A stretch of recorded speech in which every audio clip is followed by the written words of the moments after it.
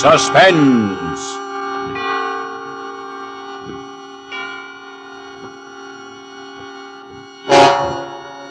Radio's outstanding theater of thrills brings you an hour of suspense. A full 60 minutes of The Lodger. An eerie tale of 19th century London directed by William N. Robeson and produced by Robert Montgomery, who tonight also stars as The Lodger.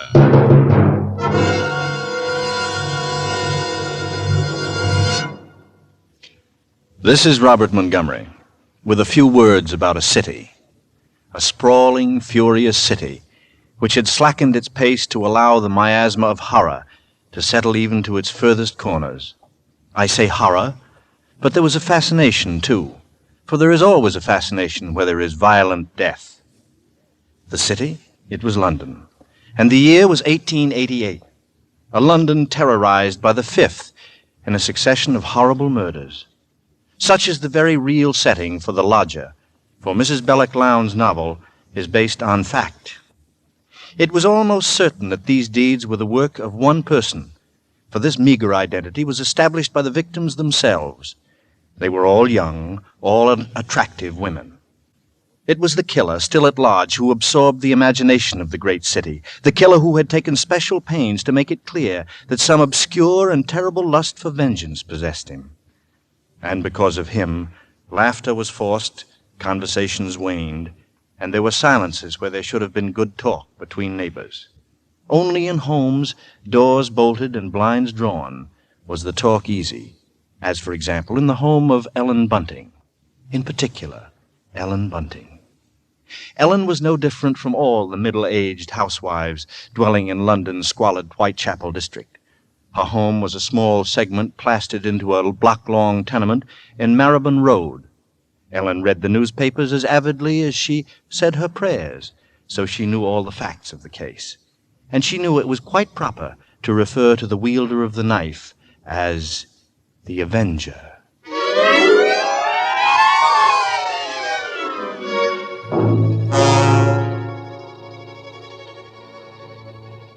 This particular night, she and Robert Bunting, her husband, sat before their fireplace, reading the newspaper account of the latest murder. The Avenger had struck again.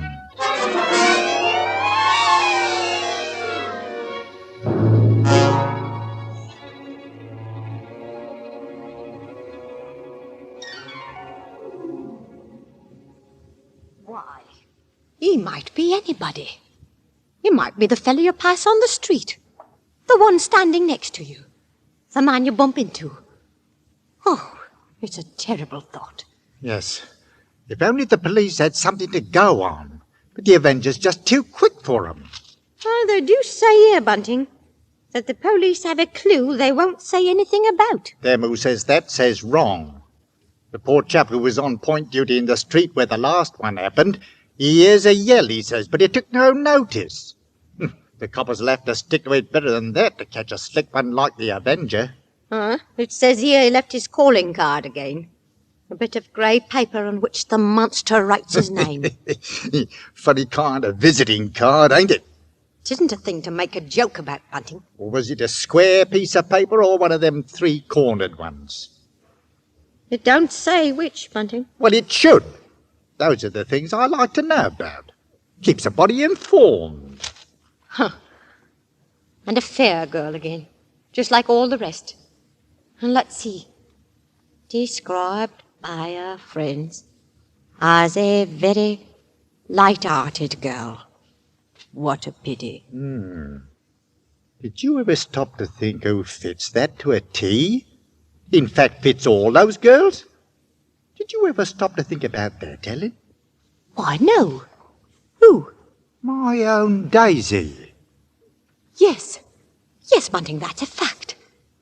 Well, maybe it's a good thing she's with her aunt instead of here. London ain't a safe place for any girl right now.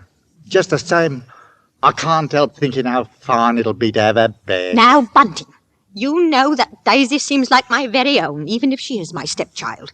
But I'm telling you, there's no sense even thinking about having her back right now. We just can't afford it. Oh, I know that, Ellen, only, well, maybe we could manage it some way. Oh, haven't I scrimped myself half crazy trying to keep us going? But you don't care about that, do you? No, your Daisy's more important to you than I am. And No, Ellen, that don't sound like you. we haven't had a lodger for months. Nobody even comes to look at the rooms anymore. Oh, but things will work out, Ellen. And They then we- ain't never going to work out. Soon we won't even have a roof over our heads. Oh, I'm sorry, Robbie. Oh, no. Well, don't worry in another second, old girl. Well- Oh, the first thing you know, you won't be pretty no more. Eh? Well, you'll have your face all wrinkled and... Now, see here, Bunting. Oh, no, come now. Let's see you smile. Oh, leave me alone. I won't. Oh, get on with you. Now, who do you suppose that could be? It's awfully late for visitors.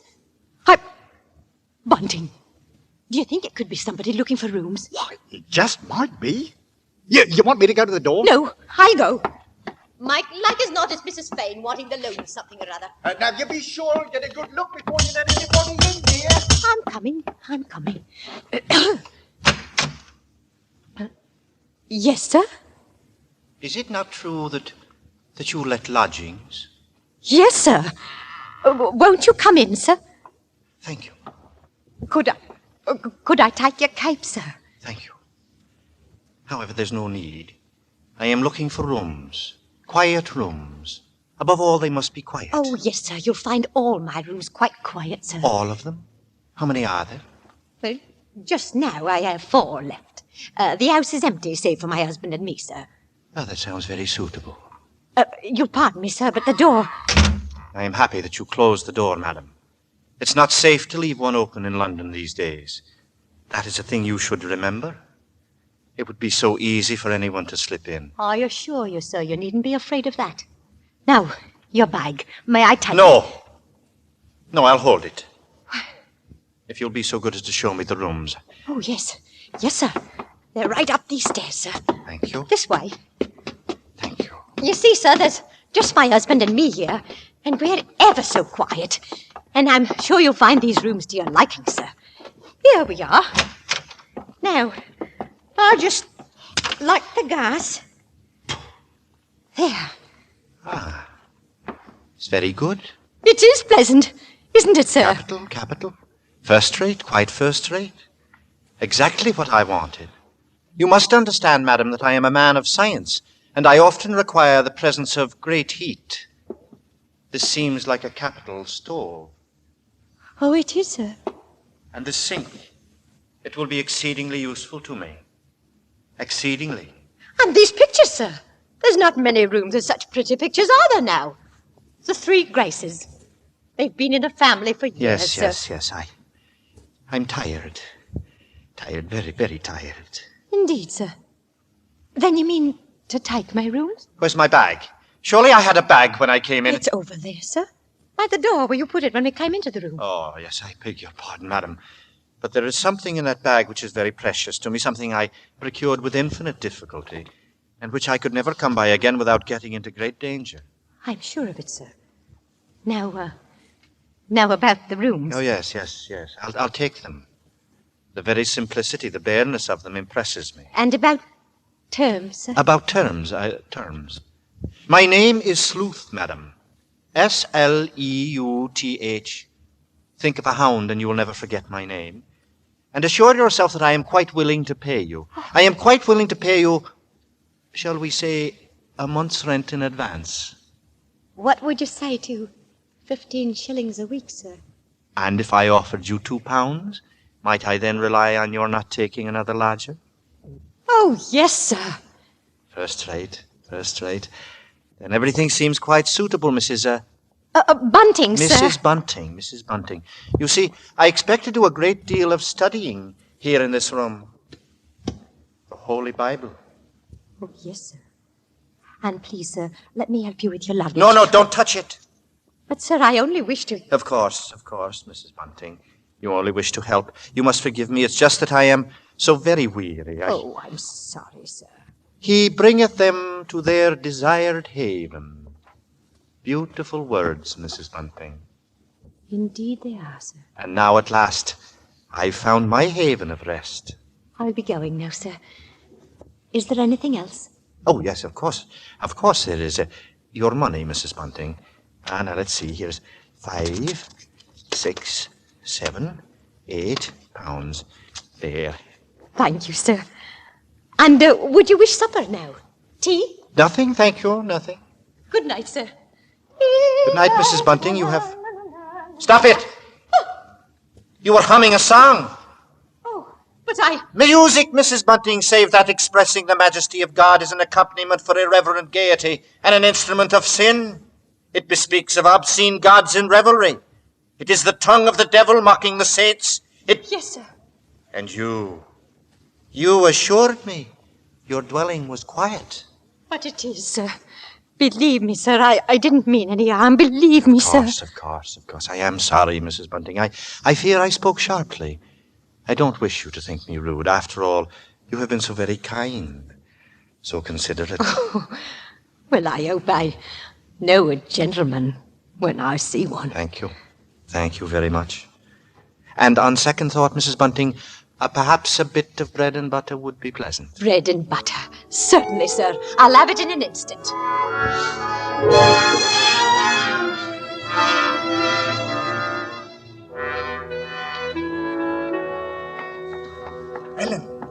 Ellen, did he take the room? Come into the kitchen where he won't hear us. Ellen, he took it. Tell me, he took the room, didn't he? Yes, Robbie. We're all right now. Look, £8. A month in advance. Oh, it's wonderful.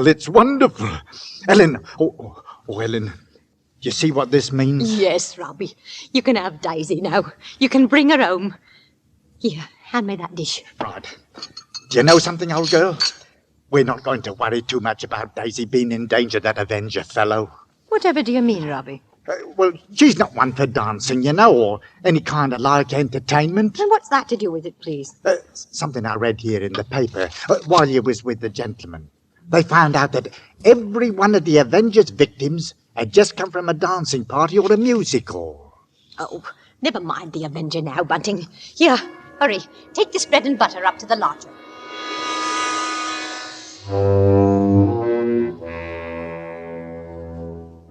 That was the first and the last time Mr. Bunting served the lodger. The man who called himself Sleuth made it at once clear that he preferred to be waited on only by one person, and that person his landlady. He gave her very little trouble. His oddities were something to occupy her mind. They amused her. And Mr. Sleuth had none of those tiresome, disagreeable ways with which landladies are only too familiar. To take but one point, Mr. Sleuth did not ask to be called unduly early. It was a great comfort not to have to turn out to make the lodger a cup of tea at 7, or even 7:30. Mr. Sleuth seldom required anything before 11.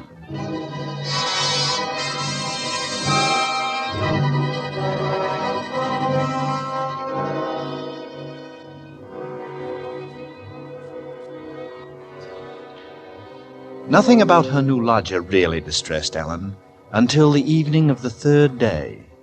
It was time for Mr. Sleuth's dinner, and she started up the staircase to his room. Oh. She had cast down many wounded from her. Yea, many strong men have been slain by her. Come in. She saith unto him, stolen waters are sweet, and bread eaten in secret is pleasant. But he knoweth not that the dead are there, and that our guests are in the depths. Why, Mr. Yes.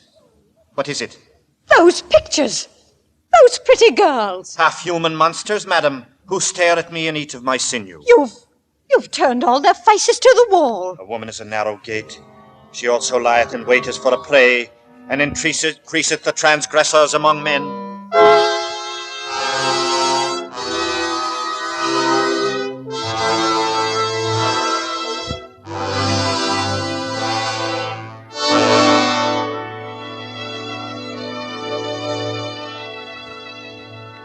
And that maneuver, that strange action, was the beginning of Ellen's concern. Logically, it was nothing. Mr. Sleuth simply had a queer kind of fear and dislike of women. And where one's lodger is concerned, a dislike of women is better than, well, the other kind. Besides, the next morning brought Daisy, and laughing welcomes, for the sight of such a carefree girl was enough to gladden any parent's heart, and half-born suspicions withdrew into their own peculiar recesses of Ellen's brain. For Daisy was pink-cheeked, blue-eyed, and gay. She was also young and lovely, and she was blonde. Oh, it's so good to be home. Oh, Daisy, you're even prettier than I remembered you would be. That's right, Daisy. Let me look at you, darling. Did you have a nice time at your auntie's? Oh, yes, but I'm glad you wrote me to come back. That old aunt's has nothing to do. There's nothing exciting to do. And Joe will be coming around to see you now, Daisy. I told him you was coming home today. Joe Chandler? That policeman? I don't know whether I want to be serious friends with a policeman. Him that walks around all day and's too tired when he comes home to have any fun. A girl could do worse than have a policeman for a friend these days, with the Avenger about. Well, the Avenger don't worry me none. Even though he's got 2 more victims last night. 2 more? Yes, the cabbie was telling me about it. On the way down from the station. Oh, the slick devil. Got 'em within a few yards of each other. He's got a nerve. Daisy, you talk like you've been taken in by him. Oh, Mother.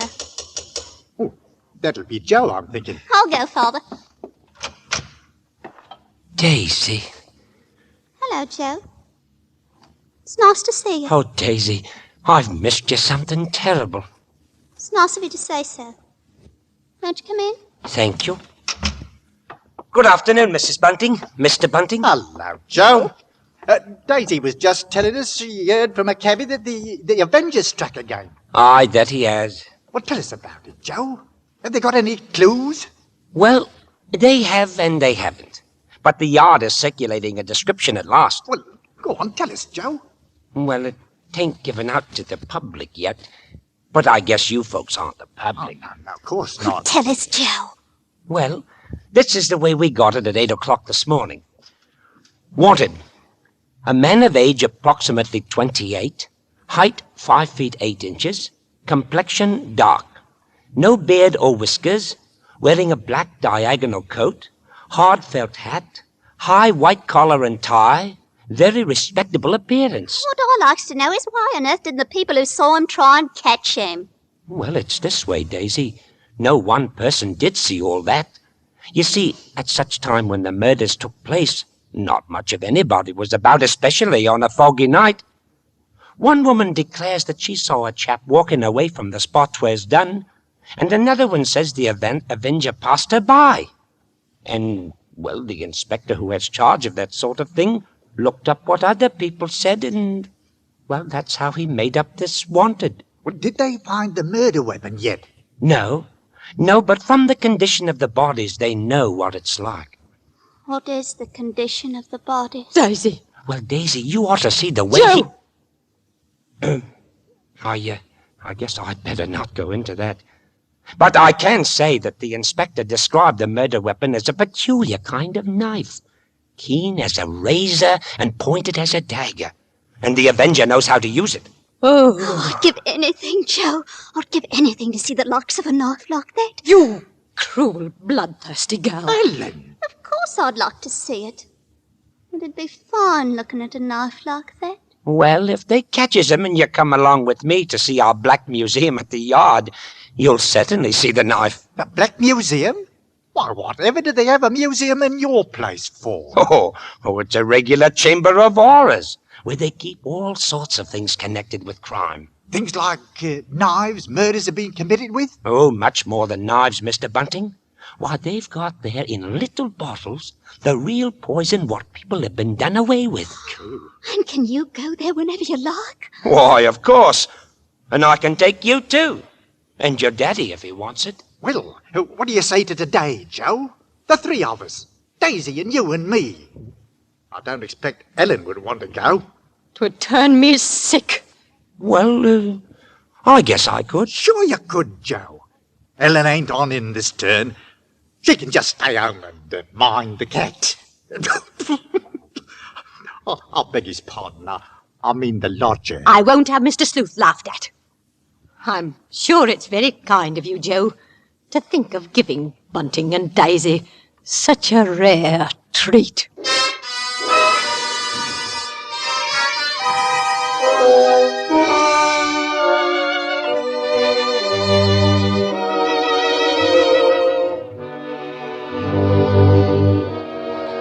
How curious, how amazing to reflect that one unseen, mysterious stranger had touched the lives of those ordinary people. Ellen and Bunting and Joe and Daisy. Here in this drab neighborhood, on that bitterly cold, dreary day, here they had all been, thinking of, talking of, evoking one unknown, mysterious personality, that of the shadowy and yet terribly real human being who chose to call himself the Avenger. And the effect was a very real one, a sort of witchery. The very name Avenger seduced common sense, and somehow even Mrs. Bunting realized the irony of her presence among such talk. While this thought threaded vaguely through her mind, she took her tea, doing everything as was her way, with a certain delicate and clean precision.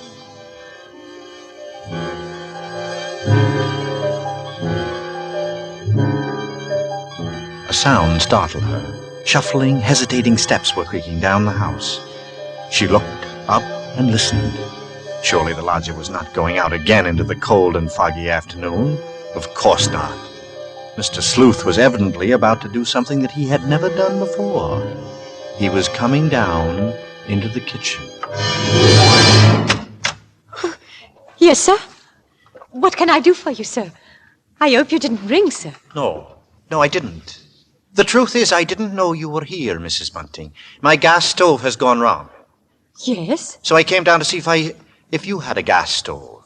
I'm going to ask you to allow me to use it tonight for an important experiment I wish to make. You'll find it very cold down here, sir. It seems most warm.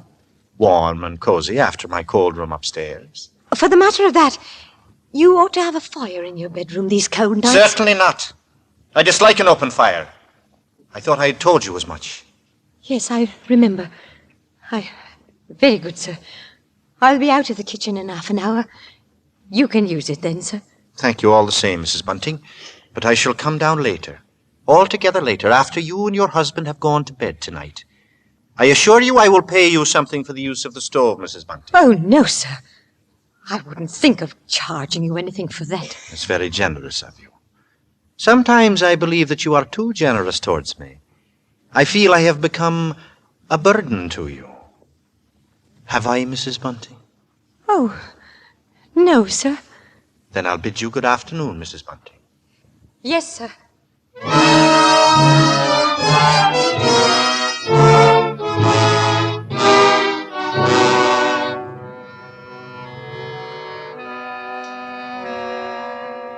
It was as simple as that, a simple request by her lodger.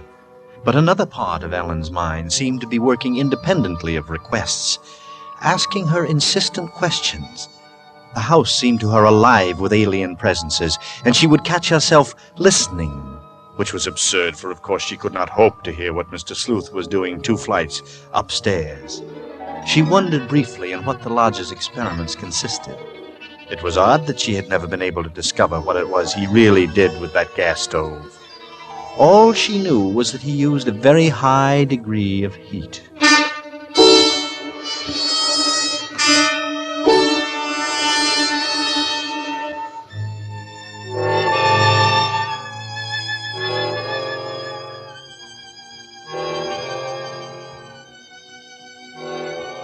And later, waiting for sleep to come to her that night, such thoughts persisted. They inserted themselves like a cloud between a sweet dream and the dreaming of it. Questions and contrived answers and sudden realizations, as for example the curious matter of Mr. Sleuth's 3 suits, which he had purchased the very day he had arrived at Ellen's home. Today, when she had dusted his room, she had noticed that one of those suits had completely disappeared.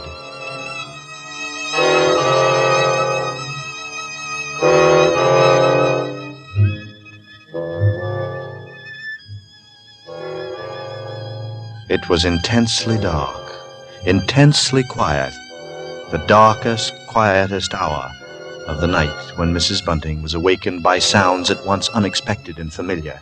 Her sleep had been restless with constant disturbing images, and so when she heard the first stealthy footsteps outside her bedroom, she was fully conscious. Tensely, she followed those steps down the stairs, down the hallway.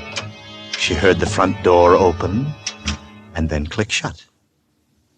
Utter stillness fell upon the house, and outside the streets were so silent she could hear distinctly the clock from a church tower a mile away toll the hour.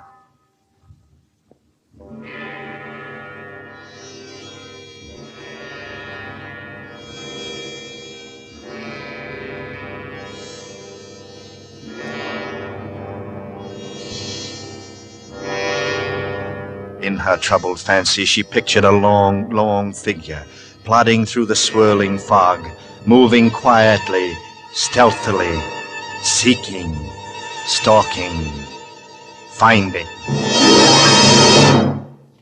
When soon after she heard the lodger return, there was no surcease from the horrible dread which possessed her. Instead, it grew into something shrill, something that made her crouch in her bed, her thumb clasped between her teeth, stifling a scream. And then she remembered. Of course, the stove. The lodger had told her he would use the stove that night for an experiment. For an experiment that needed an intense amount of heat. But for Ellen, there was no more sleep, merely a tormented state of half-awareness which suddenly stripped away soon after dawn. Horrible murder! Horrible murder, the piercing scream of a newsboy down in the street. The Avenger strikes tonight! Ellen Bunting heard the boy cry out the Avenger's latest stroke made during the night. No!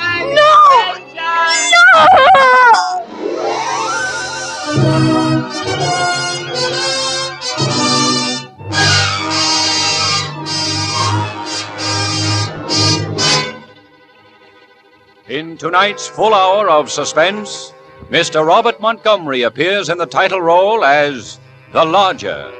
Tonight's study in suspense.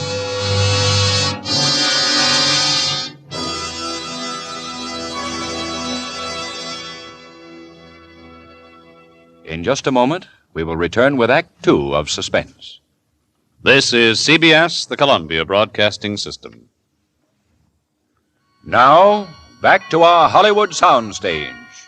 With Mr. Robert Montgomery in the title role, and with Act Two of The Lodger, we again calculate to keep you in suspense.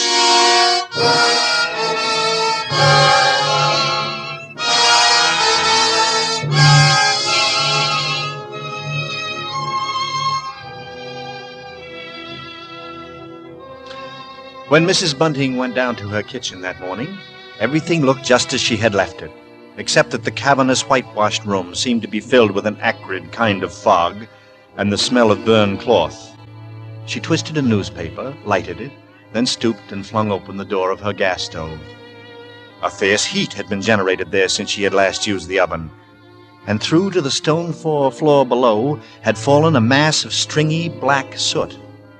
Somehow she wasn't surprised. Somehow it was as she expected. Yet her first glimpse that morning of the gray-faced lodger all but banished her sleepless night's terror. Mr. Sleuth looked lonely, very, very lonely and forlorn. There was a kind of pitiable, helpless weariness in his eyes. She found she was hoping desperately that her unspoken fears were unfounded, and she knew that she must be certain before she voiced her fears to a soul. And there was one thing she could do. Examine the lodger's single piece of luggage. What could it hold? Not much in the way of clothing, surely. It was too small, too narrow. It was more like a case for a knife.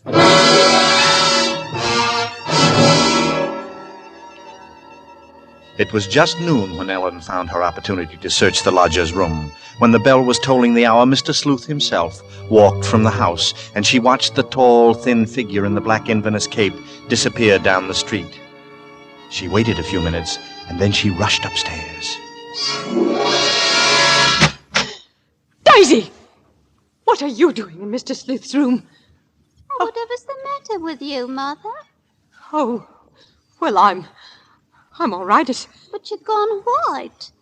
You gave me a fright, child. I bet Father a sixpence that I'd have a dust cloth in my hand before you'd mention it. You see, I won. Oh. Well, are you glad you've come home, Daisy? Oh, you don't know how fine it is to be back again. Well, just yesterday I was saying to Joe, the country's all right in its way, but there's nothing like London.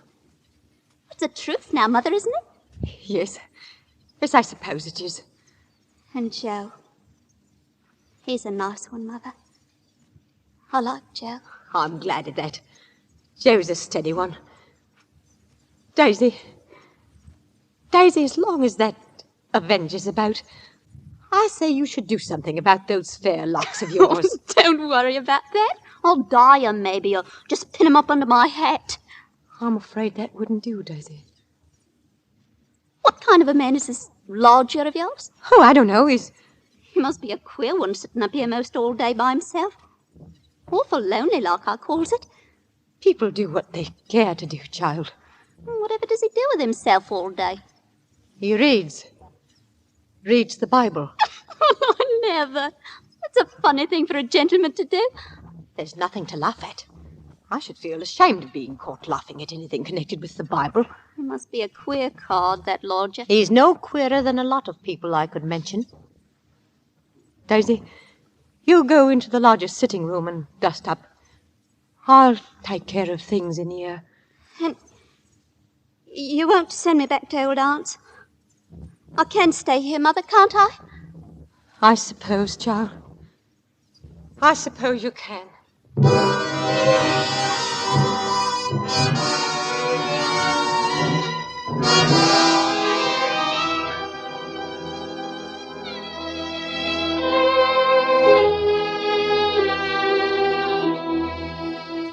And Mrs. Bunting went about her work. Quickly she moved to the closet. The contents were a bit different from the last time. Another one of her lodger's new suits had disappeared, but somehow she expected that, too. It fitted with the smell of burned cloth she'd noticed that morning in the kitchen. But she found nothing under the bed. She went then to the chest of drawers against the wall. She opened the top drawer and found inside nothing but a frayed shirt and 2 handkerchiefs.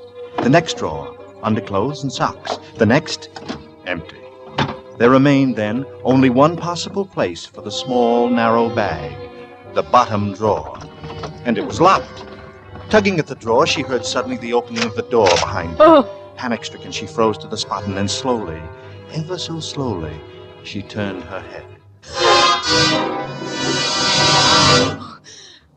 Mr. Sleuth. Mrs. Bunting? You've invaded my privacy. Why, I was just... My cupboard door is awry. Does this mean that you have been searching my rooms? It's about her snuff box, sir. My husband, Bunting, that is, remembered an old snuff box. He thought still might... Does this mean that I must keep each drawer locked to prevent your spying upon me? Oh, no, sir. You see, sir, Bunting has a very high opinion of that snuff box. To? Oh. Quickly, tell me, who is this? This is my stepdaughter, sir. Daisy. She just arrived yesterday, sir.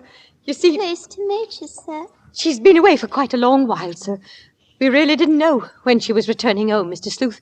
That's why I didn't mention Daisy when you took the rooms. And I must say, sir, I was surprised to hear about us taking in a lodger. And pleased about it, too, sir. Yes. Yes, I must say that I am the one who is surprised. Yes. And perhaps even pleased. Thank you, sir. Yes, of course I am pleased.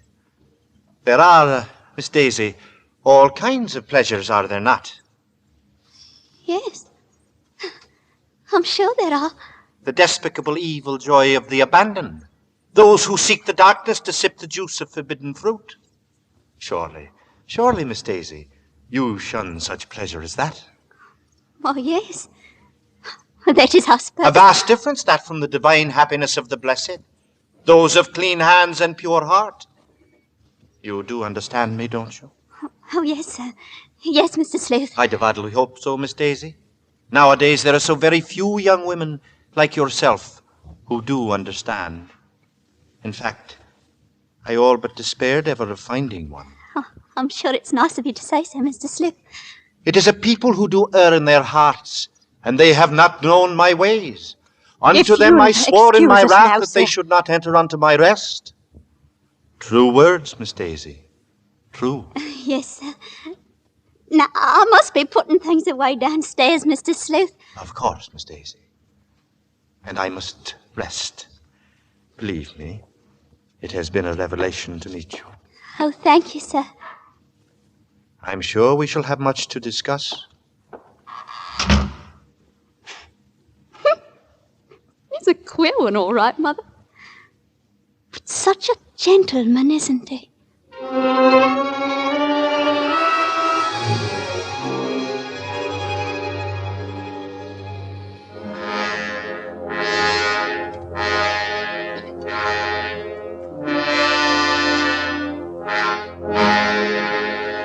At that moment, Ellen had been determined to pour out her terrible knowledge, but the moment was fleeting, and Ellen's resolve fled with it. She told herself that perhaps the past few days had been nothing more than a tormenting play of imagination. There would be a coroner's inquest tomorrow into the Avenger's last murder. Joe would take her. With Joe, they would admit her, and there perhaps she would hear evidence to disprove all her fears, to assure her there was no earthly harm in Daisy's being so near the lodger. This was her gravest concern now, for on the next morning Mr. Sleuth made it a point to see the girl more than once, and fearfully Ellen saw that Daisy welcomed the visits, that her eyes shined whenever the lodger's name was mentioned. That afternoon she heard once more the voices of her stepdaughter and the lodger coming to her through the kitchen door. She hesitated before entering, tense, apprehensive. I do believe, Mr. Sleuth, I've never known a gentleman with such funny ideas. Oh, Mother. Mother, you should hear what Mr. Sleuth was just saying. Perhaps, Daisy, you would excuse yourself. He thinks people, and especially girls, should spend all their time praying. I sought to explain to her, Mrs. Bunting, that all women are placed on this earth filled with wickedness. I'm not so sure of that, Mr. Sleuth. And they therefore must cleanse from themselves that evil which they possess. They must struggle constantly to find the paths of righteousness. Mr. Sleuth, you mean a girl's not to enjoy life at all, not have any fun? Frivolity, my child, is the harbinger of destruction. It is the devil's breeding ground, and all his implements are there. Temptation, pleasure, wine. Why, there's nothing I like better than a glass of wine, and I'm You not... drink? She didn't know what she was saying, Mr. Sleuth. Just a child. She never tasted wine. Daisy, you'd better Frivolity, go my now. child, is the devil's breeding ground. Mark this. Those who consort with temptation, with impropriety, with lascivious music and dancing, those are the accursed. But that's crazy. However can you say that? There's nothing I like better than an evening of dancing. You dance? She's joking, Mr. Sleuth. That's why she's joking with you. Daisy's just a child. She's never been one for dancing. She's never even learned how to dance. But I did learn, Mother, while I was away. What's so wrong about it? What's the harm in just a nice dance? She lieth in wait as for a prey, and increaseth the transgressors among men. I don't know what you mean. I'm sure I never heard such nonsense. You call Holy Scripture nonsense? So what I prayed against has come to pass. You are beyond salvation. That's not so. I'm a good girl, I am. I won't have you saying that. Daisy, go into the front room. It's quite all right, Mrs. Bunting. I must be going upstairs anyway. I'm used to being misunderstood, you know. People never realize that my efforts are for the greater good of humanity. They don't know that I'm their benefactor. Of course. And that power on high will direct my hand toward the expulsion of all evil. All the evil in the world. Daisy. Daisy, listen to me. Yes? Daisy, I've got to tell you about... About what, Mother? nothing. I suppose nothing. And then I'll go out for a while. I'll tell Joe I'd meet him. Yes. Yes, I suppose it's really nothing.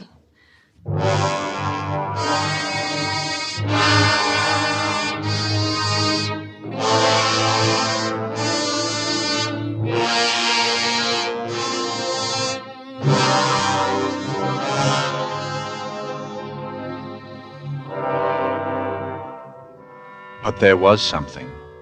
Though the words had not yet shaped themselves in her mind, there was a knowledge stark and terrifying.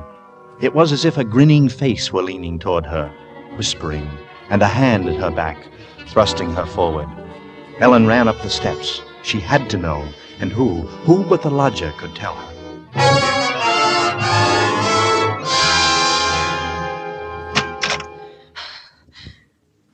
You are welcome, Mrs. Bunting. But I believe propriety dictates that you knock. Mr. Sleuth. Yes? It's about Daisy, sir. She is a great disappointment to me, madam. And I suppose to you. Yes, that must be it. You want me to help her seek salvation. You want me to kneel with her... Oh, no! No, sir. It isn't that at all. Well, then what is it, madam? Come, I was preparing myself for a walk. It's a fine dark day for a walk. But surely you wouldn't go out now. It isn't fit for anyone to be out in that fog. You must be jesting, Mrs. Bunting. From this window I saw Miss Daisy go into the street not 5 minutes ago. A very sweet-looking young girl, Miss Daisy. A pity she has estranged herself from innocence. You don't know what you're saying, Mr. Sleuth. Come to the window, Miss Bunting. Listen. How very quiet and still London is in the fog. Not a sound. Yes. It's very quiet today. Too quiet, I'm thinking. Quite natural-like. And I, for one, have a delicate feeling for nature. So now, Mrs. Bunting, if you'll excuse me, But aren't you afraid, Mr. Sleuth? Aren't you afraid of going outside? Afraid? Afraid of what? I was thinking of the police. The police? But what is man? What is man's puny power and his strength when set against that of the highest power? So Ellen had tried, and she had failed. But even then she had had her moment of triumph. Looking out of the window, she had seen Daisy, arm in arm with Joe Chandler, and smiling up into his face. She was relieved when the lodger left the house. She needed this time for thinking. And now she knew what she must do. In an hour or so, Daisy would be coming home with Joe, and then she would ask him to take her to the coroner's inquest. She must give the lodger that last benefit of doubt, and if that should fail, then she would tell Bunting, or go to the police. And in an hour, as she expected. Oh. It's me, Mrs. Bunting. I've come to see you about something. Mind if I come in? Yes, come in, Joe. But where's Daisy? That's what I come to see you about, Mrs. Bunting. About Daisy. You see... Where is she, Joe? What's happened? Well, you see, we were walking, and Miss Daisy asked to be by herself for a while for the reason that... No! Now, don't take on, Mrs. Bunting. What? I don't think what I've got to say can take you by surprise. From the look or two you've been casting me lately. Why, Joe, whatever are you talking about? Well, like I say, Mrs. Bunting, it's your daughter. It's Daisy. I want her hand. I want to marry her. Mr. Bunting now said if it's all right with you, it's all right with him. Then Daisy's all right. Nothing's happened to my Daisy. Well, of course she's all right. She told me she wanted to do some thinking about me, and she didn't want me around while she done it. Oh. I left her with her daddy just a minute ago at the corner pub. Well, as far as I'm concerned, you have my blessing, Joe. Oh, that's mighty fine, Mrs. Bunting. And, Joe, I want you to do something for me. Of course I will. Just ask me, Mrs. Bunting. Joe, I want to go to the coroner's inquest tomorrow. Coroner? But why? I've got a reason for wanting to go there. I want you to take me, Joe. Well, I guess I could. Why, sure. Of course I'll take you, Mrs. Bunting. I'd be proud to take my future more any place she says.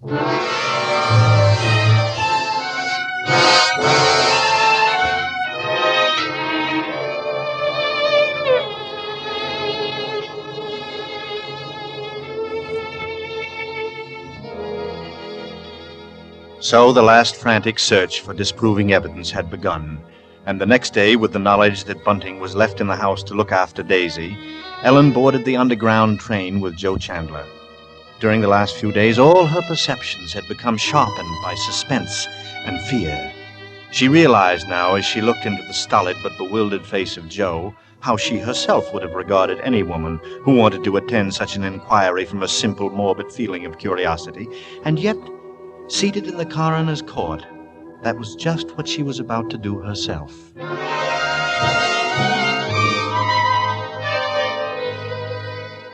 Ellen, seated near the rear of the room, listened to each of the witnesses, and from them she found none of the hope she had come for none of them had seen the Avenger or knew what he looked like. But then... Miss Lizzie Cole may step forward. Right here, Miss Cole. Thank you.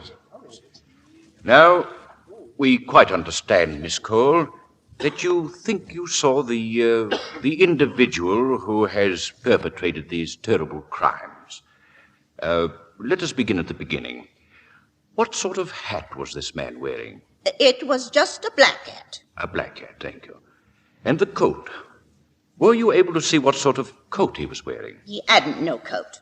I remember that very particular. He's a queer one, I said. As it was so chilly, everybody as can wear some sort of coat this weather. But the statement you gave to the newspaper reporters says that the Avenger, according to you, was wearing a coat. A big, heavy coat. I never said so. I was made to say that by the young man from the newspaper. Just put in what he liked in his paper, he did. Not what I said at all. And you assert that he looked at you, is that correct? Frightened me half to death, he did. If you could really see his countenance, for we know that the night was dark and foggy, will you please tell me what he was like? Dark. He was dark. So it went with Miss Lizzie Cole. Most positively, most confidently, the witness declared the man she had seen hurrying by in the darkness was tall. No, he was short. He was thin. No, he was a stoutish young man. And as to whether he was carrying anything or not, Miss Cole absolutely refused to commit herself. The next witness was a Mr. Cannot. This elderly gentleman was certain that he had not only seen the Avenger, but that he had talked to him. It was near Whitechapel, he testified, only a few minutes before the murder, Mr. Coroner, when I saw him. He was quite a tall man, very gaunt-looking. I see. And this man you think was the... The Avenger. You're quite certain that you met him on the very night he committed the murder we are now investigating? I do so declare, sir. And I might mention a thing about him to which you might attach importance. The man carried a bag, a rather light-colored leather handbag. A handbag, you say? Yes, sir. A small, narrow one, sir. It was such a bag as might contain a long-handled knife. A knife! Please, we must have quiet. Quiet. Now, Mr. Kennard, what made you suppose that this stranger could possibly be the Avenger? Well, this man, as he approached me in the fog, stopped and turned to me. And there was a very wild, mad look on his face, sir, if I may say so. And he spoke to you? Well, as he emerged from the fog, he was talking aloud to himself. Then, as he saw me, he said, "This night, my friend, a night fit for the commission of dark and salutary deeds." Yes, sir, that's exactly what he said, sir. Is that all? He had a rather high, hesitating voice. An educated man, I would judge, but quite mad, as I've told you, sir. What do you mean by that? Well, as he passed by then, he continued speaking to himself aloud. Oh, believe me, sir, believe me, he was reciting scriptures from the Bible. Scriptures from the Bible. Horrified, Helen half rose from her seat, only half hearing the confusion about her. Scriptures from the Bible, you say? Aye, sir. And you ask the court to believe that? I would say, Mr. Cannot, that the man we're looking for would be, least of all, a religious man. And that's where you're in error, Mr. Coroner. The religious note is the very key to the case. I'm convinced of that, sir. Very interesting. And now, if you please, you may stand down, Mr. Kennard. Just a moment, sir, just a moment. You must understand, sir. The man you're looking for must be a religious maniac. That is the only possible explanation. And you must understand, sir, time is going on. I have an important witness to call, a medical witness. Now, if you... But certainly you're not... You may stand down, Mr. Kennard. The court was dismissing the very truth. Ellen knew that. She could no longer keep silent. Her hand shot forth and she screamed. I want to say...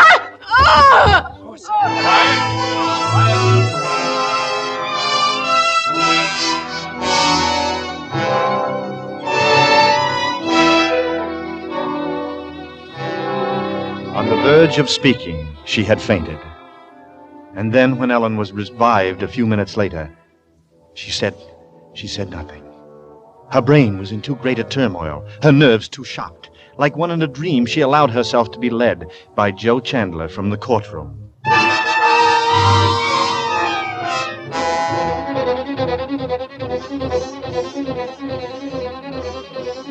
Joe took his leave to go on duty.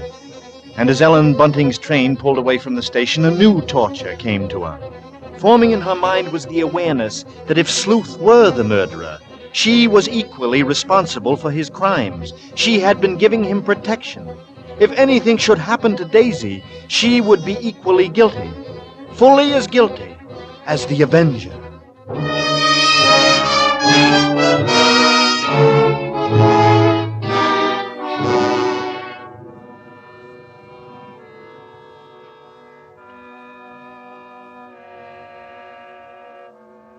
As Ellen neared her neighborhood, her dread was increased.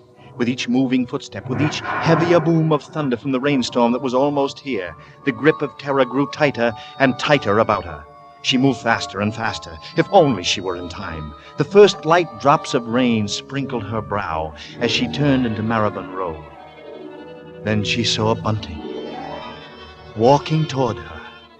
Sharply, like the dart of a knife blade, the one fact pierced her mind.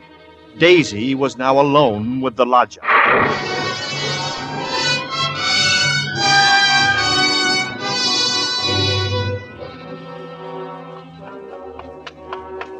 Bunting! Bunting! Oh, Ellen, what is it? Tell me, Bunting! Where's Daisy? Where is she? I say, where's Daisy? Where is she? I say, where? At home, where I left her, Ellen. No, Bunting. Oh, what is it, Ellen? No. What is it? Listen to me. Try to understand. Sleuth is the Avenger. What? What are you saying? Our lodger. He's the Avenger, Bunting. Daisy's in danger. Hurry!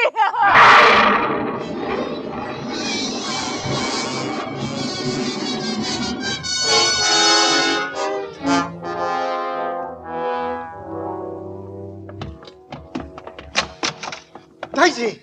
Daisy! Daisy! Where are you? I'll look in the kitchen, Bunting. You try the sitting room. Daisy? Daisy! Where are you, Daisy? Answer me, Daisy! Try the bedroom. I did. She's not there. She's not downstairs. Oh, then there's just his room.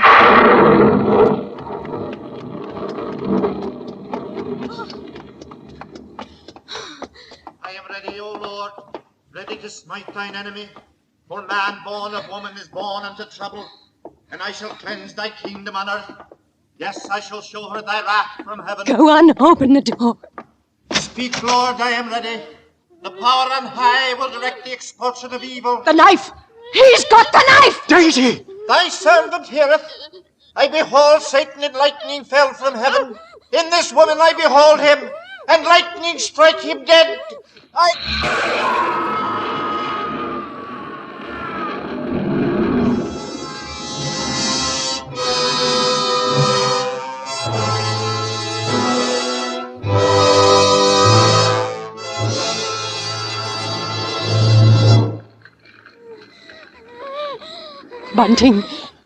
Bunting, is she all right? Yes.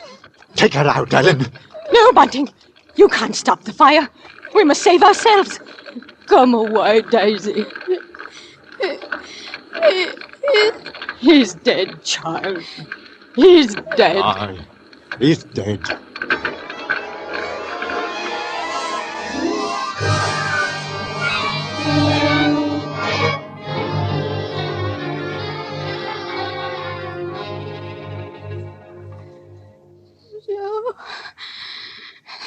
No, the Lord.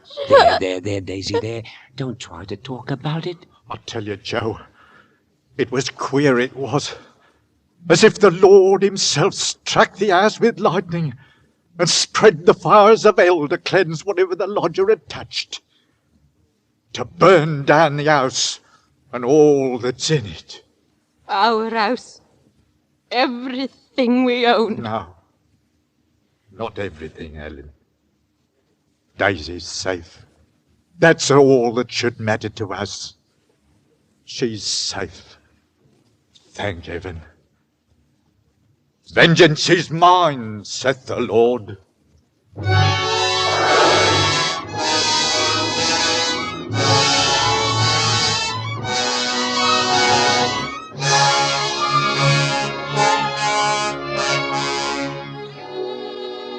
Death by act of God. Thus the final entry in Scotland Yard's record of the famous Avenger case. Yes, the day which brought an end to Mrs. Bunting's lodger brought also an end to the knife slayings which had terrorized London. But curiously enough, there were those at Scotland Yard who were never quite sure that the charred remains of a man they removed from the ashes of the Bunting home were indeed those of the Avenger, any more than Mrs. Belloc Lowndes, who novelized the case, was ever quite convinced.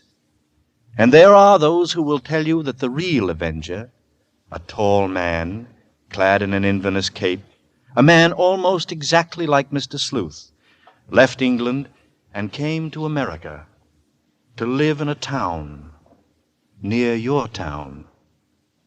He would be quite old now, but it may be true. Yes, perhaps, as it is written in Holy Scripture, he did fly upon the wings of the wind, to walk as a stranger in many strange places. He knoweth now that the dead are there. Hast found me, O mine enemy?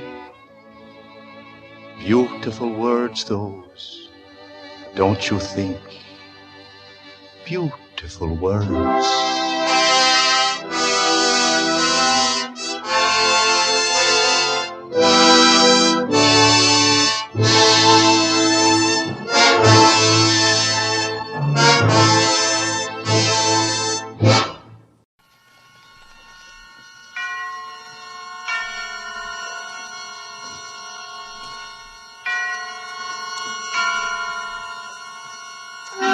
Suspense.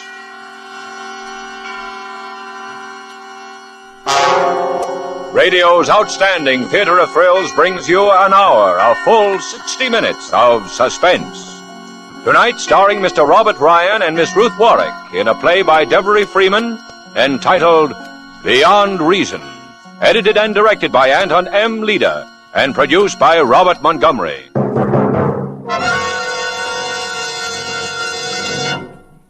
This is Robert Montgomery. For well over a year, on the average of 5 times a week, my newsboy and I have engaged in the same spirited conversation. Each evening I greet him with, anything in the papers?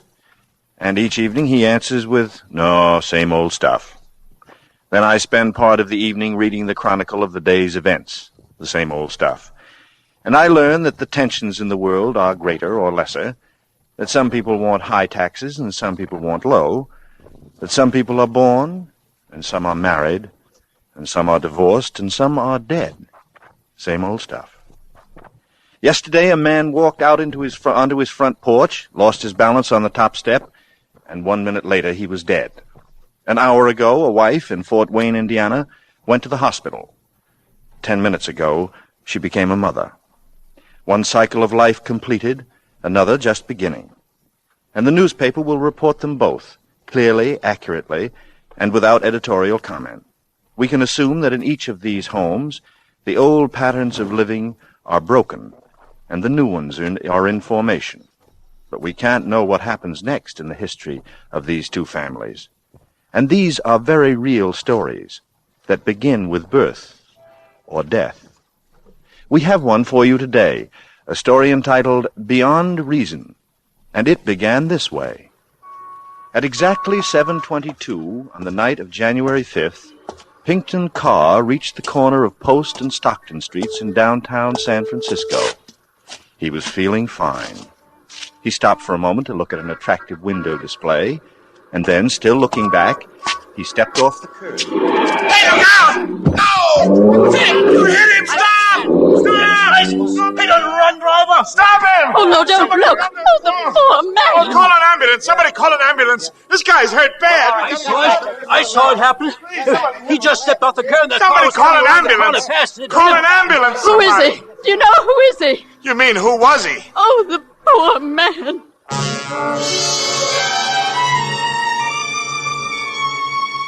Next day, the newspapers put it briefly and concisely in a small headline on page 4. Businessman hit. Businessman hit run victim. You probably read it. Not very interesting unless you knew him. The police were working on the case. Maybe one day soon they'd track down the car. Maybe. It looked like just another one of those things, soon forgotten, over and done with. But a tragedy like that can be a beginning as well as an end. It can start a whole chain of events, generate a whole series of reactions. It can become the genesis of fear, especially in the mind as sensitive as the mind of Evangeline Carr, the eldest of 3 daughters. Vangie Carr, beautiful, lonely, susceptible. Daddy. Darling Daddy. Why did he have to die that way? How could such a thing have happened to him? Accidents like that don't happen to people like him. Not without some reason. It couldn't have been an accident. It couldn't have been. And who is this man? Harry Newton. This man who suddenly becomes so important in our lives. My father's business partner, they say? Oh, but my father never had a business partner. Never, I'm sure of that. He would have told me. But then, who is Harry Newton? He was a hard one to pin down, Miss Carr. Doesn't have a home, not even a permanent address. He just seems to drift around. Was he up here in San Francisco the night my father was killed? I checked that. No, he wasn't. But he was here that day. In fact, that's the day your father and he signed the papers that made them partners. That day? Yeah. That's the date on the contract. He left Frisco on the 4 o'clock plane. Accident happened about 7:30. Yes. He seems to be the promoter type. Somebody else always takes the risk. How could my father have made a man like that his partner?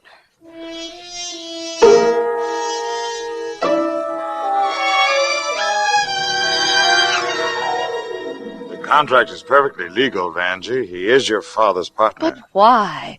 Why did Dad ever take him in? Dad contributed all the property. This man contributed nothing. Nothing but himself. Evidently your father thought him a super salesman. You see, they'd planned to subdivide and sell the acreage here at Della Vista, and he's determined to go through with it. No, I'm afraid there's not much we can do. No, I suppose not. I'm sorry. This is very trying for you and your sisters, I know.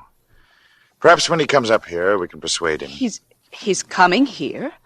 Of course, to look the place over. You'd have to stay here quite a bit to get the work started. Oh, yes, of course, I must have realized that, only I never really let myself think about how someday I'd have to meet him face to face. Vangie, be careful. You don't trust him either, do you? No, I don't trust him either.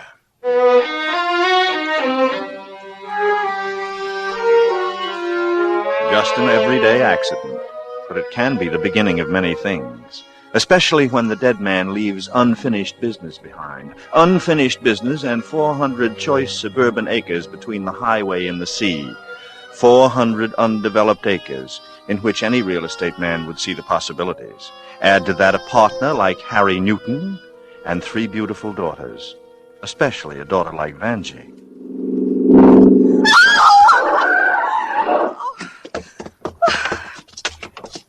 Are you hurt? No, I guess not. I just fell down getting out of your way. Here, let me brush you off. I'm sorry. I came around the bend and didn't see you until... Oh, no, it was my fault. I shouldn't have been walking in the middle of the road, daydreaming like that. I'm all right, thanks. Receiving hospitals are made for people like you. I know. I started out at the age of 2, playing with electric light sockets. Now, since I nearly knocked you down, I better introduce myself. My name's Harry Newton, and I always cross streets when the light is green. Getting by in life merely requires the ability to take advantage of green lights. And the ability to recognize red lights. Huh? I'm Evangeline Carr. So you're Vanjie, the beautiful one. No, Grace is the beautiful one. And Susie? She's the cute one, the baby. And you, Vanjie? Oh, I'm just me, Vanjie. The plain one, the old maid. Just because you're the oldest? Mr. Newton, you wouldn't be interested in me. No? Maybe I like plain girls.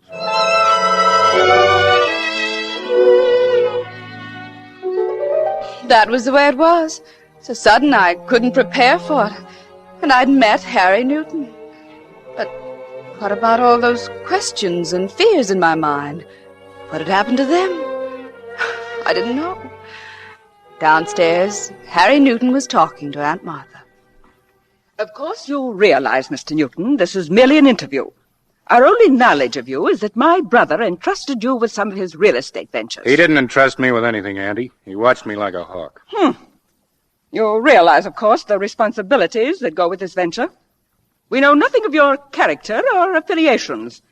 Perhaps you can supply some of the details. I've got a credit card with the Union Oil Company. Look, Andy, I came 400 miles from Los Angeles to discuss the promotion of a subdivision. It's a little late for references. I'm in this deal with both feet and a legal document. Are you handling it for the kids? Well, not exactly. Well, then let's have a drink and make small talk. You'll learn more about me that way. How about it? Thank you, no. You can make yourself at home. Dinner is at 7.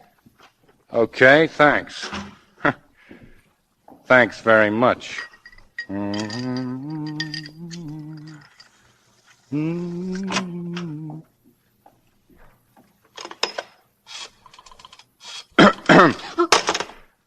Never let a lady make a phone call when she doesn't know she's not alone. That's rule number... Who are you? Harry Newton. Who are you, Grace? No, I'm Susie. The youngest. You're the man who murdered my father. That's a pretty big statement for a little girl. I say it only as an apology for having thought it. I accept your apology. Only don't say it again. I won't. You going back to Los Angeles soon? Tomorrow. Would you like company? A passenger? I said company. Your aunt will ask for character references. I didn't ask for any. You got yourself a ride, Junior. You wouldn't be thinking of leaving earlier. I'm sleeping over. Our first customer is coming to dinner. Who? People by the name of Burkhart. Oh? Whit Burkhart and his silly wife, huh? They're awful bores. And get set for some boring neighbors. We plan to sell them a lot. That's too bad. I love company, but I think I'll develop a headache and stay in my room tonight. Unless I can change your mind about leaving. Shall we change the subject? Suit yourself. I just don't want to press my luck too far.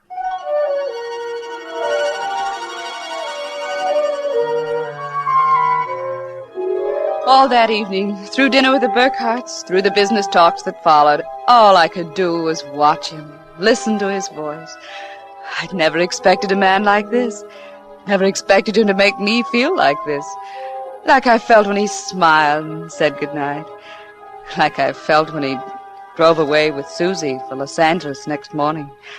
And like I felt when he called me long distance. How are you getting along up there without me, Vanjie?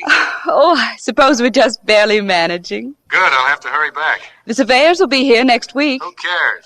But I don't want to waste this call talking business. Well, then what? I just want to talk to you. Still an old maid, I hope. I'm afraid so. And still as plain as ever. Yes. Wonderful. Don't ever change, Vanjie. All right. Why did I laugh? And why did I go around walking on air? He was just flirting, probably with a purpose, for business reasons. But I didn't care. I knew it was crazy, but I didn't care. I counted the days until he'd be back. When he came, he brought me a gift, a quilted velvet robe. Aunt Martha said it looked like the inside of a coffin, but I liked it. And I liked the funny little note that went with it.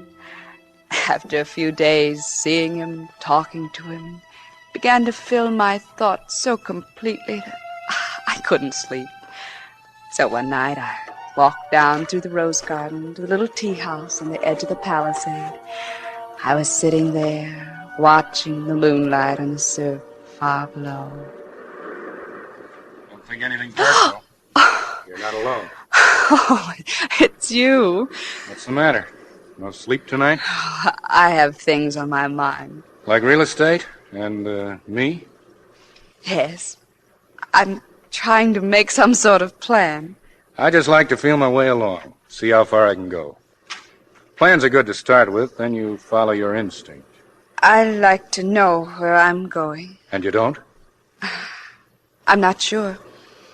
You've never asked me a lot of questions like the others. But I suppose you've been wondering why your father and I were doing business together, why he invited me in.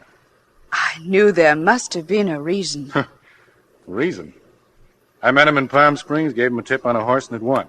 He figured he owed me something. That's hard to believe. Isn't it? Well, of course, he liked me, too. He thought I had guts and brains. Beyond that, he didn't want to know a thing. And if he had? I'd have told him. Come here. Harry, no. You still afraid to follow your instincts? I don't know. Come here.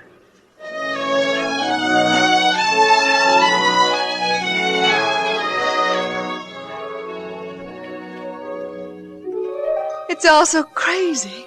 2 weeks ago, Harry Newton was just a name I hated and feared. There's nothing of that now. Now he's a man that I love. My husband. We drove to Las Vegas and were married in a little chapel there. Then we had a fast honeymoon, playing roulette, seeing Boulder Dam, just having fun being together. And when we came home again, the words were still ringing in my ears. For better, for worse, for richer, for poorer, in sickness and in health, to love and cherish until death do us part. Until death do us part. I've moved my things into a corner room, Benji, so that you and he may have the suite. Relax, Auntie. This is strictly temporary. We'll probably go to Los Angeles eventually. All Harry's friends are there. Meanwhile, I'll have my stuff shipped up. There isn't much. It's packed away in Lou Danch's apartment. He's the one I was telling you about, honey. He owns that restaurant on the Strip. Oh. While you were away, there was a phone call from Mr. Newton. Yeah? From a Miss Kitty Platt. Kitty Platt? Girl I used to date. Probably wondering what happened to me. I wonder what did. Look at me. Head over heels in matrimony, and I love it. Oh, Harry. Harry. Is that a private match, or can anybody get in it? Oh. Hello, Susie. Hi. You'll have to excuse my lack of tact. Never been a sister-in-law before, and I'm at a loss. Best of everything, sis. You rate it. Thank you, Susie. Is anything wrong, dear? You look awfully tired. Hasn't Harry told you? Takes a gentleman to keep a secret. Thank you, Harry. You're welcome. What a lovely wedding band, Vanjie. Nothing temporary about this piece of jewelry. 3 passes at a crap table. Tell me, Vanjie, darling. Did he buy you the short order ceremony or the blue plate? It's very impressive, I understand. Bless, O Lord, this ring, that he who gives it and she who wears it may abide in thy peace. Let us pray. Susie, dear. Harry. That's a sick girl. You mind if I speak to her? As a member of the family, I feel I have the privilege of helping. I'll be right back. But Harry... Vanjie! Vanjie! What is it, Aunt Martha? Well, I didn't want to talk to you, dear, while he was with you. But I'm worried about Susie. She's been acting very queerly. Not eating and so jumpy. What do you suppose is wrong? I don't know. But she hasn't been herself since she went to Los Angeles. Perhaps if you had a talk with her. Harry is doing that now. Harry? Yes. A stranger? Auntie. Oh, I'm sorry, dear. I shouldn't have said that. It's just that I can't get used to the idea. I mean, his being one of us. But then I hardly know him. It's very hard to know him. Yes, I suppose it is. Well, I only meant that perhaps someone else should talk to Susie. You mean you think maybe Harry has something to do with Susie acting this way? Why, no, Vanjie, I didn't say that. No. No, of course not.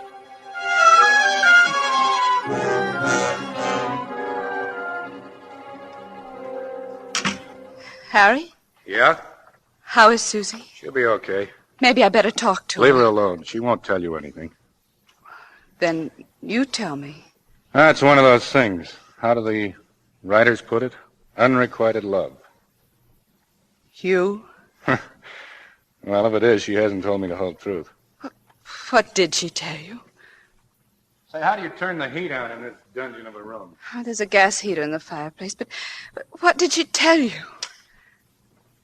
Harry? Look, Angel. Are you going to turn on me, too? Don't do it. I need you. I've been rattling around like a pebble in this old drum of a world with nothing to grab onto. Now I'm safe. I've got somebody. This alley cat's got a home. That's you, Angel. You're my roof and four walls. Oh, Harry, darling, please understand. It's not that I don't trust you, but I'm worried about Susie. Okay, baby. You talk to her tomorrow if it'll do any good. But right now, don't worry about it. Come on, let's get some sleep.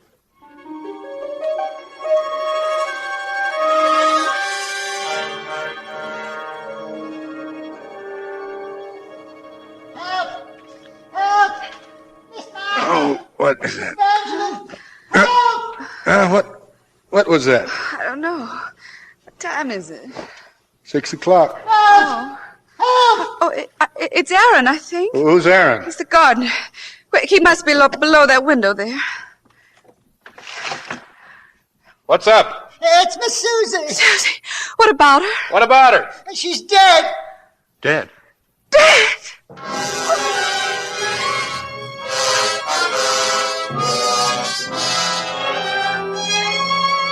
Tragedy begets tragedy. Accidents breed more accidents. Or was this another accident? At any rate, in the grim sequence of events started by that simple accident on a city street, a second member of the Carr family was dead. They say tragedies strike in threes. I wonder. And so does Vanjie Carr wonder. Why? Why did it happen? Why did she do it? What did Harry know? Did he have anything to do with it? Oh, no, I mustn't. Just relax now. Rest. That's what I'm supposed to do. Relax. In a few minutes, he'll come up and tell me. Tell me what they're talking about down there. He and Aaron and my sister, Grace. Tell me about it, Aaron, from the beginning. It's hard for me to tell it now, Miss Grace. It's like a dream. He hasn't told it the same way twice. But I tried to. Mr. Newton knows that. Now try again, Aaron. Well, I was up early. Not early for me, but early, and there was a mist and the ground was wet, so I wore my rubbers. I was pinning back the honeysuckle on the trellis near the garage when she came by. Didn't see me, but I saw her, walking as if in her sleep. Yet she looked as if she knew where she was going. And she was dressed and combed and carried a purse. So I said good morning. But she didn't answer and went off into the mist toward the tea house on the edge of the palisade, where there's only one path. And then presently I worked my way down the path through the rose garden to say good morning again, but she was gone. She had jumped into the ocean onto the rocks below, and I found her purse, that purse on the bar, and that riding crop. The riding crop is mine. I left it there several days ago. Oh, I see. All right, Aaron. That's all. You may go now. All right, Miss Grace. Well, Mr. Newton? Harry's the name. Yes, of course. We are related, aren't we? Should I apologize for not belaboring you with congratulatory messages on your marriage? Some people are just naturally short on sentiment. You have other gifts. Thanks. It's just that I have an instinctive aversion to attractive men being snatched from the open market. If I ever get back on the market, I'll send you a credit slip. Planning to get back on the market? Not at this particular time. I see.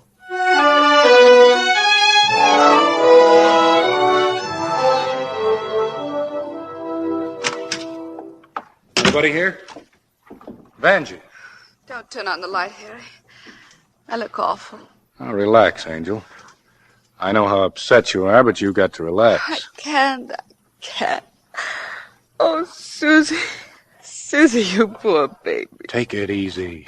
This way you'll just fly apart, springs and wheels and everything. You're going to have to rest a few days. Oh, I want to know everything, Harry. Who was it? Who did this to Susie? I lied to you. Oh. I lied when I said Susie chose me as a confidant. The way it happened, I stumbled into the middle of her romance by accident. Then who? A neighbor of yours, Whit Burkhart. Whit Burkhart? But no, he's married. Yeah, you see, I bumped into them in a quiet little restaurant in Los Angeles. I was about as welcome as bad news in a collect telegram. I grabbed a quick one at the bar and ran. But is that all? No. Susie made it her business to see me the next day. She wanted me to promise not to tell anyone I'd seen them together. I let her talk, and she did. Plenty. It wasn't nice the way she told it, crying as if her insides were splintered. This fella Burkhart had met her in Los Angeles to let her know that they'd come to the end of the line. He was afraid his wife was getting wise, so they had one last rendezvous. That's all, except the way she loved this guy, he must be all right. Oh, no, Harry. A man doesn't have to be all right for a woman to love him.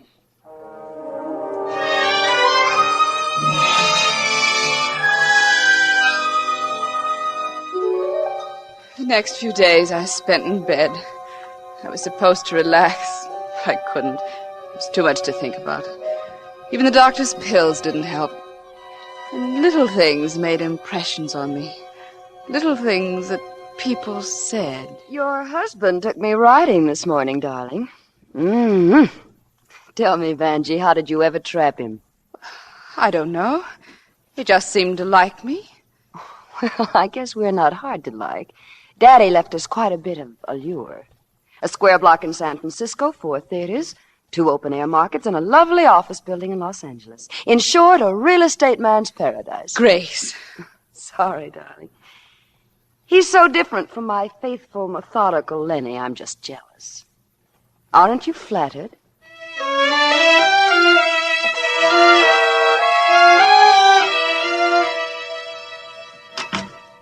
Well, got you making yourself irresistible. Oh, I just got tired of looking like something that's been left out in the rain. Flowers do all right.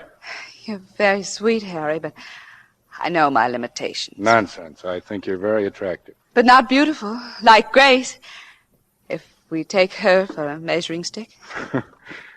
No one would take Grace for a measuring stick or any other kind of stick. She's the sexy type.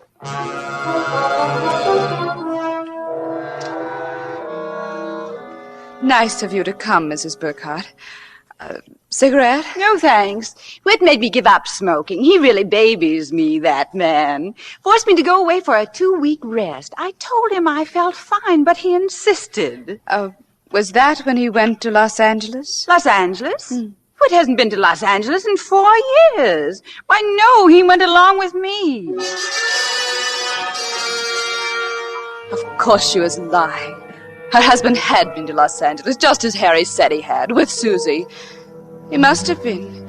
She was just trying to make Harry look bad, and so were the rest of them. That's why I took to listening, to find out what they were up to protect Harry. I listened, even from behind doors. Hello, Newton. You remember me? Gurney, the lawyer? Uh-huh. Is Mrs. Newton too ill for a visitor? Yes, she is. What do you want? It's in regard to your suggestion, Mr. Newton, that arrangements be made to give you power of attorney in matters pertaining to Della Vista. You can lower your voice. I told you my wife is ill. Any request of that nature should be gone over with all parties concerned. I said lower your voice. Of course, two untimely tragedies have decreased the number of parties concerned. I'd say you have 2 down and 2 to go, Mr. Newton. What do you mean by that? Nothing. Have you discussed this matter with Mrs. Newton? There's no reason for her to object. On the other hand, there's Grace Carr. You've spoken to her? Not more than a moment ago. It's no go, Newton. Miss Carr, it seems, has developed quite an interest in Della Vista, or some aspects of it. She intends to work with you as closely as possible. Well, that sounds engaging. Yes. For you, it should be a cinch, Newton. I understand you're quite a hand with the ladies. Well, I've had my innings.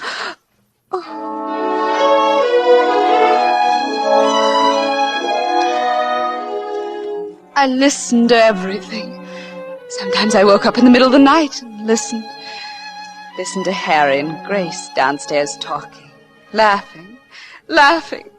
They laugh together a lot these days. Harry, you're wonderful. I don't know how you did it. What's up, partner? Telegram from Jim Strand. He's willing to talk terms, and he's free to talk tonight. Well, for heaven's sake, let's be sociable. Maybe we can have the deal signed and moving tomorrow. That means staying over in San Francisco tonight. I'll take care of the hotel reservations. Oh, high pressure, Harry. We'll take him to the best restaurant in town and we'll order their best meal. Are you worried about your figure? No. Are you worried about it? See you later. Hello. I want the Grosvenor in San Francisco. Charming little hotel. Oh, it's you. Hello, Angel. Thought you were in bed. How's your headache? Better? I'd like to go along with you, Harry. Tonight? In your condition? What's wrong with me? Don't you want my company? You're not up to it. You're sick. I said I'm better. I've decided to help you. Help me? Grace helps you. She tags along. Can't I tag along, too? Please, Harry, I want to go with you. All right. Why not? And this afternoon, I want you to take me riding. Did you know I could ride? I'm better than Grace. I've won cups. Shall we go riding this afternoon? Sure, Angel. Maybe that's a good idea.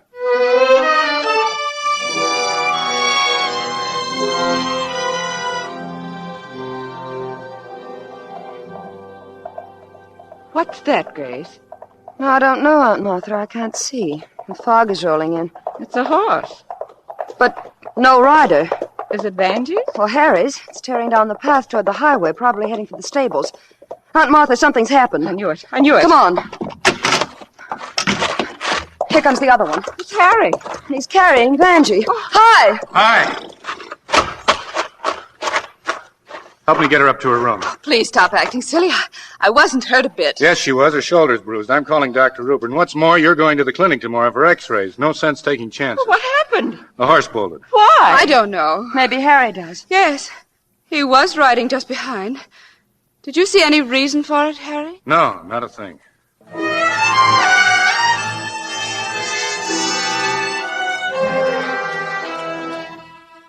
I tell you, Harry, there's nothing wrong with me. Nothing but a simple old-fashioned headache. Maybe you can grab some sleep before the doctor gets here. Why are you making such a fuss? Is it because you don't want me with you in San Francisco? You certainly can't go till we're sure you're all right. Then you're going without me. We'll talk about it later. Get some sleep, Angel. What are you doing? Connecting up your heater. This room is like a tomb. If we take the chill off, maybe you'll sleep. You won't go without me, will you, Harry? Are we back on that again? Oh, I'm sorry. Harry. What? I've made you angry with me, haven't I? No. Do you love me? Sure. It's so strange, this marriage of ours. It's more like an affair, really. It happened so fast. We don't really know each other, do we, Harry? Why did you want me, Harry? Because I love you. Because you love me. Yet if I were gone tomorrow, would there be another to take my place, as there were others before me? Oh, no, don't answer that. I get sillier by the minute. Forgive me, darling. There's nothing to forgive. Yes, there is. I won't be silly anymore. I'm sure you won't, Angel. Good night. I'll see that you're not disturbed. Harry. Harry.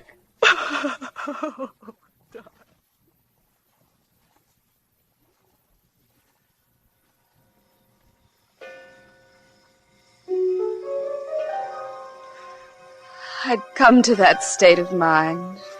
The senses are so drugged with fatigue, there's an end to caring. Almost. All the doubts, the fears loomed up and enveloped me. And yet I was getting drowsy. Reality was becoming distorted into nightmare. There was a strange ringing in my ears, and I began to see things like a dream. I thought I saw Pookie, my canary, lying in the bottom of his cage, with his little legs thrust stiffly upward, and death. Then I was hearing things, like a hissing snake. And down on the floor, I saw it, coiled up by the heater. I must.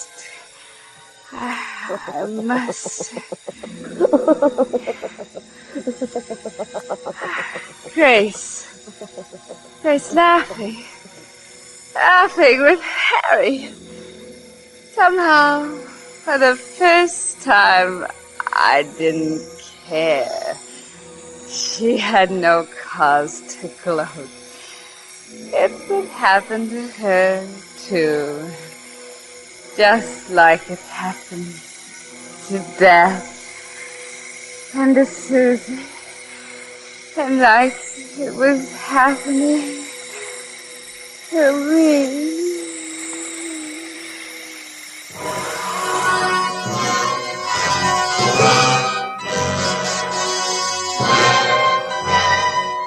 In tonight's full hour of suspense, Mr. Robert Ryan appears as Harry Newton and Miss Ruth Warwick appears as Vanjie Carr in Beyond Reason.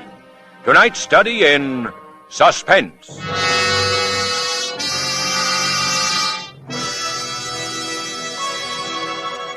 In just a moment, we will return with Act Two of Suspense.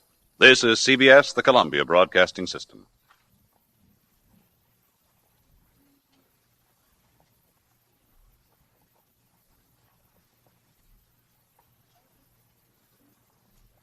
And now, back to our Hollywood soundstage and to our producer, Mr. Robert Montgomery, for Act Two of Beyond Reason, starring Ruth Warwick and Robert Ryan, in a narrative well calculated to keep you in suspense.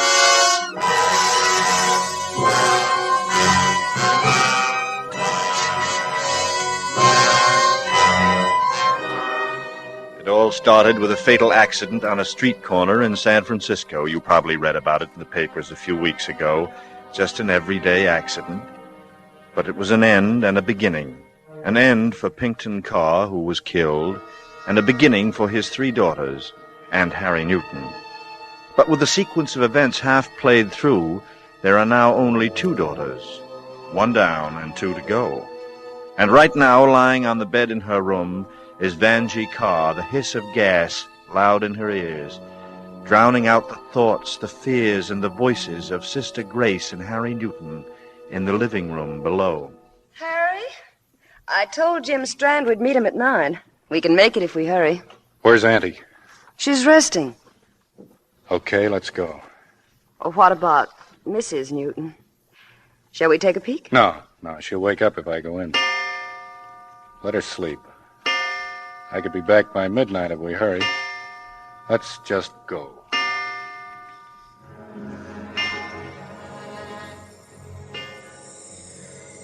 I dreamed church bells were tolling my death. Thought someone was stuffing my throat and nostrils with cotton batting. I couldn't breathe. My limbs were bound to the bed.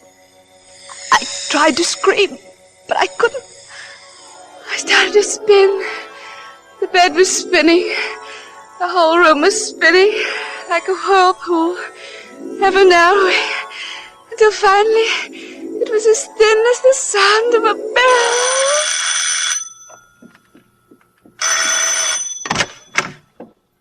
Oh, Dr. Rupert. I just got your message. Been out all day. How is she? She seems quite well. I guess my call was a little hasty. What happened? Fell off a horse. That girl, always something. It's been that way as long as I've known her. So she thought she was strong enough to go riding. Maybe that's my fault. It was the horse's fault. Well, I'll go up and have a look. She's sleeping. Oh, well, that's always good medicine. Going someplace? Business appointment. Oh. Well, good night. What was that crash? That came from Vanjie's room. There's something wrong.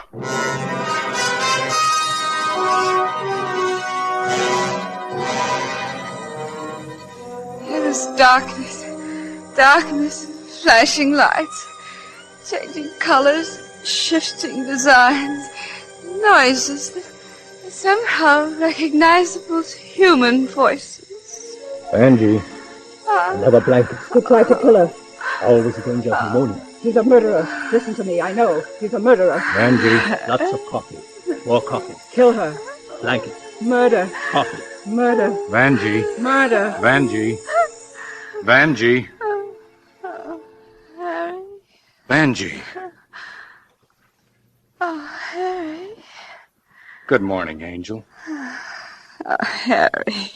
It's been a tough night, but you came through it as good as new. Last night I wanted to shoot myself. It's all my fault, Vanjie. No, it's not.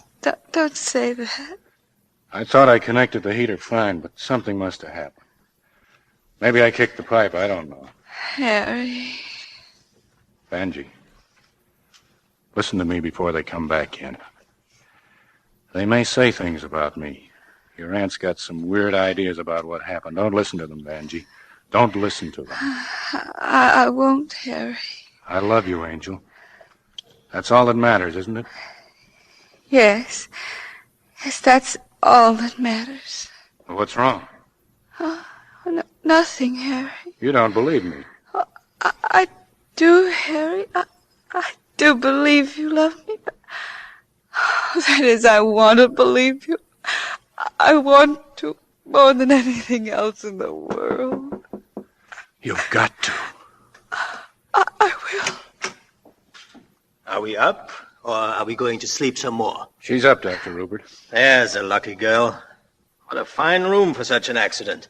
Big and drafty. My poor Pookie, my poor Pookie. I'm sorry, Aunt Martha. It's too bad you didn't knock over the bed table sooner. But then it was soon enough, thank heaven. You should get some sleep, Mr. Newton. I'll settle for a cup of coffee. And as for you, Angel, no more trouble while I'm gone. No. You must reassure him, Vanjie. He's eaten with remorse. Disappointment, you mean? He considers the accident his fault. Accident? You keep calling it an accident. Your Auntie Vanjie is very disturbed and full of wild theories. There's no need to theorize. Oh? Oh, the blame is all mine. I got up to get some water, yes. And the sleeping pill made me groggy. I must have stumbled on the gas hose and pulled it out without realizing it. I'm always doing things like that. Yes, you are, as long as I've known you. You know, there are those of us who go through life with a predisposition toward having accidents. We actually will them to happen. We who are thus disposed live closer to the edge of time than others. We walk in front of moving cars. We fall from high places. We are bitten by snakes and sucked in by riptides. If there's poison oak, we will find it. If there are live wires, we will touch them. We are wedded to calamity. We are indeed. Wedded to calamity indeed. You may discount the other nonsense and be sure of the last.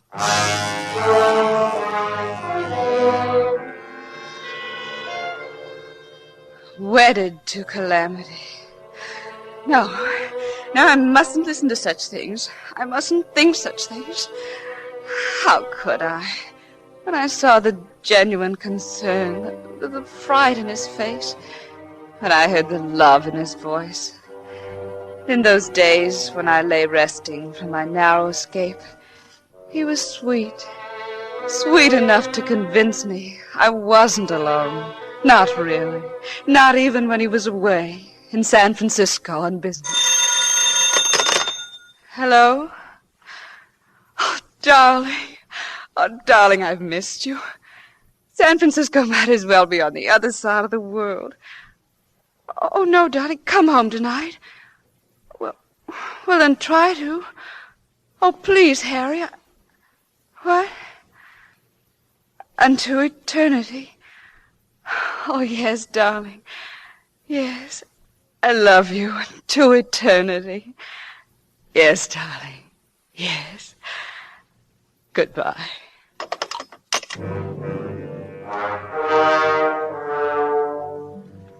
But suddenly, I was feeling alone again. Unto eternity, it said. But what did he mean? Eternity? The word made me shudder. Hello? Hello, Vanjie. Well, you don't seem to recognize me. I'm Lenny Walden. Oh. Grace's friend. Oh, yes, of course. Won't you come in? Thanks. Grace isn't here? Oh, well, no. I didn't really expect her to be. I just thought that... You two haven't quarreled, have you? No. Well, yes, I guess so. Oh, I'm sorry. Well, it was my fault. Jealous. I'm in love with Grace, you know. I know. Well, I won't bother you anymore with my problems. Do you care to tell me just what or who you're jealous of? I'd rather not. Then may I guess? You're jealous of my husband. Well, don't be. My husband is very much in love with me. If anything, he merely tolerates the way Grace tags along after him and putters in real estate. I guess you're right, Mrs. Newton. It's just that when I saw them dancing... Dancing? Well, Grace didn't even tell me she was in town. Somebody saw them at the bandbox and called me. I guess I was steamed up and anxious to jump at conclusions. I'm an idiot. Not at all. Just a little hasty. I've got to hand it to you, Vanjie. You're a lot more broad-minded than I am. I envy you.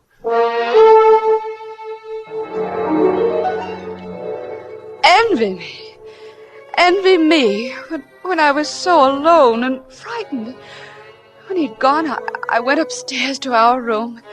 Frantically, I looked through his luggage, went through his clothes, searching for some clue to the man I married. But there was nothing. And I had to know. Now I had to know. Long distance. Give me the Hotel Grosvenor in San Francisco. Thank you. Oh, I had to know. I had to talk to him, ask him to come home, or go to him, anything. Grosvenor? Oh, Mr. Newton, please. Room 724. One moment. Hello? Hello? Who is this?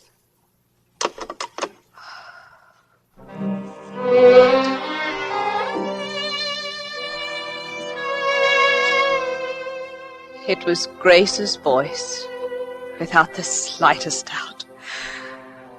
I ran out to my car. Grace had answered that telephone in Harry's room. And I knew. Now I was sure of it all. Harry had killed Susie. Whether it had been suicide or murder, he'd killed her. And in the same way, he would kill me. Hey, look at that. That car better slow down for that turn. Hey, look!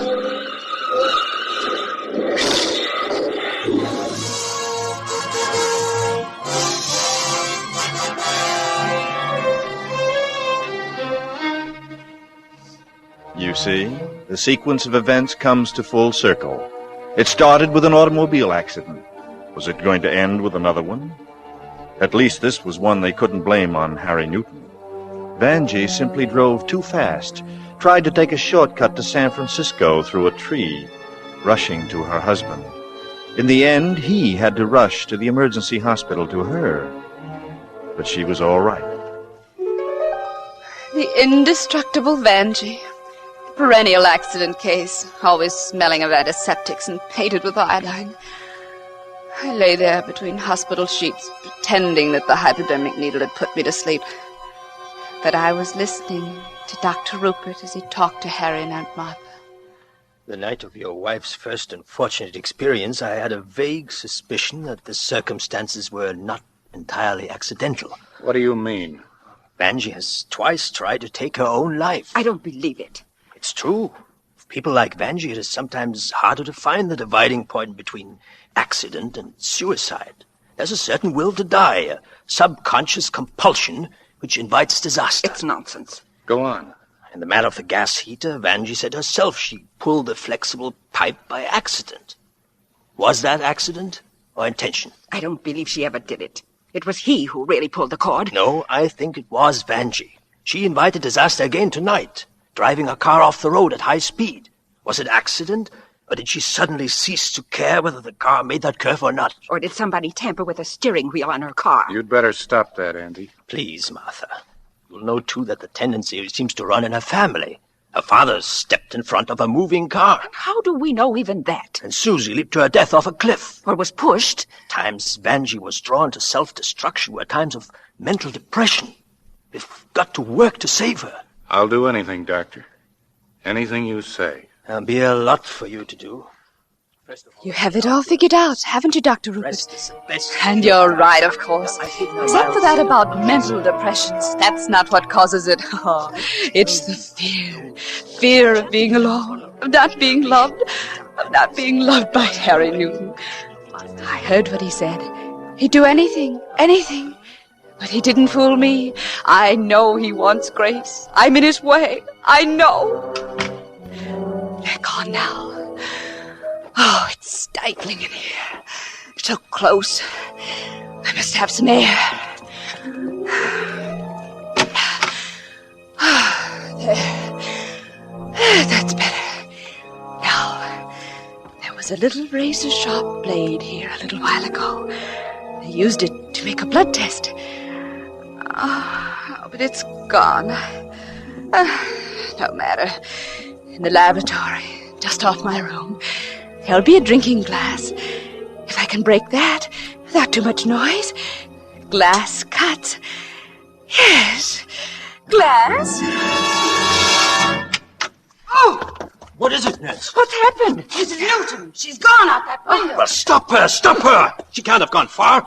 Notify the highway patrol and tell Mr. Newton. Yes, Doctor. We've got to find her to protect her from herself. And from him. What? Don't you see? You've given Harry Newton the soundest alibi in the world. Your assurance that Vanjie is bent on suicide.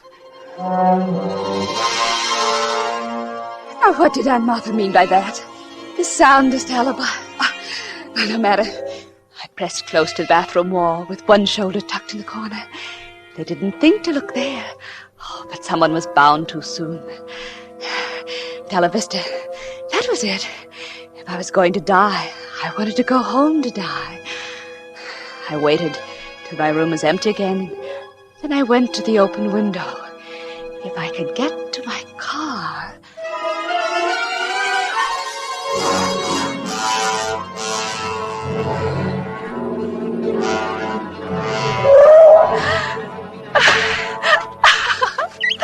Yes, home. Yes, it was right. It was right to come home. It was going on morning, but it was still dark. The house was pitch black.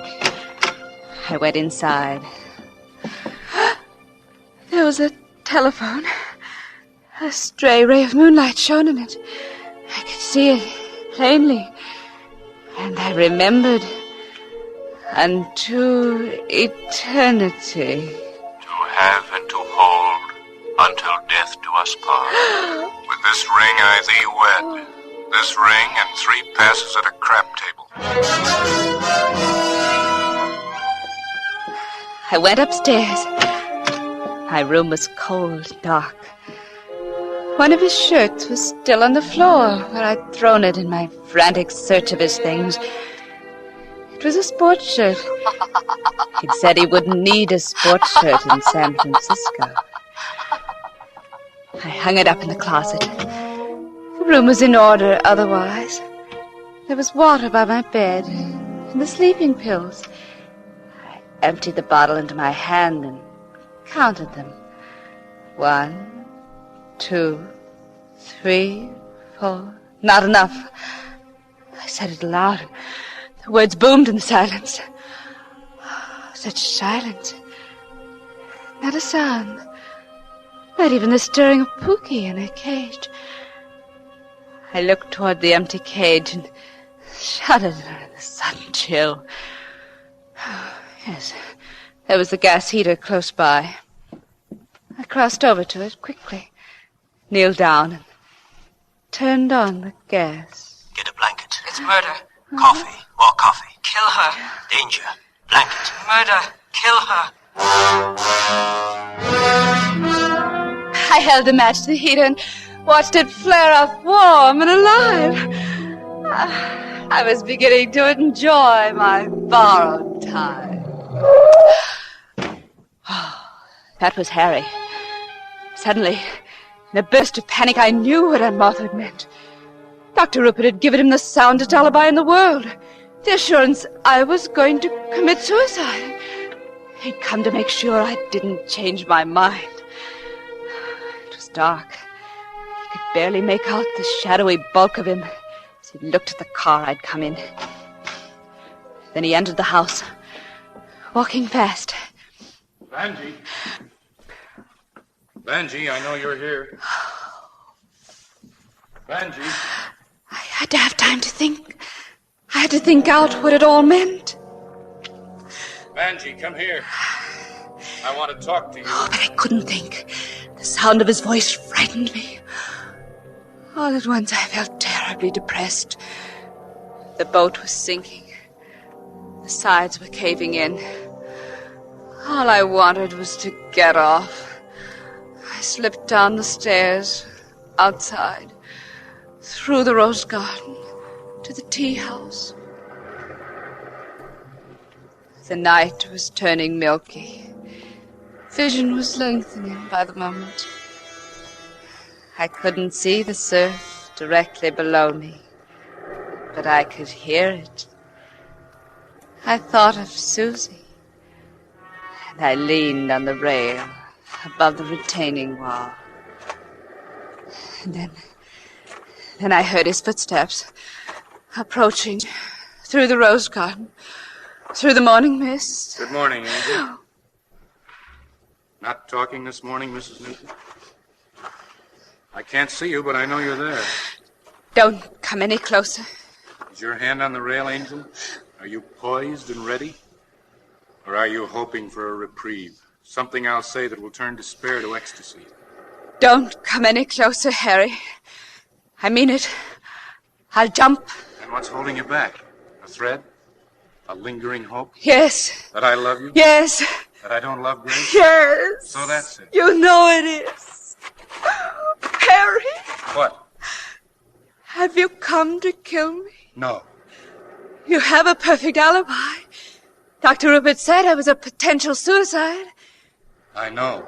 If you push me off under the rocks below, as you pushed Susie, because you were through with it, it'll be just as perfect a crime, an obvious suicide. Whit Burkhardt's wife spoke to you. Yes. She could have been lying. I know. And you called my hotel last night, didn't you? And when Grace answered, you hung up. I figured that out and called you back with a beautiful explanation ready. That I'd gotten Lenny Walden and Grace together to patch up their differences. You're lying, Harry. If you think so, why don't you jump? I will. I won't let you push me. I'm not going to push you. How do I know? You don't. The act and the proof are both one. If I push you, I must want you dead. If I don't push you, I must want you alive. Isn't that so? Yes. You have to stand there and wait for the proof. Harry, don't! Jump if you want to, but I assure you, Vanjie, the proof is worth the anguish. This is it. Irene Burkhardt was lying or she wasn't lying. I killed Susie or I didn't. I want you or I don't want you. Total proof. Clear, concise, and quick. Harry! Harry! Don't! If you come any closer, I'll jump!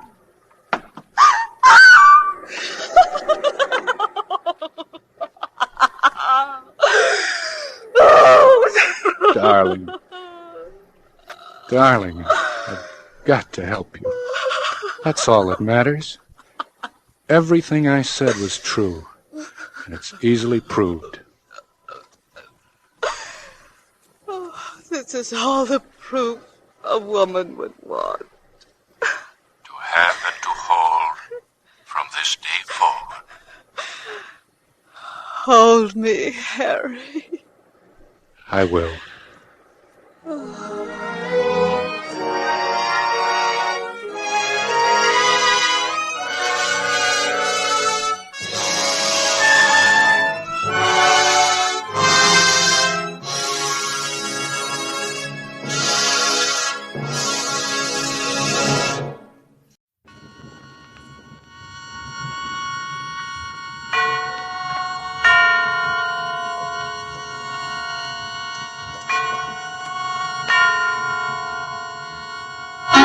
Suspense.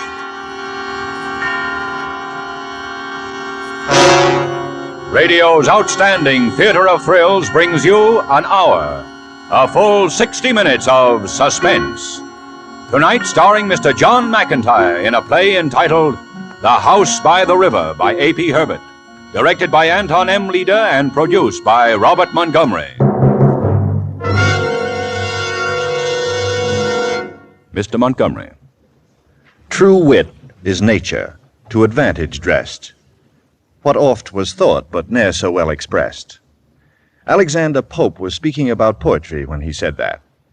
And most of us, when we think about poetry, think of it in much the same way, as beauty caught and held captive in a skein of words, as something soft and lovely, and without violence. But that's not always true. Poetry can be violent, and hard and dark, with tales of terror and horror. The popular idea that a poet is always a soft and fragile fellow is also untrue. Poetry grows from the stuff of life, and the poet is heir to all the ills of other men. He is a frequent walker upon the dark paths of life, as well as in the sunlit fields.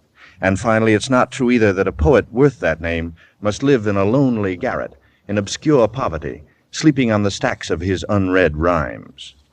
Some poets find fame and fortune early, and live richly in comfort and adulation.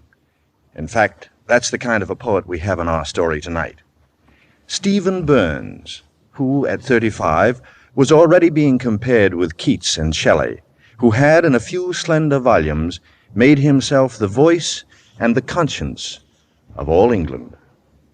His home, standing on the bank of the Thames, was known to 1 million Englishmen as the House by the River. Here he lived in peace and contentment with his wife, Marjorie, and his brother, John, a civil servant in London. Here, on the breast of the great sluggish river, he lived and studied and worked until the evening of June 15th, last summer. Marjorie was out of the house, visiting her people in Cornwall. John was not yet home from work. It was cook's night out. Stephen stood at dusk in his garden, watching the water beneath him turn black as night came on with a rush. His neighbor, Mrs. Ambrose, was watering her tulips in the garden next to his. The scene was set for a strange adventure. Tonight, Mr. John McIntyre returns to our cast, following his sensational performance 3 weeks ago in Donovan's Brain. With him is a new young star from the Abbey Players in Dublin, Mr. Dan O'Herlihy. And so with the performances of John McIntyre as Stephen Burns and Dan O'Herlihy as John Burns in A.P. Herbert's The House by the River, we again hope to keep you in suspense. Anything wrong, Mrs. Ambrose? Look at that, Stephen. Why, it's a cat. A dead cat? Much as I love living on the river, Stephen, this is what it casts up on our property. This and worse. Yes, I know. I've seen it passing up and down the river for weeks. Yes, what's happened to the world, Mrs. Ambrose, when it can become so indifferent, so menacing and cruel to a little yellow kitten? I'm sure I don't know about the world, but I do think a letter to the authorities would help. Yes, it might at that. Oh, is that Marjorie up there in the house? I thought she was away for the evening. She is. No, that must be the new maid. Oh, Emily Gaunt. Seems like a very nice girl. Well, she's a nice, clean girl, at any rate. She's probably in the bath right now. Well, I'll have to get someone to take that cat away. Good night, Mrs. Ambrose. Good night. Yes. Cruel, menacing, indifferent world. Even to a tiny, yellow, innocent little kitten. Well, Good evening, Mr. Burns. good evening, Emily.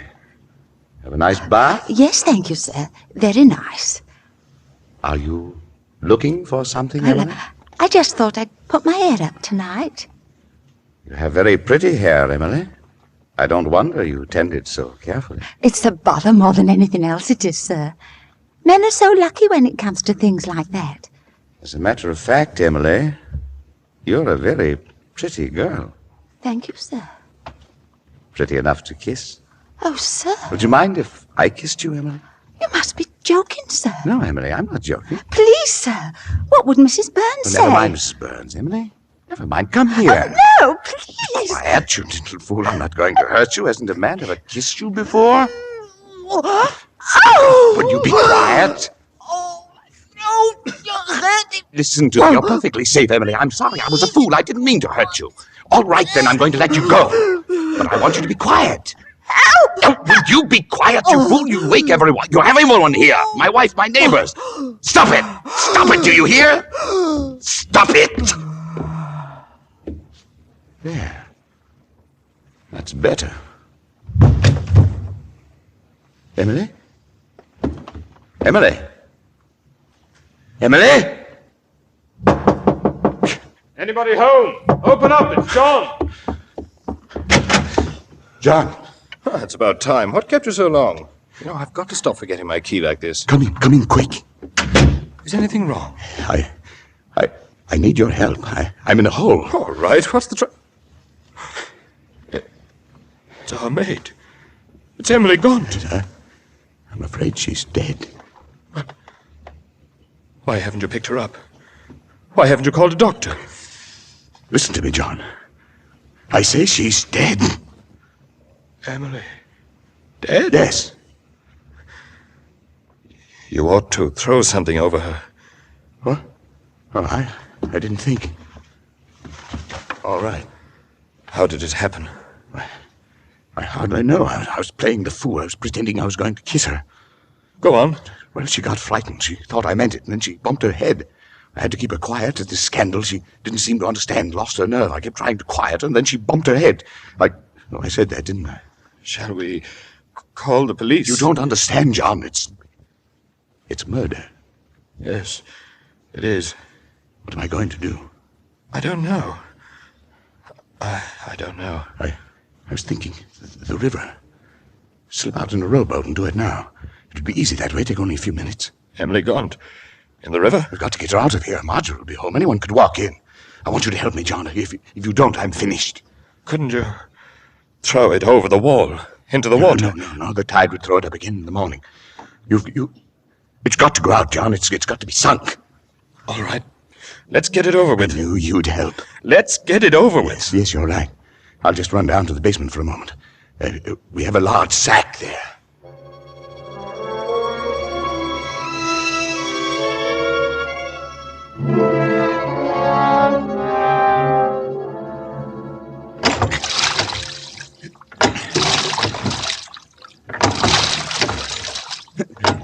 This is far enough. What are you doing now? It's got to sink, don't you understand? The anchor will do it. Hurry up, Stephen. Hurry up. Whenever you're ready. I'm ready. All right, now, together.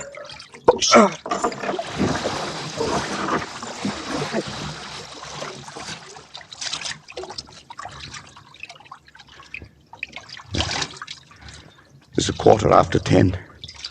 Emily's been dead an hour. Johnny, what have I done to you? Nothing. I'll be all right. Are you sorry? Of course I'm sorry. What do you take me for? But it couldn't be helped. Thanks. Don't talk about it anymore. The sack is missed. I'll take the responsibility. I'll say I lost it. No, I won't have you involved anymore. Besides, it won't be necessary. Let's go home.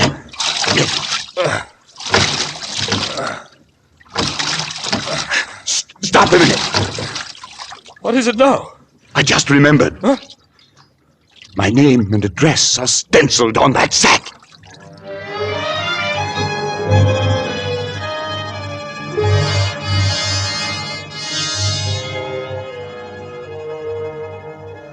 Good morning, Mr. Burns. Oh, morning, Mrs. Beach. If you please, sir. Yes, what is it? It's Emily, sir. Anything wrong with her? I don't know, sir. She's not in the house. It was my night out yesterday, and when I came in this morning, I noticed as how her bed wasn't slept in. I think she's been gone all night. Really? Gone without her mackintosh, too. I wondered as how maybe you'd seen her, sir, or sent her on a errand like. No, there was no errand. Oh, youth will have its fling, they say. I hope you won't be too hard on her, Mr. Burns. Emily's really a good girl. Yes. Nonetheless, it's a naughty thing for her to have done. I'll speak to her when she comes in. Thank you, sir. Yes. Well, it's begun.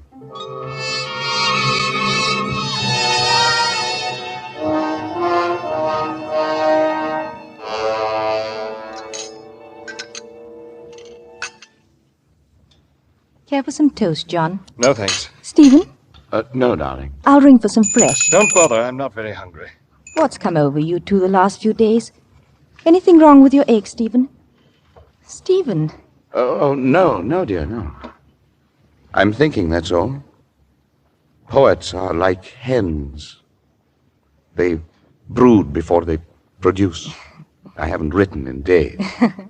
It's always darkest before the sonnet. Well, I know it wasn't a very good joke, but you might smile. Oh, it's no use, Mum. It's doing the work of two that's made me so muppish, and that detective fella poking around in my kitchen under my feet all day. What detective? Oh, the one who's been nosing round the back door asking after Emily. Wicked girl. She's probably off with some toff, she is. What did you tell him? Nothing at all. But Mr. Burns here, he joshed him, he did. Told him Emily's like to be off to Venice with a gentleman friend. We don't know that. Don't know anything, really, but she was a flighty little thing. That's a lie. She'll turn up again, but until she does, it can't help to talk about it. Nobody's maligning Emily, just because the girl ran off with somebody. You didn't see her do it, did you? Don't be a fool, John. Certainly not. Then leave her in peace. That's all, Cook. Thank you.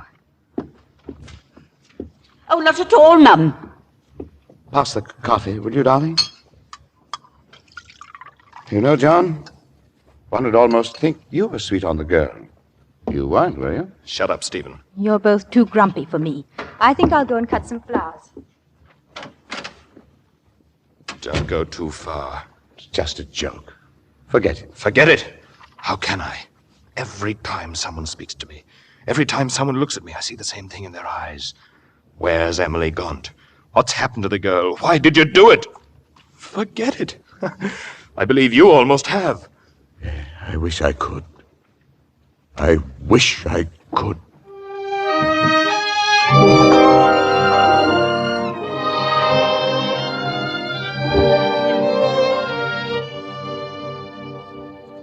Blast it! What's that, darling?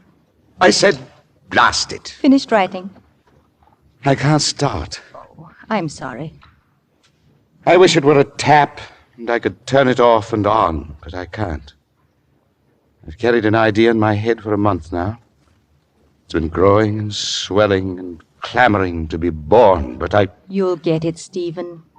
Not in this room. I'm going out in the river. Does that help? I need the river. It seems to flow through my life, just as it does through the heart of London. Anyway, it's good exercise. Darling, I'll come with you. I'd rather go alone. Oh. If you don't mind. No, I don't mind. Well, then. Stephen. What? Nothing, Stephen. Nothing. I'll be back late.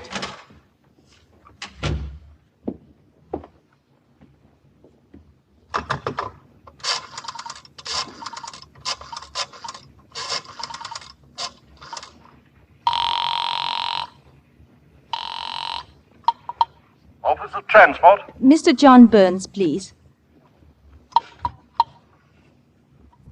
Hello? John, this is Marjorie. Oh, is anything wrong, Marjorie? No, I don't think so, but I've just had a brainstorm. Would you like to take a pretty girl to lunch? Sounds wonderful, but I don't know any pretty girls. Yes, you do. Me. I'll come in by the tube. Be there in an hour.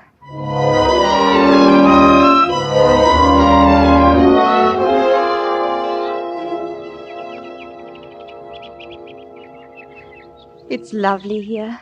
Who'd think there was such a beautiful spot right in the middle of the city? I think they designed this park for lovers primarily. Sometimes when I walk here, I feel like an intruder. But you're acting the part quite nicely.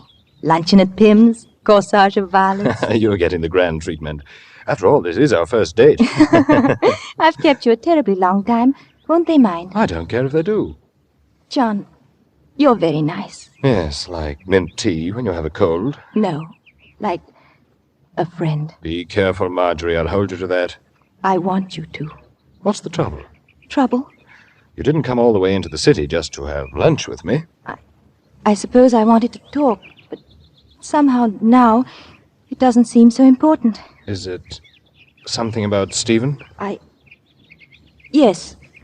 You must have noticed that our marriage hasn't been exactly perfect. Oh, you mustn't let Stephen's moods upset you. It's more than that. No woman has a chance with Stephen. His only real love is his work. I sometimes wonder why he ever married me at all. Perhaps because he needed you. Perhaps. And you, John. Don't you need anyone? Me? That's the other way around. It seems nobody needs me. Except Mr. Forsyth at the office. Come on, I'll take you to the tube station.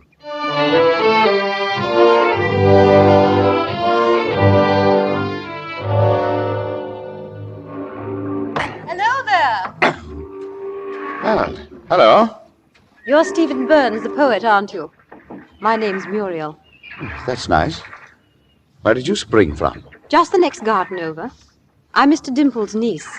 Down for the summer. Oh. Now, you like it here? I know who you are. I've read all your poetry. Have you? I'm an artist myself. I've been sketching the view from up here. I bet it's ever so much finer out on the river. Yes, it is. I see you're going out there. That's right. Take me with you. I think not. Do. Take me with you. Don't worry, Muriel. One day I'll let you catch up with me. Hello, Stephen. Oh. I see you two have met. That's just this minute. I didn't know you had a niece, Dimple. I hardly knew it myself until she was there with her baggage on my doorstep. I'm neglecting my painting. But I'll keep you to your promise, Mr. Burns. Yes, do that, Muriel. See you later, Uncle. Fine girl. Going boating? Yes, it'll be cool out there in the water. If only there wasn't so much refuse always floating about. Garbage, Mr. Dimple. Garbage from everybody's lives. Yes, so. Disgorging, if you'll excuse the expression, onto our gardens. Not at all right for an English river. Go out and make friends with it. Then you won't mind. As you've done, you mean? Well, I can't. Seasick, you know. How many secrets are out there? What? Oh, yes, it is a secret river. Like the Nile. Mystery hidden deep within it, and passion, especially at night. Don't you think that makes it beautiful, Dimple? And exciting? I suppose so. I like to sit by my window and watch it. Watch it. Do you do a lot of watching, Dimple? Yes, Stephen. A great deal.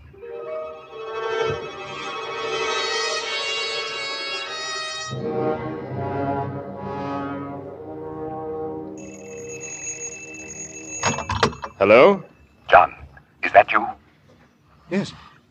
Who the devil is this? It's Stephen. What is it, Stephen? John, listen to me carefully. All right, I am. I was talking to Dimple this afternoon down on our pier and looking out on the river. Suddenly, as I was looking out... I can't hear you very well. It's a bad connection. Speak up. John, I'm trying to tell you it's come up. Do you understand? John, are you there? Yes. It's come up. Do you hear me? I hear you. I'm coming home.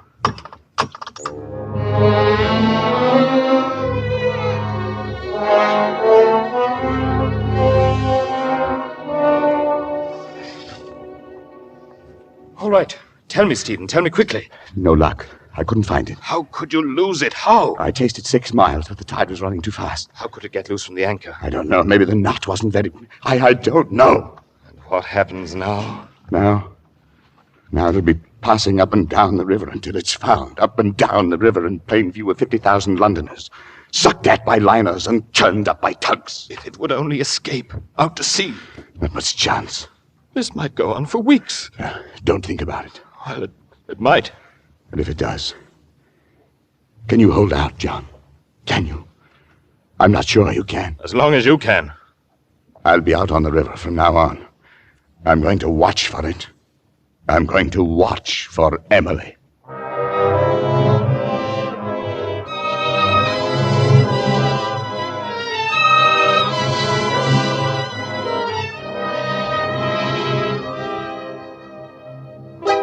Were you looking for me? Sorry to trouble you, sir. It'll just be a few minutes.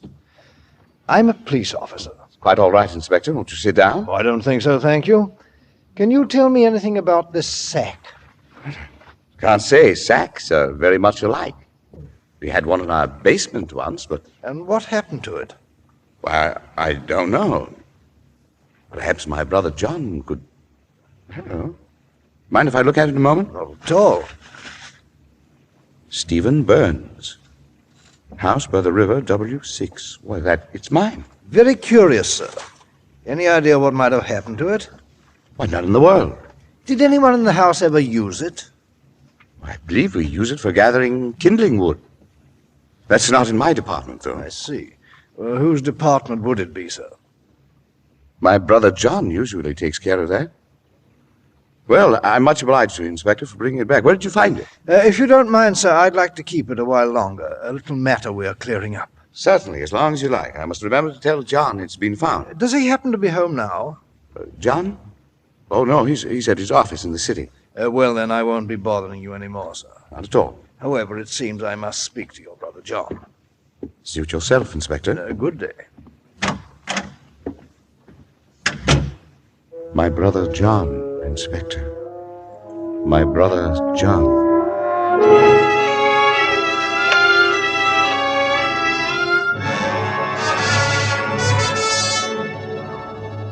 You see, Mrs. Beach, when your Emily Gaunt disappeared, it was not to go after the young man. Rather, it was to go straight into the river. Yes, Mr. Coroner. And you've nothing further to tell this inquest concerning that disappearance? I've told it all, sir. Thank you. Step down, please. Mr. Henry Dimple. How long have you lived on the river, Mr. Dimple? On the river? 18 years this fall. You've known the two Burns brothers all that time? Ever since they were boys. What has been your impression of them? Impression? If you'll pardon me, one gathers more than an impression in 18 years. I have known them to be excellent men. In addition to which, I need not add that Mr. Stephen Burns is England's foremost young poet. Yes, you're being very helpful, Mr. Dimple. Suppose we go on. By all means, sir. We've already proven that this sack belongs to Stephen Burns. Can you tell us if you've ever seen it before? Yes, I have. After a party last Christmas, I borrowed his sack to to dispose of a rather large number of empty bottles. I don't drink myself, but there were so many young people down for the holidays. Yes. And then did you return the sack immediately? I did. The river is a rather small community, and a person living on it might be expected to know a great deal about what goes on. Do you think that's true? Oh, yes. Indeed it is. You yourself, Mr. Dimple, might be in a position to observe a great deal.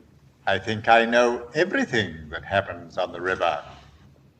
Then what do you know of this tragedy? Nothing. Are you quite sure, Mr. Dimple? Quite sure. Nothing at all. All right. Step down, please. Call the next witness. Mr. Stephen Burns.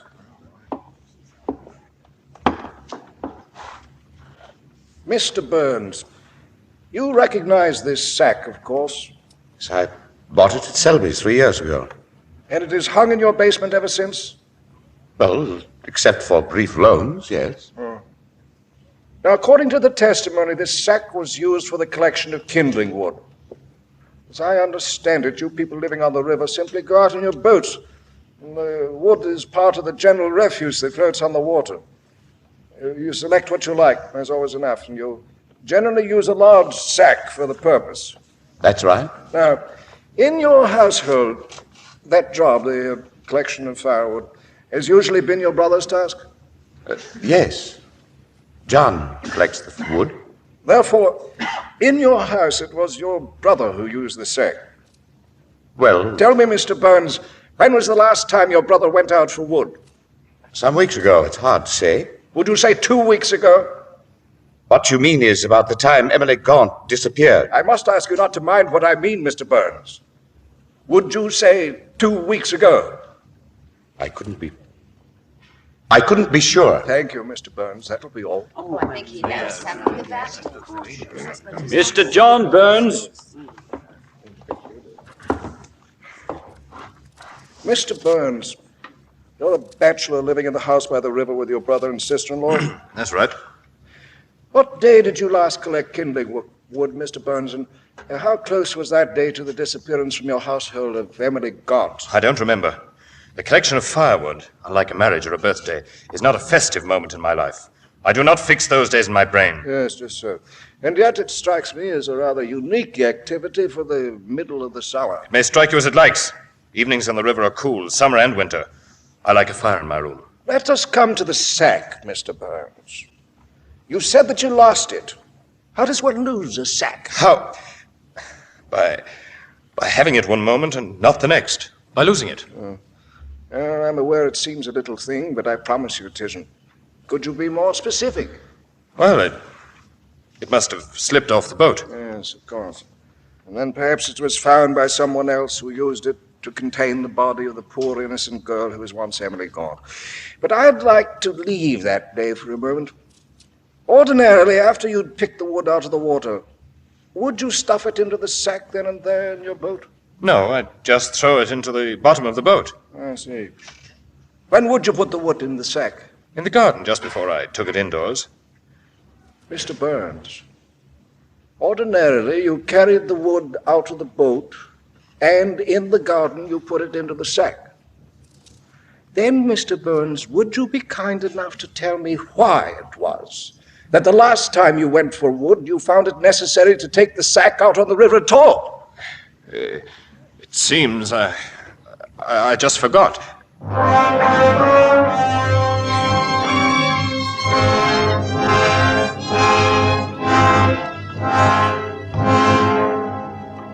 And we, the jury, find that the death of Emily Gaunt is willful murder by person or persons unknown.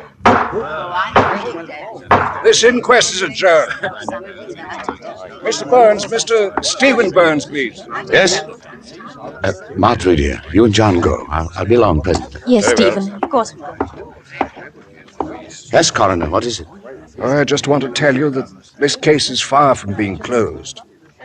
Are you sure you have nothing more you'd like to say to us? Nothing?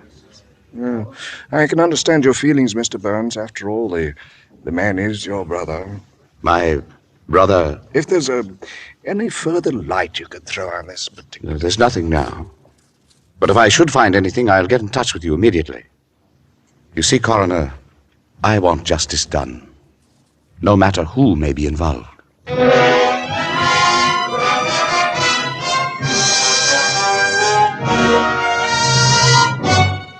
In tonight's full hour of suspense, Mr. John McIntyre appears as Stephen Burns and Mr. Dan O'Herlihy as John Burns in The House by the River.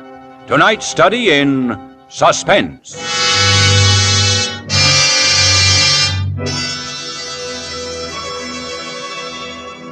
In just a moment, we will return with Act Two of Suspense.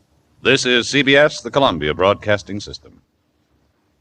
And now, back to our Hollywood soundstage and to our producer, Mr. Robert Montgomery, for Act Two of The House by the River, starring John McIntyre in a narrative well calculated to keep you in suspense.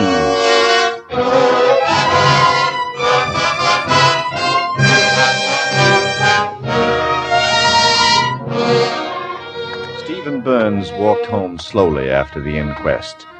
Down the main street of the little suburb, past the greengrocer's, past the lending library, past the tube station with its roar of express trains racing down from London, down the little street toward his house by the river. John and Marjorie had gone on ahead of him, and he was alone, listening to his heels clicking on the pavement, listening to his thoughts whispering in his head. The police felt John was guilty, that was evident.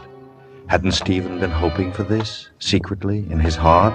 Hadn't he nudged suspicion gently toward John by a raised eyebrow one time and deliberate inflection of his voice another time? Those were his thoughts as he walked home, now and then looking up to the sky that had suddenly turned so black and glowering, forecasting a heavy summer rain. Then, almost at his elbow, someone was calling his name. Stephen! Stephen Burns! Oh. Hello, Muriel. Why don't you stop a while? Your wife and brother just went by. Oh, did they? I hope you're in no hurry. No, I'm not. It's awfully hot, isn't it? I like it this way. I don't. I'm stifling. You don't look it. In fact, you look very cool and fresh. Thank you, Stephen. What I need is a cold drink. Make one for me. All right. Come on in. Won't you sit down? I'll only be a minute. All right. You might look at that scrapbook. It's got all kinds of interesting clippings.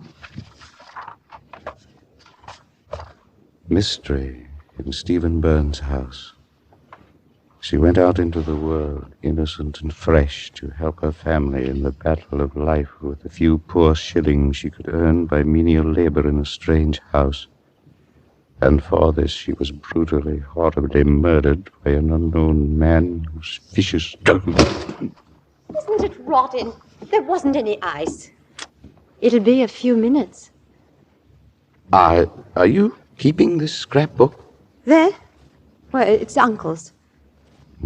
Why should Mr. Dimple be so interested in the Emily Gaunt case, to the extent of cutting clippings from the newspapers and making a special little book? Do you know why, Muriel?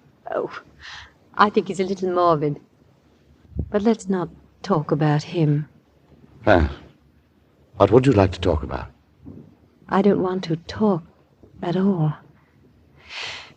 It's so hot. Yes. It's hard enough just trying to breathe. Do you like it here, Muriel? Here? With you? No, here on the river. Are you enjoying your vacation? There's nothing much to do here, is there? Not much. For anyone as young as you. Oh, you're young, too. You can't be writing your poetry all day and all night. How do you manage? I suppose I don't.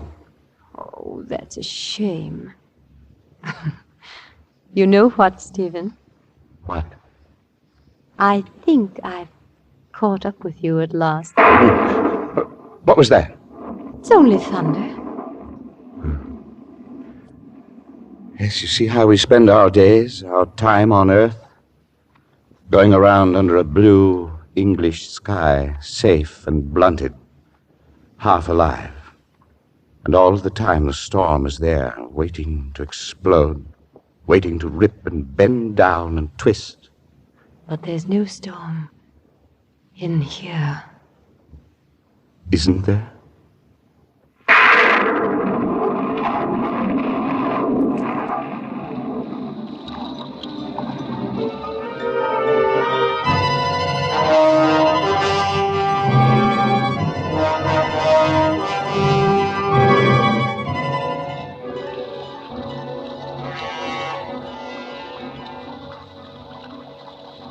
What can be keeping Stephen? I beg your pardon? Nothing. It wasn't important.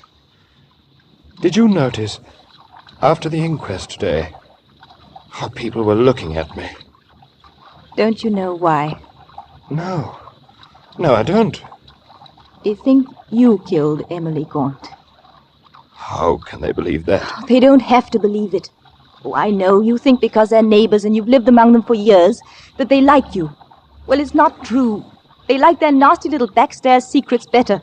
I should have moved out long ago. There must be one empty flat in London. I'll have to see an agent tomorrow. Don't run away from them. I'm not running from them. What then? Are you thinking of us? Stephen and I don't care what they say. I care what they say. I don't want any scandal linked with his name. Or yours. John. When we were boys, Stephen used to read his poems to me. I remember sitting on the bank by the river, watching him. Have you ever seen one child ape another? I did that. I used to shape the words with my mouth and pretend they were mine. It hasn't been easy for you, has it, John? Doesn't matter. It's not only that he's my brother, it's also that I admire him. And so you'll spare him the pain of having you around. Oh, that was a lie. I suppose if I told the truth, I really hate him. Yes, I've got to go. I know what this place means to you, Marjorie. It'll be spoiled for you if I stay. I don't want that. But don't you see, your going would only make it worse. Marjorie. Stay, John. I want you to. Why? Can't you see, John? Don't you know? I want to hear you say it. Hello, you two. Did you wait up for me? I waited for the rain to stop. I was just going to bed. Good night. Well, what's the matter with Marjorie? I need some air. And what's the matter with you? Nothing at all. Where are you going? Just for a walk. I think I'll come with you. You've just been. Well, that's all right. There's a young lady I want to discuss with you. A Miss Emily Gaunt. Come along, then.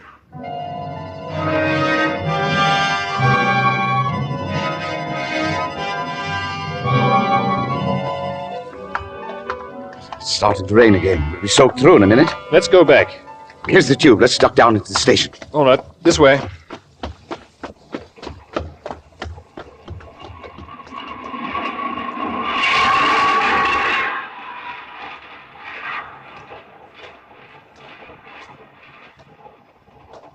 Well, we're alone.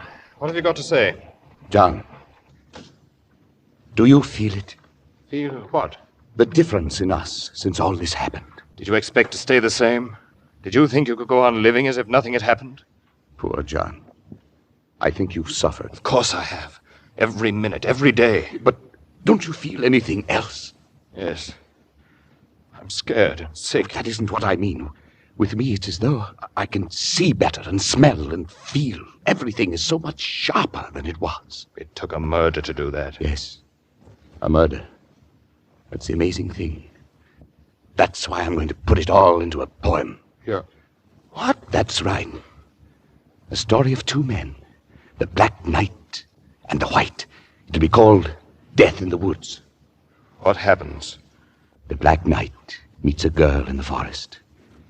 During the encounter, by mistake, he kills her. He's torn with grief. Now, the White Knight is his best friend. He comes upon the scene after the tragedy, and he helps the Black Knight hide the girl's white, mutilated body. They carry her to a dark, mysterious lake in the heart of the forest, just within the boundaries of the Black Knight's castle. And here, in the lake, they put her corpse. You must be out of your head.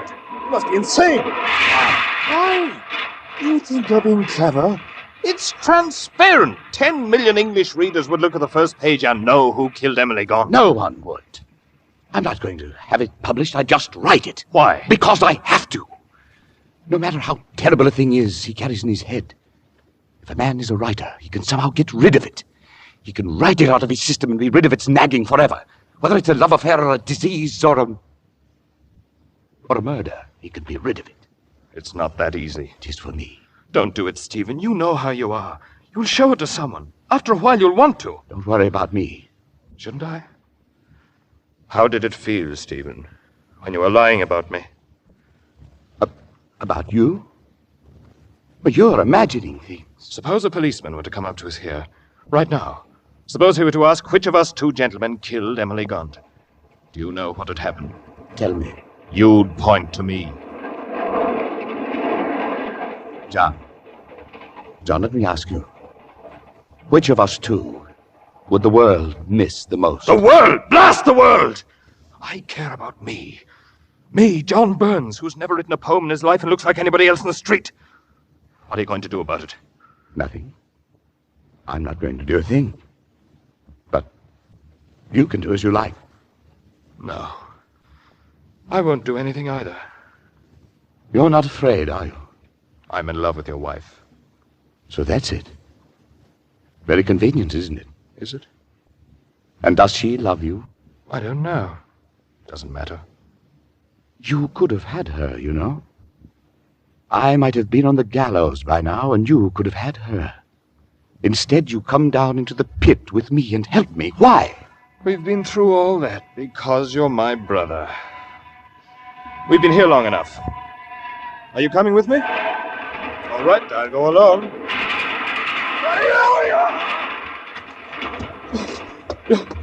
You tried to push me off the platform in front of the train. You tried to kill me. You're mistaken, John. You slipped. I was trying to catch your arm. I see. Then you were trying to save me. That's right. I must thank you for that. Well, not at all, John. Not at all.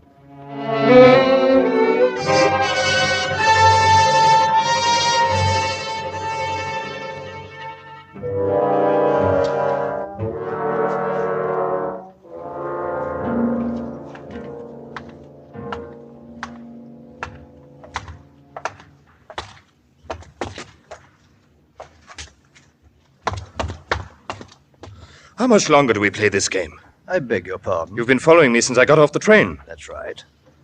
You're a police officer? Yes. How long have you been following me? Since the day after Emily Gaunt disappeared. You mean you've been with me since then? All these weeks, every day, every minute? You're an active young man, Mr. Burns. You've got a long stride. But me?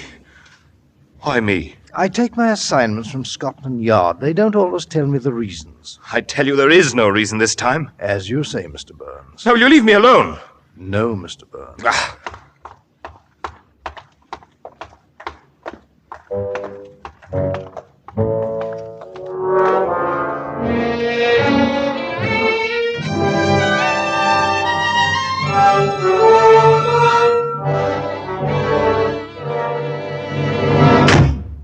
Is that you, John? Yes?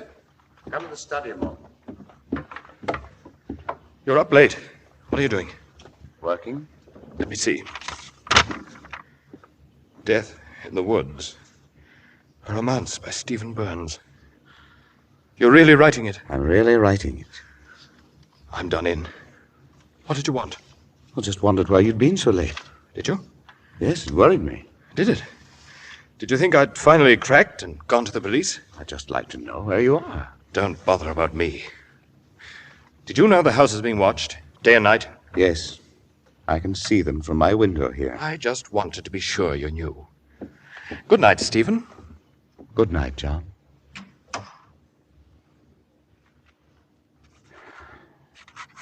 While moonlight glinted on her body there, while waves washed gently o'er her body fair,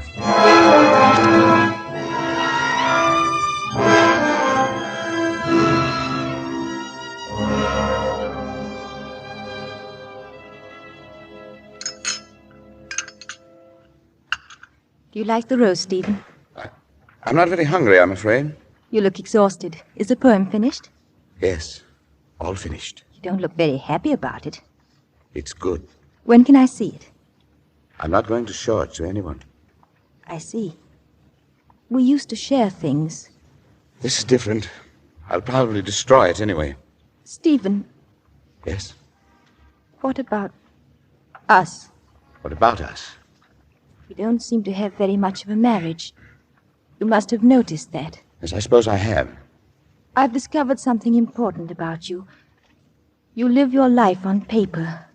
The things you feel and know, even the people you love, they're all raw material. And when you get them into a poem, you're finished with them. When we were first married, you composed a lovely sonnet sequence. Songs for Marjorie. And when you'd done it, you didn't need me anymore. Stephen, aren't you listening? It's about time he came down to dinner. What's he sulking about? Do you mean John? He went out some time ago. Where did he go? He didn't say. Anyway, we were talking about us. Stephen, where are you going? Bring him back.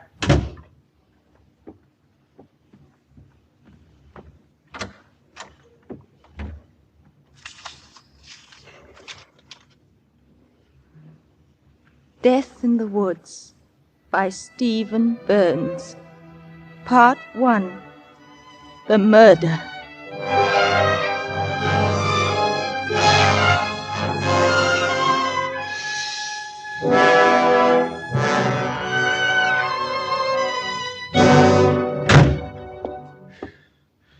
Well, I couldn't find him.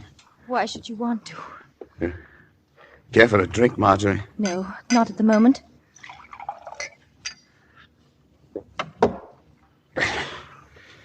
That's better. We were talking about us before I made that sudden exit. Yes. As a matter of fact, you ought to know about it. There's another woman. Her name's Muriel. A rather silly little thing. Is that so? Not even a little bit jealous? No, Stephen. You're never jealous of someone you don't love. You make it sound very final. It is. Just like that. Should I say I'm sorry? There's no need. I know it doesn't matter to you. You're in some kind of a mood tonight. I can sense it. Why are you so strange, Marjorie? While you were out looking for John, I read some poetry. Was it mine? It was signed by you. I went into the study. It was lying on the desk. I read it. Did you like it? Did I like it? How can you ask that? Why not? You can appreciate a thing aesthetically, quite apart from what it says. No, you can't. Not when it says Not when it says? that you're a murderer. Yes, it's true. I thought I might have disguised it a bit, but you read between the lines, didn't you? And you dragged John into it, too. John's been wonderful. He's kept the secret very well. Why? Why should he? Why, he's very old-fashioned, really. He believes in chivalry. And you see, he loves you. I know. Oh, then we all know. Splendid. I must have another.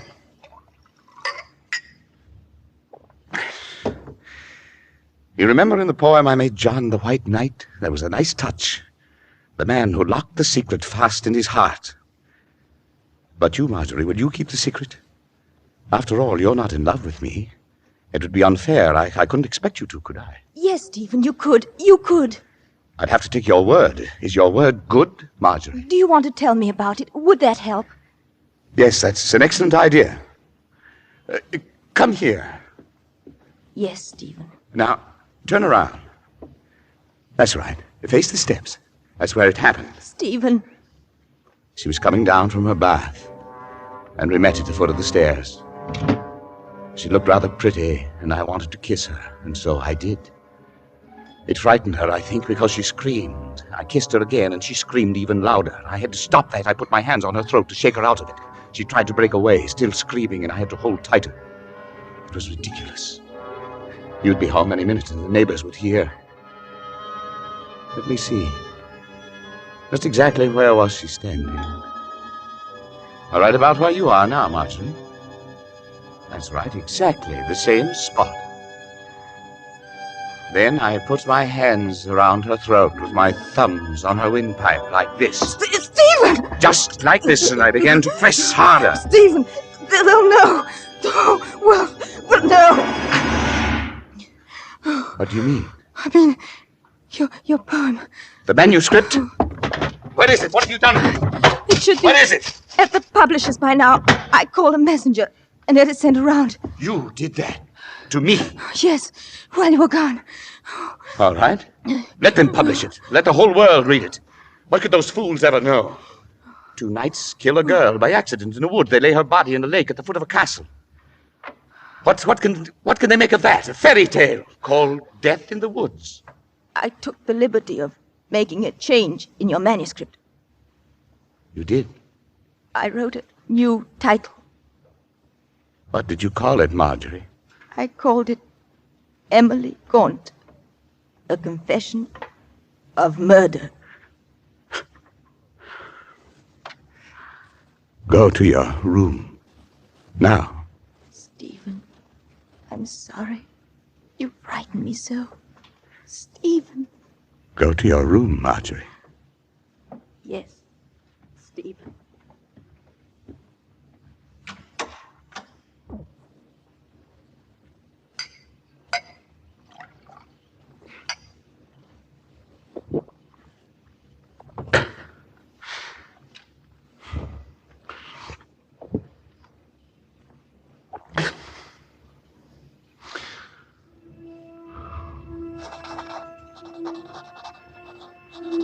This is to certify that I, Stephen Burns, strangled Emily Gaunt on the 15th of June.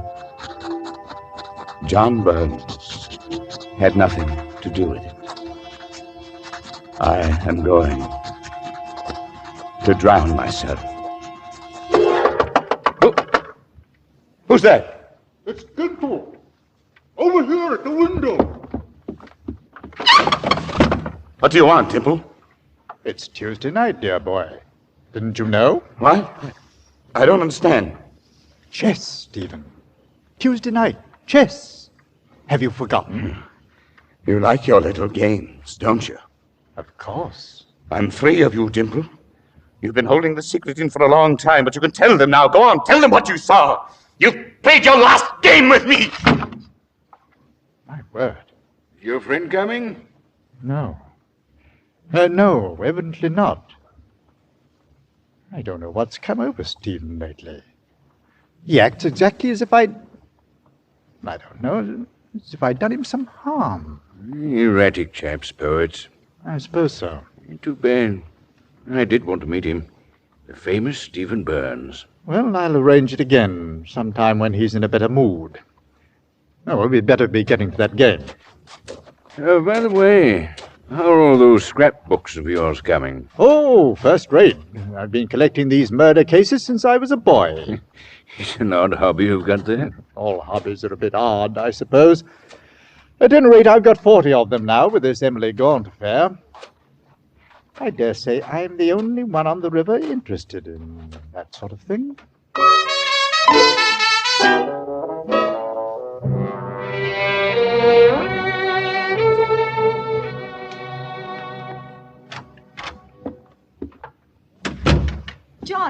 John, is that you? Yes, it's John. Thank heavens you've come. Here, quickly. What's happened? John, I know everything. You... Never mind now, it's Stephen. Look, I just found this note. I was in my room and I heard him go out 10 minutes ago. I am going to drown myself. I read the poem and I don't know why, but I hid it in my closet. And when he saw it was gone, I had to lie to him to save my life. I told him I'd sent it to the publishers. He thinks he'll be found out. That's why he's gone. I want you to destroy this note, Marjorie. Yes, John. I'll try to stop him, if it's not too late. Wait. Let him go. It would be better than the police. No. I love you. And because I do, I've got to do everything I can to save him. All right. Go ahead. I'll wait here. Out on the river, John steered the tiny motorboat around in a wide circle, and then slowly narrowed it, watching for the small rowboat, scanning the angry black water for the sign of a bobbing head. And then suddenly, just ahead of him, was the boat. Empty. No! Stephen lay huddled in the bow of the boat, like a trapped animal, his eyes gleaming in the darkness. His hair was plastered to his skull, his clothes heavy and sodden with water. He raised himself on an elbow and then lurched forward to his knees. I went over the side, John. I did. I went in, but I couldn't do it. I couldn't. Take me home, John. I want some dry clothes and some brandy. Take me home! John frantically shoved and pushed to move his boat back. Then he stood abruptly and dived into the water after Stephen. He went under for a long moment, battling the current with all his strength, and then he came up again. Stephen, his wet... In another moment, his arms were flailing out, searching, grasping, looking for his brother. It may have been only moments, perhaps it was hours, but as he looked round desperately, scanning the black expanse about him for the sight of a single struggling head, there was nothing but jet black water, flowing swiftly. Stephen! Stephen!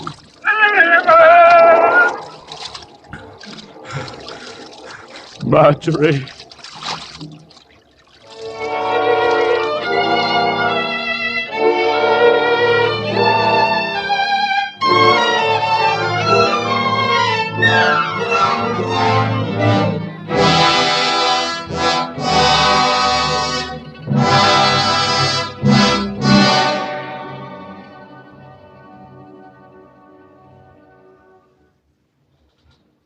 And where is John now, Mrs. Burns?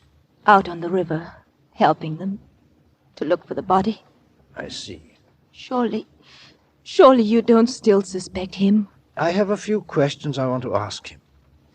He was out there with Mr. Burns on the river at the time, wasn't he? He went out to try to stop him. Stop him?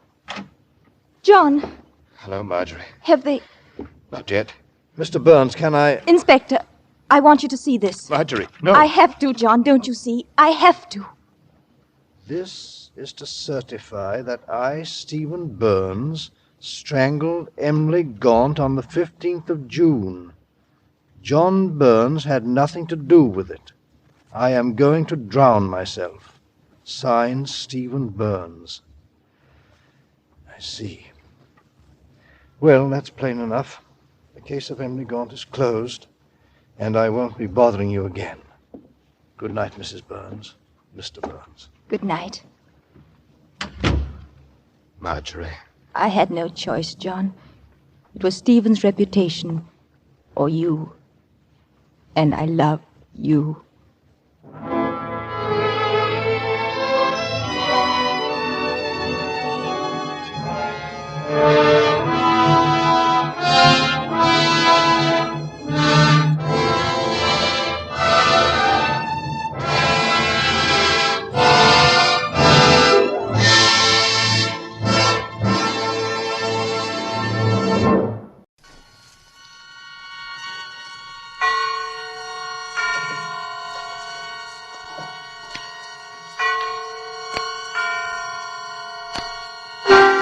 Suspense.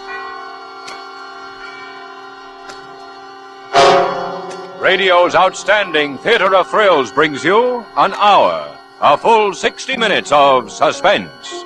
Directed by Anton M. Leader and produced by Robert Montgomery, who tonight also stars in a play entitled In a Lonely Place by Dorothy B. Hughes.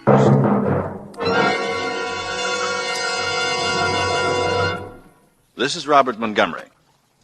The other day, a friend of mine repeated a familiar phrase. He indicated the travel folder on his desk and said with a kind of triumph, "I'm going to get away from it all." He's lucky, my friend is. He's going to change the scene, the whole scene. New horizons, new vistas, new people, or no people at all. New thoughts, or no thoughts at all. He has a rendezvous with a cloudless sky and a peaceful stream and the easy whisper of the wind. Only time stands between him and a fresh beginning.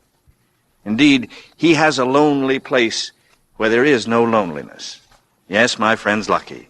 He can get away from it all with a simple change of scene, and he has no fear of being alone with his thoughts. It isn't like that with Dixon Steele. It isn't like that at all. And so, with the performance of Robert Montgomery as Dixon Steele, and with our play In a Lonely Place by Dorothy B. Hughes, we again hope to keep you in suspense.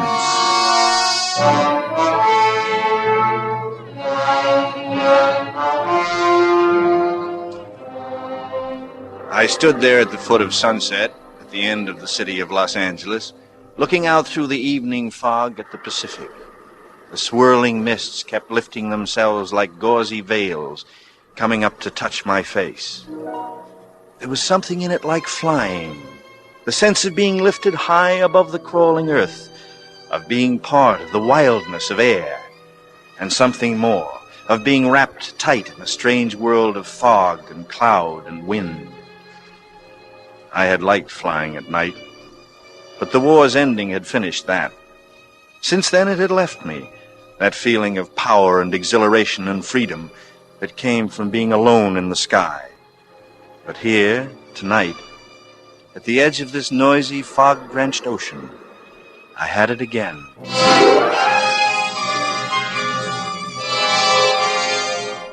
Then I turned away. I was already late for my appointment with Brubb and his new wife. I walked past my coupe, parked at the curb, and went up the path to the little white cottage. The lights from the living room windows made little concentric circles in the heavy fog. It would be good to see Brubb again. You old son of a secret. What do you mean by not calling us before now? Let me see you. It's the same boy, Brubb. I haven't changed a bit. And neither have you. Oh, sure I have, for the better. And this is why.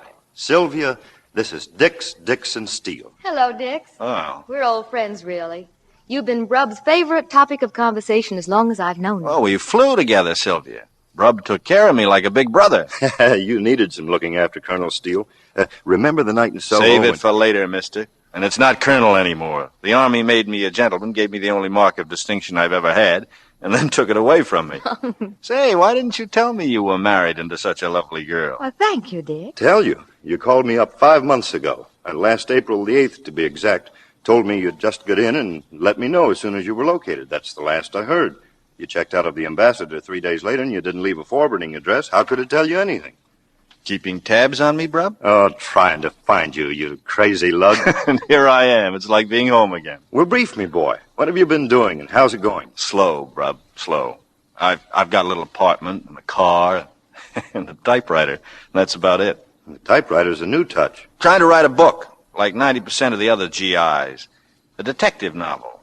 My rich Uncle Fergus back east is staking me for a year to see what I can do. He calls it giving me a hand over the period of my readjustment. So that keeps me busy most of the time.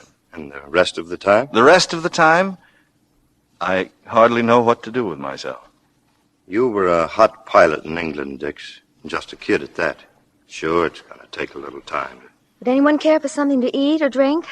Cold beer? Dick? No, thanks. Not at the moment. I'm too relaxed. We were a casual generation, Dix. They put us in the middle of something that wasn't very casual. There's bound to be a reaction. Oh, Brubb's always looking for the hidden motive power. That's because he's a policeman. Policeman? Oh, not a policeman now, darling. A detective. Oh, I'm sorry, darling. What happened to you, Brubb? All my old buddies ask me why, and I can't help them. I don't know why. All I do know is it's rotten hard work. No, the things men do. You with a badge and me with a typewriter. And that reminds me, I ought to be getting back to it. Oh, but it's still early. Well, what's the hurry, Dix? Well, Brubb will want his rest, Sylvia, if he's going to dig around for the glory of the L.A. police force. It is L.A., isn't it, Brubb? It is, indeed. And you do need some sleep. Plenty of work in L.A., no? Plenty. Well, I'll be seeing you two. Well, good night, Dix. We'll expect you to come often. Hey, wait a minute. We don't have your number. My number? Sure, we'll want to get in touch. Oh, yeah, right. Crestview, 90898. 90898. Good. That's right. You'll be hearing from me, Dix. I'd be hearing from Brubb. And why not? Good old Brubb with his tired eyes and rumpled hair. Brubb had been my big brother. but he hadn't known everything there was to know. Some things a man keeps secret. It's amusing to keep some things secret. I wondered if they were surprised by my quick exit. But I had to get out of there. I couldn't stay. I had to figure things out. So Brub was a detective now, and he had my telephone number. There was something amusing about Brub being able to lay his hands on me whenever he wanted. Amusing and more exciting than anything that had happened in a long time. The hunter and the hunted, arm in arm. The hunt, sweetened by danger. I was driving slowly, hugging the curb, and then I saw her. A girl, an unknown girl, standing alone on the corner of Camden Drive, waiting for a bus. And buses didn't run often out here at night. I pulled up a block ahead and got out, shutting the door so it made no sound, and then I walked back toward her. She heard me coming in the fog. She turned her face to me, smiling a little, glad to have someone to share the darkness and the silence with her. I walked up to her, slowly, and I was smiling back.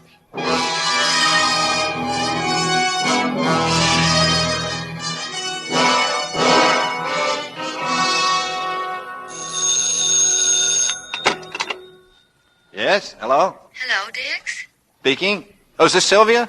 How'd you know? Recognize your voice. I've been ringing and ringing. Where have you been? Well, I guess I slept through it. I was up late last night working on the book. Can you break away long enough to have dinner with us tonight? At the club? Tonight? Oh, fine. Fine. What time? Oh, about 8. Oh, I almost forgot. Don't dress. We're informal at the beach. Thanks. You had me a little worried. My dinner coat shrank while I was away flying. Brubs, too. They fed you gentlemen altogether too well. All right, then. Tonight at 8. Thanks for calling, Sylvia. I had slept late. The day was almost gone. The apartment was already in shadows. The afternoon paper was on the lawn just outside my window. The paper. I threw on a robe and ducked out quickly. Then I was back in the room, standing in the middle of the floor, holding it, still folded in my hand, listening to the blood hammer in my head. I switched on the floor lamp and sank down into an easy chair. I lit a cigarette, and I took a deep drag. Then I unfolded it. That was all I had to do. It lay spread open in my lap. They'd found their biggest type for the headline. Strangler strikes again.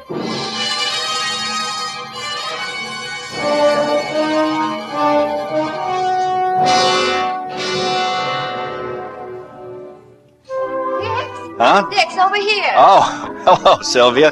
Where's Brub? He called at the last minute to say he'd be detained. It's like being married to a doctor. Would you like a drink meanwhile? Here he is now. Oh. Sorry to be late, darling. Hello, Dix. Hi. Glad you could join us. You look exhausted, Brub. Hard day? Haven't you seen the papers? No, I didn't get a chance. Why? It's another one.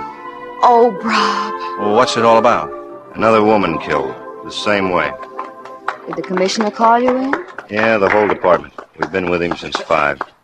We've got to stop it. Yes, darling. Was it someone important? No, it never is. Oh, I forgot you're just a visitor, Dix. You see, the only pattern we can find is in the time schedule. They come one a month, regularly. You must be starved, Brub. Wouldn't you like to order? In a minute, baby. I want to unwind. Have a highball, anyway. Malcolm. Yes, Mrs. Nicolai. 3 scotch and sodas, Malcolm. We'll order later. Certainly, ma'am.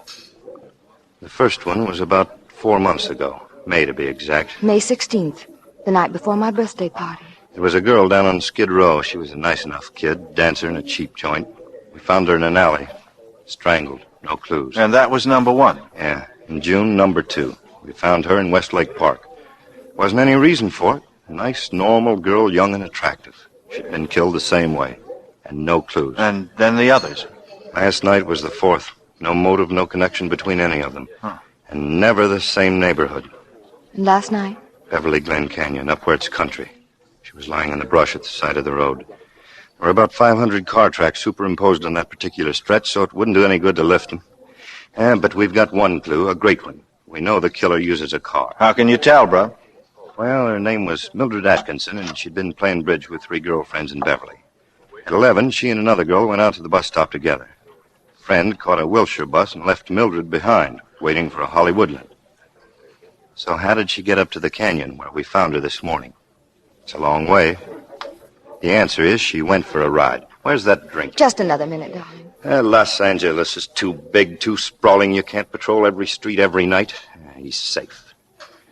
He's insane, of course. Sure he is. A maniac walking the streets, mild-mannered and soft-spoken and looking as normal as anyone. A homicidal maniac. I sat there watching Brub's angry black eyes and Sylvia's white pallid face. He's insane, of course. Their imaginations were poor, blunted little things reaching only as far as the obvious. He's insane, of course. So that was to be the chorus. What could they know of the world of imagination and beauty, in which a sane man, as sane as any, could kill and kill again? Don't you like your drink, Dick? What? Oh, sure. Lost in a fog, eh, boy? But I know why. Do you? Could it be that little Banning girl over at the next table?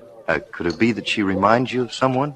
Well, I don't know what you're talking about, Brub. What girl at what Now he sees her. What's the mystery about Betsy Banning?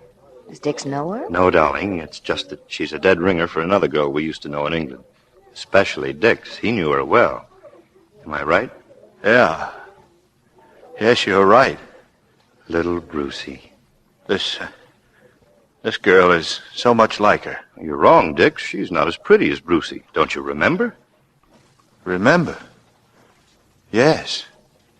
I remember Brucey. But I didn't want to remember Brucey. Brucey of the sea-green eyes. Brucey whom I had loved and wanted and needed. No, I'd been through it before. It was now that mattered. It was today in Southern California, 6,000 miles away from her, with something else hammering in my head to be looked at and examined. What? Oh, yes, tires. They were good tires, no patches, no distinguishing marks. Rob had said it himself. They couldn't get tire marks from dry concrete. I hadn't thought so. Still, I should have made sure. Certain gambles are legitimate. Like taking Mildred to that drive-in last night. Gambling on the muddled memory of waitresses who served hundreds of average-looking men and women every day, every night. Sure, it was a risk. But risks were like spice. Like stunt flying. As long as you used them like spice, sparingly. Like stunts, planning them with precision, I could afford to take risks. I just couldn't make mistakes. I left the club right after dinner. Got back to the apartment early. I pulled up in front and got out. I started up through the patio to my place at the rear when I saw I wasn't alone out there. She was hurrying in, not noticing me. In the blue light, her hair and her slacks and her jacket were all blue, different depths of blue. I did it out of impulse, without thought. I beg your pardon. Who is it? Well, I'm your neighbor. My name's Steele. So your name's Steele? Did you drop something? I don't know. Did I? Oh, no, you didn't. It's just conversation. Try again another time. No. Wait a minute. I just lost my dinner date. I thought maybe you'd lost yours, too. Sorry. Mine'll be here any minute. You've got red hair. I didn't notice that. It's no secret. Like I say, I'm your neighbor. 4A. If you do ever lose a dinner date, let me know, will you? I'll be sure to make a note of that. Good night. I got some cold beer and some cheese from the refrigerator and draped myself over the divan. The night was a scorcher. A Los Angeles September night. I lay there eating and drinking and waiting for it. Not that I thought for a minute it would come, but I was waiting for it, and it did come.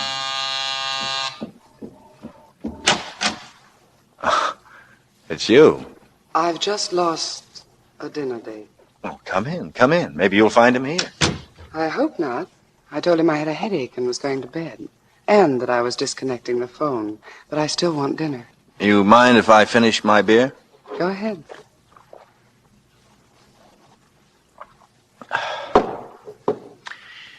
I'm Dick Steele. Who are you? My name's Laurel, and that's all you get for the time being. All right, Laurel. I don't mind beginning at a crawl. I suppose you're in pictures. Not often. I don't like getting up mornings. No, I don't either. That's why I'm a writer. Why'd you come by, Laurel? Because I'm hungry. And because tonight I didn't want to sit opposite a man who's rich and 60 and eats oatmeal. You have a grudge against money? No, only against the men and women who go with it. People who think that everything in life is for sale. I hate them. Sometimes they pay the rent and the jeweler. They don't pay mine. How did we get onto this? Haven't you finished the beer yet? All finished. And all ready. Let's go, Laurel. We ate at Carl's, out on the road to Malibu. We didn't say much. We ate and smoked and had coffee. And I watched what the lights did, glinting on that red hair. When we left there, I knew it. I knew it was the beginning of something good. She was beside me and with me, and that was enough. I'd needed her for a long time. Ever since Brucey. That's how long. This girl, this Laurel, could make it up to me, could make me forget. I parked on an open stretch overlooking the dark beach and the ocean. She wanted to go down closer, so we left the car and struggled through the sand down to the water's edge. I held her hand tightly. The spindrift salted our lips. I haven't done this in a long, long time. Having fun? Oh, wonderful. You can really smell the ocean here. Breathe, Dix. Breathe deep. Laurel, would you laugh at me if I said I was happy? That I never thought I'd be happy again? That I didn't think I could be? No, Dix. Laurel. Laurel, you're wonderful. Am I? Laurel, come here. Come here.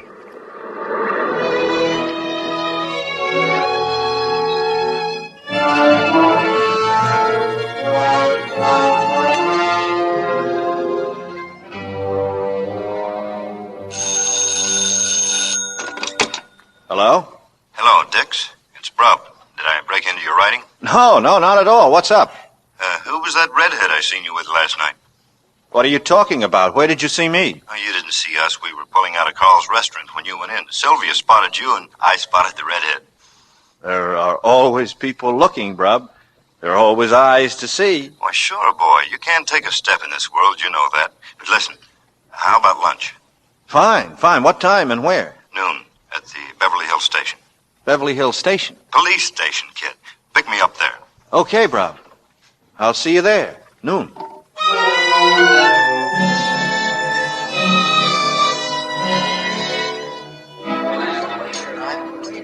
That was a nice station you got there, Brub. Flowers and shrubs and a white facade. It looks like a small eastern university. Beverly Hills is just a small town, Dix. Almost a village, but the force is first rate. I'll be working out of there from now on. How's the case coming? The case? Oh, that. It's a dead end, I'm afraid. You mean you're closing the books? We don't ever close the books. After the newspapers and all the rest of them forget it, our books are still open. That's the way it is. That's the way it has to be, I guess. There's been tough cases before, but we find the answer. Our department's had cases running 10, 12 years. Sometimes it's just because we're waiting for the next move, but we find them. This is Dix, old pal, remember? What are you trying to tell me? That the criminal doesn't escape? That's right. One way or another, he's caught. Sometimes it's because he's caught there in that lonely place, living with himself. So it ends in suicide or the insane asylum, but there's no escape. You were saying the other night that this killer is insane. He is. I can't figure it. He's been pretty smart, hasn't he? The insane are more clever about their business and more careful, too, than the sane. It's normal for them to be sly and secretive. That's part of the mania. But they give themselves away. How do you like this apple pie? Just like Mom used to make. How do they give themselves away? Yeah, they repeat the pattern. Now, take the Strangler. Look at his pattern. I don't see any. I must be writing a lousy detective now. Okay, look. It's a girl at night, alone. He comes along in a car. She accepts a ride. You're positive about the car? It has to be. My theory is he didn't use it on the last one, on Mildred. until he'd made the approach on foot and lulled her. She was waiting for a bus, and he's waiting on the same corner. They get to talking. He invites her to have a cup of coffee, and then he mentions his car isn't far away, and he'll give her a lift. He takes her to the drive-in. Drive-in? What drive-in? Oh, that's something new. One of the car hops recognized Mildred's picture after the story broke.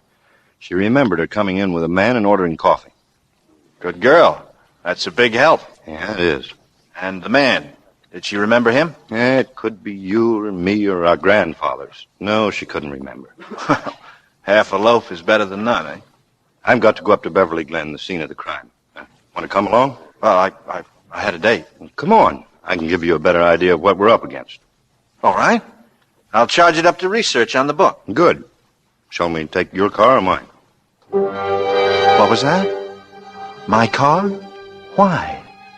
Was Brubb suspicious? Did he want my car back up on that street? That street? Was this lunch arranged? No. I'd already hesitated too long in answering. It couldn't matter which car. It had been too late and too foggy. Did you say something, Brubb? I'm sorry. Thinking about the redhead, I said, whose car do we take? Yours or mine? Oh, we might as well take mine. You don't mind another passenger? Not at all. The chief wants to come along, Jack Lochner. We'll go back by the station for him.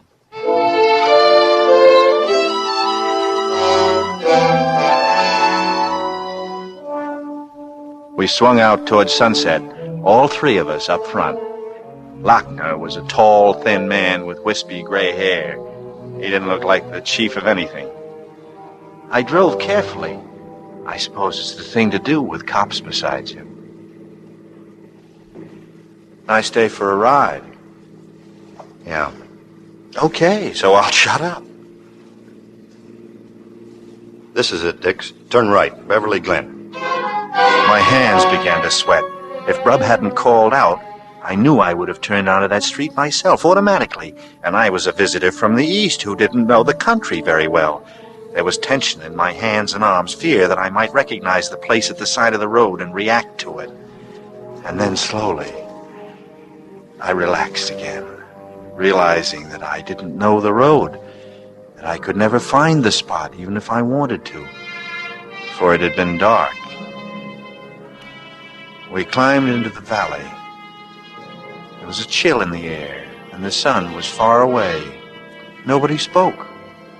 These two men were on a case that had them tired and sore. It wasn't the time for a conversation piece. I drove on, waiting for somebody to tell me to stop. Here we are. Huh? Just pull up along here, Mr. Steele, if you will.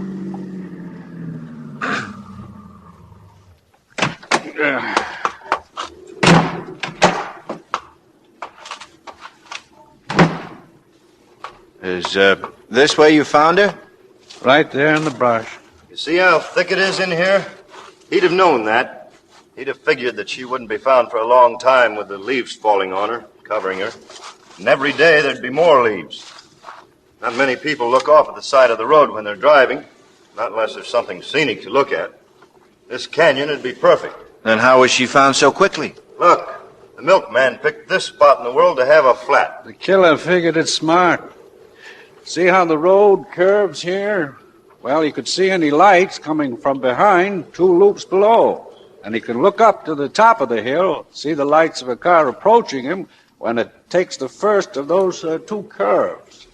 He can sit with her in the car, looking like a spooner, until the other cars go by. He was playing it safe. So he does it. He opens the door of the car, he rolls her out into the leaves, and he's away. No chance of being caught at it. And strangling's the easiest way. Yes, that makes sense. How about it, Brubb? Find anything? The experts have been over every inch with their microscopes. He won't find anything. But he wanted to have another look around, so I came along. Well, it seems hopeless to me, Mr. Lochner. If there's nothing here, of all places, where can you look? There's only one place we'll find anything. And where's that? In his car. In the murderer's car? That's where the evidence is right now. Enough to send him to the gas chamber. Cigarette, Captain Lochner? Yeah, thanks. Got it? Yeah, got it. You You haven't been able to get a description of that car yet, have you? Not yet. We're working on the people at the drive-in. One of them is going to remember. And when you find it, then you'll go through it for those clues that you were talking about. Hairpins and lipstick. No, Mr. Steele. Nothing like that. What then? Dust, Mr. Steele. Dust? You heard the man, Dix. He said dust. Like this stuff all over me. No matter how much I beat it, I can't get it all out. Yeah, that's dust. We've got dust from the drive-in, dust from her clothes and her shoes, and dust from here, from a little thicket off Beverly Glen. 3 different kinds. And all of them in his car. That's really fantastic. And even in 10 or 12 years, the dust will still be there. Some of it will, yes. You want my opinion of this case, gentlemen? The Strangler doesn't have a chance. I swung the car around and we rolled back down the canyon and into town. They were sitting beside me again, up front, sitting on the dust they wanted so desperately, breathing it into their lungs, having it settle on the flesh of their hands and their faces and in their hair. The golden little molecules that would send the Strangler to the gas chamber floated gently and unseen before our eyes as we drove back. And I felt good. My hands were easy on the wheel. I could be talkative now. I was expected to be curious and impressed. I would come back to it again. Did it help you, Brud, coming back? No, I didn't find anything. Didn't expect to. You know something? He's from the East. He is? Oh, you mean the waitress recognized an Eastern accent? No, he talked just like anybody else. No accent. That's just Lochner's reconstruction. He's from the East, I know that. He's a mugger. I'm afraid I don't follow you, Captain. What's a mugger? Certain gangs used to operate in New York. One man would get the victim so, you see, with his right arm, and the others would rob him. Until they found out it could be a one-man job. You don't need more than 2 fingers to strangle a man or a woman. He's a mugger. He doesn't use his fingers. There aren't any finger marks. He used his arm. He's from the East. As a fellow Easterner, Captain Lochner, you must admit that a Westerner could have learned the trick. I've seen the way they did it in New York. He knows how. Same way. I think you're right, Locke. We keep getting closer. If you will, Mr. Steele, I'll get out right here. All right. Thanks for the lift, Steele. Thanks for letting me go along. I'll see you at the station, Bob.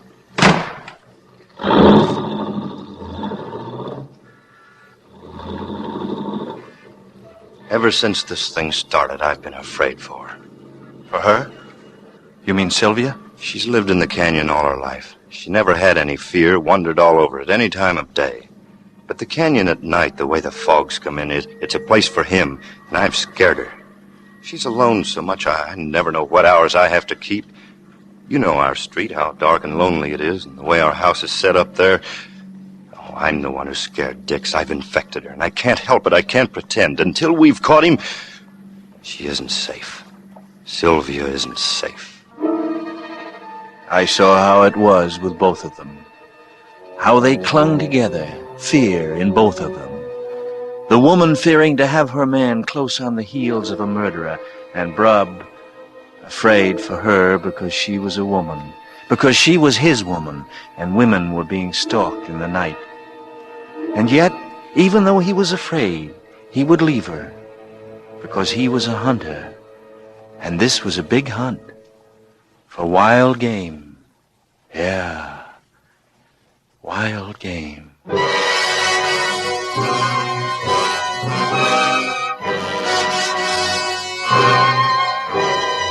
In tonight's full hour of suspense, Mr. Robert Montgomery stars as Dixon Steele in the play In a Lonely Place. Tonight's study in Suspense.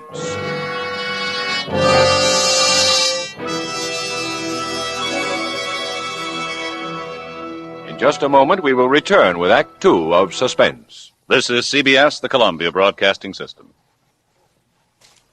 And now, back to our Hollywood soundstage and Act Two of In a Lonely Place, starring Mr. Robert Montgomery in a narrative well calculated to keep you in suspense.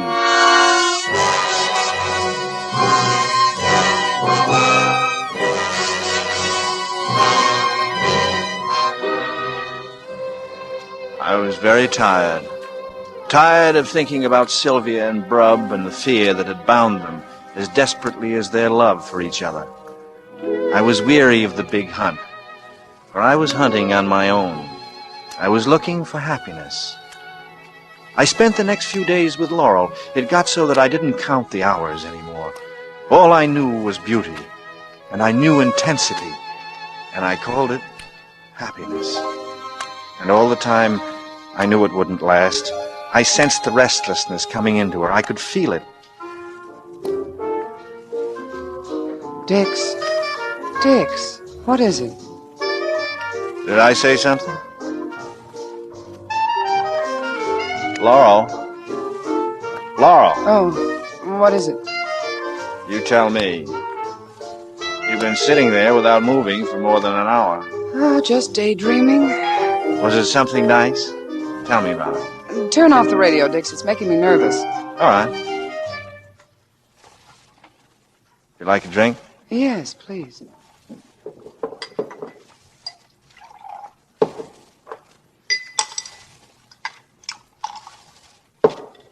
Thanks.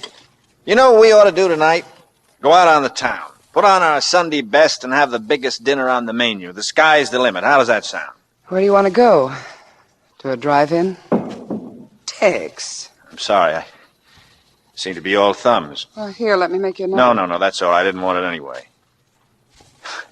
No, baby. No drive-in for you tonight. You're not the drive-in type. What type am I? The Ciro type, baby. Expensive and plush and chromium-plated. Ciro's, that'll do fine. I'll call and reserve a table for 10 o'clock. Save your money. You can take me to a drive-in tonight. I won't take you to a drive-in. Why not? Are you afraid someone might see you there? Is that why? What do you mean by that? I mean you keep me hidden away from sight, as if we might run into some of your friends, like that Brub and Sylvia, as if I wasn't good enough for you. Look, baby, relax. You're not making sense. Didn't I say I wanted to spread out tonight, get dressed up for once, and go to Ciro's? Hide you away. You come with me tonight, and I'll show you off for everybody to see. No, I'm tired. I don't want to get dressed and go places. All I want is to go up to the drive-in. We're not going to the drive-in. We're not going. Dix, you're hurting me.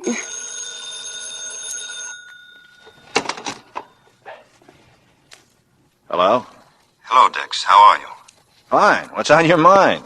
Can you come over to the house? I want to see you. Sorry, bro, but I got a date tonight. I've just had a letter from England, Dix. It's about Brucey. Brucey? That's right. Okay. I'll be right over. Okay. It seems that I can't have dinner with you after all. All right. You don't seem very unhappy about it. Laurel. Yes? I'm sorry if I hurt you. Forget it. It's all right. We haven't been soft lovers. We haven't played it that way. The world keeps coming in between us. That makes me afraid. Why should you be afraid? Because I might lose you. I have to keep telling myself to remember that I can't take any chances, that I can't lose you. I can't, Laurel. Don't be afraid, Dix. You see, I love you very much.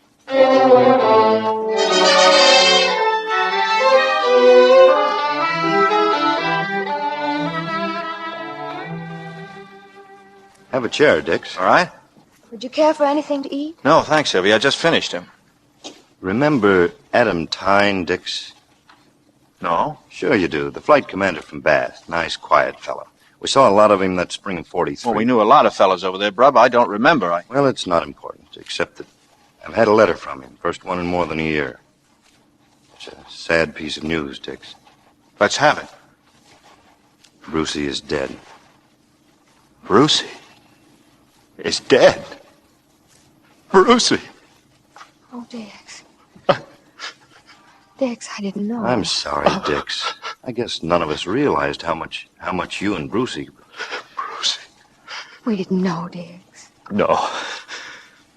How could you? How could anyone know? How did she die? Buzz bombs? No. Well, then how? How?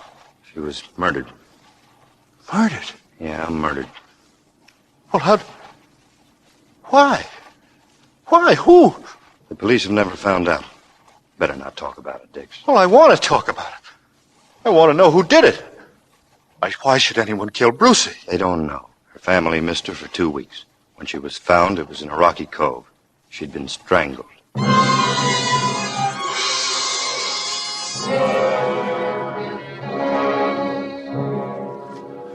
Brucey was dead. Brucey, whom I had loved, who was my only love. Brucey was dead, and no one cared. No one in all the world cared, except me. Brucey.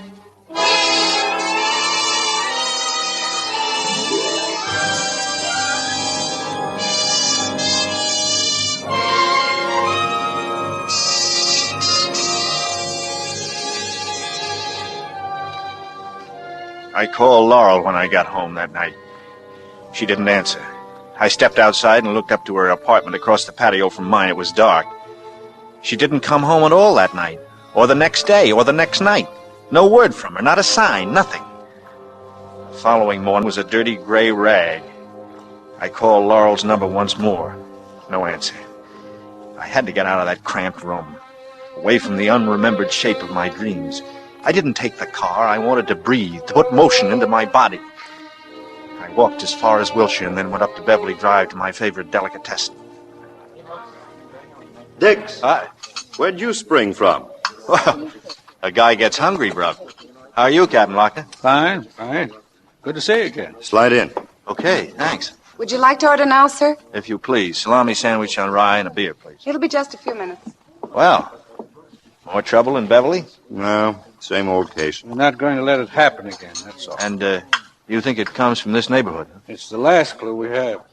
We pick up a little more each time we check. Yeah, but where do you check? How? And we've been talking to the help again. At the drive-in, where he stopped with her that night. Any luck? I don't know yet. In these neighborhood spots, a lot of people come by to eat regularly. I got to thinking about it. There must have been some of the regulars around that night when he took Mildred in for coffee. The nerve of it, driving in there, coming in under all those bright lights and gambling that no one would remember what he looked like. Like you and me, bruv. An ordinary man. Yeah, an ordinary man with the nerve of a jet pilot. I see what you're after, bruv. Have the help ask questions of the regulars when they come in. Were they at the drive-in the night of the murder? And did they see the couple? That's it. And I suppose you're hoping this fella's a repeater, too. And that'd be a break, but there's no chance. No chance, except for his nerve. You mean he might have the nerve to walk in again? He might, Dix. He just might. And you think the help might spot him if he did? I think they might. They're keyed up to remember, Mr. Steele. A little car hop, Jean, her name is, swears she'd know him again if he came in. She'll know him if she sees him again. Only she can't describe him. That's the trouble with people in these cases. You remember how it was when we were flying, Brub? How do you mean? You said yourself he's a gambler. He's reckless. I mean, he'll take chances like going to that drive-in before killing the girl. Well, it occurs to me that it's the same kind of recklessness we had when we were flying during the war. We took chances, but we were sure that we'd pull out of them. Mr. Steele makes sense. And something else, he's probably an ex-serviceman. How do you figure that? Well, the people who saw him at the drive-in all say he's a nice-looking fellow with nice clothes. At least that's what the newspaper accounts have to say. Am I right? So far. Then it's 10-1. He's the right age, good healthy specimen, average. The average were in the service. I know that's not a very brilliant deduction, but it fills out the picture a little more. I'll buy that, Mr. Steele. Yeah, I will too. Well, I'll be getting back to the office. I'll be in a little later today, Chief. Okay. By the way, Captain Lochner. Yeah? Every time I see you, I seem to be asking a lot of questions. I hope you haven't minded. Not at all. Rob vouched for you a long time ago. You just keep asking. I will, Captain, and thanks. I'm late now. I want to check over those Bruce reports again. See me as soon as you get back. Right. Here's your order, sir. I beg your pardon? Wasn't yours the salami sandwich? Oh, yes, thank you. Would that be all today? Yeah, that's all right. Your check, sir. And thank you. Bruce. This is a pretty common name. There must be 100,000 in the United States. At least. And hundreds in Los Angeles. Yeah. He said he was going to Check the Bruce reports. It's not the same one, Rob. It couldn't be, not Brucey. I'm sorry, Dix. I know it's a raw wound, but I couldn't help talking to Lochner about her. I was knocked off my pins when I heard the news and I wanted to report on the case. I figured you'd want one too. You were right. Then what happened? Locke cabled the London police. He thought it'd help us. That maybe Brucey was one of a series like our series. It's far-fetched, but the killer might have been an American. England was full of GIs at the time. And, was she one of the series? They don't know. It was a series, but it didn't start right after Brucey. A couple of months, then it began. The same pattern. Strangler. Well, what was the matter with him? Couldn't they catch him? No, he was never caught. After 6 months, it stopped, just as suddenly as it had begun. Maybe he was shipped back home. If I could ever find him, if I could ever get my hands on him, the man who killed Brucey, I guess we feel the same about that. And do you want to come back with me, Dix, and see the reports? No, I don't think I could take them, Brub. You understand? Of course I do, Dix. Of course I do.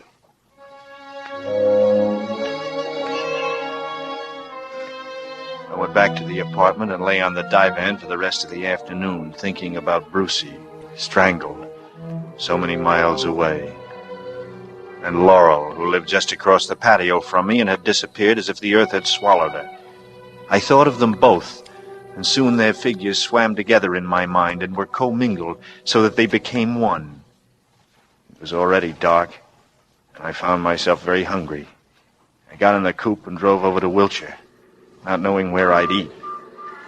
Past the Savoy, Romanovs, the tropics, and then suddenly, the brilliant lights of the drive-in glittered ahead of me. I didn't stop to think. I twisted the wheel and pulled into a parking space right up front, right under the lights. They were looking for a man of my height, a man of my build. I was here for them. I'd come. 2 young fellows were in the car to my left, a middle-aged couple to my right. No police in sight. I was safe. The girl who came with the menu was pert and pretty, no more than 16. Good evening. Hello. Want to see a menu? I know what I want. I'll have the special tonight. It's kind of a celebration. Yes, sir. All below. I wondered what the girl's name was. I wondered if she was Jean, the car hop whom the police had alerted, the girl who would come up to each customer in the hope of finding me. And here tonight, she had found me, and she didn't know it. I ate slowly, lingering over the food, and before I left, I handed her a large tip, just to be sure she remembered me. She thanked me, smiling, and said, Come again. And I promised I would. I went out Wiltshire to the ocean. The fog blew in at 14th Street, and I should have turned back then, but I didn't. I could hear the boom of the breakers, and I could smell the sea in the fog. And the fog itself was sweet and cool. It was silent.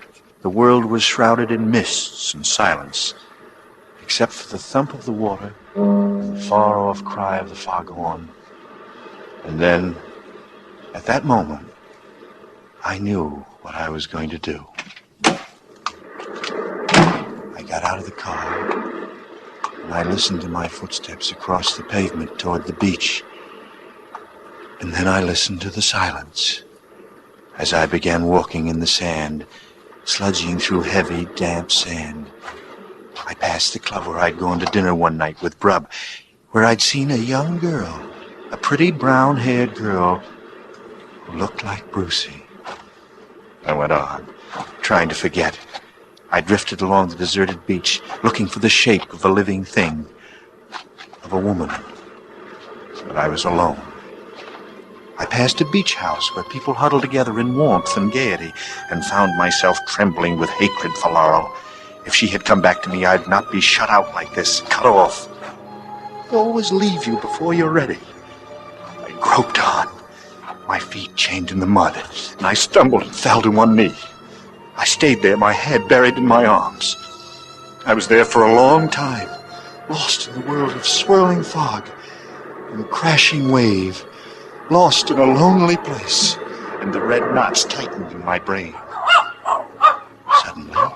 Something came running through the darkness. A small, dark shape hurtled upon me, and I realized it was a dog. A friendly terrier. I stroked it gently and held it close. And then there were footsteps coming over the sand.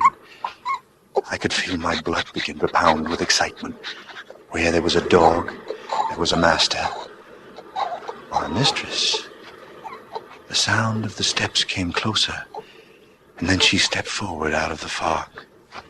I looked up from the dog and said, "Hello."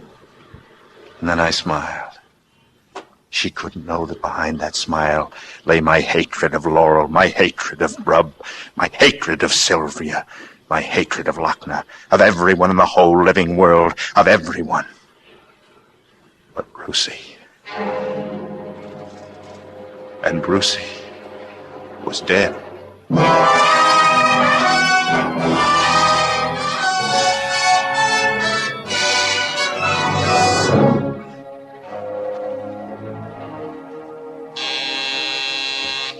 Laurel at last. Laurel? No, it isn't Laurel.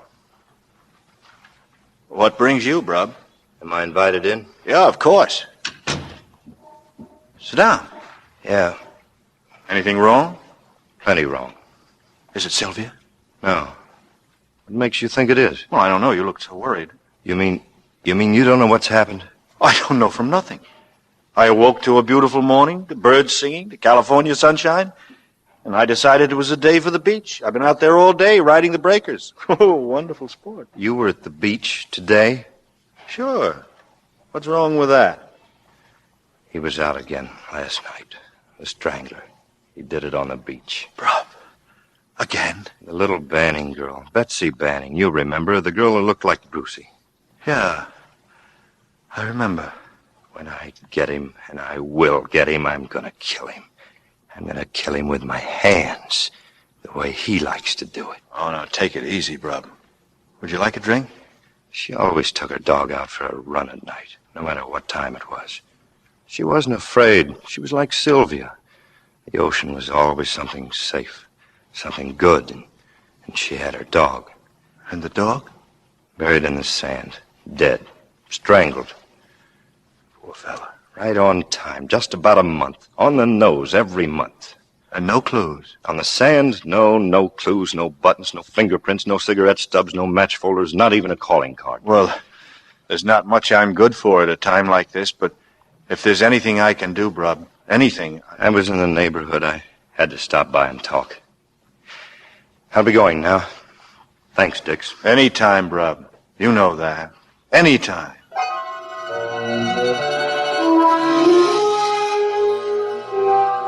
The sand had been my first mistake. For sand was an evil, penetrating thing, and could never wholly be rid of it. If dust could tell a story, then sand screamed out its secrets aloud. That was why the morning afterward early, I had gone down to the beach and spent the whole day there in the sand. That was why I had been ready for Brub. When he came, that was why I was ready for the whole L.A. police force if they wanted to come. After Brub left, I went out of the house and drove to the cleaners on Pico and left a bundle of dirty clothes. And I ate in Beverly and afterward went into Warner's Theater for a double bill. On the way home, I thought I was being followed. A large gray sedan that stayed with me for 3 miles, but I was wrong. We were together at a red light, and when it changed, the sedan shot ahead of me and disappeared into the night. I slept without dreams and didn't wake until late afternoon of the next day. And still Laurel hadn't come back. "Do you love me?" I'd asked him. And she'd said, "Yes." She lied in my face and in my arms. I hated her, a cheat and a liar. No one cared. No one ever cared. Only Brucey. Brucey, who was dead, who had left me alone. Alone forever. For all of my life.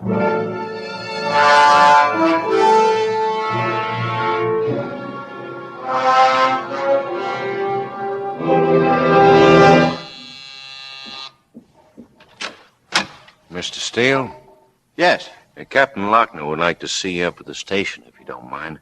I don't mind at all. Well, take your time. There's no hurry. Well, that's all right. I'm ready now. You can follow me in your own car, if you like. It doesn't matter. You might as well take yours. You know the way, don't you? Oh, yes, I know the way. So, they wanted to look at my car, while Lochner kept me occupied. I laughed out loud driving over. Let them crawl through it. Let them look at the sand and the dust. Let them make casts of the tires. It didn't mean a thing to me. It only made the game more exciting. Thought maybe you could help us, Steele. I'd be glad to, Captain. You name it. It's the Bruce case, the English girl. I understand you knew her. Yes. Brub and I both knew her. Wonderful girl. I've been doing a good deal of thinking about Miss Bruce. Brub told me your idea. It could have been the same man. I got a list here of American men who were friendly with the Bruce girl. Who were all in England when it happened. Just look it over. See what you can remember about these men. Anything they might have said or done. Here. Oh? I see Brub's name is on it. Yeah. Mine, too. But you'd been transferred before then, Dix. My transfer wasn't completed until after I got back from Scotland. I had a month's leave accumulated. You came home after that? No. I was sent to Paris and into Germany on the cleanup. I was overseas another 6 months. What about the men on that list? I can't tell you a thing against any single one of them. They were all good men. Not one could have had anything to do with this. It's impossible. Okay. Brub's been telling me the same thing. It's another dead end. Well, that's enough for the day. I'm going home to sleep for 20 hours. Thanks for coming over, Steele. Good boy, Dix. Why? Because I stood up for the fellas? You did, too. We had to. I never knew about Scotland. How'd you like it up there? It was wonderful. Because she was with me. Brucey. She loved it there. And I loved her.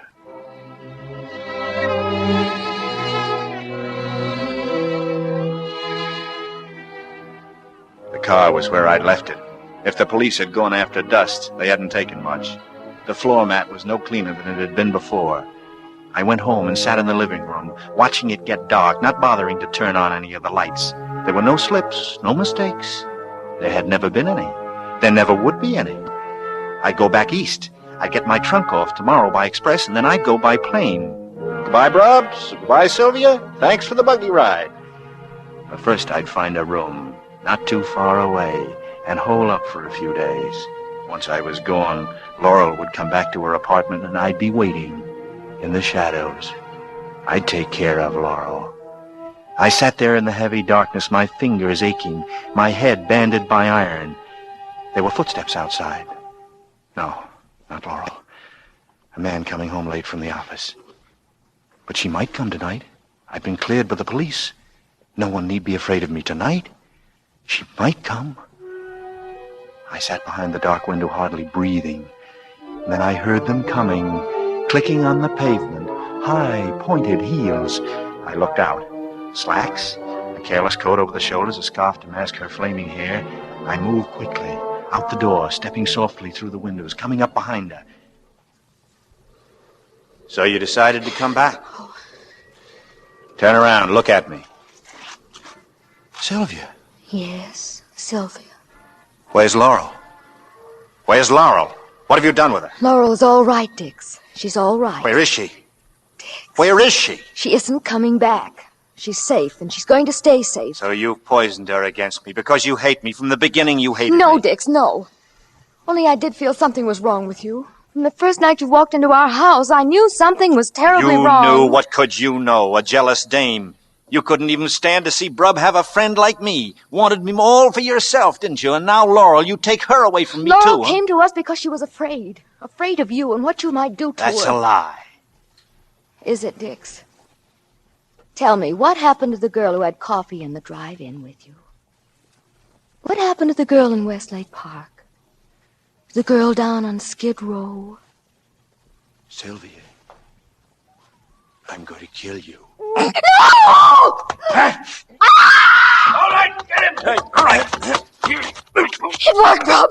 It worked.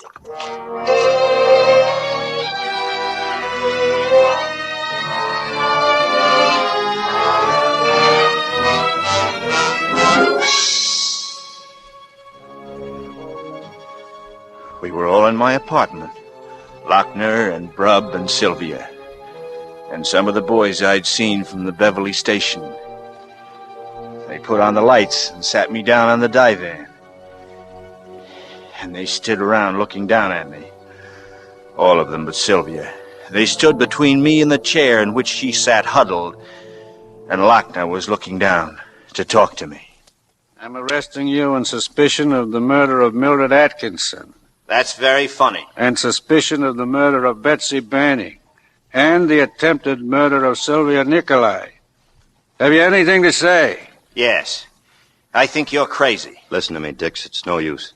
We have Mildred Atkinson's fingerprints in your car. There's only one way they could get there. Would you be lying? You, an old friend, just to trap me? And we have the dust. Do you know what a good lawyer could do with your precious dust? I'm not through, Dix. There's quite a bit of lint from the Atkinson girl's coat.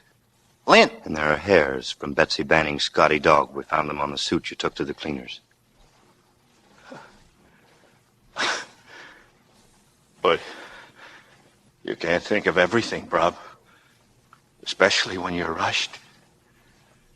When your luck runs out. Dix, look at me. Why did you do it? Why? Was it because you loved Brucie and she wouldn't have you? Is that what set you off? Is that what made you do it? Rob, why, Dix? Tell me why. Because I killed Brucie.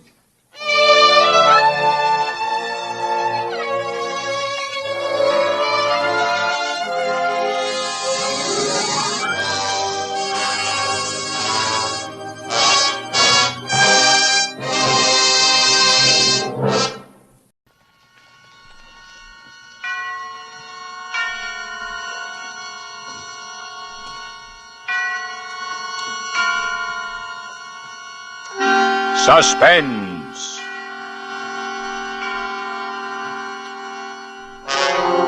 Radio's outstanding theater of thrills brings you an hour, a full 60 minutes of Suspense. Tonight starring Eddie Bracken and featuring William Conrad in Nightmare, based on the short story by William Irish, directed by Anton M. Leder and produced by Robert Montgomery.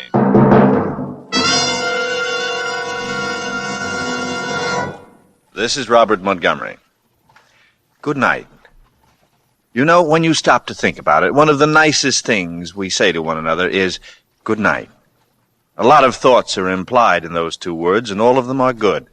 Actually, what we're saying is have a good night. May it bring you rest, may you sleep well, and if your sleep is invaded by dreams, may they be pleasant dreams. All good, well-intended thoughts bound up neatly into two brief words. Good night.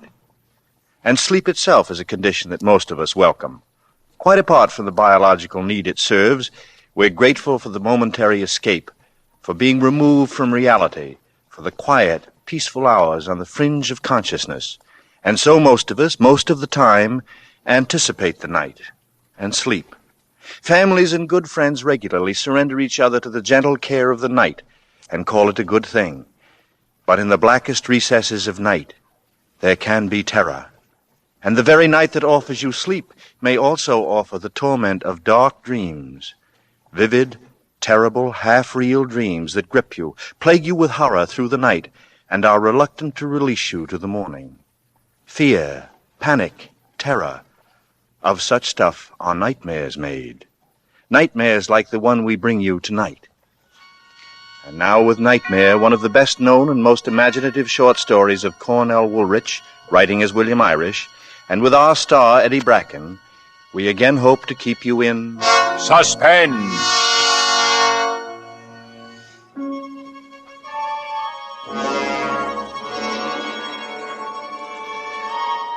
First, all I could see was this beautiful face. This beautiful girl's face, like a white luminous mask swimming detachedly against enfolding darkness. There was no danger yet, but I wanted to get out of wherever this was. There was 8 doors in the room with no free wall space between. I tried one, another, a third. They were the wrong ones. I couldn't get out. The flickering white mask began to change its expression. Slowly it became evil, vindictive. It spoke. It snarled. There he is, right behind you. Get him! Then he, was just a black huddle, a dark, lumpy mass. It slowly uncoiled until it loomed before me upright. It came toward me, with cataleptic slowness. I wanted to turn and run in the minute, the half-minute, that's all there was left now. But I couldn't move. I couldn't lift a foot. I just wavered back and forth as if my shoes were nailed to the floor. He came on, his outline still indistinct like a lumpy clay image. I could see the arms come up from the sides and couldn't avoid them. They were like lobster claws. I could feel its breath on my face.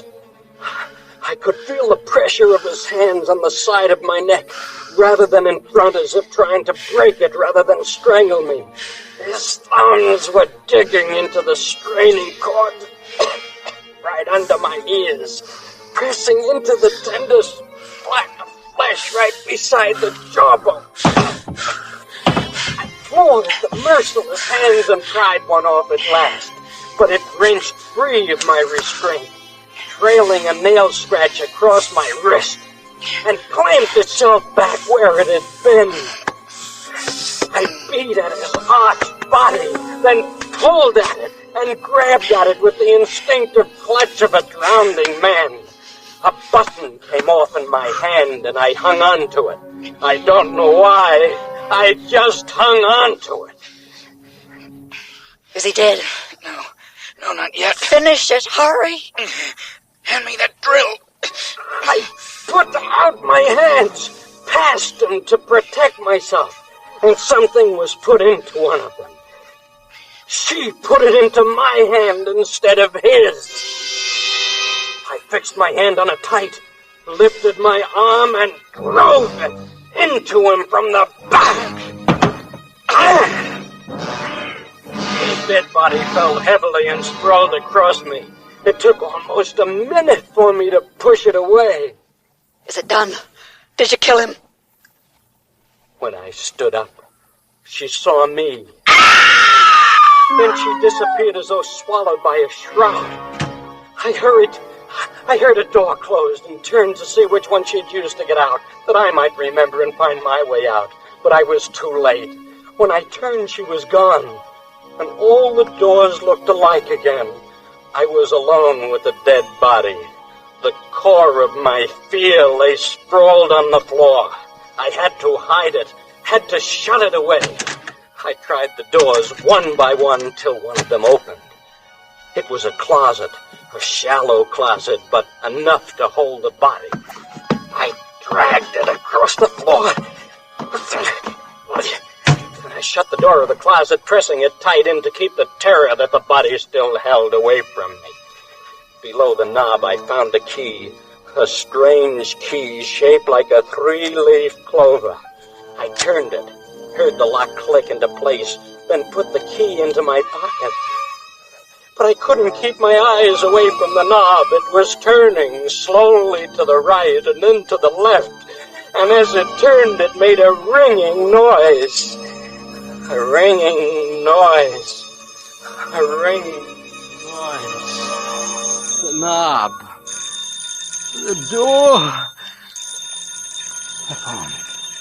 The phone. Hello. 8 o'clock, Vince. Did I wake you? What? Who is this? It's Lil, your sister. I want you to come up for dinner tonight. Oh, Lil, look, I'll phone you later when I'm awake, okay? Oh, sure. Bye. Bye. Oh, it was a dream. It was all a dream.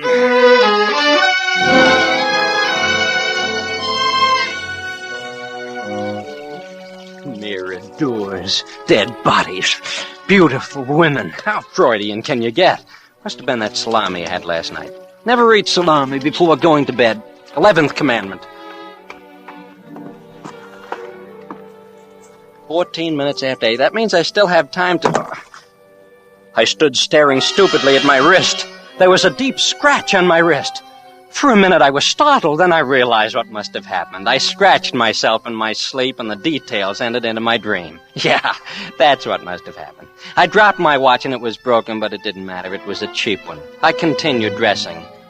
I chose a blue tie, threw up the collar, drew the tie lane through, and folded it again. Part of my mind was getting ready to get frightened, but I held on to it steady like I held the collar. In the mirror, I could see them. The bruises on my throat, brownish purple marks which hadn't been there when I went to bed the night before. It took me a moment to realize, to try to reason it out. I must have done this to myself, too, crossing my arms over my chest and attempting to strangle myself in my sleep. It didn't make much sense, but it was the best I could do. I decided not to think anything more about it and continued dressing. When I had my jacket on, I put my hand in my change pocket and took what was in it to check car fare and lunch money. A button mixed in with the change. A button that didn't belong to any suit or coat I owned. I closed my hand over it and it had the feel, the shape. There was no doubt about it in my mind. It was the button from the dream. I rushed to the closet, checked every last thing I had. The button matched nothing. It wasn't from anything of mine. It didn't belong anywhere. I couldn't kid myself anymore. People don't find buttons in dreams. I decided I needed a cup of coffee. I was getting the jitters. I slipped into my topcoat and opened the door. Then before I shut it, I checked to make sure I had my key. The key I took out of my pocket wasn't my key. It was shaped like a 3-leaf clover. My knees were weak. My stomach was quivering. But I couldn't go back into the room. I had to see people, hear cars in the streets. But it didn't help. All was real. Nothing was wrong. It was me. Something in me. I ducked into a drugstore, but I couldn't eat. Instead, I went to the phone booth and called my sister Lil.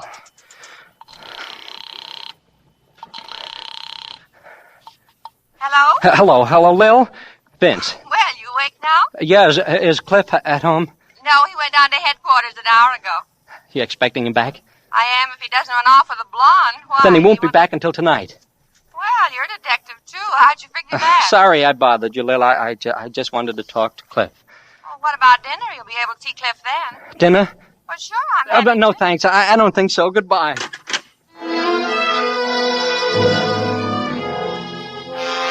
I called the store and told them I was sick. Then I walked all day in the sunshine. Wherever the sun was brightest, I saw it and stayed in that place. And when it moved, I moved with it. I couldn't get it bright enough or strong enough, yet it didn't seem to warm me. At about 6 o'clock, I found myself in front of Cliff's house. The lights were on inside, and I could see Cliff. No, it was Lil moving around, setting the table, preparing dinner. That meant Cliff wasn't home yet. I waited outside. Well, what's the matter, kid? Are you afraid to ring the bell? Oh, Cliff, I didn't hear you coming. Well, are we going in or are we going to stay out here? I'm hungry. Cliff, I got to talk to you. Something crazy happened to me. Well, can I wait an hour? I've had a long, hard day at the office. Is that you, Claire? Yeah, honey. Well, I thought I heard you talking. Is someone with you? Now, Vince. Oh, you said you weren't coming, Vince. Well, Oh, never mind. The chickens will do for 3. Come on in. Well, that's Lil, and there's nothing you can do about it. I hadn't eaten all day, and I hardly touched the food she served. I couldn't wait to get Cliff alone and tell him what happened. A detective should be able to help me. Well, I'll just finish up the dishes, and then I'll be back. Get your hat, Cliff. Huh? I've got to talk to you. Alone. Oh, well, sure, kid. Lil, Vince and I are going to stretch our legs. Be back in a couple of minutes. Now, Cliff, only beer.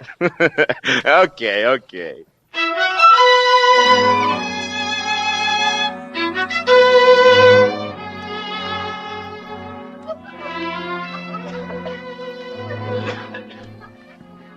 And then there was the button, the same shape and size and everything. It was in my trouser pocket with my change. It's on the dresser back in my own room now. If you want to come over, you can see it for yourself. And last of all, the key turned up on me next to my own keys. In the pocket where I always keep it. Here.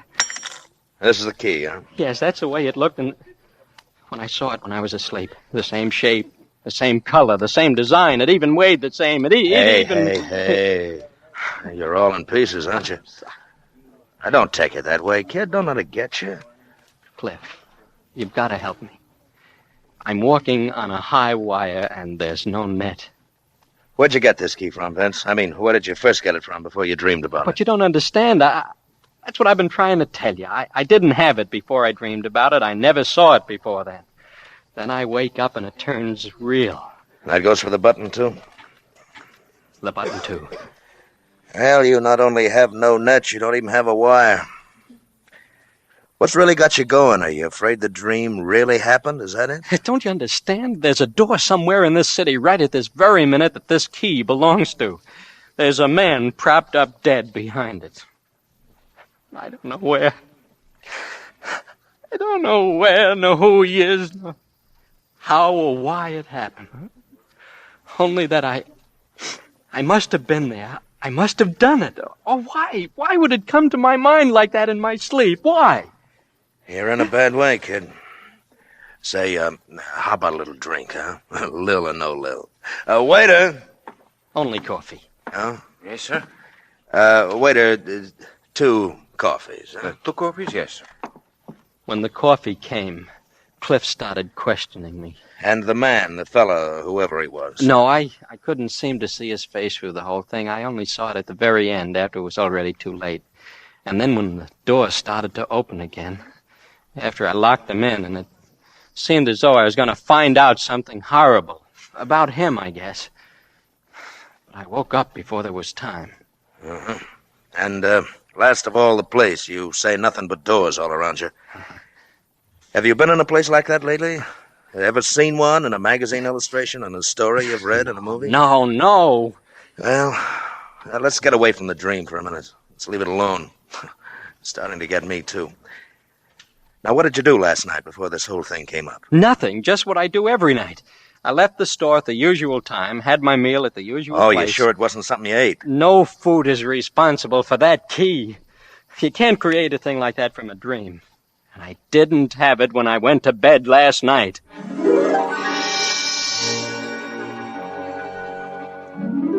Cliff didn't lose his temper right away. He's a good detective and a good guy. Listen, Vince, there's no halfway business about these things. It's either one thing or the other. Either you dream a thing or you don't dream it. It really happens. Now, you're 26 years old. You're not a kid. Now, don't worry. You'd know it and you'd remember it plenty plain afterwards if you ever came to grips with a guy and he had you by the throat like in this dream and you rammed something in his back. And I don't take any stock in this stuff about people walking in their sleep and doing things without knowing it. They can walk a little ways from the bed, maybe, but the minute anybody touches them or does anything to stop them, they wake right up.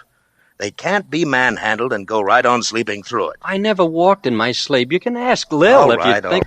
Now, do you have any recollection at all, no matter how faint, of being out of your room last night, of grappling with a guy or ramming something into him? No. All I have is a perfectly clear recollection of going to bed, dreaming that I did all these things, and then waking up again. Okay, then that's all there is to it. And it didn't happen. You either dream them or you do them. There's no 2 ways about it. Don't say anything to Lil about it, will you, Cliff? Yeah, please? I should say not. Don't want her to take you for bugs. Yeah, you'll get over it, Vince. First, I'll get to the bottom of it, and then I'll get over it. Cliff, are you going to help me? What do you want me to do? Well, you're a detective. You got the key, and the button's over in my room. You must have often had less to work with. Find out where they came from. Find out what they're doing on me. Now listen, cut that stuff out of you here. I don't want to hear any more about the key. I got it, and I'm keeping it, and you're not going to see it again. And if you hop on this spooky stuff anymore, I'll help you, all right? Right into the nearest sanitarium.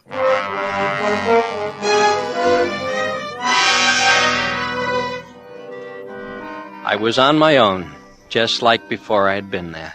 Me and my shadows. Next day, I phoned the store and told them I still wasn't feeling well.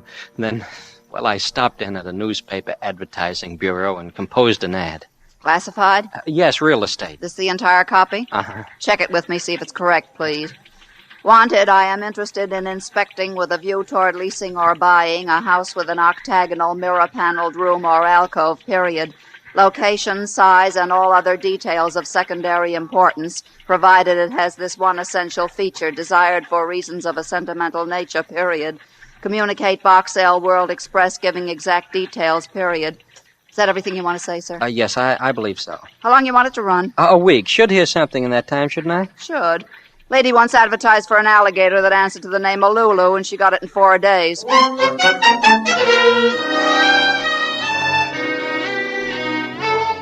I guess alligators, answering to the name of Lulu, are more plentiful than houses with octagonal, mirrored, paneled rooms. I got some answers, but none of them are right. None of the houses fit the scene of the dream. Next day, Sunday, I was in my room.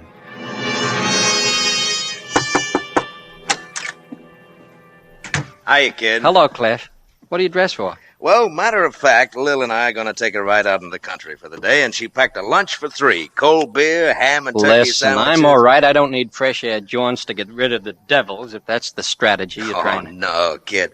You see, I got this new second-hand Chevy in exchange for my old second-hand Chevy, and I thought that maybe you'd like it. In the end, I decided to go with them on their picnic. Cliff was right. There was no point sitting around brooding and waiting for something to happen. I might as well forget it for a few hours, if I could. After our picnic lunch, I was almost beginning to relax. Have another sandwich, Cliff? Oh, why? I'll think of a reason later. You have just talked me into it, my dear. Just toss it over, huh? How about you, Vince? If I had another sandwich, Lil, I'd never be able to move another muscle. Where are we, anyhow? I don't know. Ask the pilot. He got us here. So help me, I was flying blind. Well, here's a weather report just came in, friends. Rain, and soon. Well, how soon do you think, Vince? Right now. Come on, get the stuff into the car. Oh, I'm getting some. Vince, you take the blanket, I got the baskets, huh? Hurry up or we'll float back to town.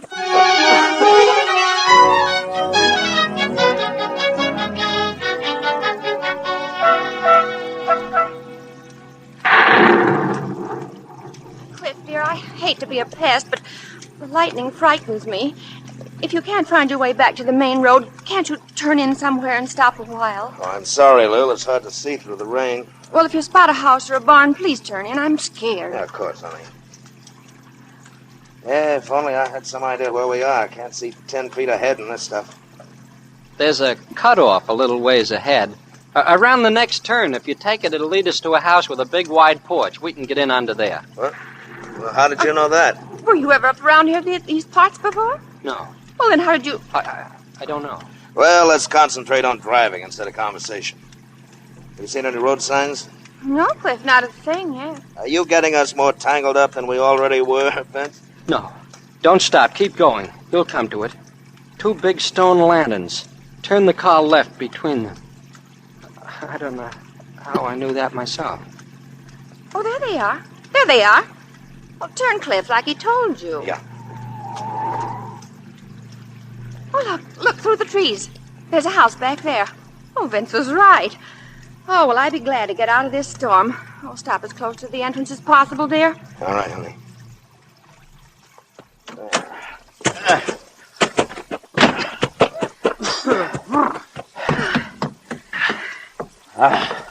Well, it's dry here, but I wish we could get in and away from that lightning. I'll try the doorbell, Cliff. Okay.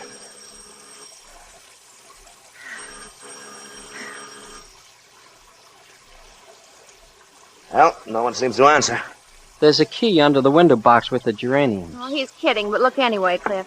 Okay. Oh, isn't that the funniest? Well,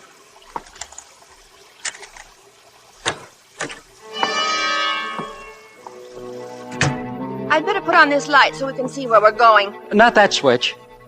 That's the one to the porch. The one that controls the hole is on the other side. He's right. Well, what is this, a rib? How do you know so much about this place anyway, Vin? Oh, just a lucky guess on his part. Good afternoon. Cliff! Anybody home? Don't do that! He's cold, Cliff. He's shaking. Yeah.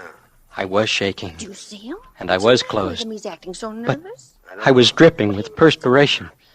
I didn't know what made me say those things about the road and the key and the light switches, but they came out as though I had been here before. I was scared. Wait for the summer, I guess, but it's funny they'd leave it unlocked like that. With the electricity still unconnected. Oh, your being a detective comes in handy, Cliff. We shouldn't get in trouble walking in like this. Well, as long as we're here, I don't think anybody would mind if we made some coffee. I'd love some. How about you, Cliff? Sure. Go ahead. I couldn't look at Cliff, though I felt his eyes burning a hole in the back of my neck. Lil went into the kitchen, and I began to wander around nervously. I found a bedroom, and then a two-entrance bath. I went out by the second entrance, and I was in another bedroom. Through the doorway, across the room, I could see myself. My face was whiter than my shirt, and my body was quivering. I shifted, came closer, dying a little, wavering as I advanced. 2 of me. 3, 4, 5, 6, 7. I was across the threshold now, and the door, brought around from its position flat against the outside wall, pulled in after me, flashed the 8th image of myself on its mirror-back surface, of myself and Cliff. No! What's the matter, Vince? Cliff, this is the place. This is the place. Yeah. Now wipe off your forehead. You're wringing wet. Have you got it? I got it. Try this one first. That's a fake.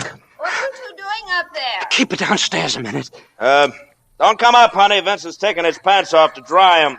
Well, I'm hungry. I'll see if there's something around for sandwiches. Look. It's a safe cut open. That's what he was crouched before that night when he seemed to be just like a puddle on the floor.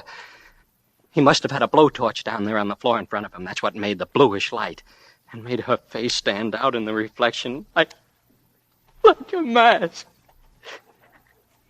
And that door that you haven't opened yet, it's the one I propped him up in. No, don't, not right away. Just give me a minute longer. Just give me a chance to get...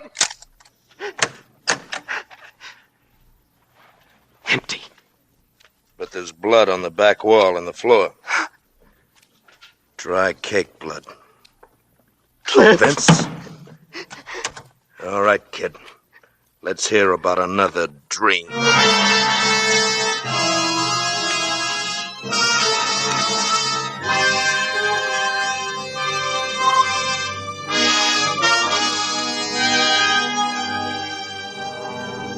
In tonight's full hour of suspense, Eddie Bracken appears as Vince in Nightmare by William Irish. Tonight's study in suspense.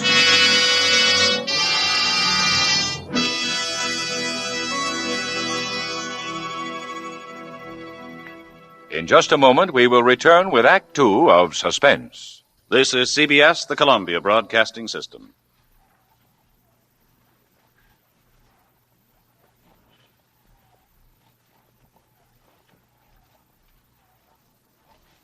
And now, back to our Hollywood soundstage and to our producer, Mr. Robert Montgomery, for Act Two of Nightmare, starring Eddie Bracken, in a narrative well calculated to keep you in suspense.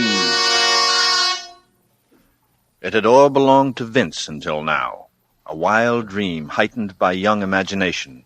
It was his alone. Awful as it was, it all belonged to him.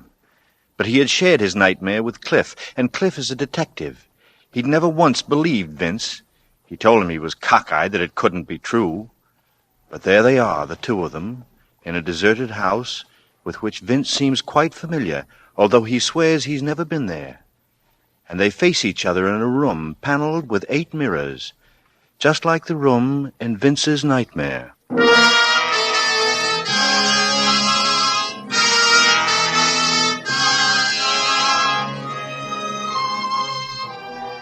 I don't know what Cliff would have done up there in the mirrored alcove, but I blessed my sister when she called us down for coffee. Cliff and I went through the motions of eating with Lil and then waited tensely until she dozed off in the living room, tired out of the excitement of the storm. Then Cliff pushed me back into the kitchen and shut the door. He gave me a look that belonged in a police station basement and lit a cigarette. He didn't offer me one. Policemen don't with their suspects. He bounced the match down, then he shoved his hands deep in his pockets. Now make it short and make it quick and leave Freud out of it. You think I lied, don't you? You knew which cutoff to take that would get us here from a dream, didn't you? You knew about the stone lanterns at the entrance from a dream, didn't you? You knew where the key to the front door was cached from a dream. You knew which was the front porch switch and which was the hall from a dream. Well, you know what I'd do to you if you weren't Lil's brother? I'd push your lying face right through the back of your head. Cliff! You came to me for help, didn't you? But you didn't have guts enough to come clean. I can respect a guy no matter what he's done if he'll own up to it, make a clean breast of it. I can even understand and make allowances for a guy that'll deny it flatly, lie about it. That's only human nature. But a guy that'll come to somebody trading on the fact that he's married to his sister and he knows he'll give him an ear, making a fool out of him, like you did me. Well, I've got no use for him. He's low and lousy and no good.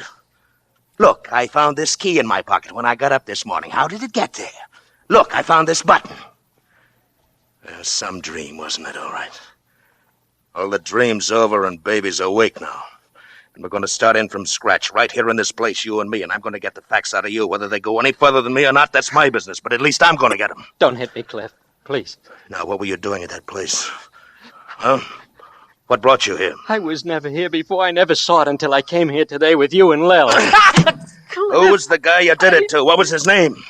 I don't know, I tell you. I don't know. Are you going to answer me, Vince? Are you going to answer me? I can't. You're asking me things I can't. Answer me when I ask you a question. I can't. I don't know. I don't know. You're not going to get away with this, kid. I've handled closed-mouth guys before, and I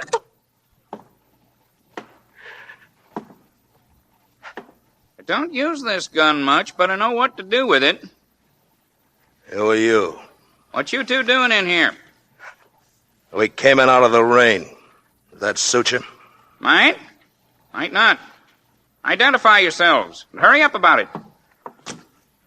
Look inside the wallet. Where you going? For a drink of water. Left tap. Right one's hot water. Thanks. Cliff Dodge, Homicide Squad. Glad to know you, Dodge. How about a little identifying yourself? Well, I'm a deputy attached to the sheriff's office. Detailed to keep eye on this place. See my badge? I was to home having a little supper and... Hey, how'd you get in? Thought I had it all locked up safe and sound. The key was bedded in a flower box on the porch. 'Twas, huh? Must be a spare then. Funny. We never knew there was a second one ourselves. Why should this house be your particular concern? Was a murder uncovered in it last week? There was? Well, I'd like to hear about it. All about it. We all sat down. I saw the deputy was enjoying this talking shop with a big city detective. Cliff listened while he kept an eye on me. Well, this house belonged to a wealthy couple named Fleming. Husband was away on business in South America when it happened. In fact, we ain't been able to reach him to notify him yet. Wife was a purty little thing. Was? Yep, real purty. Flirty, too. Used to fool around with a friend of her husband's named Ayers, Dan Ayers. Well, that morning, the milkman saw a bundle of rags by the side of the road not far from here. 'Twas little Miss Fleming, all covered with dew and leaves and twigs. Dead? Dying. She must have dragged herself along the ground for hours, too weak to yell for help. Milkman took her to the hospital. Both legs broken, skull fracture, internal injuries. Oh, no. Hey, kind of gets this young feller, don't it? Stuff's new to him, guess. What was it? Who did it to the woman? Dan Ayers' car. We found it with blood and hairs on the tires and fenders, abandoned under some trees. At the same time, Wagoner, that's my chief, he found the safe in this house busted and looted. It's in a 8-sided mirrored room they got on the floor above. I'll take you up and show you afterwards. Oh. Cut it out, Vince. Why don't he go outside if this gets him? I want him in here with us. He should get used to this. Well, suit yourself.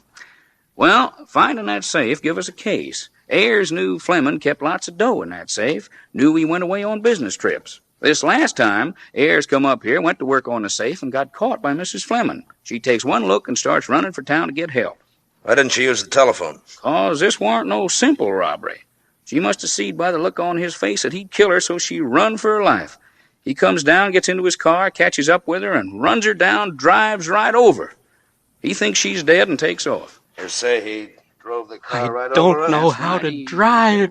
I don't know how to drive. Cliff knew it, too. His expression changed, and he pushed his pack of cigarettes over to me. Have a smoke, kid. It'll do you good. Thanks. Well, we sent out a general alarm for Ayers, but at 5 that afternoon, Mrs. Fleming regained consciousness for a short time. Wagoner, my chief, was there, and he heard her say, "Is Dan all right? He didn't kill Dan, did he?" Well, that was enough to send us hot-footing right back to the house, and we found Ayers' dead body. No. He'd been stabbed in the back with some kind of a drill, dead since the night before. Mrs. Fleming died about 8 that evening. There went our case. Did you get anything on the real killer? Well, practically everything but the guy himself. She was right in the alcove when it happened, saw the killer by the torchlight, and lasted long enough to give us a complete description. All the dope is over at my chief's office. Well, let's go over there. Give it the once-over. Come on, Vince, you too. I'll leave a note for Lil. Look, Cliff, Come on, Vince. I know this is out of your line, but you better come anyhow.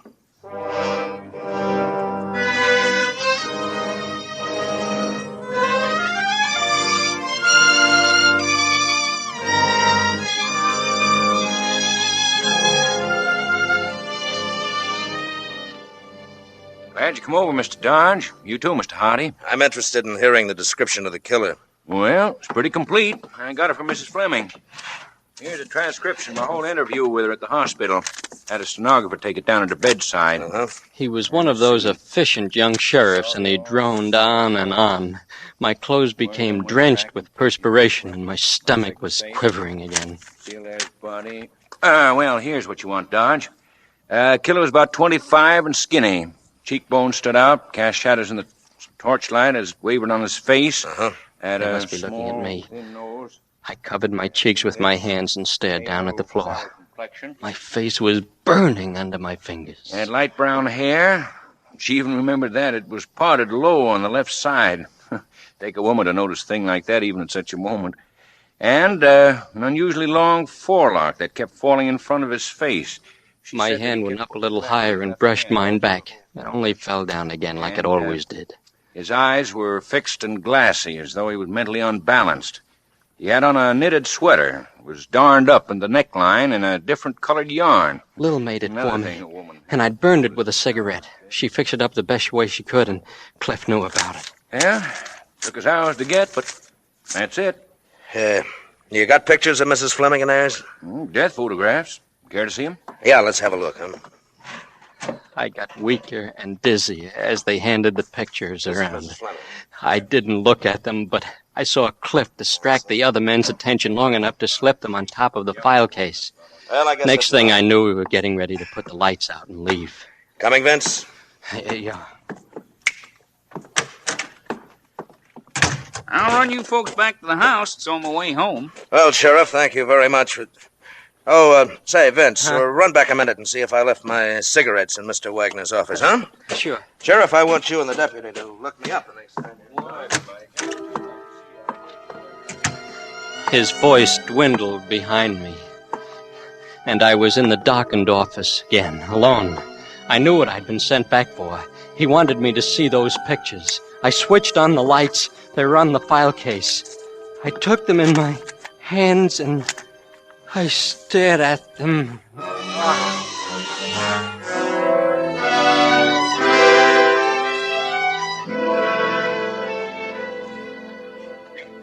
Well, out like a light. Now, what did it, you suppose? The pictures?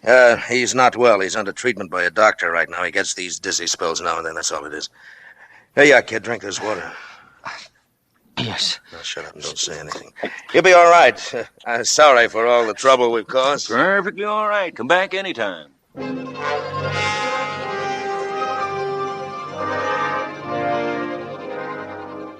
That was a place I never wanted to go back to. Cliff and I didn't say much as the deputy drove us to the house. We picked up Lil and started back to town.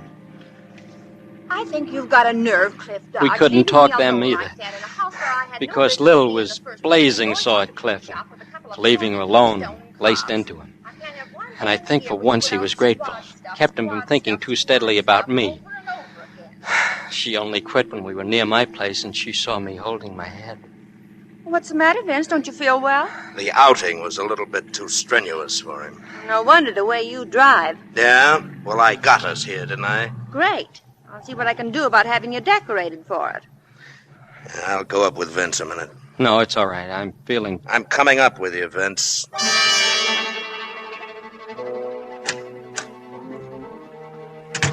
He closed the door to my room behind us and then turned to me. He spoke low and very undramatically. No fireworks. Lil's waiting downstairs. I'm going to take her home first before I do anything. I love Lil. It's bad enough what this is going to do to her when she finds out. I'm going to see she gets at least one good night's sleep before she does. Cliff. Run out. That's the best thing you can do. Meet your finish on the hoof somewhere else where your sister and I don't have to see it happen. And if you're still here when I come back, I'm going to arrest you for the murder of Dan Ayers and Dorothy Fleming. I don't have to ask you if you killed those two people. You fainted dead on the floor when you saw their pictures. Now take my advice and don't be here when I get back. I'll turn in my information at my own precinct house and they can pass it on to Wagner. Then I'll hand over my own badge in the morning. Cliff. I'm frightened. Killers always are. Afterwards. Don't forget you got a half hour.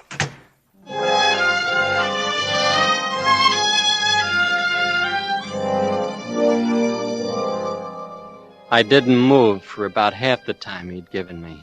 Then my hand went to my cheek as it had in the sheriff's office, and my face felt bristly. Without thinking, I went into the bathroom and turned on the warm water tap. I took my cream, blade holder from the cabinet. Not a sheer reflex of habit, and I realized I didn't need the cream and the holder, and I put them back. I took the razor in my hand.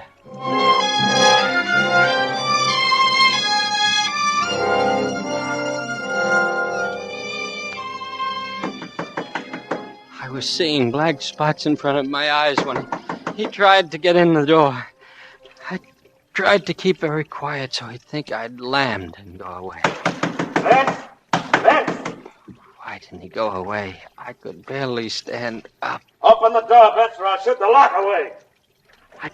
I held my breath for a second. And then I had no strength left.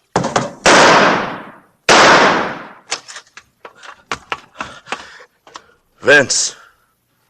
You could have saved yourself the trip back, Cliff.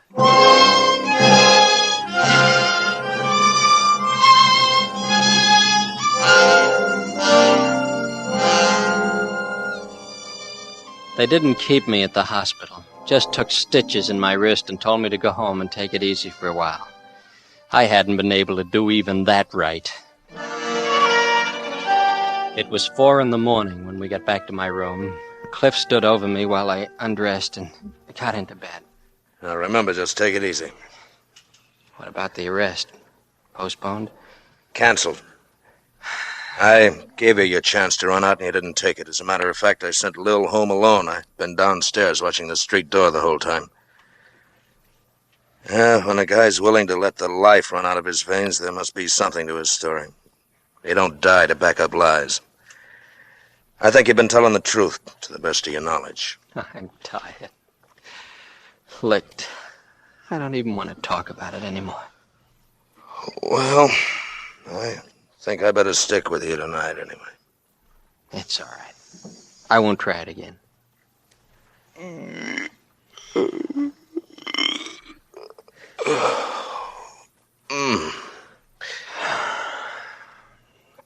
Yeah, there's blood on the floor.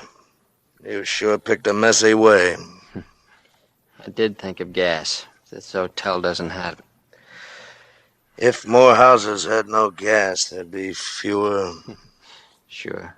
All the modern conveniences. But electricity is undependable, too. Lights go out. Happened to a feller in the next room one night. And he had to use a candle. It was the same night that I had the dream. How did you know he had to use a candle? Were you in there at the time? No, he rapped and stuck his head in my door for a minute. Wanted to know if the power had failed all over. You know how people are in little hotels like this. Why'd he have to do that? Couldn't he tell by the hall? All lights go out at 11:30. Guess it was after that. Well, that's still no reason why he should bust in on you. Look, I'd like to hear the rest of this. There isn't any rest. I told you all there is to it. That's what you think. Just watch what I can get out of it.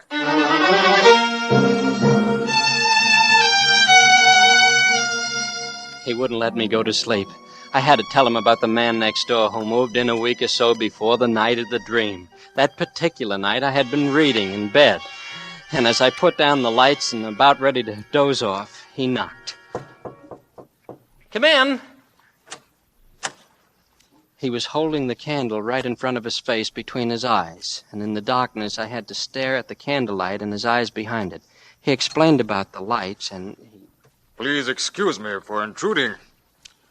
You must be tired. Very tired. You look so sleepy. No, I know. It's... You want to sleep. I shouldn't have come. You can sleep now. Sleep well. Your eyes are so heavy. You look so tired. And that's all there was to it. He left and I went to sleep. Did you hear him shut the door? Well, I suppose I so. don't mean suppose. I mean, did you actually hear the door shut? Think about it, kid. This is important. I don't remember. Well, another thing, then. Did you ever have any conversation with him other than hello and goodbye? Well, he offered me some cough drops several times, and I told him I didn't like him. But once going down in the elevator, he absolutely insisted that I take one. So I did. Testing willpower. What? Never mind. I don't want to frighten you right now. Look, you got some sleep, kid. You're a week after what you tried to do tonight. Where are you going? I thought you were staying here tonight. I'm going back to the Fleming house and to Wagner's headquarters, too, while I'm at it. Now? Yeah. You're going all the way back up there at this hour of the morning? And, Vince, don't give up yet. We'll find a way out without shortcuts like you tried tonight.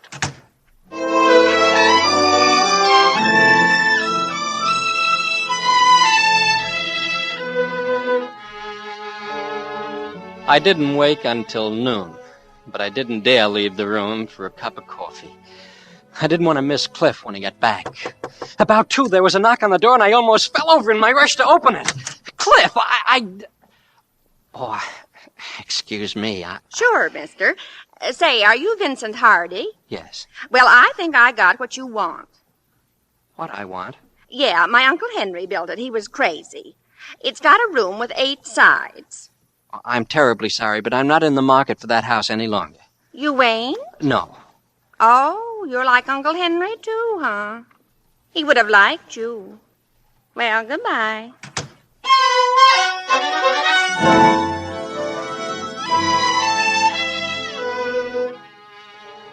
Cliff finally showed up around 3.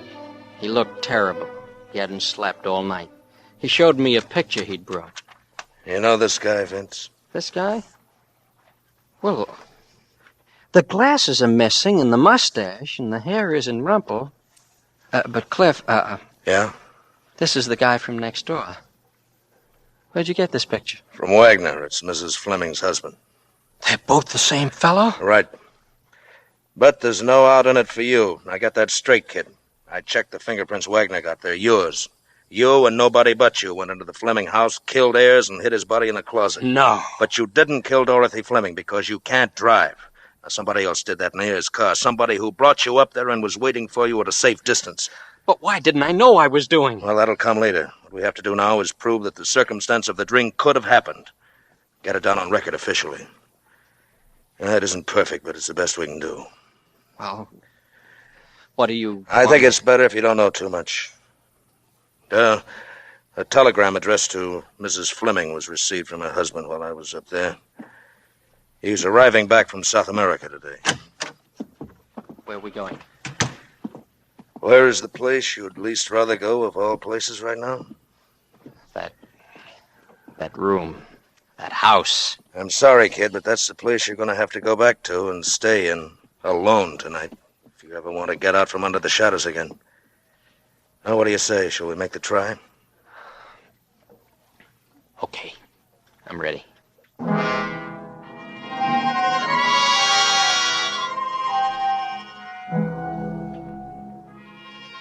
I'd been sitting on the floor outside the mirrored alcove to rest when I heard him come in. He didn't come right up. I suppose he stopped to put his things away. Then I heard him tap the keys of the piano downstairs.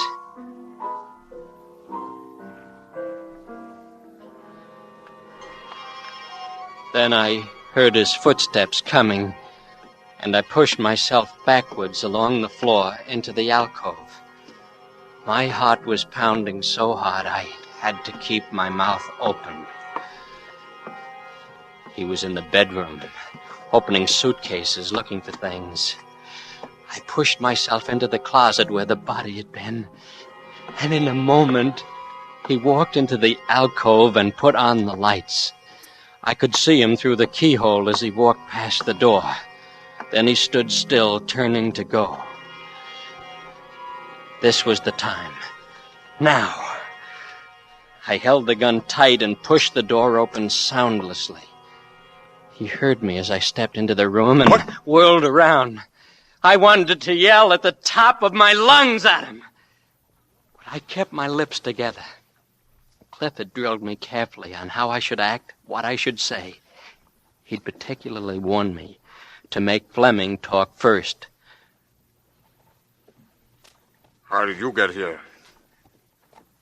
You showed me the way, didn't you? You remembered coming here? You didn't think I would, did you?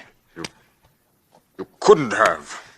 Then how did I come back again? You explain it. How long have you been in here, like this? Since after dark. I got in before you came home. What'd you bring with you? Nobody. Just this, a .44 automatic. That's all the company I wanted with you. Exactly how much do you remember? Much more than you think. You remember the drive up? You couldn't have. I told you to remember it only as a dream. You had the look. What look? I was holding a thumbtack pressed into the palm of each hand the whole way. Then why did you do everything that you were directed to do so passively? I thought there might be something in it for me later if anyone went to all that trouble. You purposely faked? I can't believe it. You didn't even draw back. Show a sign. I let you out of the car. Put the knife in your hand. Sent you on towards the house. Told you how to get in, what to do. You mean you went ahead unconsciously? Sure, I figured you'd pay me off afterwards. Oh. Well, what went wrong inside? Well, I accidentally dropped the knife you gave me. Ayers jumped me in the alcove. In the darkness, your wife put a drill into my hand instead of his. And I killed him in self-defense. Yes. And she ran out. I had to go after her and stop her myself. I got her with Ayers' car. She never even saw me. That's what I wanted to know. Are you crazy? You must have known. No, I tricked you. You had me hypnotized that night, all right. But you've just convicted yourself out of your own mouth to me. I don't want to be paid off. You picked someone with a weak willpower, maybe, but strong scruples. I was an honest man. You made me commit murder. I can't clear myself in the eyes of the law ever. But you're going to pay for doing that to me now. This way. Wait. Don't do that. That won't help you any. You shouldn't have left me alone. That was your mistake. Here you go, Fleming. Wait 1 minute more. Just a minute. Now look. Look at me. Look at my eyes. Cliff had warned me to be careful, but I wasn't careful enough. I couldn't seem to help myself. I just glanced at him. Our eyes met, and suddenly mine couldn't get away anymore, as though they were hit by glue. A sort of torpor turned me into wax. But I made an effort to do one more thing. It came out as a single sentence. Fleming, I'm going to shoot you. No. You're tired. You don't want to shoot anybody. You're tired. The gun's too heavy for you. Why do you want to hold that heavy thing? That's right. You're tired. Tired.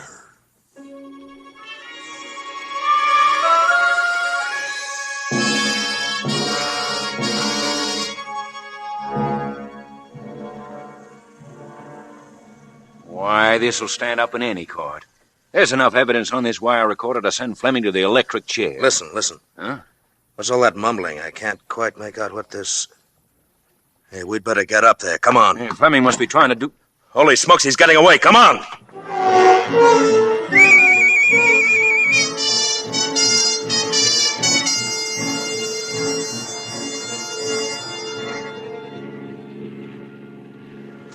There's a pencil and paper in the glove compartment.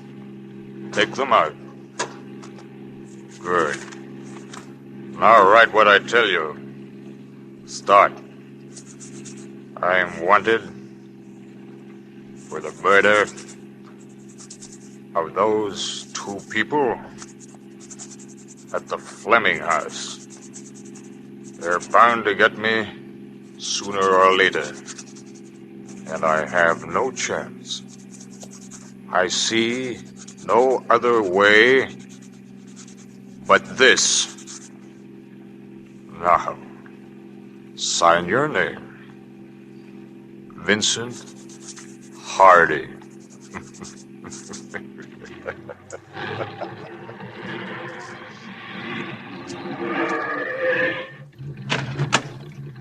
Now, get out of the car quickly and take the chain attached to that anchor. Over there. On your right, over there. Go ahead. That's right. Now, tie it around your stomach and legs and pick up the anchor. Yes, that's it. Carry it in your hands. Yes, very good. Oh, someone coming. Now then, walk. Walk to the end of the dock. Hurry, you fool, and throw the anchor into the lake. Go ahead. Hurry. Goodbye, Vincent.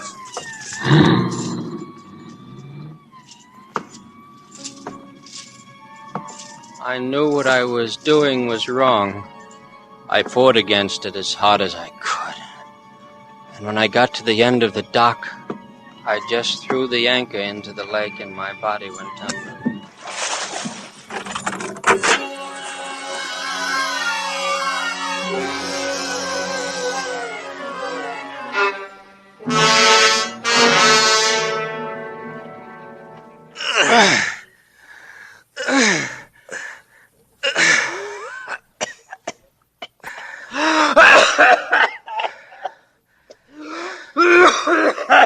Well, there he is. He's all right now. You got Fleming? Fleming's dead, Mr. Dodge.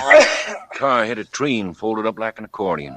Vince would be gone, too, if I'd dozed another minute in that cellar. Yeah, don't feel bad. You did all right by the boy. You went in after him like a veteran lifeguard.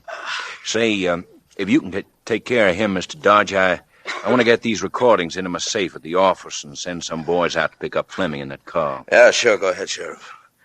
Vince will be all right. Was he telling the truth, Cliff? Yeah. This Fleming used to be a vaudeville hypnotist. Tried using his old act to get rid of heirs and his own wife. That you'll be cleared because we have proof that you were not responsible for your acts while under the hypnosis. Thanks, Cliff. But you'll have to appear in court and stand charges. I will. You scared, kid? Sort of. Yeah, you'll be all right. I'll be standing there next to you the whole time.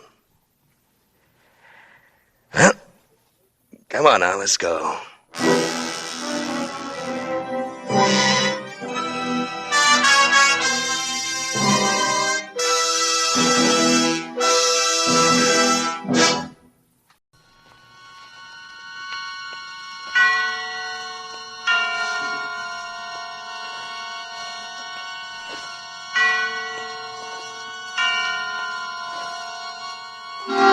Suspense.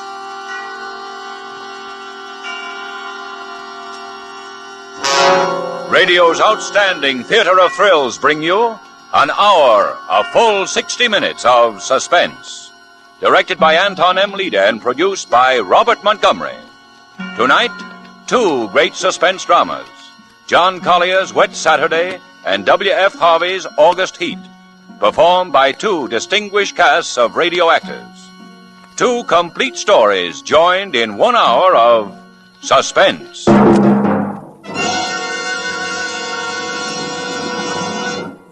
This is Robert Montgomery with a forecast, a weather forecast.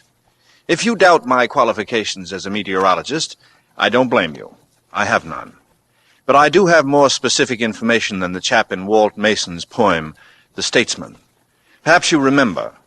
The statesman throws his shoulders back and straightens out his tie and says, "My friends, unless it rains, the weather will be dry." Yes, I can do much better than that. Even with the same elements, rain and dry weather, I can improve on that forecast.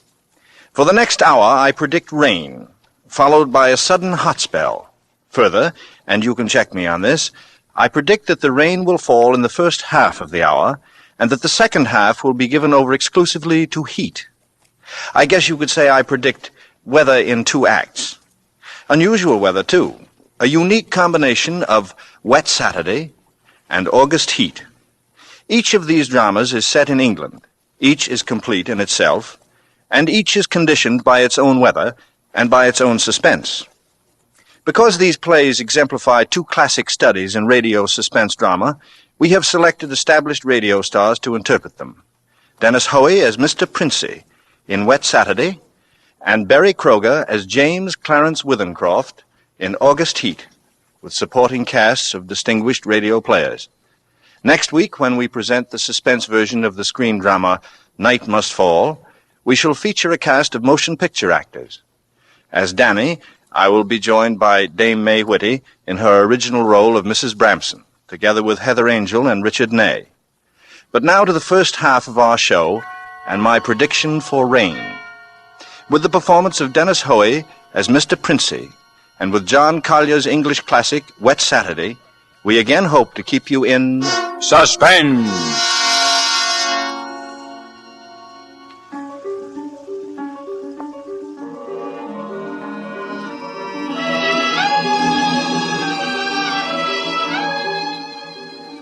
On this rainy afternoon, we should like you to meet the Princey family and their visitor. They are, of course, at home. Mrs. Princey, daughter Millicent, George, the son and heir, sprawled on a couch, and finally Mr. Princey, biting on a dry pipe. Their living room is dull and overstuffed. Rain beats at the windows. They are any middle-class family at home on a wet day, except for one small item. As you sit with them in the living room, you can see, through the door to the sun porch, a pair of man's feet, encased in black boots. They look like the feet of a curate. There is a tenseness in the room. The air is charged with excitement, but the feet are very still.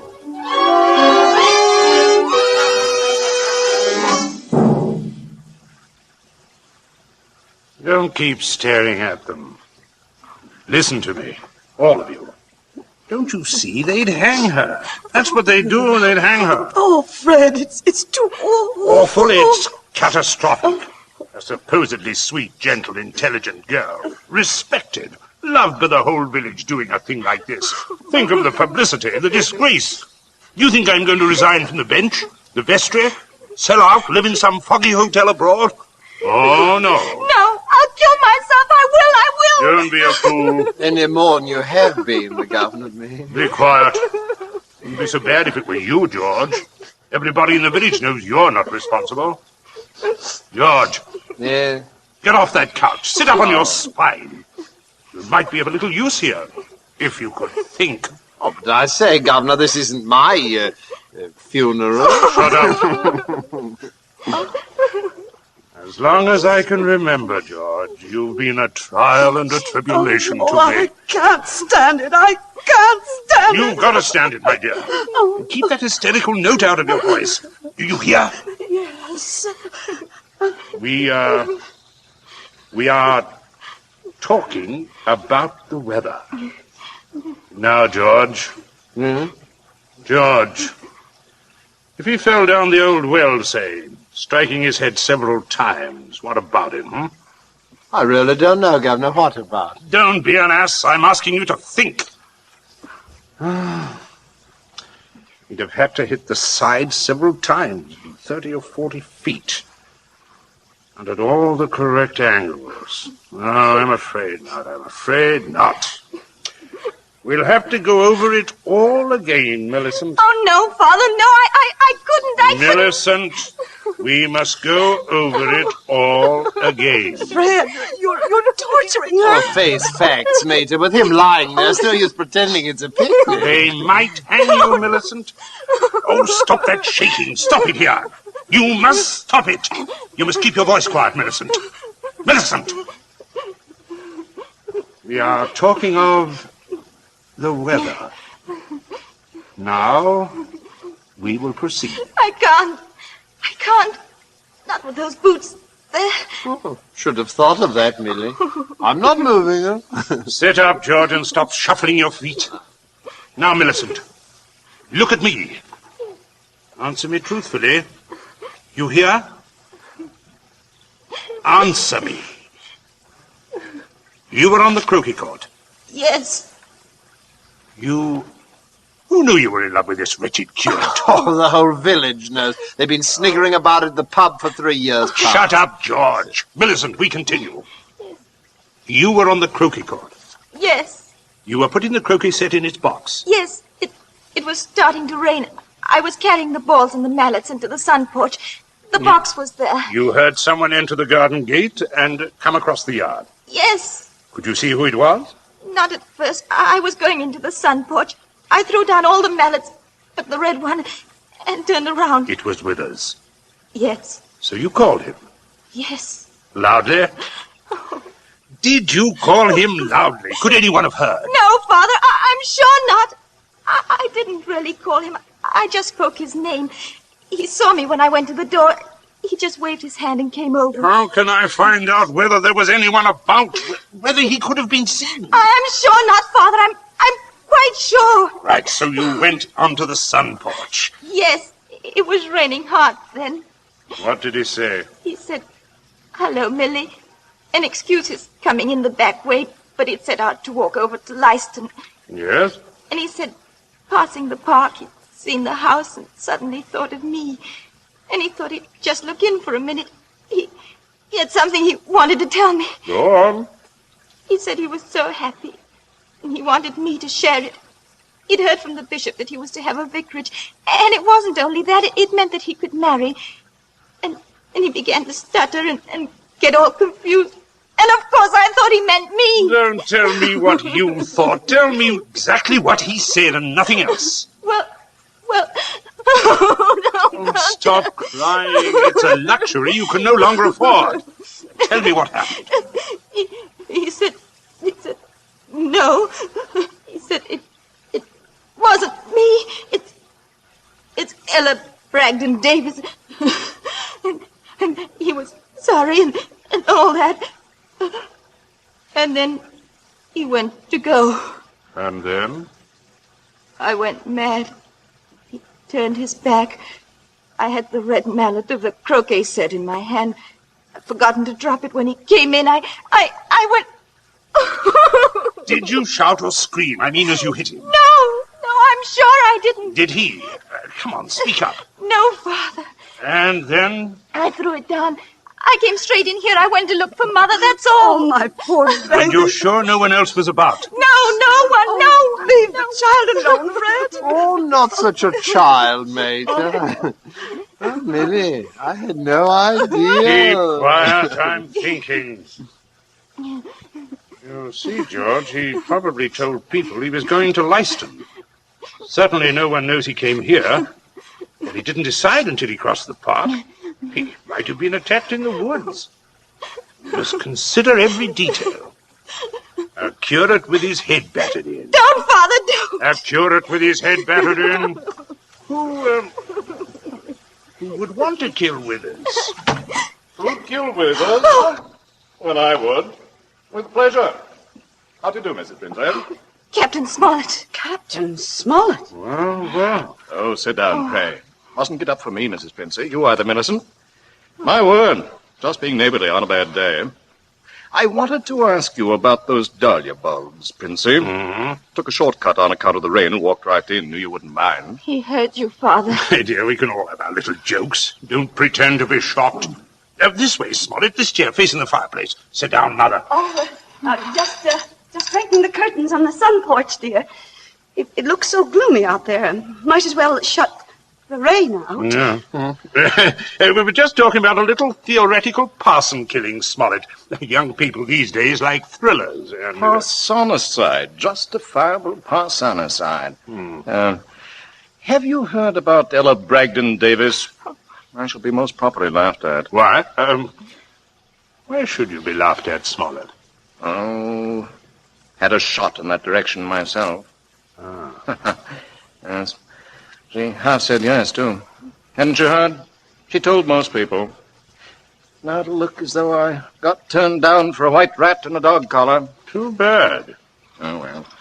Fortune of war, you know. Yes, fortunes of war. Odd how it happens, isn't it? Sit down, Smollett. Mother, Millicent, console Captain Smollett with your best light conversation. George and I have something to look at outside. This rain, you know, bad, very bad. Come on, George, come on. Governor, right. Perhaps we'll leave Redcoat. Oh, no, I don't think so. Just make yourself at home, Smollett. Make yourself at home. A cigarette, Captain Smollett? Yes, thank you. Thank you. Nasty day, going out. It's something about the old well, just off the sun porch door, you know. This terrible sudden weather seemed to have loosened some of the stones. Too bad. There's too bad. Spoils the tennis and croquet. I mean, a day like this.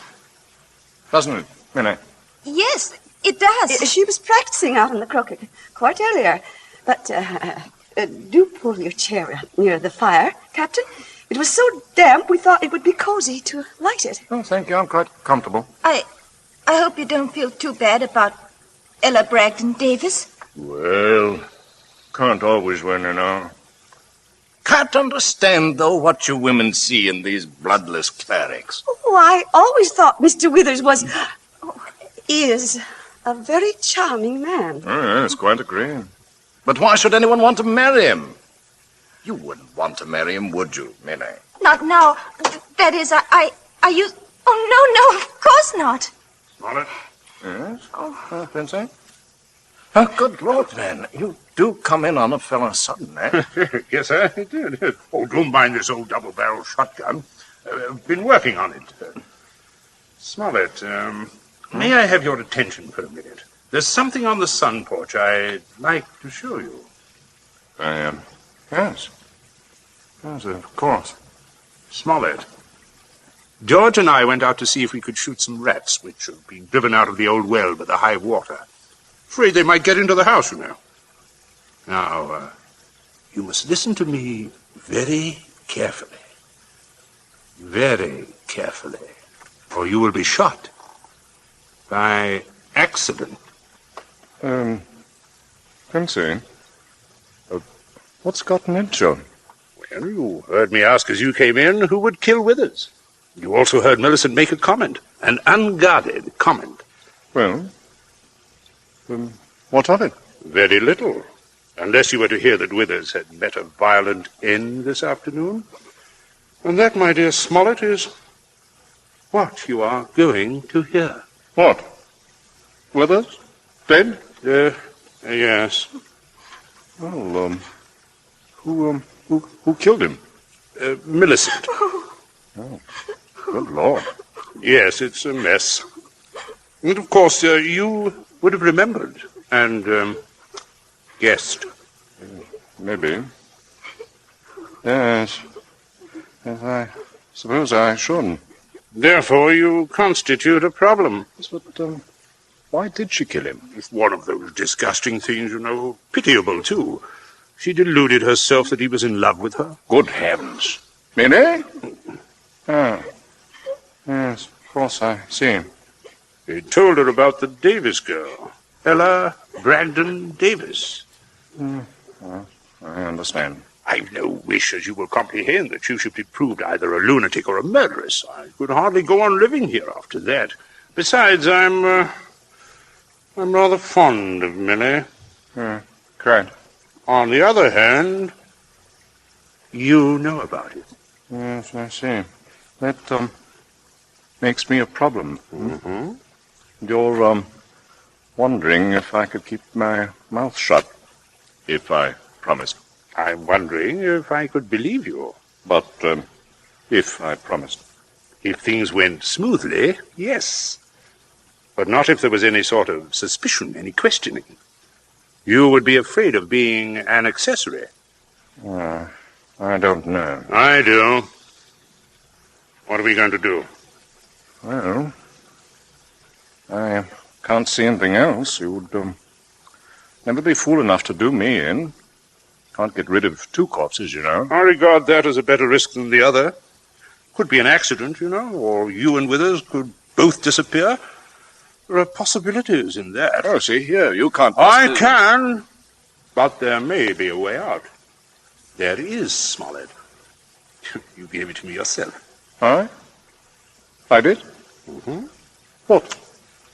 You said you would kill Withers.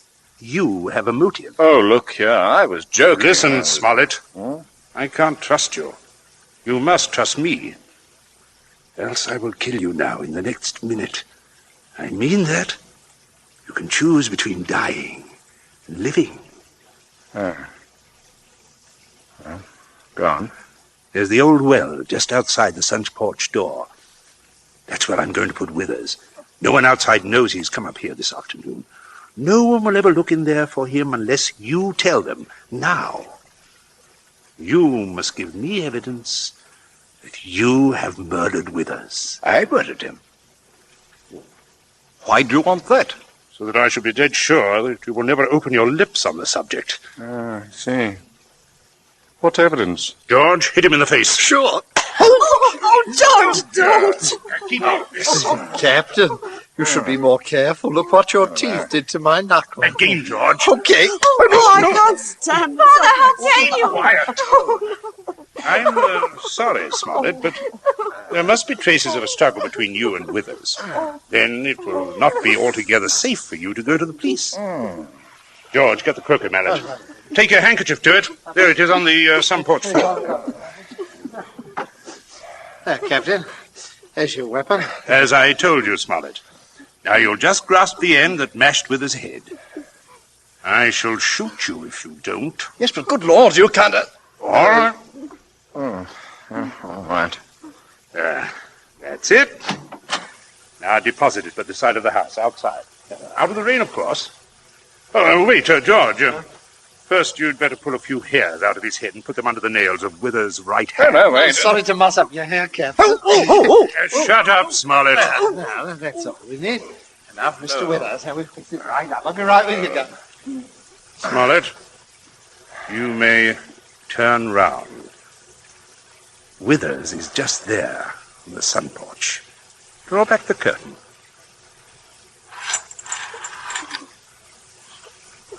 Good Lord. Yes, messy. Now, you, Smollett, you've just got to drag him through the door and dump him in the old well. Just beyond the door, Captain. I won't touch... All right, stand aside out of range, George. Any place where I want this shot to go, only one place. Oh, Father! Keep quiet. Keep out of this. My aim is none too sure. No, wait a minute. Wait a minute. I propose. That's better, Smollett. Much better. Go on now. Go ahead. You have to take him outside. By the shoulders, what to do, Captain. Keep quiet, George. Go on, Smollett. Go on. You've seen a dead man before. Drag him. Drag him. All right.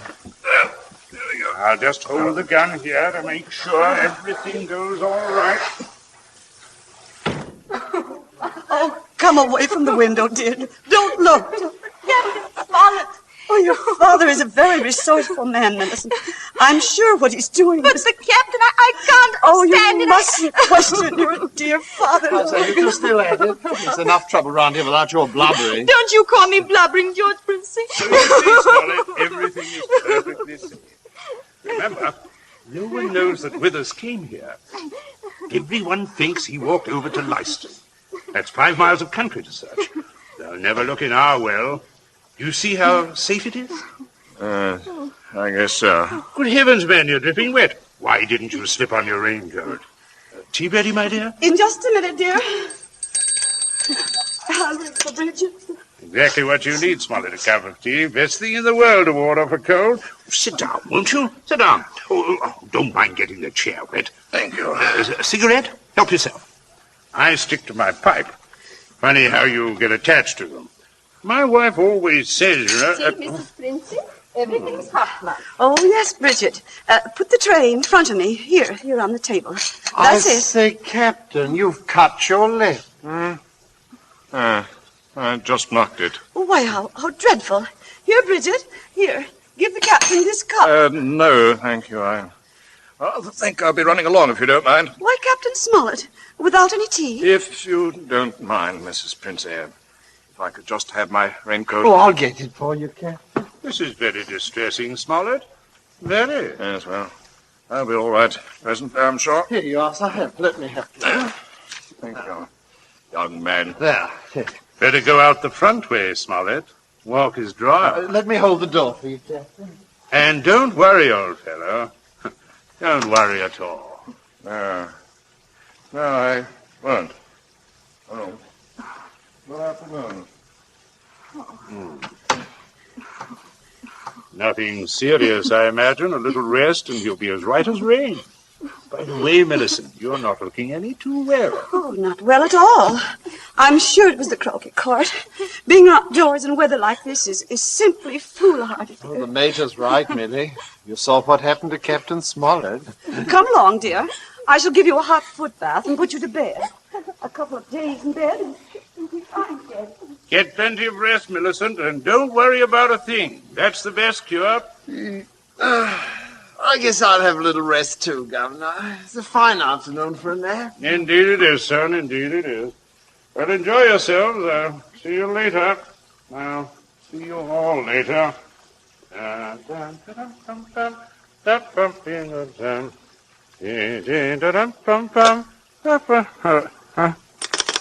Hello? Your number, please. Would you get me the police station? Police station? Right away, sir.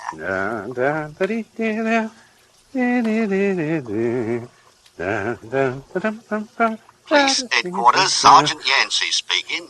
Oh, hello, Sergeant. This is Princey of Abbott's Road. I believe you know me. Indeed I do, Mr. Princey. Sergeant, a rather horrible thing has just occurred. Quite extraordinary. Murder, in fact. Murder? Mm-hmm. I'm afraid it looks rather bad for a close friend of ours, unfortunately. We saw him do it. I think you'd better send someone over right away. Our man should be there right about now, Mr. Princey. I beg your pardon? I say our man should be there now. Constable Martin has his post right below your house there. I just rang him. Seems Captain Smollett was with him.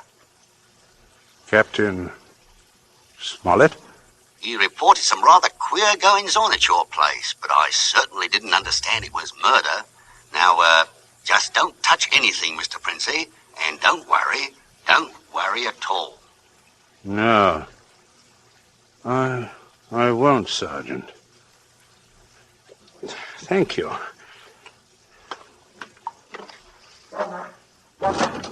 Where are you, Governor? Right here. Okay. Stop shouting. We have some visitors, Governor. Yes, I can see that. Well, Constable, good afternoon. Mr. Princey? And Smollett, I say, what a remarkable fellow you are, coming back like this. Here to reenact the crime? Only the one against me, Princey. The one against the curate I'll leave to you people. Extraordinary sense of humor. Mr. Princey, I just had a look at what's in your well. Not a pretty sight, that. Not pretty at all. Yes, Constable. Captain Smollett was thorough, if nothing else. You saw him when he did it, sir? Out in the back? Oh, quite. We were just returning from a walk. Smollett evidently had been laying for the curate, hiding out there in those bushes by the road, I imagine. He was never inside this house? Never. And you say, Captain? I say that while I was inside this house, a guest of the family, I was coerced into dragging the curate's body outside and dumping it into the well. Well, there we are. No, not entirely, Constable. I'll just remove my raincoat. And demonstrate how damp I got my clothes when I went outside without it. That's interesting, isn't it? Yes, quite. He undoubtedly removed his coat at some point between here and your post. I might as well tell you that his weapon, a red croquet mallet, is out by the side of the house. I shouldn't be at all surprised, but you might find his fingerprints all over it. All over the end of the mallet, Constable. The end that mashed Wither's head. Not the end I'd have to grasp in order to do the mashing. Governor. That's a decent try, Smollett, but it won't work. There must be other evidences. Constable, you undoubtedly find them when you examine the body. He means my hair under Wither's fingernails. Well, sir, you know, I happened to notice something when young George there opened the door for me. If you'll look carefully, I believe you'll find a few of my precious hairs under his nails, too. No, what are you trying Shut to up! suggest? Constable, this is an utter waste of time. So far as violent struggle between Smollett and Withers is concerned, Smollett's face speaks for itself quite eloquently, I believe. Oh, yes, but no more eloquently than your son's knuckle. Huh? As you see, Constable, look here. No. Here. A fresh abrasion. He did that on my teeth. Or, did he? What? I say, or did he? You know, he might have done that on Wither's teeth. Yeah, I see. I see what you mean. But I didn't, Governor. He said that I... Keep still, you nitwit. Let me think. As a matter of fact, George, the more I think of it, the more I'm convinced it was your voice I heard. Quite a vigorous quarrel. Something about the, curate jilting your sister. Don't be ridiculous, Smollett. Very well, Princey. If he didn't do it, who did? That's what I'd like to know. How about it, Mr. Princey? That is a sticker, all right. George, my boy, it looks like you're elected. Elected? What do you mean? I didn't do it. Why, I never... Keep your mouth shut. I won't. I'm not going to take the blame for her. Millie did it. She did it with that mallet. I saw her do it. You could prove that? Prove it? Oh, yes, her fingerprints on the mallet, on the handle. Why, George, don't you remember when you made me touch the mallet? Huh? When you picked it up with your handkerchief? George, I'm sure you wiped that handle clean. Oh, well, yes. I could hardly expect you to remember that if you, can't even remember killing the curate. Governor... I told you to keep still, George. I'm thinking. Governor, you're not going to stand there and let him say that... As long as I can remember, George, you've been a trial and a tribulation to me. You shouldn't have done it, George. You really shouldn't have done it. Now, let's all have a cup of tea. Nothing like it in weather like this.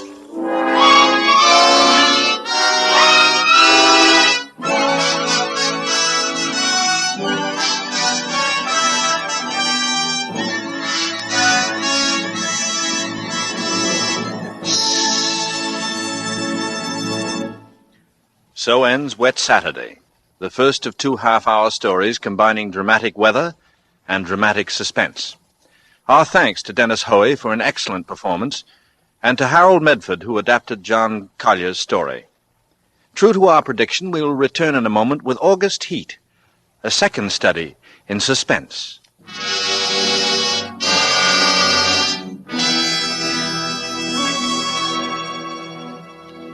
This is CBS, the Columbia Broadcasting System. And now, back to our Hollywood soundstage and to our producer, Mr. Robert Montgomery. The rains of Wet Saturday are gone. In their stead, A blazing sun burns down on the damp earth of the English countryside, steaming the atmosphere with a heat that's humid and smothering, like a tight outer garment, like a shroud which cannot be loosed and cast aside. Such a heat weighs upon your entire being and saps from you the last strength of hope and freedom. This is the setting for the companion piece to our first drama, Wet Saturday. This, then, is August Heat, the second of 2 suspense dramas complete in this hour. And now with the performance of Barry Kroger as James Clarence Withencroft, and the reappearance of Dennis Hoey as the man, and with W.F. Harvey's August Heat, we promise a narrative well calculated to keep you in suspense.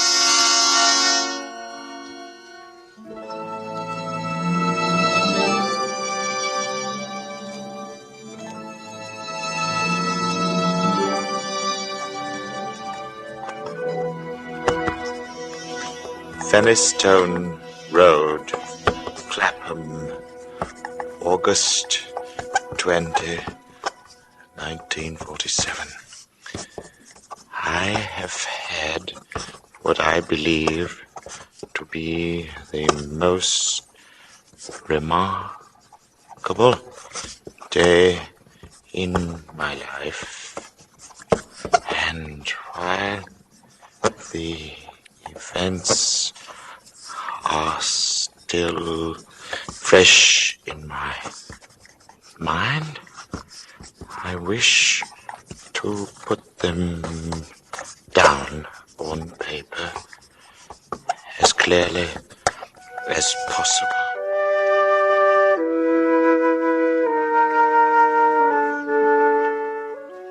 Let me say at the outset that my name is James Clarence Withencroft. You must remember that in order to have the full implication of my story. James Clarence Withencroft. I'm 35 years old, in perfect health, never having known a day's illness. By profession, I'm an artist. Not a very successful one, but I earn enough money by my black and white work to satisfy my necessary wants. My only near relative, a sister, died 5 years ago, so that there is no one in particular to whom I address this manuscript. Only you, who might by chance read it someday. For, because of the peculiar circumstance about which you will soon hear, I have the strong premonition that I shall never live to tell anyone about it.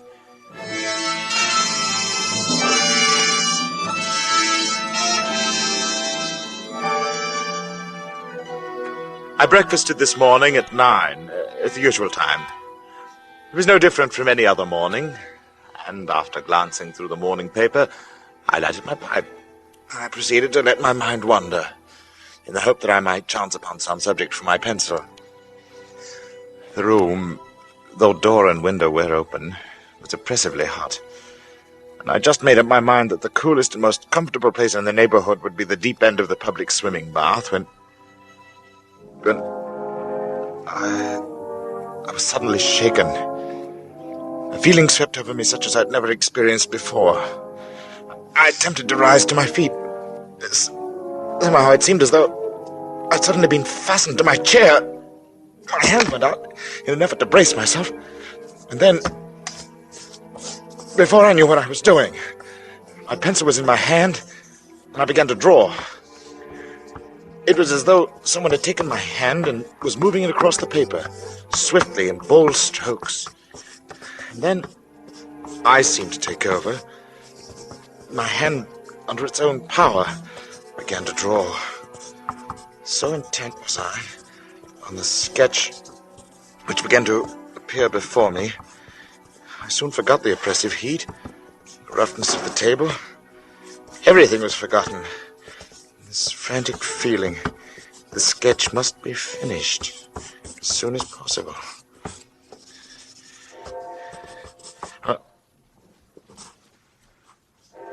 I had no idea how long I worked until I heard the clock of St. Jude's in the distance. It was 4 o'clock, and I had started just after breakfast. Now, for the first time since I'd begun, I actually seemed to see what I'd been sketching. I was surprised. The final result was, I felt sure, the best thing I'd ever done.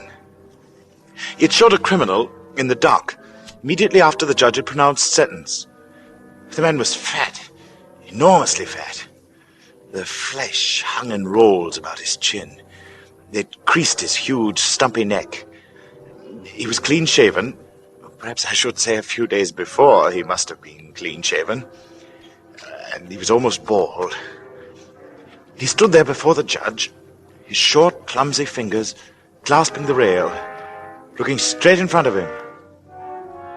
The feeling that his expression conveyed was not so much one of horror as of utter, absolute collapse. There seemed nothing in the man strong enough to sustain that mountain of flesh. And then I saw that the sketch was not complete, for the man's other hand seemed to be clutching an instrument of some kind of weapon, but had not been completed. I had made this sketch, yet I had no recollection of what I had intended the man to carry in his other hand. I took up my pencil again, and I attempted to fill in the fuzzy outline. It was useless. It was as though my fingers had suddenly turned to lead. I sat down. I felt the moisture slowly forming on my forehead.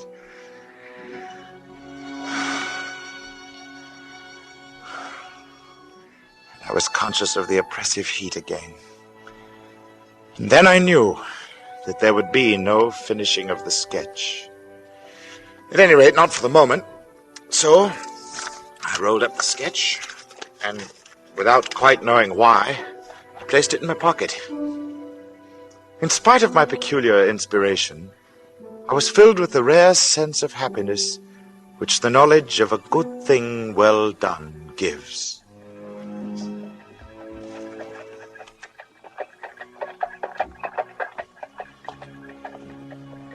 I believe that I set out with the idea of calling upon Trenton, for I remember walking along Lytton Street and turning to the right along Gilchrist Road, the bottom of the hill where the men were at work on the new tram lines. From there onward, I've only the vaguest recollection of where I went. Through parks, along crowded streets, always fully conscious of the awful heat that came up from the dusty asphalt pavement as an almost palpable wave. And I remember, too, the hollow sound of my footsteps as I moved along.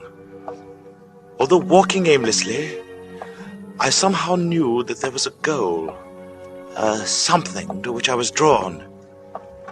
I longed for the thunder promised by the great banks of copper-colored clouds that hung low over the western sky. I must have walked 5 or 6 miles. I've really no idea how far I walked, when a small boy roused me from my reverie. Got the time, mister? 20 minutes to 7. Thanks. Hot, isn't it? Yes. When he left me, I began to take stock of my bearings. I found myself standing before a gate that led into a yard bordered by a strip of thirsty earth. There were flowers, purple stock and scarlet geranium, and great numbers of bees droned over them. I stood looking down at them a moment. And then for some reason I looked up.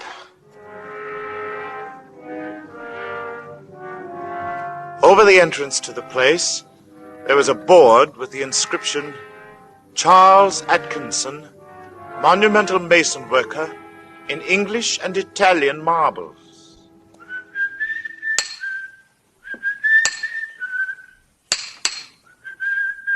From the yard itself came a cheery whistle, the noise of hammer blows, and the cold sound of steel meeting stone. A sudden impulse made me enter, and I went in the direction of the noise. There was a man sitting with his back towards me. He was busy at work on a slab of curiously veined marble. He was not conscious of my presence as I stood there watching him for some time. Then, without turning, his hammer stopped in midair as he was about to bring it down on his chisel. He looked up, And then he held his position a moment before turning. But I knew that he was aware of my presence. And when he turned, I saw his face. It was, although I had never seen him before, it was the face of the man I'd been drawing.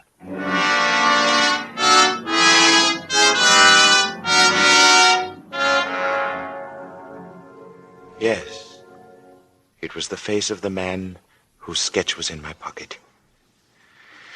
He sat there on his low stool, huge and elephantine, the sweat pouring from his scalp, not speaking. Then he took a red silk handkerchief and he mopped his brow. Although this face that looked up at me was the same as my sketch, the expression was absolutely different. And suddenly, the puzzled expression left his face, and he smiled as if we were old friends. And he walked over and he took my hand. Good day, sir. Good day. I'm sorry to intrude. Not at all. Everything's hot and glary outside. Yeah. This seems as an oasis in the wilderness. I don't know about the oasis, but it certainly is hot. Take a seat, sir. He pointed to the end of the gravestone on which he was at work, and I sat down. Very hot. It's a beautiful piece of stone you've got hold of there. Yeah, in a way it is. The surface is as fine as anything you could wish.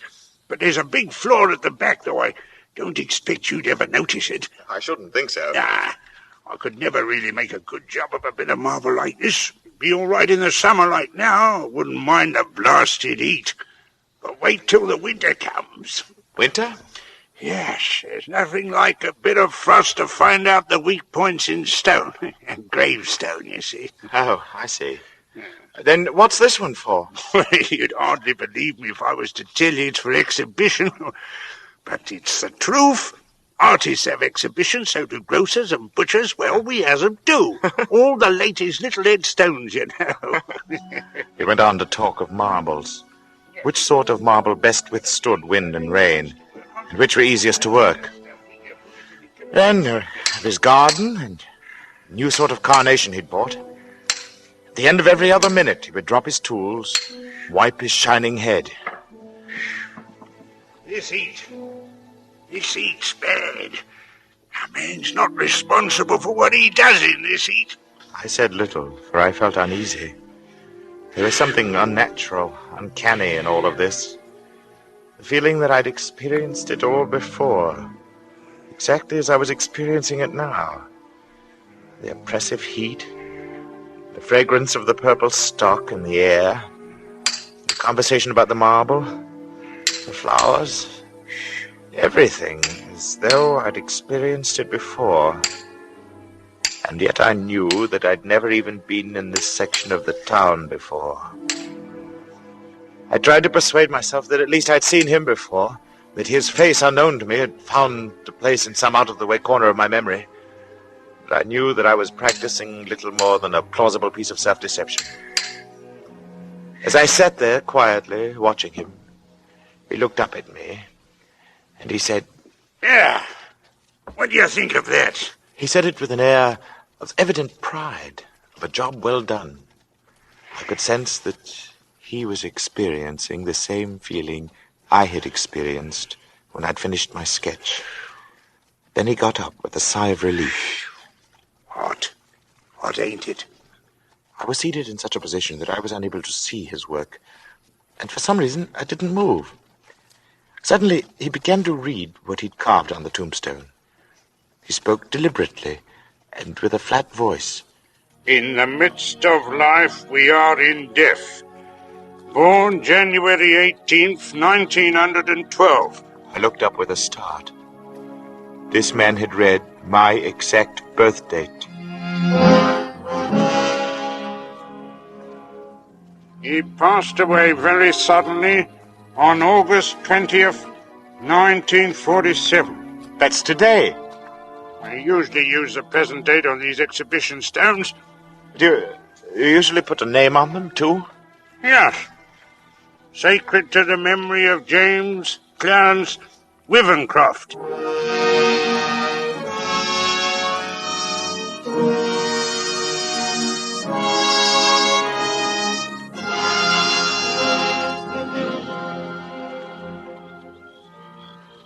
I just sat there in silence. The sound of birds and crickets seemed loud in my ears as we stood there, looking at each other, saying nothing. And then he mopped his brow again. What? I was finally able to speak. Where did you see that name? I didn't see it anywhere. I wanted some name, and I put down the first one that came into me head. It's a strange coincidence, but it happens to be mine. That's your name? You're James Clarence Withencroft. Yes. Well. And the dates? I can only answer for the birth date. It's correct. Oh. It's a rum go. I made a sketch this morning. Of you. Of me? What, you've never seen me before? No. Oh. I took my sketch from my pocket, and I showed it to him. As he looked, the expression on his face altered, until it became more and more like that of the man I had drawn. It was only the day before yesterday that I told Maria there was no such things as ghosts. Neither of us had seen a ghost, but I knew what he meant. Then I spoke to him. You probably heard my name someplace. Yes. You must have seen me somewhere and forgotten it, eh? Yes. Yeah, were you at Clacton-on-Sea last July? No. No, I've never been to Clacton in my life. Oh.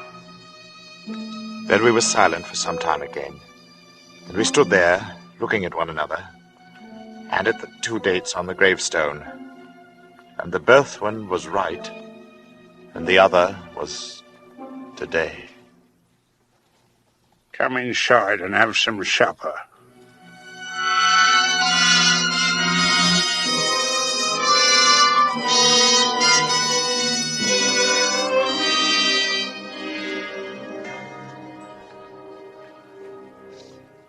His wife was a strange little woman, who was pallid with the look of those who live their lives indoors. Her husband introduced me as a friend of his who was an artist, and he informed her that I was staying to supper. I spoke, making some comment that I hoped I would not be an intrusion, and she looked up at me. She said, You have a pleasing voice, Mr. Withencroft, and you're welcome in my own. I'm sorry Charles has not brought you here before.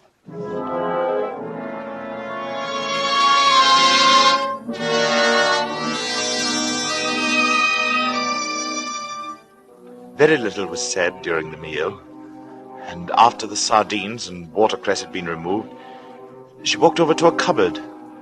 She took down a thin black book, and as she handed it to me, she spoke. Would you read aloud, Mr. Withencroft? Puzzled, I looked down at the book which she'd opened and placed before me. It was a very tiny book. The Prophet, it was called, by an author unknown to me, with this strange Eastern name, Khalil Gibran. My eyes fell across the page, and suddenly I was reading, aloud, as she'd asked me to. Then Almitra spoke, saying, we would ask now of death. And he said, you would know the secret of death. But how shall you find it, unless you seek it in the heart of life? The owl, whose night-bound eyes are blind unto the day, cannot unveil the mystery of light. If you would indeed behold the spirit of death, open your heart wide unto the body of life. For life and death are one, even as the river and the sea are one. In the depth of your hopes and desires, lies your silent knowledge of the beyond. And like seeds dreaming beneath the snow, your heart dreams of spring. Trust the dreams, for in them is hidden the gate to eternity. Your fear of death is but the trembling of the shepherd when he stands before the king whose hand is to be laid upon him in honor. Is the shepherd not joyful beneath his trembling that he shall wear the mark of the king? Yet is he not more mindful of his trembling? For what is it to die but to stand naked in the wind and to melt into the sun? And what is it to cease breathing but to free the breath from its restless tides, that it may rise and expand and seek God unencumbered? Only when you drink from the river of silence shall you indeed sing. And when you have reached the mountain top, then you shall begin to climb. And when the earth shall claim your limbs, then shall you truly dance.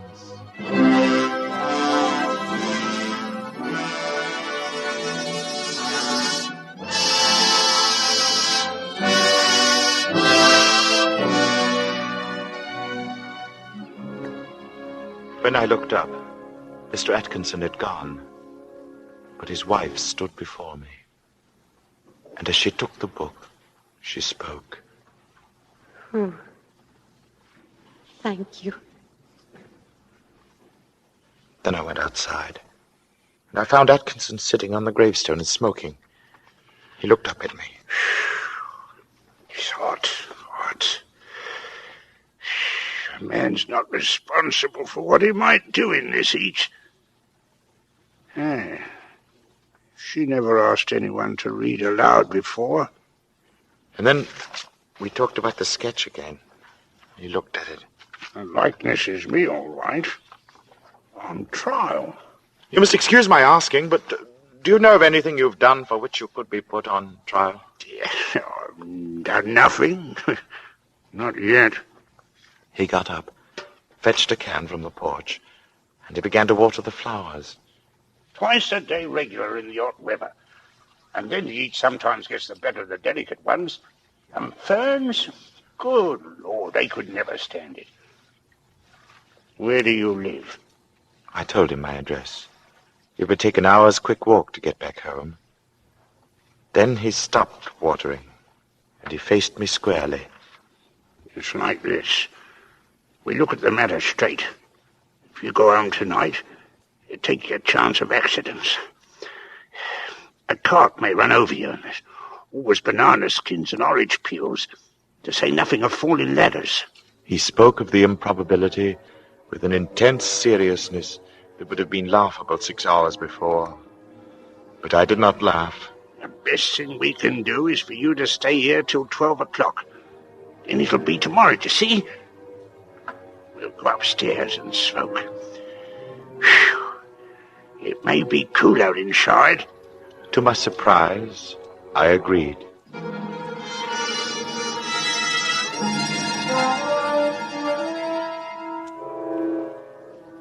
We are sitting in a long, low room beneath the eaves.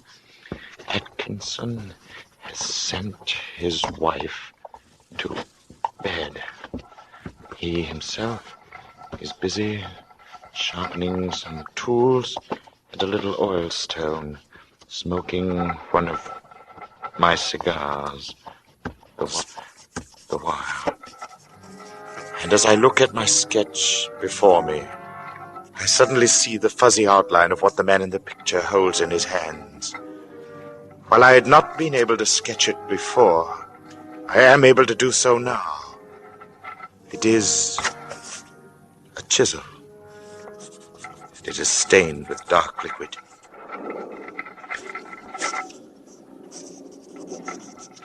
The sketch is completed now. The air seems charged with thunder, and I hear it in the distance. It is ominous, but it carries the hope of rain. Perhaps this damnable heat will be broken soon, and the day will soon be over. It is close to 12. In seconds, the day will be over. I am writing this at a shaky table before the open window. The leg is cracked, and Atkinson, who seems a handyman with his tools, is going to mend it as soon as he has finished putting an edge on his chisel. There. It is 12. The day is over, and I shall be going home. But the heat is stifling.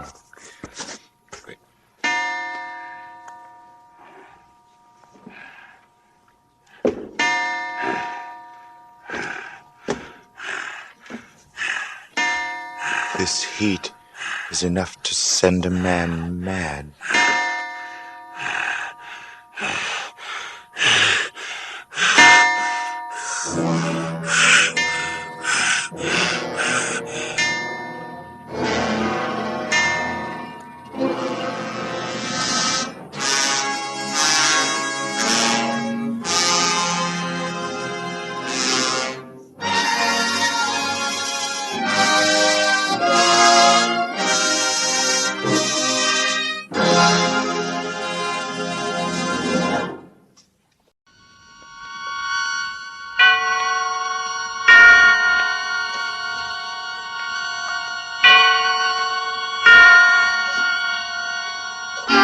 Suspense.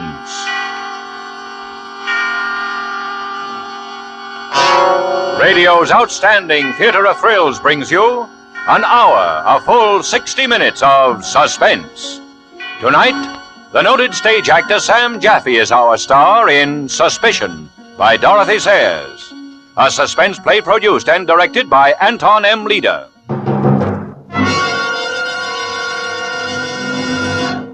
It is very quiet in Hammersmith, the western metropolitan borough of London. Orderly homes line orderly residential streets. And inside these homes, quiet people live quiet lives.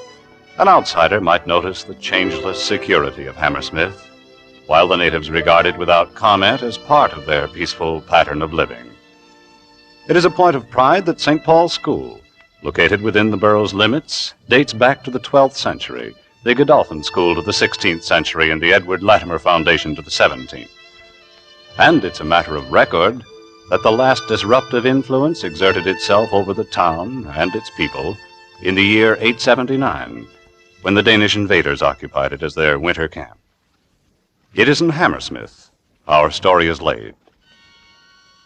And now, with the performance of Sam Jaffe as Edward Mummery, Lorene Tuttle as his wife Ethel, Alan Reed as Brooks, and with Suspicion by Dorothy Sayers, we again hope to keep you in suspense.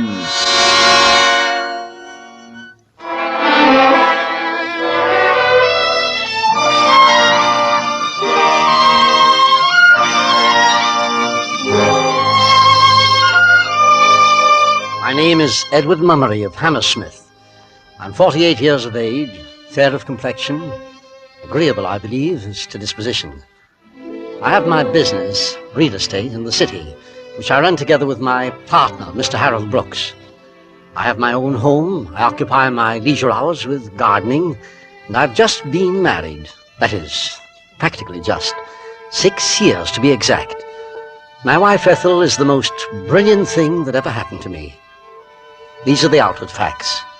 I recognize that I'm a very ordinary person.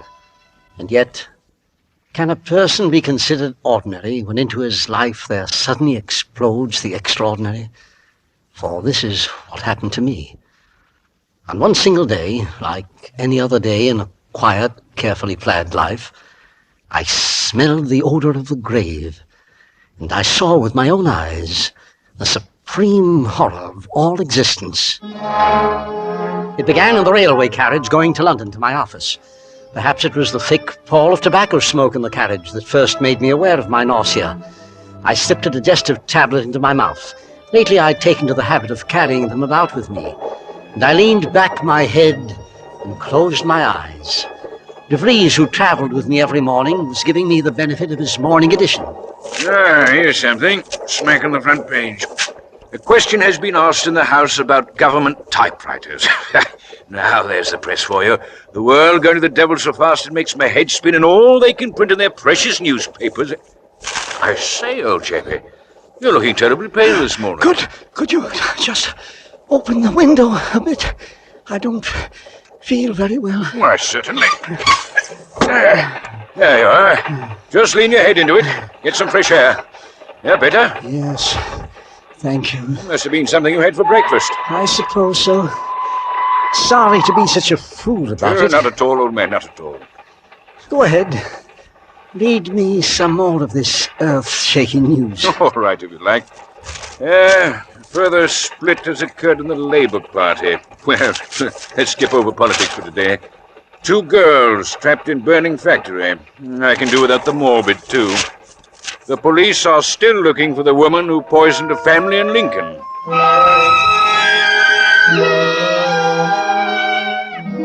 I took a tram to my office, gritting my teeth against this nausea that had me dizzy and trembling. How I got up the stairs, I'll never remember. The world swam black before my eyes. And then I was seated at my desk, breathing a bit hard, but once more in control of myself, my heart no longer pounding. Morning, Mummery. Cold enough for you? Yes, Brooks, quite. And pleasantly raw, in fact. Beastly. Your tulip bulbs all in? Not quite all. As a matter of fact, I haven't been too well lately. Oh, too bad. Bulbs ought to go in early. You're lucky, living in the country. You want to take advantage of it. How's the missus? Thank you. She's very much better. Glad to hear that. Very glad. I hope we shall have her about again this winter, as usual. Can't do without her in the Drama Society. I'm sure you're very kind. I mean it. By Jove, I shan't forget her acting last year in Romance. She and young Welbeck positively brought down the house. Yeah, she was good, wasn't she? Yeah, Welbeck's were asking after her only yesterday. She'll be up and around again soon. The doctor says she mustn't overdo it. No worry, he says. That's the important thing.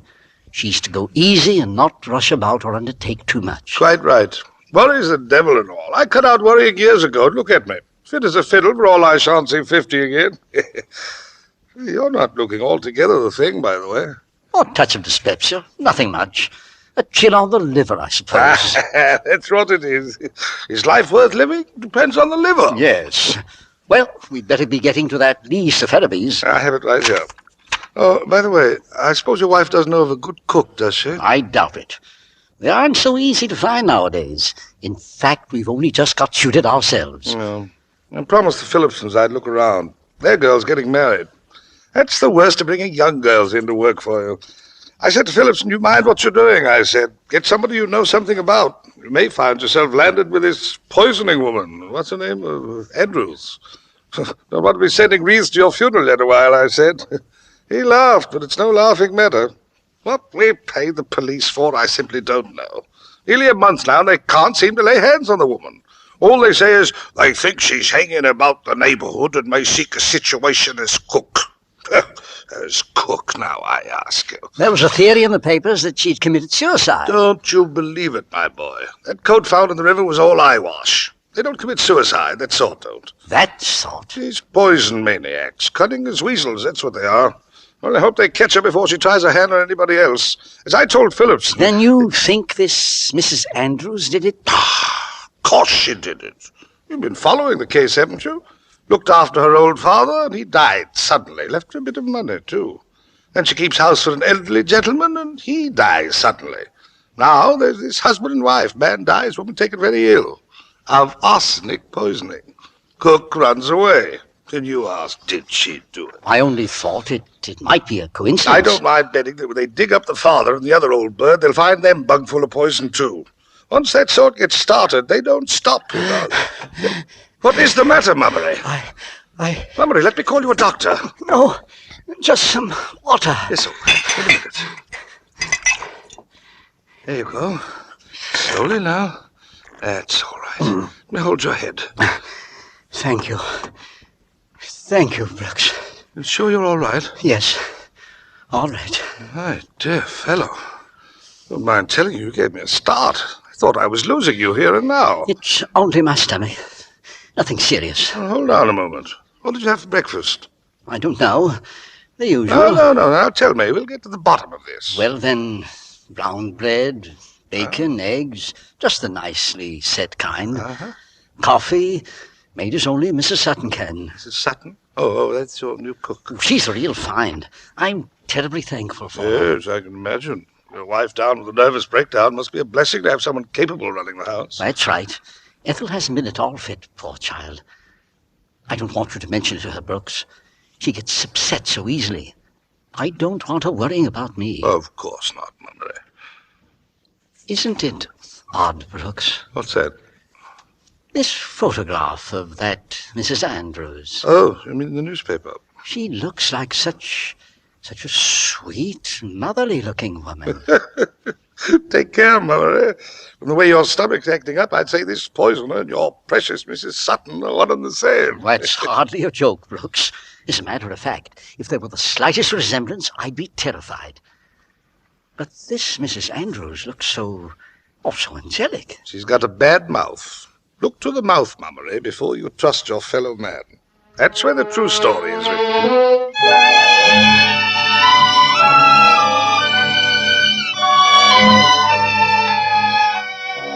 Death by poison, fiends and murderers, the darkness of the pit, the unholy face of evil.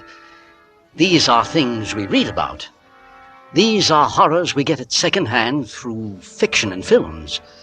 But they do not really happen to people like me, a suburban gardener, a real estate broker. And that was a comfort.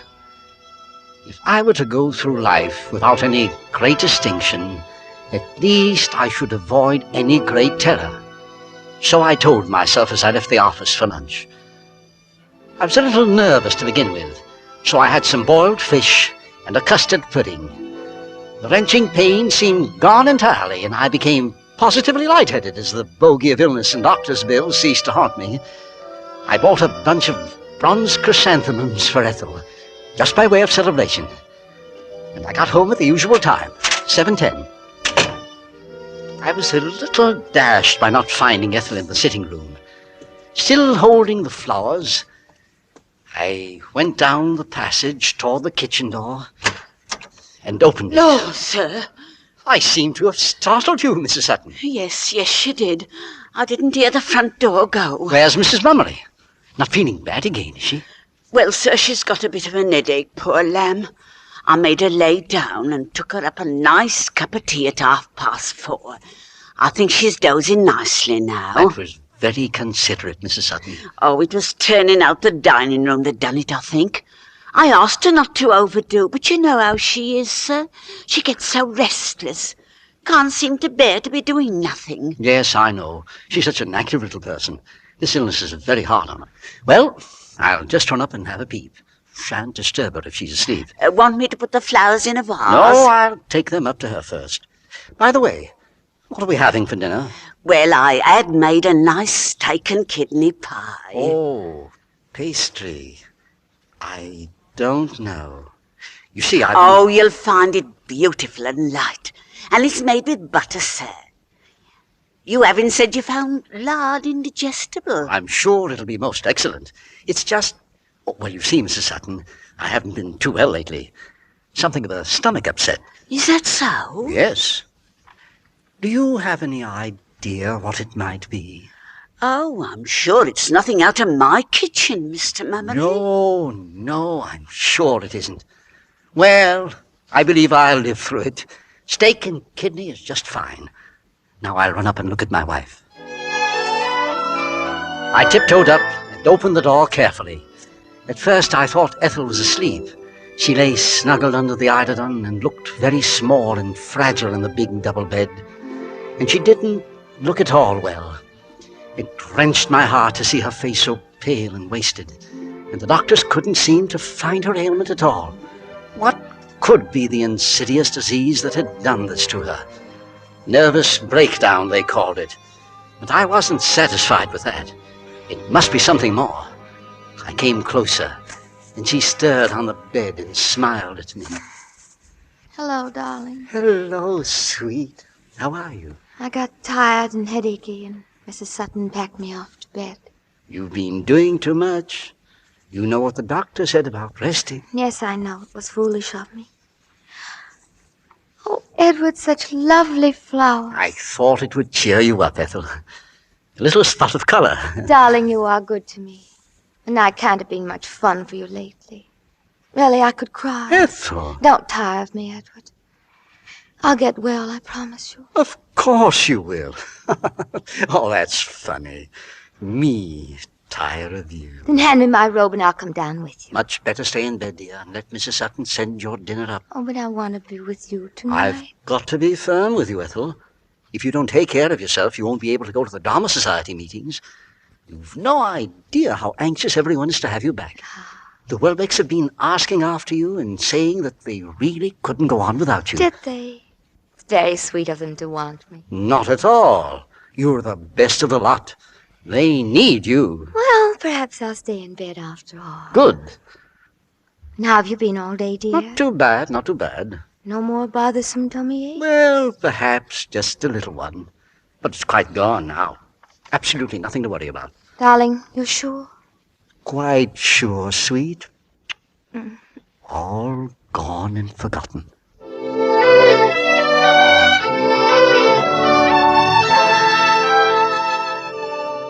I experienced no more distressing symptoms that night or the next day. Following the advice of a newspaper expert on the subject, I took to drinking a great deal of orange juice. The results were wonderful. It was as though I had never known pain in my life. The next night, we retired early. I fell asleep almost at once and slept the deep and dreamless sleep of a child until about 3 a.m. Then I was awake, for it had come back. Ethel! Ethel! Wake up! Please, wake up! Ethel! Help me! What's that? Edward, darling, what's the matter? What is it? I think I'm dying.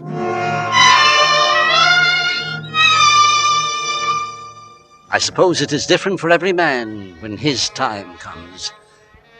For myself, I can only say that it was like sinking, as though my body were an insupportably heavy weight, plummeting down into the soft, icy ground, sinking deep, deep, deep into the black regions of the earth. Here's some hot water to go with it. Now just swallow this pill. Come along now, I know it's hard. You can swallow just once. There you are. Goes to work in a jiffy. I dare say you're feeling better already. Thank you, Doctor. Now then, Mrs. Mummery, just a few questions, please. What did you have for dinner? But that's what's so baffling. It couldn't have been the dinner. I had the same things to eat, and so did Mrs. Sutton. Nonetheless, we have to be thorough about this, if you will. Well, then, big stratas and a milk pudding. Oh, yes, brown bread. You're sure about that? And before we went to bed, Edward had a large glass of orange juice, according to his new regime. Aha. Seems to have been helping him so much. Now, there's your trouble. Orange juice is an excellent thing, and so are trotters, but not in combination. Pigs and oranges together are extraordinarily bad for the liver. Oh, dear. Don't know why they should be, but there's no doubt that they are. I see. Feeling better, Mummery? Yes. It's much easier. I'll send you round a prescription.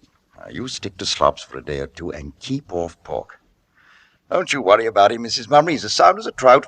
You're the one we've got to look after. Well, I was so frightened I believe my own trouble has been shocked right out. Oh, no, not yet. It hasn't.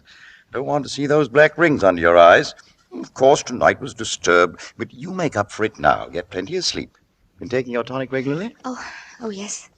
That's right. Well, don't be alarmed about this hulking brute here. We'll soon have him out and about again. Now, good night to you. Doctor. Yes, Mummery? I'm sorry I had to pull you out in the middle of the night. That's why we're about, old man. It's nothing. It means a great deal to me. You see, if you hadn't been able to come, I'm sure that tonight I should have died.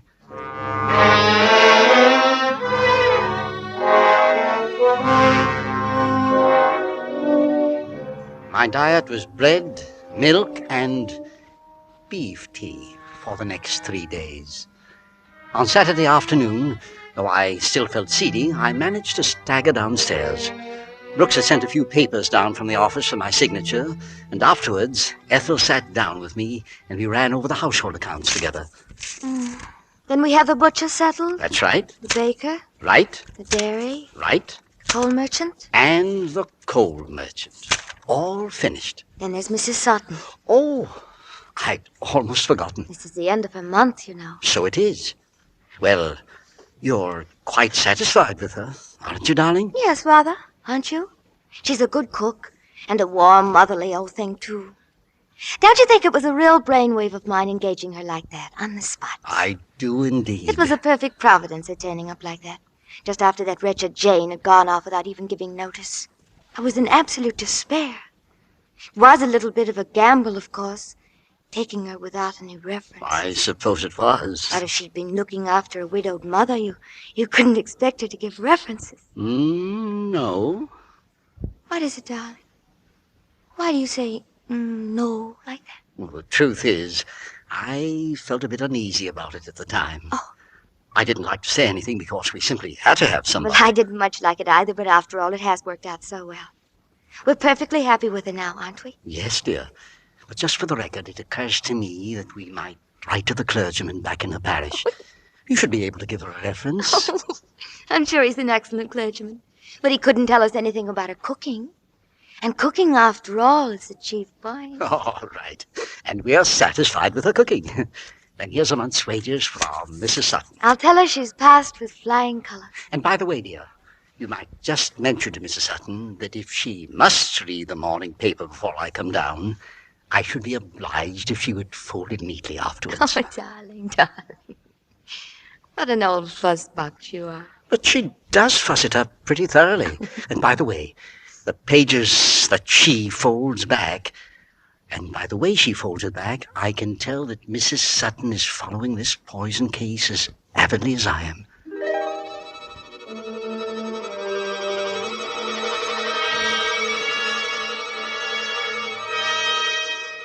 On Sunday, I felt very much better. Quite my old self, in fact. I had roast sirloin for luncheon with the potatoes under the meat, and Yorkshire pudding of delicious lightness, and an apple tart to follow. After the 3 days of my invalid diet, it was a real pleasure to savor the crisp fat and the underdone lean. I ate carefully, moderately, but with an almost sensuous enjoyment. And then, over coffee, while Ethel was still toying with the food, I took up the newspaper and turned to the account of the woman poisoner. Are you still following those horrible murders? Yes, my dear. Whatever makes you so morbid, Edward? I find it very interesting, Ethel, to see what human beings are capable of doing. I suppose it is interesting. Thrilling, too. Because it's so far into the kind of lives we lead here in Hammersmith. Yes, it's just like a fascinating fairy tale. I say. What is it? Why, Brooks was right. Right about what? They've gone and dug up Mrs. Andrews' father and her former employer. Oh, Edward, please. And sure enough, they were both found full of it. Bung full of poison.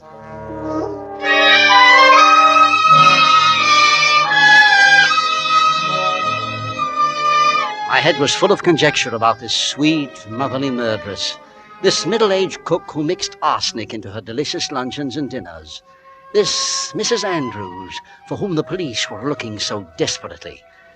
At 3 o'clock, with the roast beef settling properly, I went out into the garden to put the tulip bulbs in. I got my bag of tulips and a trowel, and then remembering I still had on my good trousers, I decided it would be wise to take a mat to kneel on. The mat had been left last in the corner under the potting shelf. I stooped down and felt about in the dark among the flower pots. Yes, it was there. But there was something else. Something in the way. It looked like a tin. I lifted it out carefully. Yes, of course, it was a tin. The remains of the weed killer I had used the summer before. I looked at the pink label printed in staring letters with the legend, Arsenical Weed Killer. Poison. The blood suddenly began to pound in my temples. I'd been thinking of Mrs. Andrews so long that it came to me with a nasty shock that I was holding in my hands the very same brand of stuff she used to destroy so many poor souls.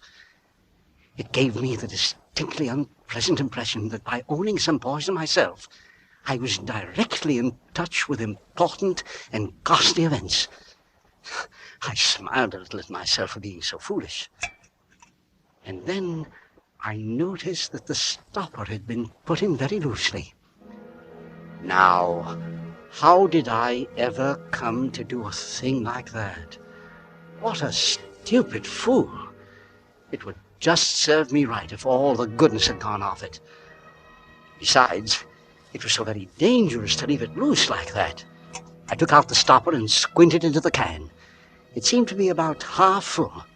Then I rammed the thing home again and gave it a sharp thump with the handle of the trowel for better security. After that, I washed my hands carefully at the scullery. I am a man who does not believe in taking risks.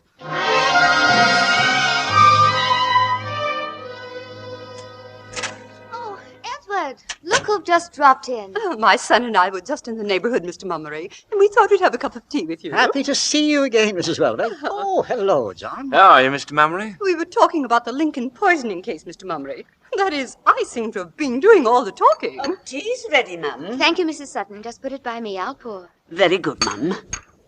Will that be all? That'll be all, Mrs. Sutton. Thank you. Oh, not at all, ma'am. Milk and sugar, Mrs. Welbeck? Only some lemon, please. You'll have milk and sugar, John. Oh, thank you. I see you've remembered. Edward? Thank you, my dear. I can't help prattling on about it, but there's been nothing else in my head ever since the first of these murders. I mean, now just take me. You, Mrs. Welbeck? Yes, I'm about her age, this Mrs. Andrews. Oh, I see. And yet, when I look into my own heart and ask myself whether I could take a human life in cold blood, well, as a matter of fact, I suppose I could. When it comes down to that, I suppose we all could. Why, if you live long enough, you're bound to run across a few people you'd love to see dead and underground. And if you're pushed far enough, I suppose you simply up and do it. Except that I shouldn't use poison. I'd be apt to find some more forthright way of dealing with it. Mother, you're letting your tea get cold. Oh, so I am, darling. Thank you. You know, I tell myself that I'm a strong-nerved person. In fact, my husband tells me the same thing all the time. And still, the thought that this poisoner is running around loose in our neighborhood gives me a chill. I confess it's a rather delicious chill, but nonetheless I'm uneasy, too. Oh, we've seen her picture, of course, but it's not much of a help. It could be almost anyone. Oh. And now when you stop to Those think about Forsyth cuttings, Mrs. Welbeck. I beg your pardon? I remember you wanted some cuttings. If you care to come down to the garden, I'll get them for you right now. Oh, I'd adore to have some. They'll fill out my garden so beautifully. Do let's go. Ethel had been getting more and white and tremulous as this horrible woman ran on with her cheerful horrors. As we rose to go, I noticed a relieved glance pass between Ethel and young Welbeck. Evidently the boy understood the situation and was chafing at his mother's tactlessness. Mrs. Welbeck and I went outside together, and I selected and trimmed the cuttings for her. Oh, Mr. Mummery, if I only had your skill and patience. Why, you've made for yourself a true Garden of Eden here. It's so nice of you to say so. And your gravel paths, they're so thoroughly immaculate. I simply cannot keep my weeds down. You need a good weed killer, that's all. There's an arsenic preparation on the market that does wonders. That stuff? No, thank you, Mr. Mummery. I wouldn't have it in my place for £1,000. I'm afraid there's no other way to rid yourself of weeds. Oh, but it's so foolhardy, so dangerous to have poison around. It seems to me you're simply opening your doors and inviting trouble. It's not as bad as all that. We keep it well away from the house. But the slightest carelessness... We are not careless people. Except that... Except that what? I just remembered. I have been a bit careless. I found the stopper to the can loose just this afternoon. It was unforgivable of me. There, you see? That's how accidents begin. from something as simple as that. You're fortunate you don't have any little children poking around. I suppose we are, Mrs. Welbeck. I suppose we are.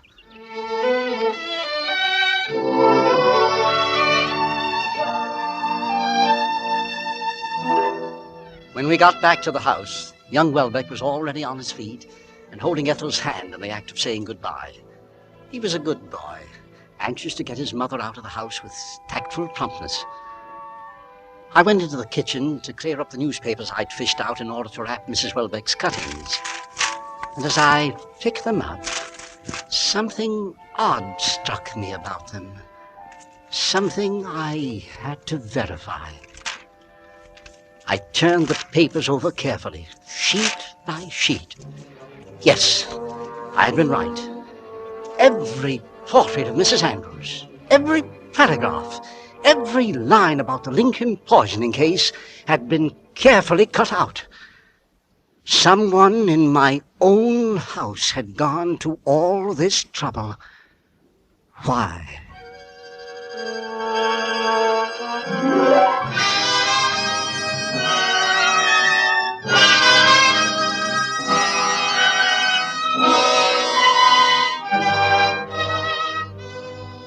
In tonight's full hour of suspense, Sam Jaffe stars as Edward Mummery in Suspicion by Dorothy Sayers.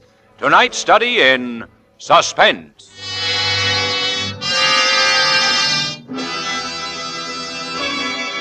In just a moment, we will return with Act Two of Suspense. This is CBS, the Columbia Broadcasting System. And now, back to our Hollywood soundstage and Act Two of Suspicion, starring Sam Jaffe with Lorene Tuttle and Alan Reed in a narrative well calculated to keep you in suspense.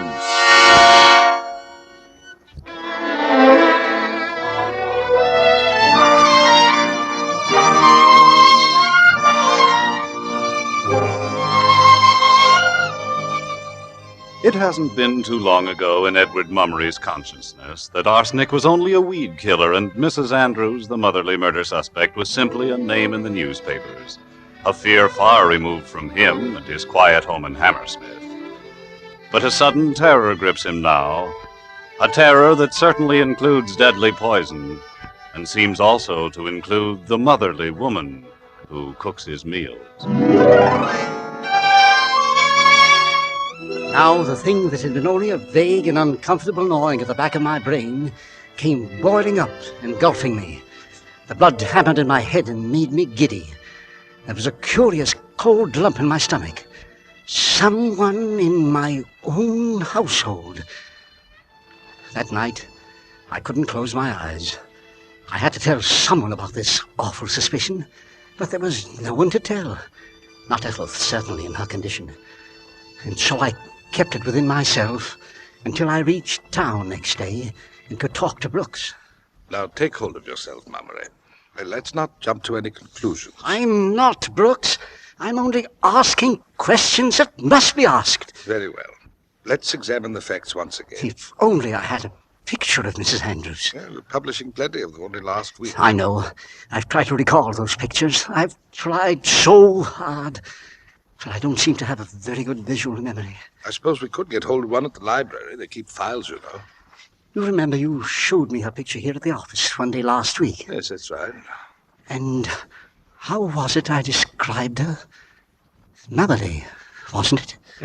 Yes, motherly. That seemed to be about all you could say of her. I've been counting up the time since that poisoner, Mrs. Andrews, disappeared. It comes to just a little more than a month. Yes, that would be my count. Very well, a month. And I've just paid our Mrs. Sutton a month's wages. Mrs. Sutton? How can I spare Ethel any shock or anxiety? That's the thing that keeps eating away at me. You know how ill she is. Then you simply must do it on your own, Mummery. You must cope with this monstrous suspicion by yourself. And I must be sure of my ground.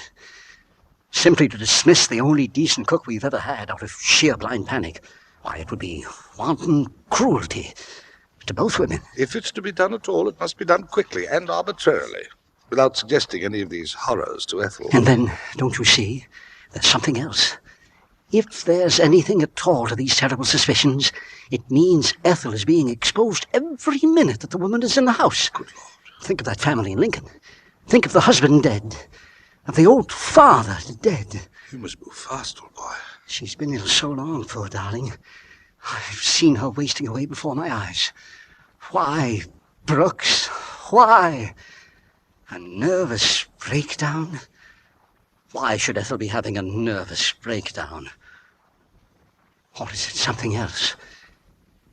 Is this woman doing it to Ethel? Slowly, day by day. Is that what it means? Perhaps you should see the police. But it's nothing but the wildest of suspicions. And besides, I feel so very lonely and so tired. It's almost as if I didn't care what happened anymore. Your illness has taken it out of you. Yes. Too bad you can't discuss it with Ethel. I don't want her to be afraid. But perhaps I will. Perhaps she should know. I say, Mummery. What? These illnesses of yours. When did they begin? I don't know. I think I've always been subject to business attacks, as long as I can remember. No. I mean the other ones. The severe attacks. Well, they began about 3 weeks ago. 3 weeks ago, Mummery? That's right. About 3 weeks ago.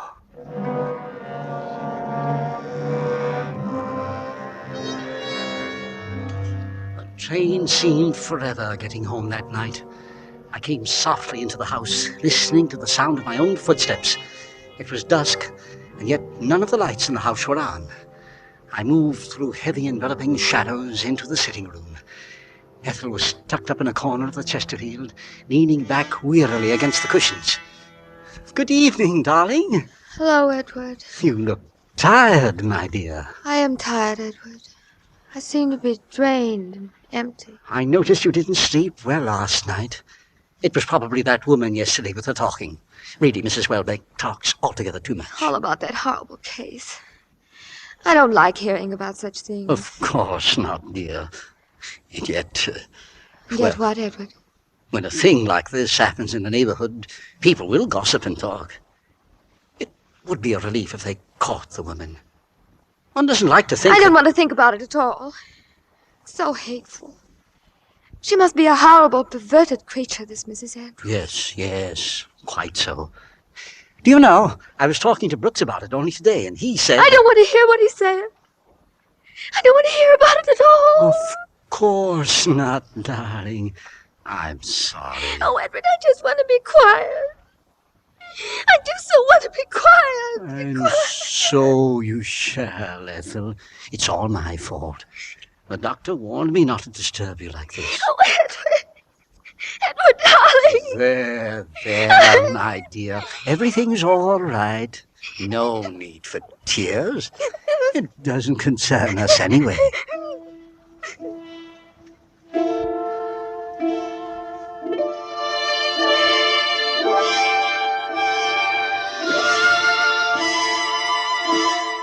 I helped her upstairs and into bed. And then when she had stopped sobbing and was at last asleep, I came down again very quietly.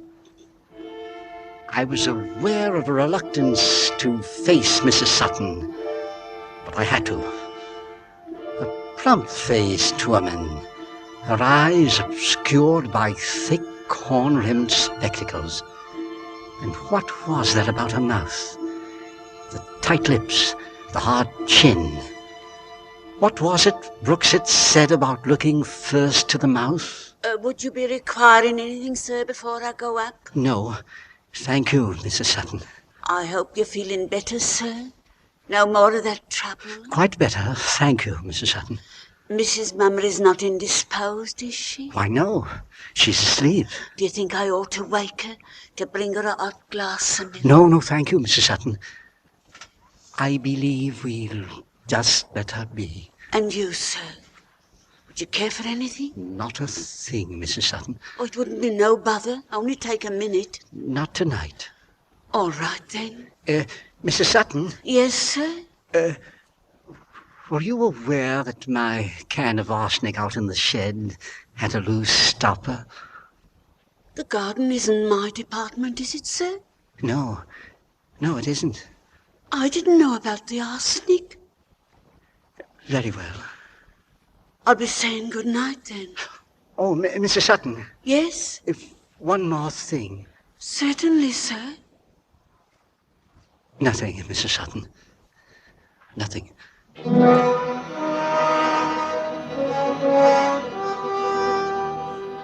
The next few days were the most agonizing of my life. I began the habit of coming down early in the morning and prowling about the kitchen. This only served to make Ethel more nervous. But Mrs. Sutton offered no remark. She watched me silently and with good humor, almost with amusement. And after all, it was ridiculous. What was the use of supervising the breakfast when I had to be out of the house every day between 9:30 in the morning and 7 in the evening? On Thursday night, Brooks persuaded me to go to a little bachelor dinner for a friend who was being married. It was in my district, and we weren't out of there until after midnight. By then it was too late for Brooks to catch a train back to town, so I invited him to come over and spend the night at my place. The household had long since gone to bed. Shh. Careful, Brooks. I don't want to disturb Ethel. Sorry, old man. Your room is just off here. I think you need a fresh pillow slip. That'll be fine. Hello. What's this? Oh, somebody writing your notes? Dear Mr. Mummery, there's some fresh cocoa in the kitchen. It only needs some hotting up. Mrs. Sutton. Well, should just hit the spot. Yes, indeed. Come along. Let me just get the switch. There we are. I'd better get the cocoa ready. It'll only be a minute. It was quite a show we threw for young Farnsworth, wasn't it? Sent him off with marriage in style. Glad to see him getting settled. People ought to marry young. All the more years to enjoy the only real blessing life gives you. How many years has it been for you and Ethel? Just 6. Good years, eh? And they get better all the time. That's the wonder of it. Tell me, Brooks, how did you happen to miss getting married? Didn't miss it at all, old chap. I've been getting along very well without it. Hello. Our cocoa's ready. And here's my cup. It's just hot enough. Brooks. Yes, old man?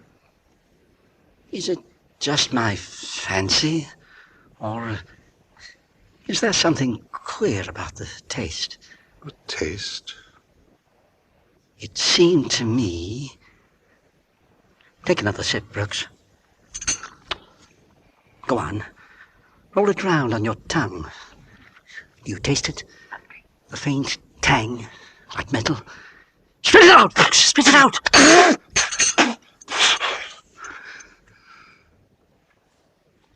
Memory. I don't know. I don't know. Memory. What are you going to do? I've never been in a situation like this before. You ought to take a specimen to the chemist. Have it analyzed. Yes. Yes, I will. First thing in the morning. But first, Brooks, I want you to come with me. Where to? Just outside, in the garden. I want to see something in the potting shed.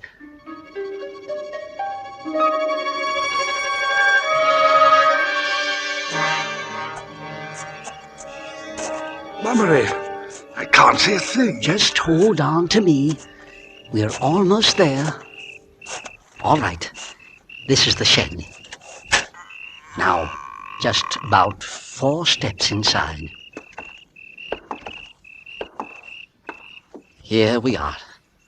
Mummery, where are you? Just at your feet, old man.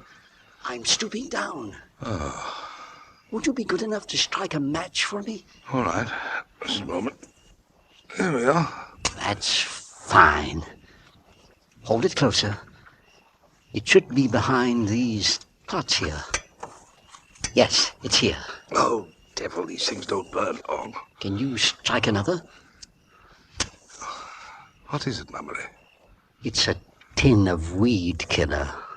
You mean arsenic? Yes. Arsenic. Just look, Mummery. The stopper is loose. I know, Brooks. I know. Want another match? No. It isn't necessary. Why should it be loose, Mummery? That's the question. It is. Especially since I took the trouble to ram it in as tight as it would go only last week. Mummery, old man, I don't like to frighten you, but you see what this means. Simply means there's a murderer in my house.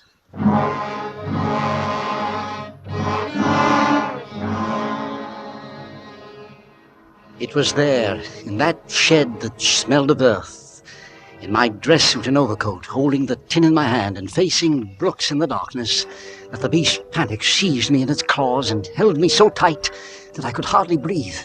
I felt a sudden impulse to run out into the dark streets of Hammersmith and scream out to the sleeping village the terrible thing that I had discovered.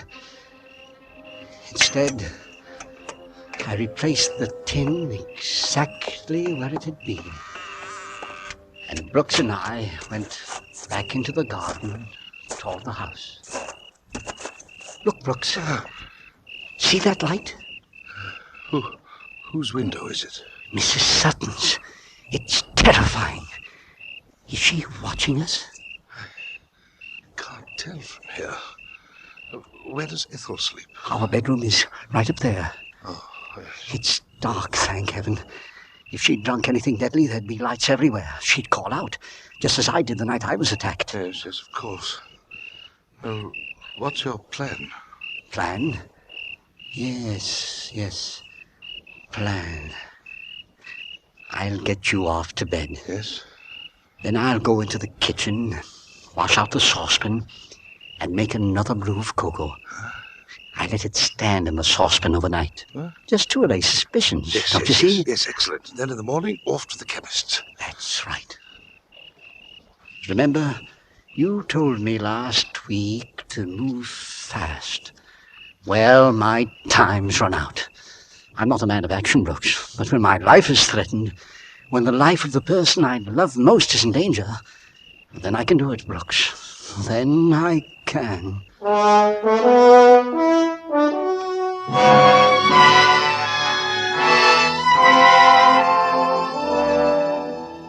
When I'd finished in the kitchen, I turned out all the lights and started softly up the stairs. I hadn't meant to waken Ethel.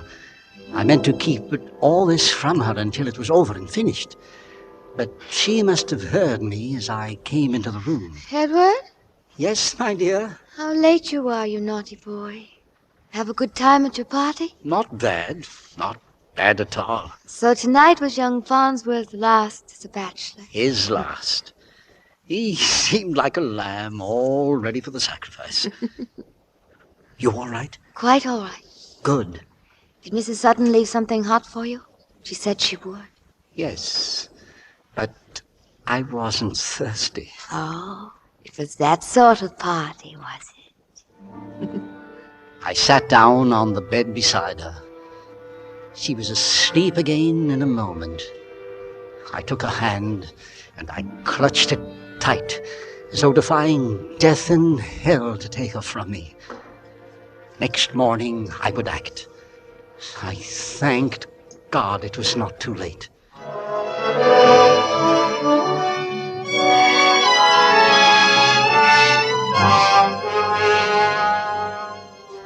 At 8 o'clock in the morning, I stood outside the little untidy shop on Springbank, where a weather-beaten sign informed the world that this place of business belonged to B.A. Dimthorpe, chemist. Dimthorpe himself was an aged little fellow, as untidy himself as the shop in which he pottered about day and night. I paused a moment before entering. How many times had we sat together in the room at the back, our chairs tilted against the wall, exchanging views on greenfly and clubroot. How many lazy evenings we had passed together discussing the passion of our lives, the art of gardening. This morning, I had to see him on another matter, on the new passion in my life.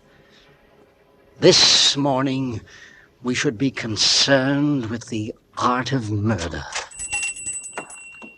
Good morning. May I be of assistance? Mummery! Good morning, Dimthorpe. What brings you so early in the day? Another prescription for Ethel? No. Ethel's much better these days. It's quite another matter. You'll be late for work, won't you? This is hardly the time to continue the battle of lilacs versus poppies. Dimthorpe. Yes? I wonder if you could do a little job for me. Happy to, if it's within me power. Well, this is very much in your line of work. Well, then, certainly. I have here a bottle. It contains a cup of ordinary cocoa. Cocoa, Mummery? Yes. I was wondering if you'd be good enough to analyze it for me. And, just what is it you be wanting me to look for, I should like you to look for traces of arsenic, if you would. Very well, Mummery. Arsenic? This cocoa was left in a saucepan for me at home last night. I found that it tasted very odd, unpleasant, and metallic. I know, but that's oddly enough. You see, Dimthorpe, I have reason to believe that we have living with us at present the Lincoln poisoner. I dare say you know the case. The Lincoln? Crikey. Oh, but Mummery, how dreadful. I have reason to believe that this woman is attempting to murder both my wife and myself. I think I have proof. Your analysis will be the final one. I shall put everything else aside, Mummery. You may rely on me. I do, Dimthorpe, I do. And may I congratulate you on your prudence and on your intelligence in bringing me the specimen. Thank you. I'll have it ready for you by this evening. And if it's what you think it is, then we shall have a clear case on which to take action. Thank you, Dimthorpe. This evening, then. Righto. I see I'm to pass a very long day.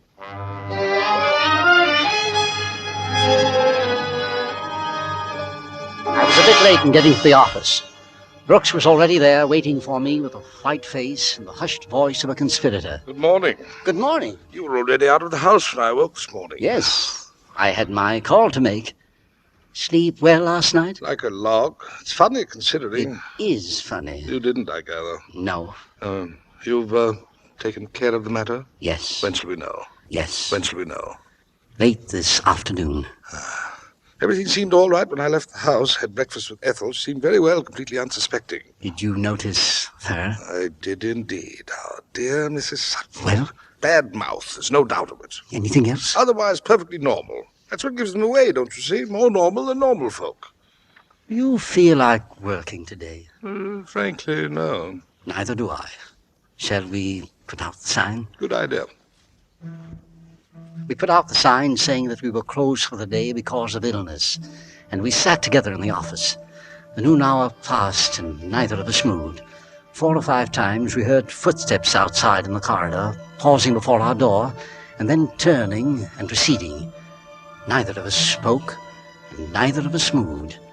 I examined an expanse of wall just over Brooks's head, and he examined the blank space over mine, and the hours passed. Back on Springbank, Dimthorpe would be bending over his vials and Bunsen burners, moving as methodically as only he could move, extracting the truth from a bottle of cocoa.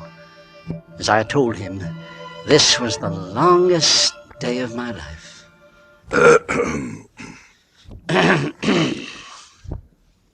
Well, Mummery? Yes.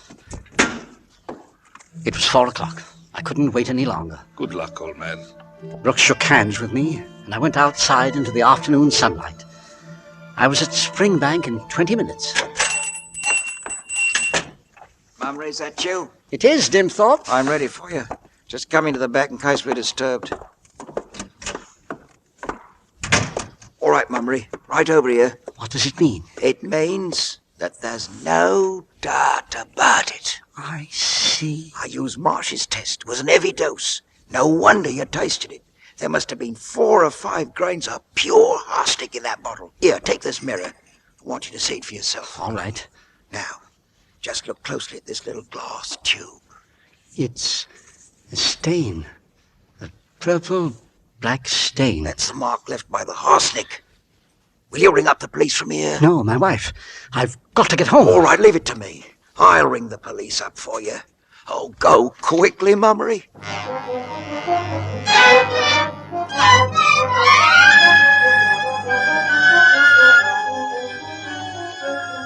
Local train went so slowly and stopped so often.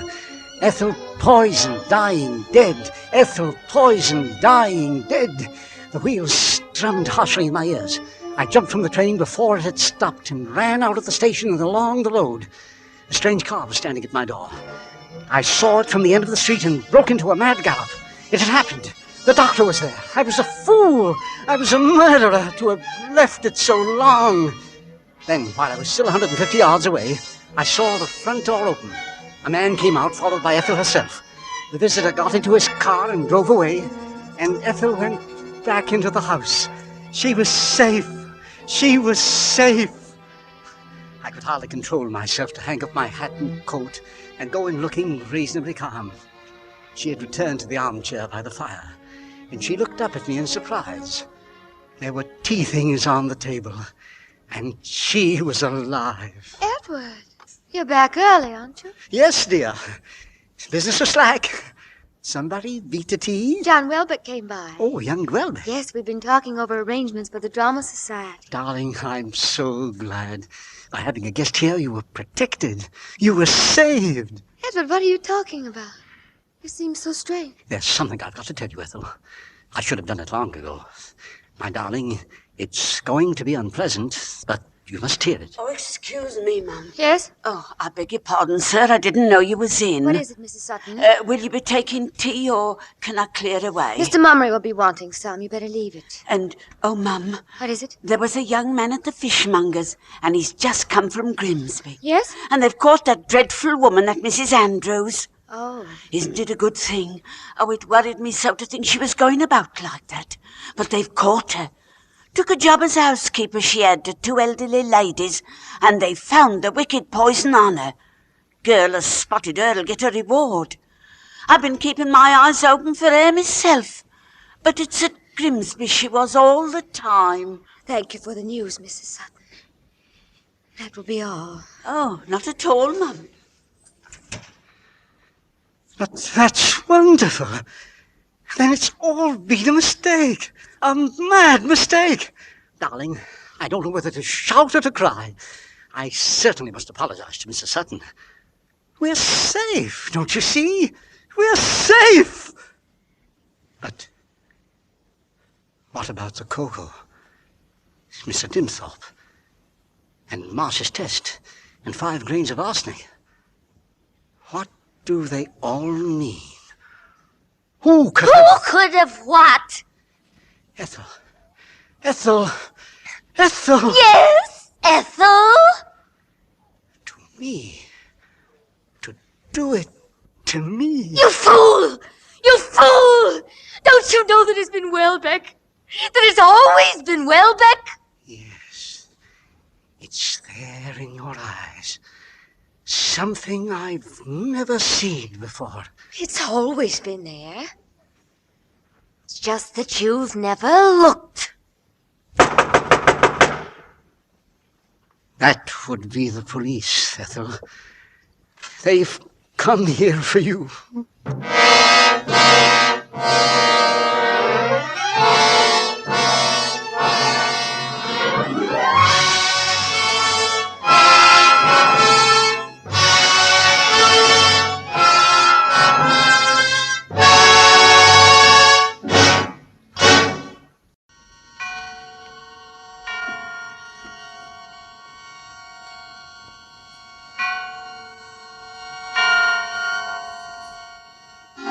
Suspense.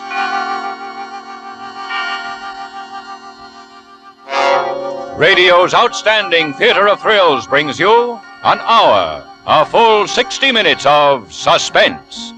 Tonight, Crossfire, Our stars, Robert Young, Robert Mitchum, Robert Ryan, and Sam Levine, with George Cooper and William Phipps, all playing their original roles from the current RKO radio picture in an adaptation for Suspense, produced and directed by Anton M. Leader. Crossfire. Robert Young stars as Captain Finlay, Robert Mitchum is Keeley, Robert Ryan is Monty, Sam Levine is Samuels, and Marlo Dwyer is Ginny. With these performances and with Crossfire, we again hope to keep you in suspense.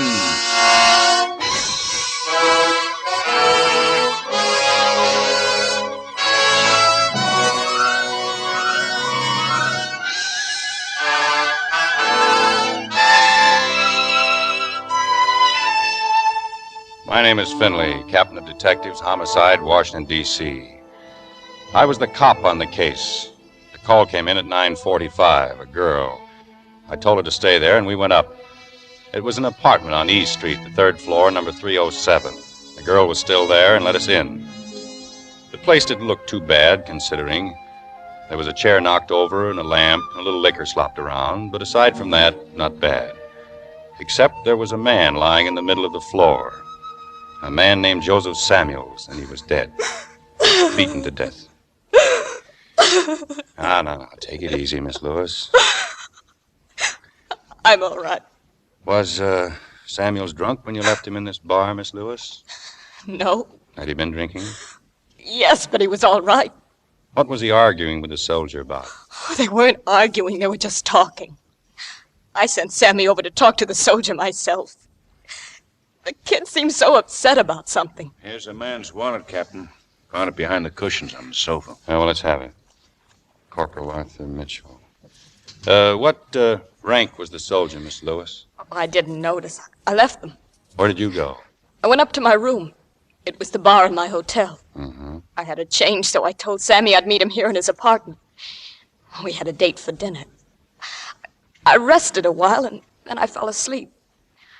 When I woke up, I phoned the apartment to say I'd be a little late, but there wasn't any answer. I came over as soon as I could find a cab. Then I called you. Do I have to stay here any longer? No, I'll get somebody to drive you home. O'Hara. Yes? Take Miss Lewis home and check in the bar at her hotel. Will do. Come on, Miss Lewis. Oh, wait a minute. Take this wallet to the provost marshal's office and see if they can locate this man. Sure. Well, what do you want? Oh, I'm sorry. I must have the wrong place. What place are you looking for? Well, I thought it was this apartment. I was looking for a buddy of mine. You're cops? Yeah, we're cops. Has something happened? Tell us about your buddy. Yes, sir. Well, we was here. He left before we did. He wasn't feeling good. He said he'd be right back. Who was we? Me and another buddy of mine. Who did you come here with?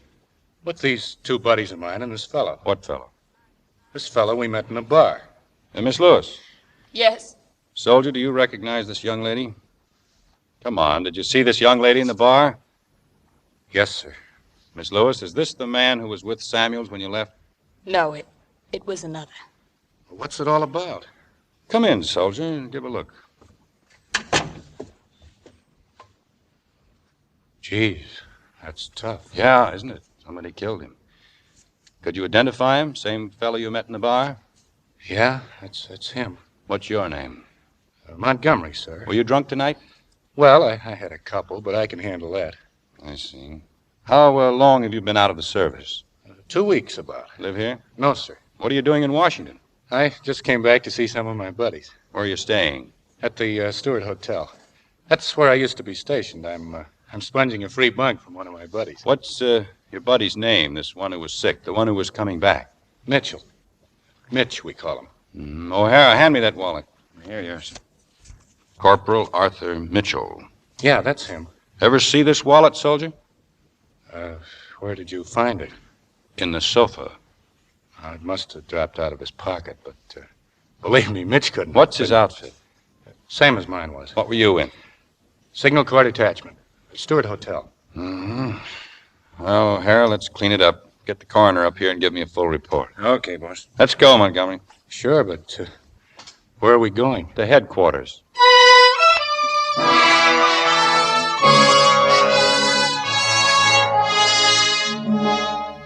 See what I mean? Routine, just routine. I put a man on to finding this Mitchell, the one who belonged to the wallet, and I talked some more to Montgomery. Nothing. The cooperative type, but nothing. Pretty soon my man came back. He couldn't find Mitchell, but he had his roommate, a guy named Keeley, the uncooperative type. There he is, Captain. Oh, thanks. You Keeley, Sergeant Keeley? Yeah, I'm Keeley. I'm sorry to break up your Saturday night game, Sergeant.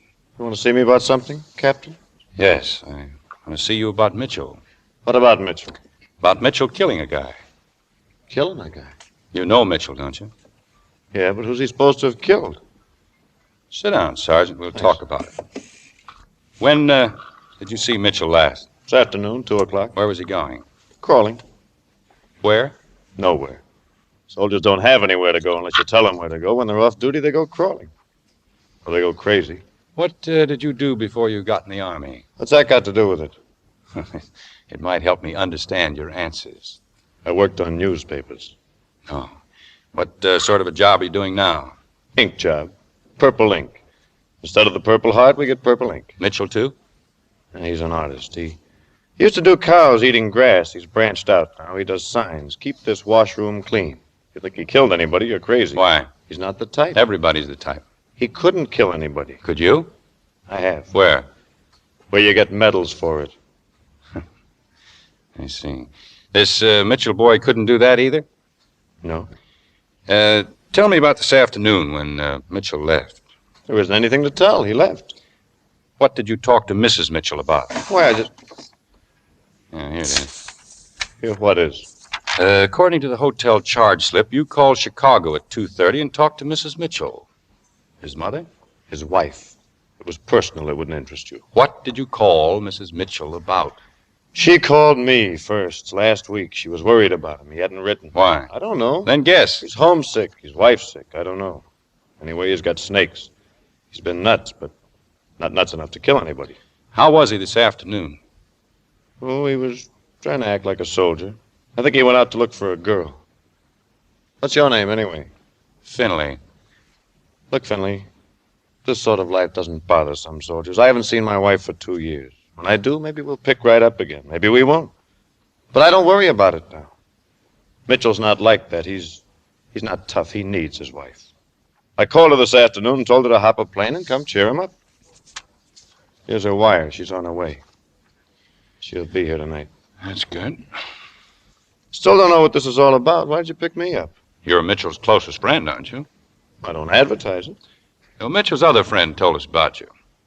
His other friend? Who's that? Hello.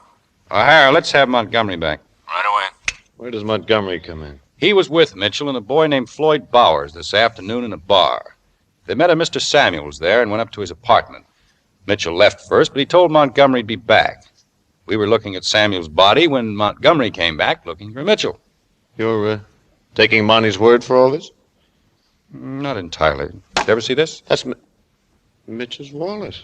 How'd you get it? We found it in Samuel's apartment, down behind the sofa cushions. Where's Bowers? Did you ask Monty? Ask him yourself. Hiya, Keeley. Did you hear all this they're trying to pin on Mitch? Part of it. Well, this is serious. They're crucifying the kid. You know Mitch. He won't have a chance. What do you mean by that? Well, Captain, I just mean that Mitchell's not the kind of guy who knows the scoop on things like this. He's an artist. He's sensitive. And you know all about things like this? Well, sure, like I told you. I've been a cop myself in St. Louis. 4 years in the jungle on the east side. I know the score. Well, then you can understand my problem, why I need your help. I'm not helping anybody stick my pal in trouble. I'm not asking you to. I'm just asking for facts. How did all this get started in the bar with Samuels? Well, like always. Bunch of people in a bar. Something happens, and first thing you know, you're talking to somebody. What happened? Leroy knocked a drink all over this, what'd you say her name was? This Miss Lewis. You didn't tell me about Leroy. Oh, he's just a dumb hillbilly. He's a friend of Floyd's. He come in with Floyd, but he didn't stay long. Go on. Tell me about it. Well, like I said, we was talking, me and Floyd and Mitch. Only Mitch was getting high and clamming up. I was worried about Mitch. What's eating you, Mitch? Nothing's eating me. Come on, man, let's go. Sit still, Floyd. You don't get to meet people going in and out of one bar after another. Hey, look out, Leroy, that tray. Oh, my dress. I'm sorry, lady. I didn't mean to spill. You silly hillbilly, why don't you watch what you're doing? That's all right. It was an accident. A lady with you? Yeah. I'm sure sorry about my buddy. Oh, that's all right. Here, honey, here's a napkin. Waiter, give me that towel. Here, miss. Thanks. You'll have to forgive Leroy here. Leroy's from Tennessee. He just started wearing shoes. Apologize to the lady, Leroy. I said I'm sorry. It was just an accident, soldier. Leroy's all right. He's just dumb. We won the war with him by not letting him go across. If the Krauts had caught him and... Hey, Leroy, where you going? I'll see you, Floyd. Well, now, look there. I heard Leroy's feelings. I'd better change. I'll meet you up at your place, Sammy. Sure. Take your time. Hey, soldier. Yeah? Buy a drink? Sure, why not? Over here and sit down. Well, Captain, this Samuels and Mitch went off to the other end of the bar, and me and Floyd was just sitting there talking. I don't know how long. This Floyd can really talk when he gets started. Man, what I couldn't do with $1,000. What would you do with $1,000? Man, with $1,000, I'd go to Mexico. I'd fish and live on the beach and eat and just Mexico? live on that beach. I've been to Mexico. Them guys down there'd have your $1,000 before you was there a week. Yeah, not my $1,000, they wouldn't. I'd steal me an air-cooled machine gun and I'd just... Hey, Floyd, look, they're leaving. Who? Mitch and his pal. Come on, let's go. Oh, why do we have to go? The Jew boy is setting up to drink someplace. Who? The Jew boy. The Jew boy.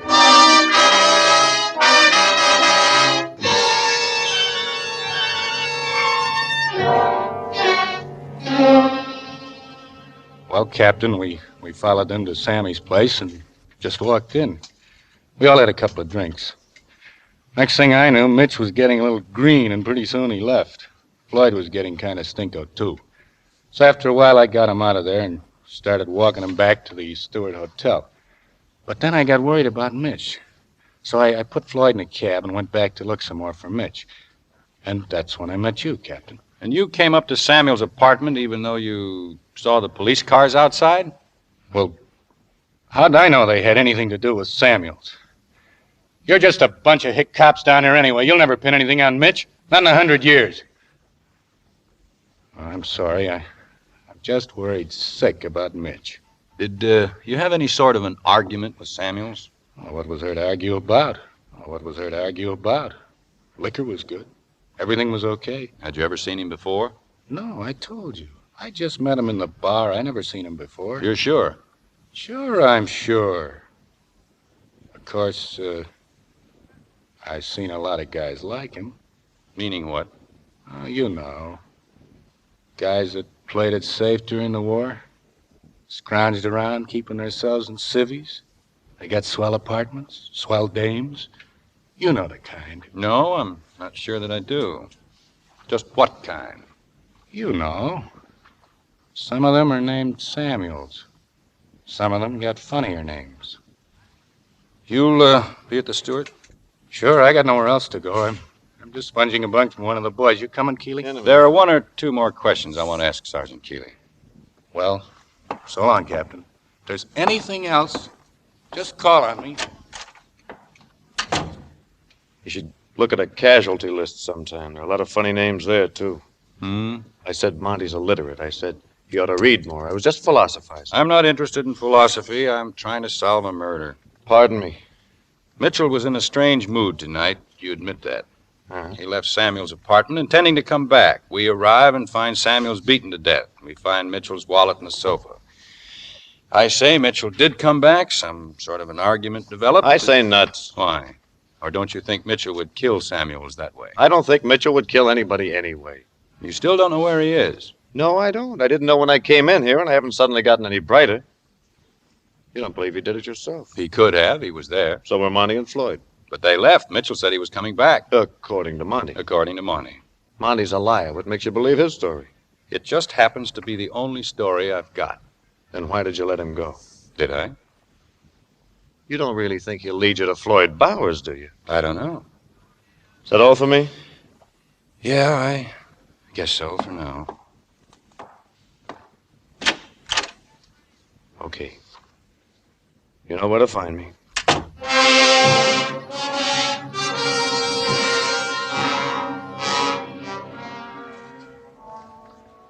I'm Keeley. You've heard from me already. I was Mitch's friend. And, brother, when I walked out of that smart cop's office, I knew if I didn't find him before the fuzz nabbed him, he was a dead pigeon.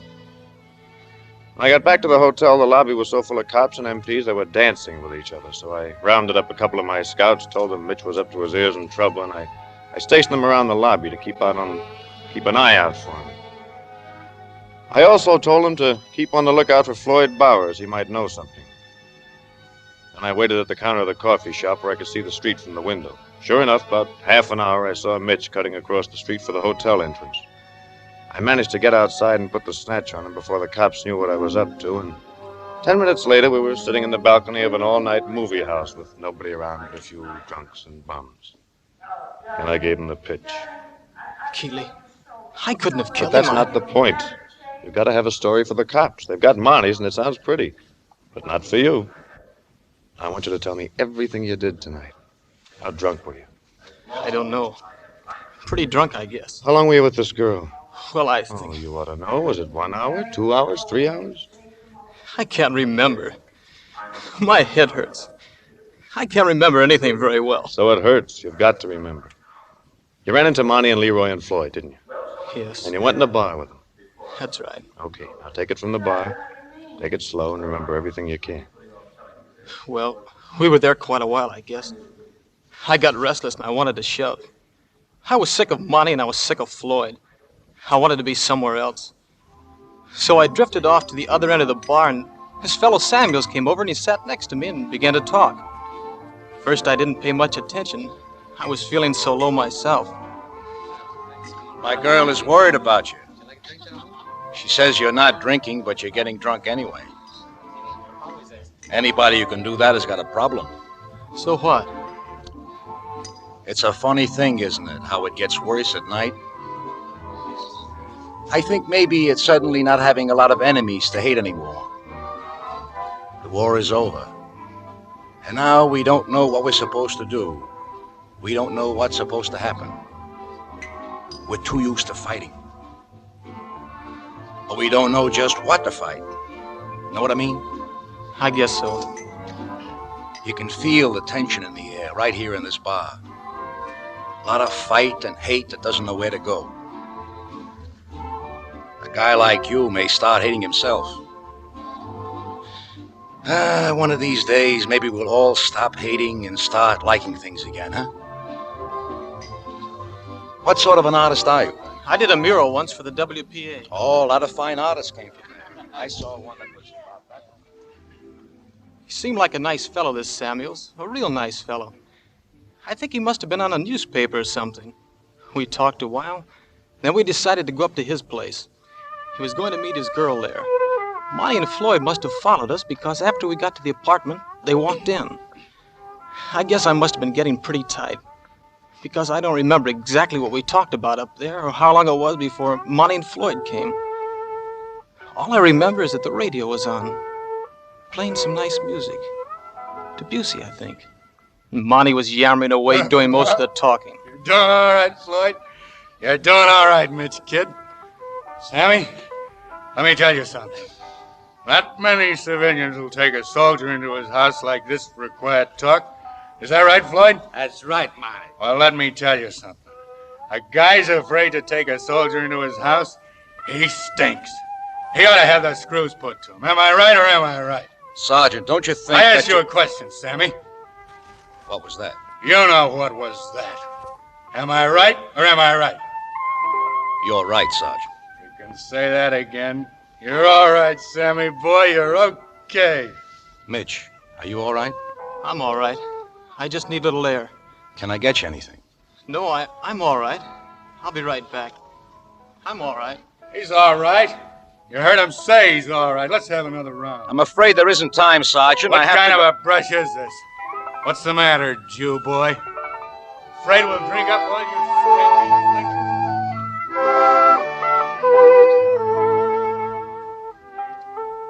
know how I am, Keeley. I hate to hear anybody yelling at anybody. So I decided not to go back when I got out. The air felt good. I must have started to walk. I don't remember how far or in what direction. But the next thing I knew, I was in a joint called the Red Dragon. I was talking to this girl named Jenny and buying her drinks. Do I have to tell you my name again? Well, it's Ginny, because I'm from Virginia. Oh, yeah? Oh, yeah. Oh, this joint stinks. I sure get tired of it here. What do you work here for, then? For laughs, dear, for laughs. Every night? Every night.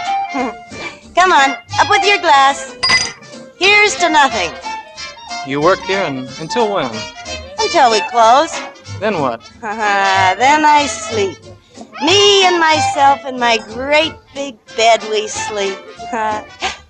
You know, I could have killed my roommate the other morning. She was You got that in quick, didn't you?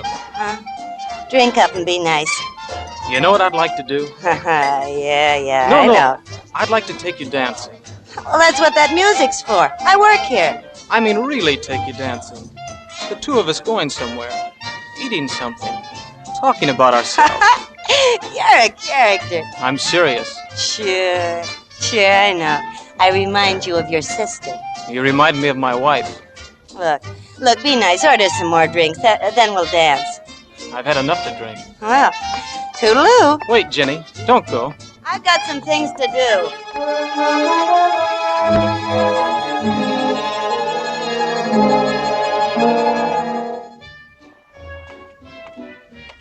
I was looking all over for you, Jenny. What did you leave for? Well, you didn't want to drink. All you wanted to do was yap.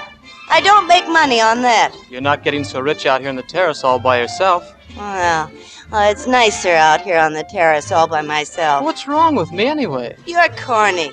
Well, what did I say? We were just talking. Is that what that was? You know what I'd like to do? I'd like to take you dancing. You remind me of my wife. What's the idea of saying a thing like that? Oh, I'm sorry. I didn't mean to insult you. You know something? I haven't really been dancing for almost 2 years. Why not? Because I haven't. Why? Because I've been working for a living. What do you do when you're not working for a living? I live. How much would you charge to dance with me here? A lot. You're a smooth dancer, Jenny. You're not so bad yourself. It's nice out here. Yeah, you know, this used to be a spaghetti restaurant with tables out here. They don't use the terrace anymore. Say, how would you like me to make you some spaghetti? You mean here? Oh, no, silly. Look, I live at the Regal Apartments on Southern Street. You could wait for me. Well, I won't be there for a couple of hours, but you could sleep or something. Here's the key. Jenny, will you let me kiss you? Oh, you're nice. Look, I'll try to get away early, but if you don't want to wait for me, you can just lock the door and put the key in the mailbox. I'll wait.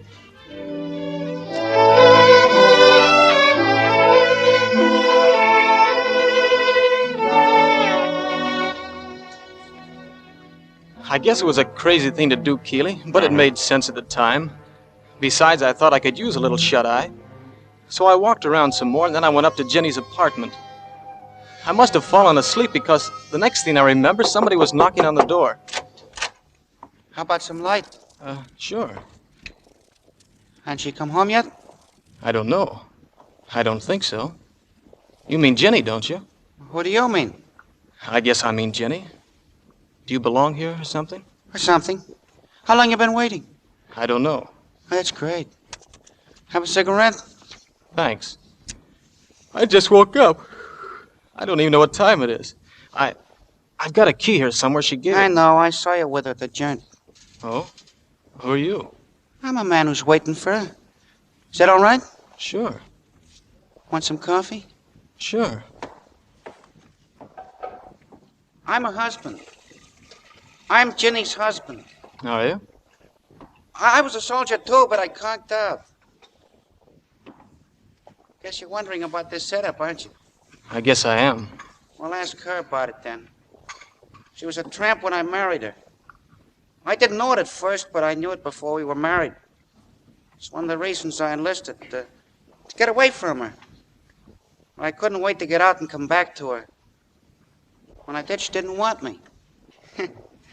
Funny, ain't it? And I still want her. I still love her. How's that coffee doing? I'll be ready in a minute. You know what I just told you? Well, it's a lie. I see. I'm not her husband. I met her the same as you did, the jerk. I can't keep away from her. I want to marry her. She won't have me. I see. You believe that? Well, that's a lie, too. I don't love her. I don't want to marry her. She makes good money there. Got any money on you?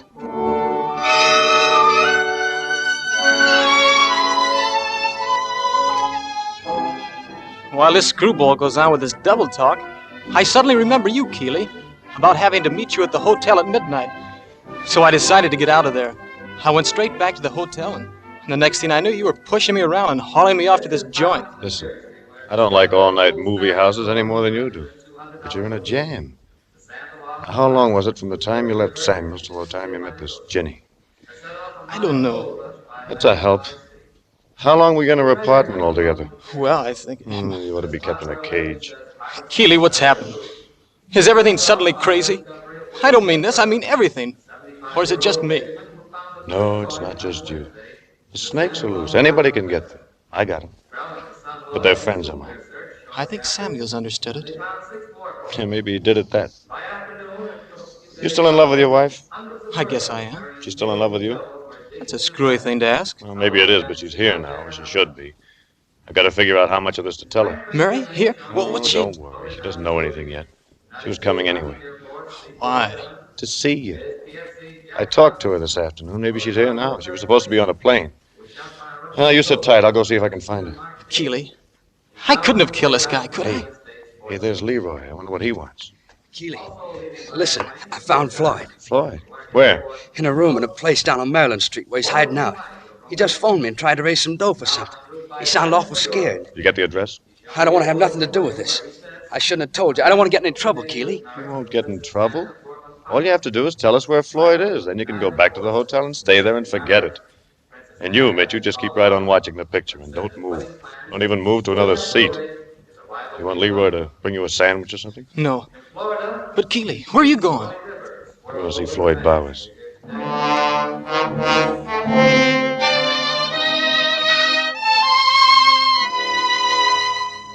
I didn't have any trouble finding Floyd. He was just where Leroy said he was. Crummy little room on the second floor. And he was scared to death. And wanting to get rid of me the worst way. Why? I didn't know then. I talked to him for quite a while, but I couldn't get a thing out of him. Well, I didn't have all night to waste either, so after 15 or 20 minutes, I got up to leave. Well, thanks for dropping around, Keeley. It's okay. You sure you haven't got anything on your mind? No, not a thing, Keeley. Oh, I'll be seeing you. Sure, sure. So long, Keeley. Night, Floyd. I went on out and down the stairs. I couldn't figure it out. Of course I couldn't. Because what I didn't know was that all the time I'd been in that room, Monty had been there too. After I left, he was still there. It's okay, Monty. He's gone now. I know he's gone. Monty, I didn't call Keeley up here. No? Oh, Monty, don't! Told you not to go out anywhere, Floyd. You went out, Floyd.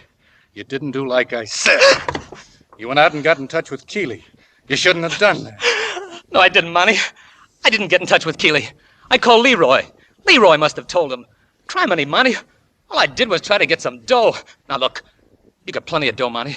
Give me some dough. I had everything figured out. Just what we was going to do. I told you to stay here. You went out and phoned. You spoiled everything. I didn't, Monty. I didn't spoil nothing. I told Keeley I hadn't seen you. You heard me say that. Nobody can pin anything on you. That's right, Floyd. Nobody can pin anything on me. Oh, now look, Monty. I'll go to Mexico. I'll never come back. I didn't have nothing to do with it. I don't want to get mixed up in it, Monty. Criminy, Monty. You went crazy or something. Samuels didn't do nothing to you. You went crazy. I didn't do nothing to Samuels either. Except I flicked him like that. Not that hard, maybe. More like that. Or that. Or that. Not hard enough to hurt anybody. Stop it, Monty! Monty, stop it, you went nuts! I've got nothing against any Jews. I just don't like Jews. And I don't like nobody who likes Jews.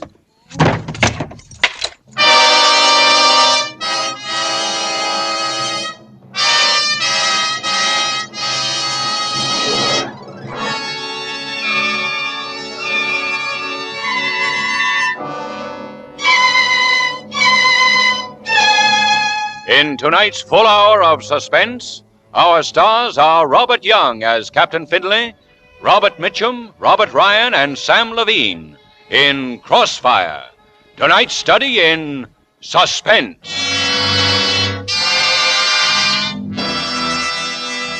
In just a moment, we will return with Act Two of Suspense. This is CBS, the Columbia Broadcasting System.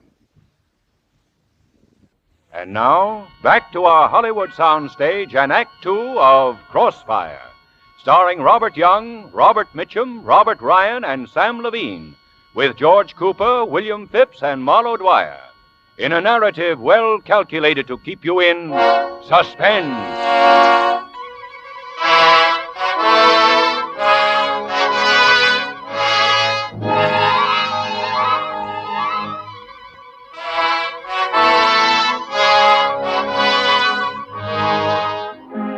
Like I said before, I'm just a cop.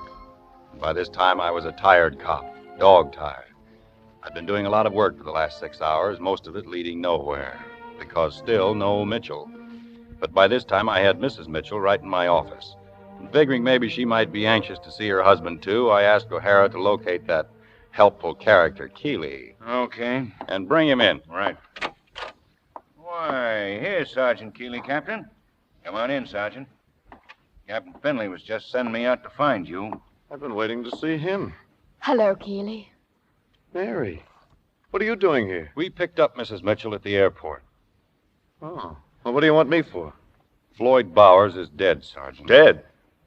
He was alive a couple of hours ago. I just saw him. Well, when I saw him about 20 minutes ago, he was good and dead, strung up by the necktie.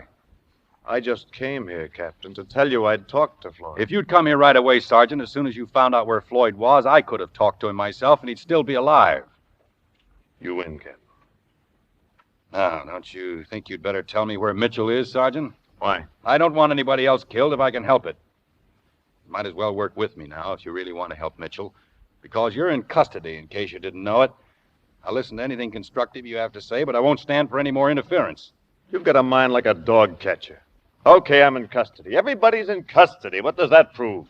Except that you've got a big jail. You want Mitchell so bad you can go out and find him. All right, I was just hoping there was an easier way. I talked to Mitchell a little while ago. Where is he? I said I talked to Mitchell, Captain. He couldn't have killed Samuels. He didn't go back to Samuels' apartment after he went out for some air. He went straight to a joint where he met a girl. Oh, Keeley. Take it easy, Mary.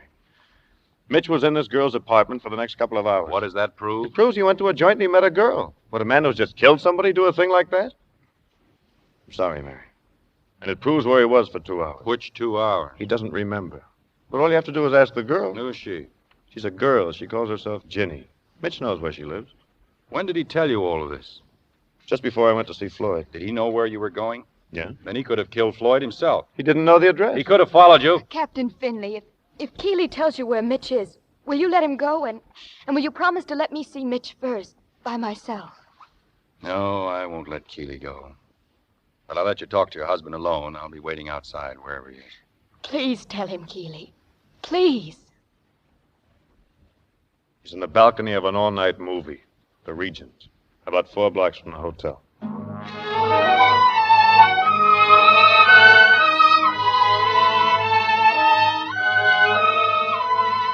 I took Mrs. Mitchell to the Regent Theater and waited downstairs by the popcorn machine while she had her private talk with her husband. I don't know what they said to each other, but it wasn't hard to imagine. A guy and his wife separated for 4 years, and then Sacco, this deal. But you could tell from the way they looked at each other when they came out that whatever came between them from now on, it wasn't going to be that other girl. I put Mitchell in the squad car with O'Hara, and then Mrs. Mitchell and I went on to pay our call. Mitchell had given his wife the address, Regal Apartments, Southern Street, the name Ginny. Captain Finley, Yes, Mrs. Mitchell. can I go in and talk to Ginny first? I mean, go in alone. Why? Well, she might tell me more than she'd tell you. All right, I see the transom's open. I guess I won't miss anything. What is it? Ginny, Well, who's there? I'm Mrs. Mitchell. Great. How's Mr. Mitchell? My husband Look, is so... what do you want anyway? It's late. I'm sorry. I wanted to talk to a girl named Ginny. My husband's a soldier who was here tonight. Well, there aren't any soldiers here now. Just me. I don't have anything to do with soldiers. Sorry. Good night. Please wait, please.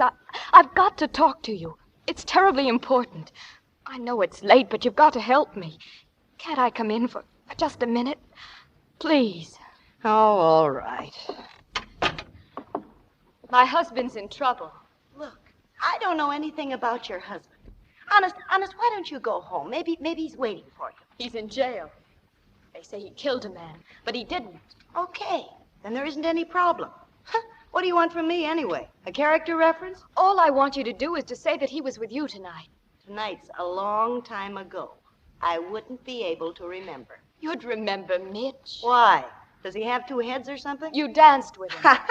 You danced with him out in back of where you work, in a sort of a terrace garden.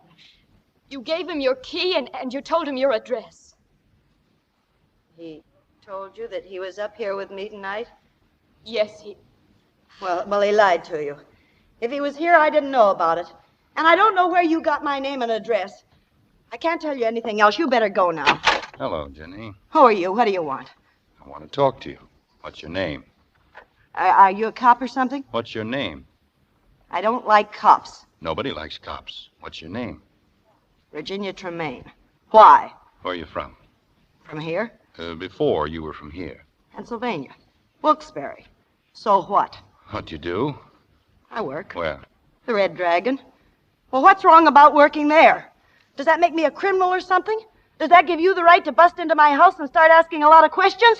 Is that where you met Mitchell at the Red Dragon? That's where I meet a lot of people. I never heard of this Mitchell. You live here alone? Sure. Is there something wrong in that? Jenny, the police won't hurt you. He promised me. All we want you to do is to tell the truth. Sit down, Virginia. Now, about Mrs. Mitchell's husband. He's in pretty deep, Virginia. Looks like he killed a man, maybe two. Mrs. Mitchell doesn't think he did, of course, but that's only natural. Jenny, don't you see? I know he was here. He told me. But that doesn't matter anymore. Never mind me. You've got to think of him. Oh, brother. Listen to that. Never mind me. You've got to think of him. Oh, now, isn't that sweet?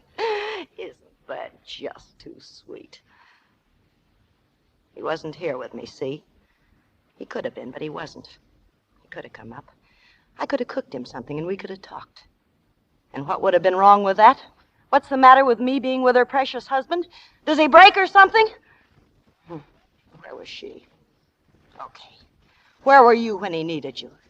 Maybe you were someplace having beautiful thoughts. Well, I wasn't.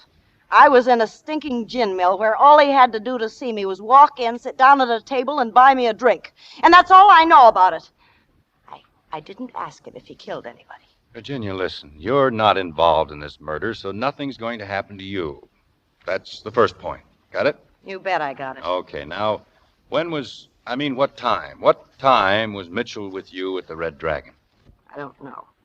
We found the body of this man, this Samuels, about 10. He'd only been dead about a half hour. So if Mitchell was with you from, say, 9 to 10, he's all right. Tell me the truth. No. Oh, no. I gave him my key. I don't know, maybe 8:30. I liked him. I felt sorry for him. I was sick of the stinking joint. I was going to ditch early, only I couldn't. I didn't get home until 1, maybe 2. He wasn't here. He had been here, and he'd gone. He left the key. But I don't know what time. Jenny, is that the truth? I said it's the truth. What do you want me to do? Light up like a Christmas tree? We're wasting our time, Mrs. Mitchell. This isn't going to help your husband. Let's go.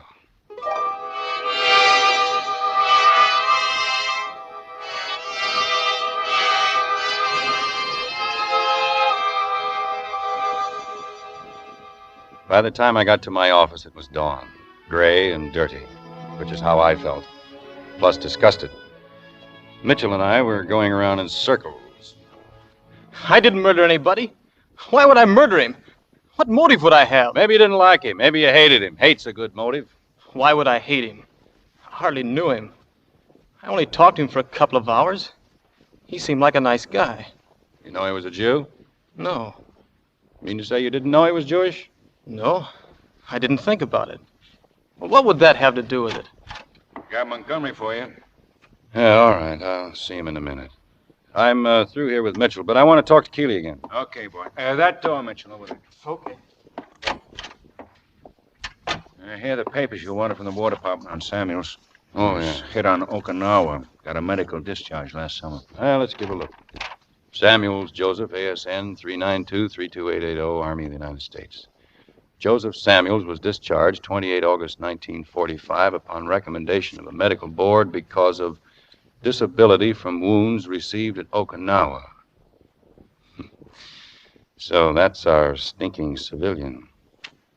All right, O'Hara, let's have mine. Okay. Come on in, Monty. Okay. You want to see me, Captain? Figured it must be important. I want to help all I can. Yeah, sit down, son. Yes, sir. Sergeant, how did you know Samuels hadn't been in the Army? Huh? When I talked to you early this evening, you were sure that Samuels had never been in uniform. How did you know that? Well, like I said, you could tell. You could see. Those kind of guys got ways of keeping themselves from getting dirty. Why do you ask that, Captain? I was just curious. You know who killed him yet? Yes, I think I do. Was that all, Captain? Didn't you want to ask me something else? No, that's all. I can go now? Yes. Okay, then, Captain. Oh, Montgomery. Yes, sir. You haven't seen anything of this friend of yours, that, Floyd Bowers, have you? No, sir, I haven't. I can't figure Well, out let me know when you do, will you? Yes, sir. So long, sir. O'Hara, send Keeley in.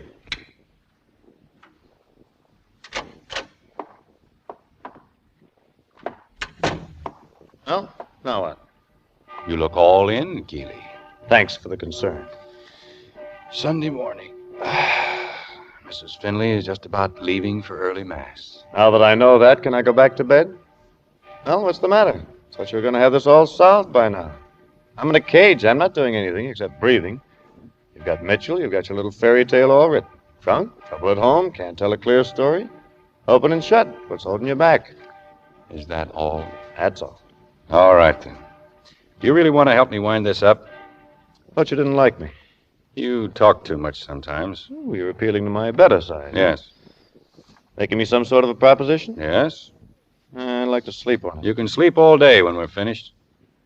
Okay, then. You, usually have to know something about a man to have a reason to kill him, don't you, Keeley? Yeah, I guess. You have to know him well enough to be in love with his wife, or well enough to know he has some money. Mm-hmm. Samuels didn't have any money. He didn't even have a wife. So what? So this. None of these men knew that or anything else about Samuels. They hadn't known him well enough or long enough to have an ordinary motive for killing him. Mitchell talked to him for maybe an hour, the others less. So it had to be something else. A motive inside the killer himself. Go on. The killer had to be someone who could hate Samuels without knowing him, who could hate him enough to kill him, under the right circumstances, not for any real reason, but mistakenly and ignorantly. You interest me, Captain. Well, once I figured that out, the rest wasn't too hard. I looked around at my suspects. I thought back over the answers I'd had tonight. Some of them fit. I knew who killed Samuels. You booked him? No, not yet. I'm taking the chance that you're smart enough to know what I'm talking You about. don't have to draw me pictures. I know what you're getting at. I think you're right. What do you want me to do? Yes, I've nothing on Montgomery, nothing at all. I might never get anything. I want to take a long chance on nailing him quick. How well do you know him? Well, I've tried to like him, but he's not my type. Does he have many close friends? He had one, Bowers. I think he killed him. So do I. What about that other southern boy, Leroy? No, I don't think so. He was in Monty's platoon. But Just how do you think he feels about Monty? You're getting ahead of me. Well, I was hoping he didn't like Monty. I think he's scared to death of him. Is he really as dumb as Monty says? Well, he's pretty young. He doesn't always know which end is up. Monty doesn't think he's smart enough to lie. What if Leroy told Monty a fantastic story? Would Monty believe him? Yeah, he might. I'll risk it. Hal? Yes, sir? Keeley's on his way out. I don't want to see anything in the papers about Floyd Bauer's killing. Not a word. As far as we know, he's still alive. We've never heard of him. Will do, Chief. Keeley, I want you to get Leroy out of the Stewart Hotel without being seen and bring him here. Can you do it? If I have to sandbag him.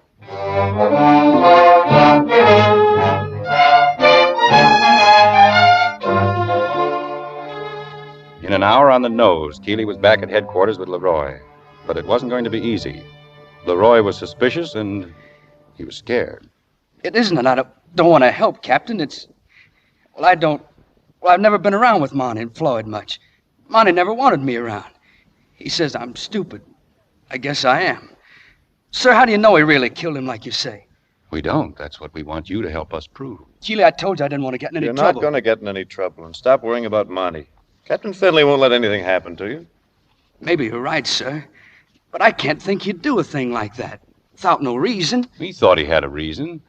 You know the way Monty feels. You've heard the things he says. Well, yes, I guess I heard him say a couple of times about Jewish people living off the fat of the land while he was out there. And you say that's all lies. And I guess it is. I don't know, but... Look, maybe Monty roughed this guy up a little, and that was all. That was all he started out to do, yes. He didn't have a plan or anything like that. This business of hating Jews comes in a lot of different sizes. There's the you can't join our country club kind, and the you can't live around here kind. Yes, and the you can't work here kind. Because we stand for all of these, we get Monty's kind. He's just one guy. We don't get him very often, but he grows out of all the rest. Look, Leroy, you know we have a law against carrying a gun? Sure. We have that law because a gun is dangerous. Well, hate, Monty's kind of hate, is like a gun. If you carry it around with you, it can go off and kill somebody. It killed Samuels last night. Monty was in my outfit. It killed Floyd. I hate to think of anything like that happening to Floyd. And I hate to see Monty get away with anything. But look, I'm getting out soon. I might get in trouble. And I don't see this as any of my business anyway. Has Monty ever made fun of your accent? Well, sure, lots of times. Why? I don't know. He calls you a hillbilly, doesn't he? He says you're dumb. He laughs at you because you're from Tennessee. He's never even been in Tennessee. Ignorant men are afraid of things they don't understand. They end up hating them. You get me all mixed up. How'd I know what you're trying to do? How'd I know you aren't a Jewish person yourself or something? You don't? But would it make any difference? I guess not. Well, all right, Leroy, but just one more thing, then you can go if you want to. About 100 years ago in Ireland, the potato crop failed.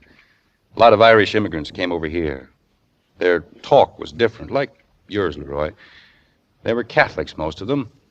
One of them I knew about stayed in Boston. He thought of himself as just another American, until suddenly one day he looked around and saw that something had happened. It frightened him. Fear and hatred of all Irish Catholics had developed and spread like a terrible disease. He saw he wasn't an American anymore. He was a dirty Irish Mick. He didn't understand. He didn't know what to do. But one day, when a bunch of men attacked his parish priest on the street, he waded in to help him. That night, on the way home from work, he stopped off for a beer. When he left the bar, 2 men followed him carrying empty whiskey bottles. They didn't mean to kill him. They were just going to rough him up a little. They just started out hating, the way Monty started out. But 20 minutes later, my grandfather was dead. Your grandfather? That's history, Leroy. They don't teach it in school, but it's real American history just the same. Thomas Finley was killed in 1848 just because he was an Irishman and a Catholic. And last night, Joseph Samuels was killed just because he was a Jew. Do you see any difference, Leroy? Hating is always the same, always senseless. One day it kills Irish Catholics, the next day Jews. It's hard to stop. It can end up killing men who wear striped neckties. Or people from Tennessee. Will you tell me exactly what to say? Yep, I'll tell you exactly what to say.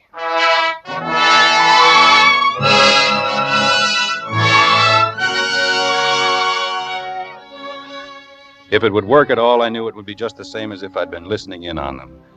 I already knew what Leroy was going to say, and I thought I'd sized up Montgomery well enough by this time to figure him out, too. Leroy cornered him in the hotel washroom while he was shaving. Hiya, Monty. Hiya. You heard about everything that happened, Monty? Uh-huh. I heard they got Keeley and Mitchell and they're holding them. I guess it's a good thing I left the bar when I did, or I'd be mixed up in it, too. Floyd didn't have anything to do with it, did he, Monty? Knock it off. What's the matter, Monty? Monty, no kidding. Floyd couldn't have done it, could he? Floyd wouldn't bump anybody off, would he? I don't know. He sure acted funny when I saw him last night. When did you see him? I saw him after. After what? After all that happened. He wants to see you, Monty. He asked me to tell you he wanted to see you. He did? Honest, Monty, I didn't know whether I ought to tell you or not. You don't want to get mixed up in anything any more than you are, but he was acting crazy, Monty. He gave me a crazy thing to tell you. He said, tell Monty the necktie wasn't any good. What do you mean by that, Monty? Where was this you saw Floyd, Leroy? How did you happen to see him? He called me and asked me to come over to where he was. Where was he? Some old place down on Maryland Street, on the second floor. Let's see, I wrote down the address. What'd I do with it? It was on a little piece of paper. Must be in my other pocket. Gosh, Monty, Floyd was really acting crazy. He said you shouldn't come today. He said to come tonight before 10. Well, here it is. 404 Maryland Avenue. That's it. Huh? Will you go see Floyd, Monty? Will you give him some money? I wouldn't say anything about this if I was you, Leroy. Understand? I wouldn't say a word. To anyone.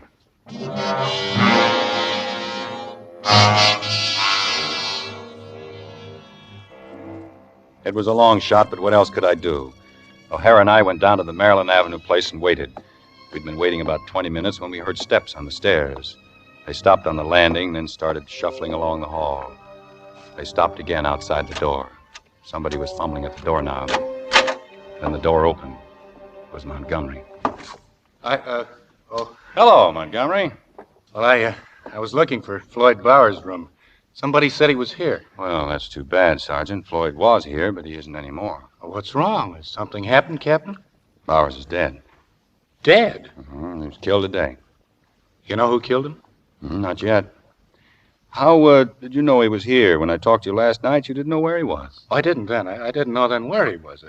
A fellow back at the hotel, he told me Floyd was here, and Floyd was scared, and he wanted to see me about something. I just come. I didn't even know which room it was. I was looking for the right room. He was knocked off in this room. Mm-hmm. The same guy who knocked off Samuels, maybe. Well, it could be. I liked Floyd, Captain. I liked Floyd a lot. I naturally came to help him. This fella said he needed some dough for something. No, you should have come right away. Well, this fella said, Floyd said not till tonight. I figured if Floyd said that, he must have got a reason. I see. Well, it looks like somebody was stringing you along. Yeah. What was this fellow's name, the one who told you Floyd wanted to see you? Look, Captain, I don't want to be a pigeon, this guy. What was his name? Leroy something. He was a friend of Floyd's. Maybe you remember me mentioning him. Yeah. You, never been to this house before? No. I never been here before. I never even been in this part of town. I didn't know which room it was, except it was on the second floor. Like Leroy said, I was looking for the right door. Seems like you have a lot of trouble with doors, Sergeant. First time we met, you were looking for the right door. That's right, sir. But you knew the address. You knew which house to come to. Sure. Leroy, give me the address. Was it written down on a piece of paper? Yeah. Do you still have this piece of paper? Yeah, I guess so. Here it is. Let me see it. Okay. Mm-hmm. I'll have to arrest you, Montgomery. Why would you arrest me, Captain? What would you arrest me for? For the murder of Samuels and Bowers. You're kidding, Captain. I never even been here before. Why, You didn't look at this paper carefully. This is the address of the house next door. I wrote it down myself. You made a mistake, Sergeant. You came to the right house anyway. Gee, Captain, you got this all wrong. Just let me explain. You see? Look out, Chief. The next thing I knew, I was on the floor and O'Hara on top of me. Montgomery hit him so hard he bowled me over like a 10-pin. Then O'Hara was up, going down the stairs after him, and I was over at the window in time to see him come out onto the street. I tried to get the window up, but it wouldn't budge. I smashed the glass with the butt of my gun, then I took aim. Montgomery! Stop! Montgomery!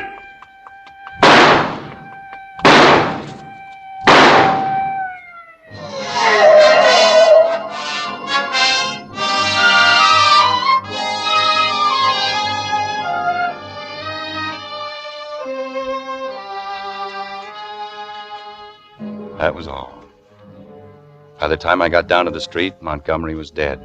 A crowd was gathering, and Keeley was standing there looking down at what lay in the street, and sort of shaking his head. Break it up now. Break it up. Stand back, everybody. I'm afraid he was a bad boy. Bad? Maybe. Ignorant. Fed with it. Fed to the teeth with it from the day he was born. Yeah. All right, O'Hara, clean it up. Okay, Captain. How's Mitch? With his wife. Want to see him? Oh, I guess not. Can I drop you anywhere? No, thanks. Well, good night, Captain. Good night, Sergeant. And, good luck.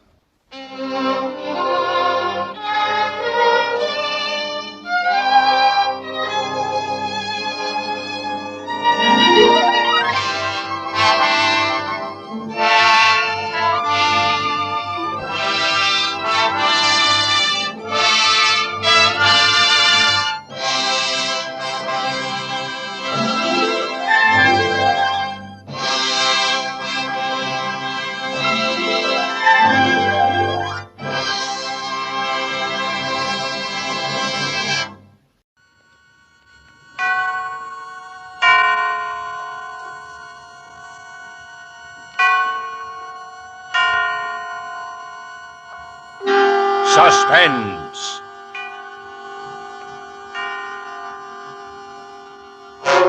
Radio's outstanding theater of thrills brings you an hour, a full 60 minutes of suspense. Tonight, our star, Mr. Edmund O'Brien. Our story, The Blind Spot, by Lois Eby and John C. Fleming. A suspense play produced and directed by Anton M. Leader. It sometimes happens with men and institutions who deal only in facts, formulae, and the cold logic of scientific deduction.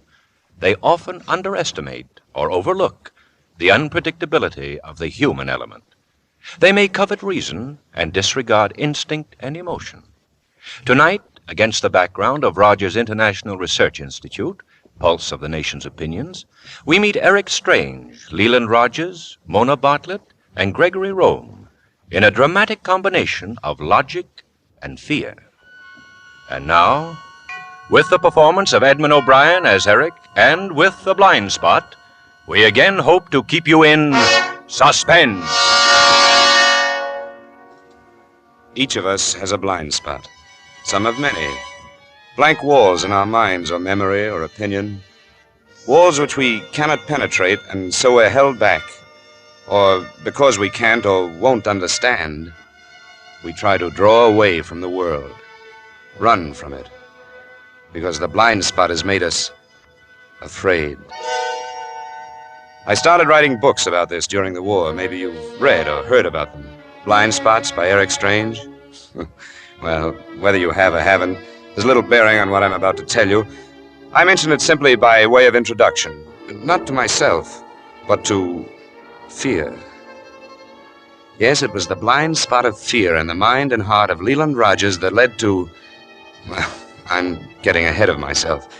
Perhaps it's best that you meet Leland Rogers and see him as I did that day when I went to his suite in the Park Central Hotel to settle a business matter. It wasn't our first meeting, but in a way it seemed to be.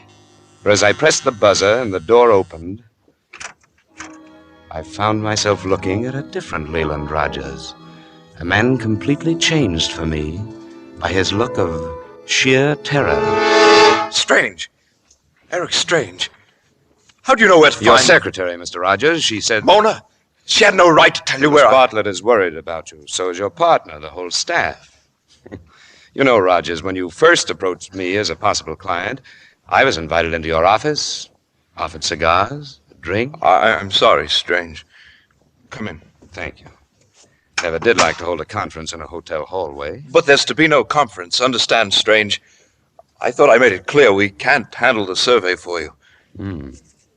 Now, I suppose if I suggested that Rogers International Research could be sued for breach of contract, I might not be offered a chair. You have grounds for a suit, of course. Sit down. Thanks. Much better.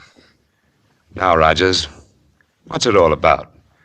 Why did you really call things off? It's exactly like I told you on the phone, Eric. No mystery about it. Albert LeBlanc, our European supervisor, was killed yesterday in a crash at Le Bourget Airport. Too bad for the supervisor. His organization of our overseas offices was a one-man miracle. That was a mistake, of course. Won't happen again. But in the meantime... The survey on my book is impossible. Quite. Well, your partner, Jim Carr... Now yes, he doesn't agree, I know. But Carr isn't running that end of the business, Strange. He shouldn't have even been talking to you. He just happened into the office while I was with your secretary. He seemed quite upset. Yes, he's always upset. But whatever he had to say means nothing. I suppose not. But he was enthused over the plans you people had. Yes, he's always enthused. However, in this case, I was myself. You know that. Yes. That's what confuses me, Rogers. You seem so anxious to establish the validity of the book's premise. I believe in that premise, Mr. Strange. I believe every word of your book, Blind Spots. I agree that the American has the highest natural demand for freedom and guards that freedom with unequaled personal responsibility for national welfare. The survey could have proved that belief. I know. Or proved it to be wrong. You know, in that event, had we discovered my premise to be arrogant assumption, I intended that this would be the last edition of Blind Spots. I understood your intention. People without freedom are happier without facts. Yes. However, Mr. Strange, under the circumstances, with my organization powerless to conduct an immediate survey, I don't see what use there is... Sit down, Mr. Rogers. What? I said sit down. Or better still, fix us both a drink. Because I'm not leaving. Now, see here, Strange, you're wasting your time. I've told you it's all off. I've given you a good reason. You can take your business to Universal Surveys or sue me for breach of contract. I don't care. I care, Rogers. I want to know who threatened you. Threatened? I should have warned you months ago. Threats would be a nuisance item you'd have to figure on with my survey. There have been no threats. None at all. I think there have. I've been threatened regularly since the first edition of Blind Spots. First by radicals who call the book reactionary, then by reactionaries who suggest I'm proposing revolution. There have been no threats. No threats, Strange. It's simply that my key man, LeBlanc, in our Foreign Office is at this very moment as alive as either one of us. What are you saying? What you've been saying is more important. A call came in while I was at your office. Miss Bartlett took it. It was from LeBlanc. You let me lie, Strange. Yes, because it made you feel easier. It might make it easier for me to discover what kind of fear you're living with. This doesn't change anything. We're not handling the survey with or without a reason. Nothing helps your kind of fear but action, Rogers. If it's a free-for-all, I'd like to get in. Would you care to fix those drinks and tell me about it? Strange. Were you ever so afraid? It was like leprosy. You felt your mind, your body rotting away. Once, sitting on the ground, during a war that sometimes seems like it didn't happen. There was a length of barbed wire in front of me. Day after day, night after night. One day I tried to walk through the wire. They pulled me off, and I tried again. And again. After that, I had some kind of fever. Now it's your turn. I'll get the drinks. I'll need one telling you this. You might need one listening.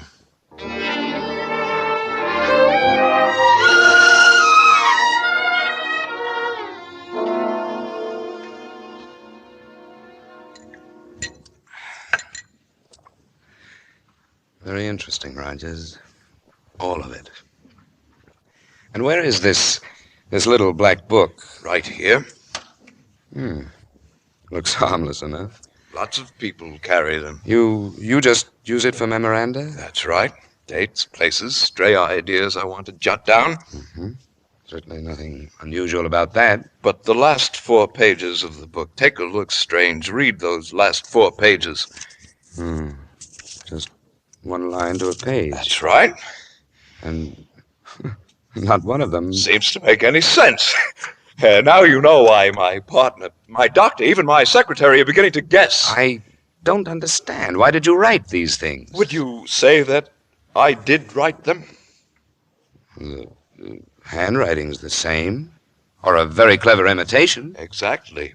I wrote all the previous pages. Those last 4 I didn't.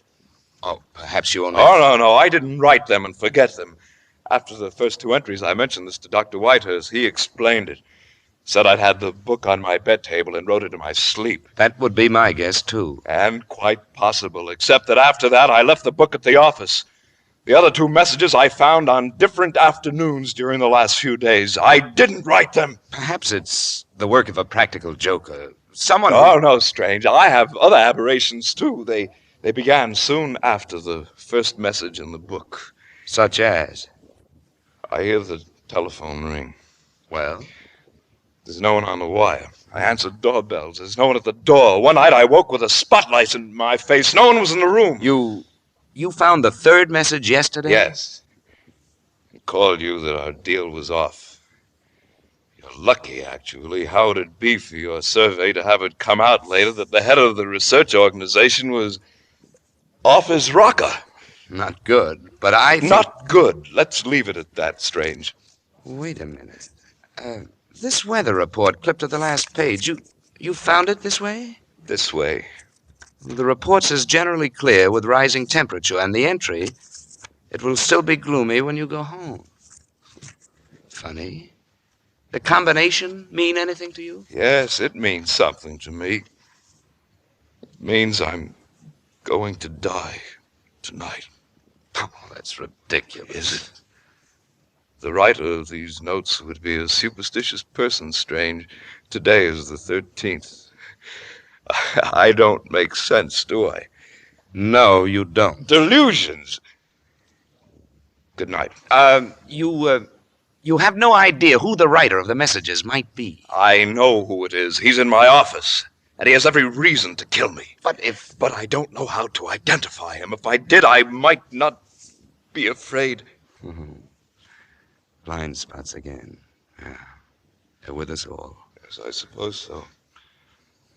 Look, Strange, I've told you more than I intended to. Now, get out of here, will you?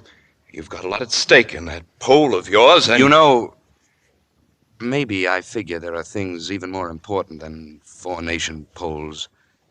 People. Their troubles.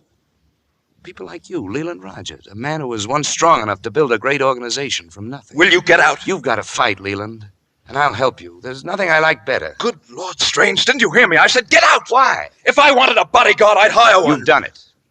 And for free. This is my own mess. Why do you want to get yourself into it? I don't.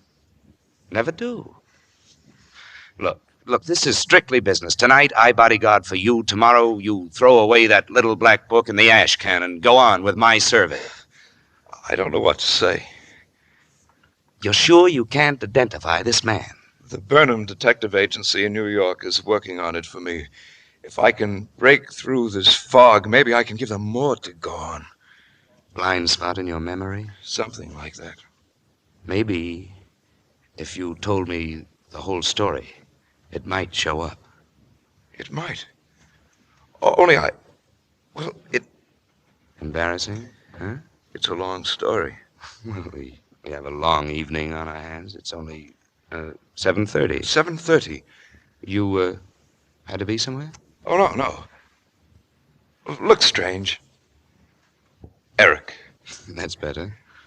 I've decided that I can trust you. Thanks. I think I'll take a shower, climb into a robe. Then I'll tell you... The works? Everything, yes. Go ahead with your shower. I'll wait.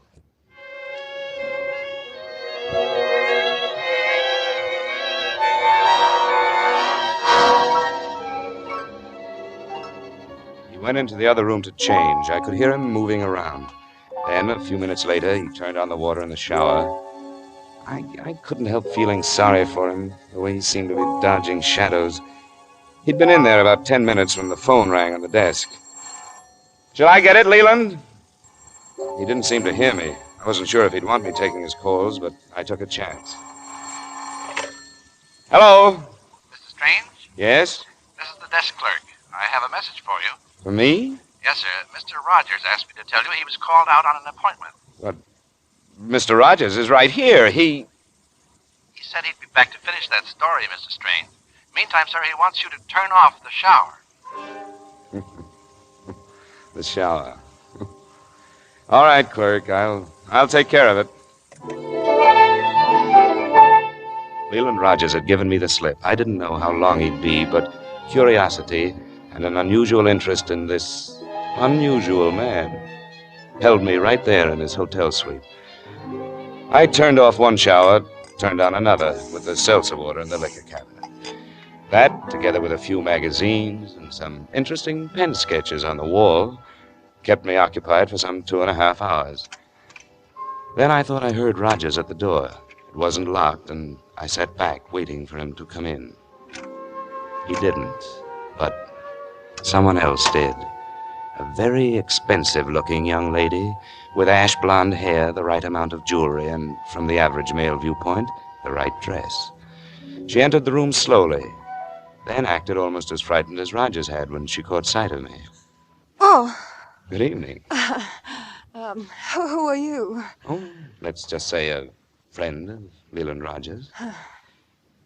You're Eric Strange. I've seen your picture in the papers. All right, I'm Eric Strange. And you're? Well, A friend of Leland Rogers. Yes. He, isn't here? I'm expecting him any minute.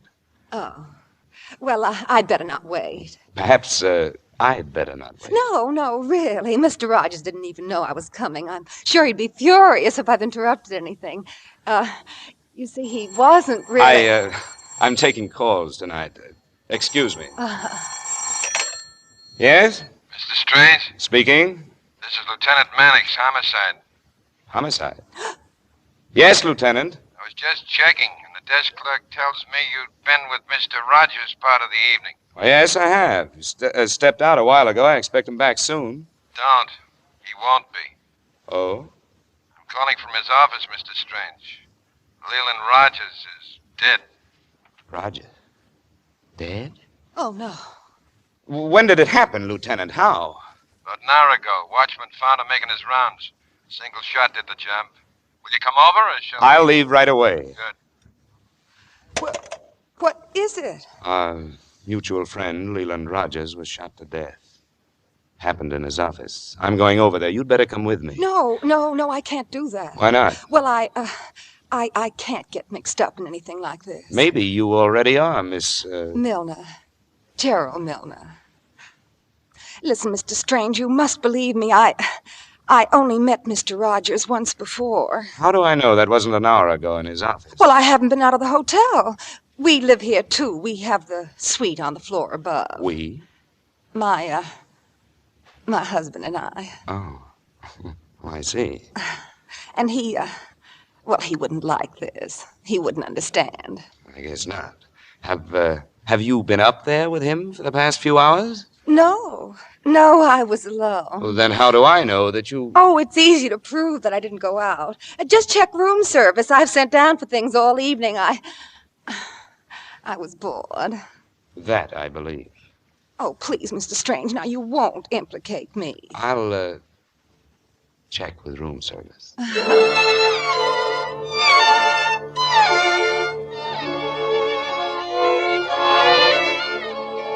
Police Lieutenant John Mannix was a very efficient gentleman.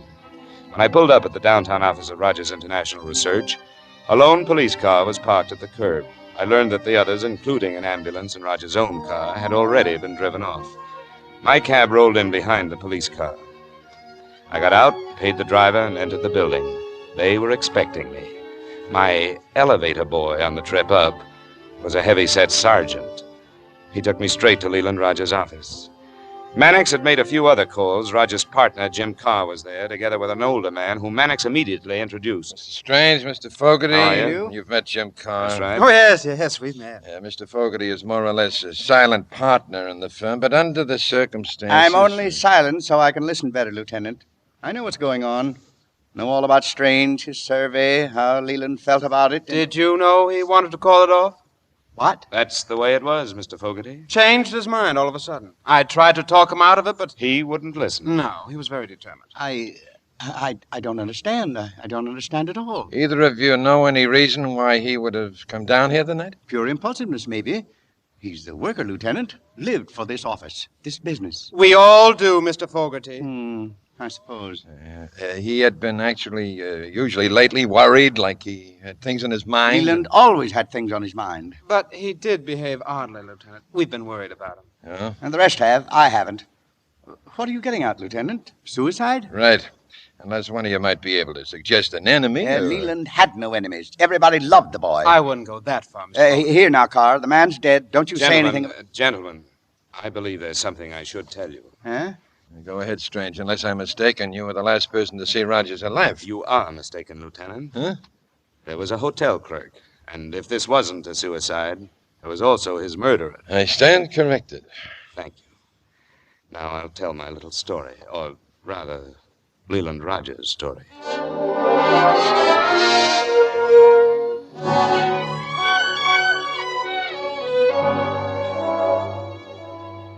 That's all there is to it, Strange. Isn't that enough, Lieutenant? The man was terrified. Poppycock, Mr. Strange. Leland was never terrified by anything. That isn't quite true, Mr. Fogarty. I told you he'd been acting odd. He was carrying no little black book when we found him. Naturally, a murderer wouldn't leave it to the mercies of a handwriting expert. But you saw this book? I saw it. There could be the simple explanation that Rogers had some sort of a lopsided idea that he didn't want his death to look like suicide. Could be. You don't think so? I don't think so. Yeah. I've been in the business a long time, Strange. I've been writing about people for a long time, Lieutenant. I think I know when a man shows genuine fear. And, of course, you have the added advantage of being the last man to see him. Me, yes, and the hotel clerk. Lieutenant. Yes, Mr. Carr? I saw that book myself many times. Huh? Rogers always carried it. His idea book. Jotted down ideas he got at odd times. Strange. Can you recall the wording of those unusual messages? I think so. There were 4 of them, one to a page. The first was, "At dawn, the sun casts long shadows." Huh? Go on. The other 3. The horse lost a shoe while our bells were still ringing. And the third was, "Turn down the blind spots pole." And the last, "It will still be gloomy when you go home." There was a weather report attached to that. It's nonsense. Nutty as a fruitcake.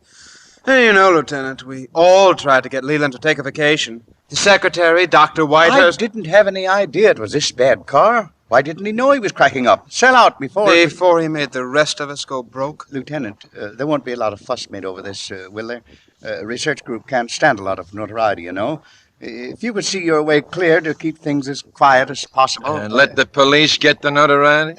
I didn't mean that. I'm afraid we'll have to face the fact that the lieutenant isn't hired to keep things quiet, gentlemen. He's here to try and discover why Leland Rogers is dead tonight instead of alive. Check. Maybe I can even pull a murder out of this and get myself a raise. One more thing.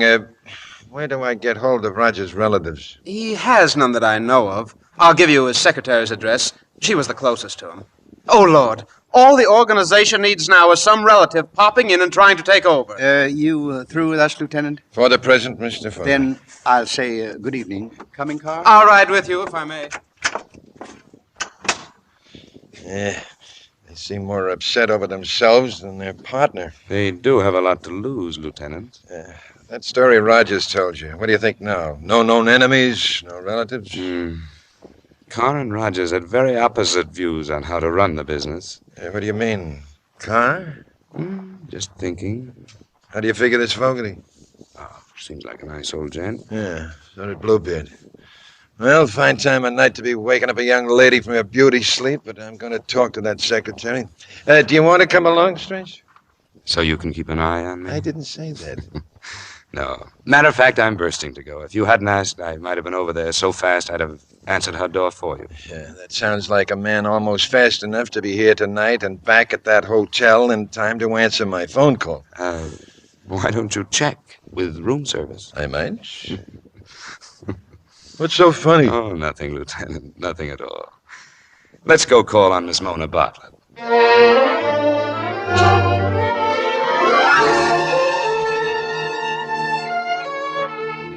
Mannix was all right. I found that out as we drove across town. He was just a hard-working fellow, anxious to do his job and do it well. I liked him, but I didn't share his growing theory that this was a simple case of suicide. We reached Mona Bartlett's apartment after climbing a steep flight of terracotta steps to a handkerchief-sized landing. Almost immediately, we heard the soft slap of moccasins coming in response to our ring. I almost didn't remember her when she opened the door.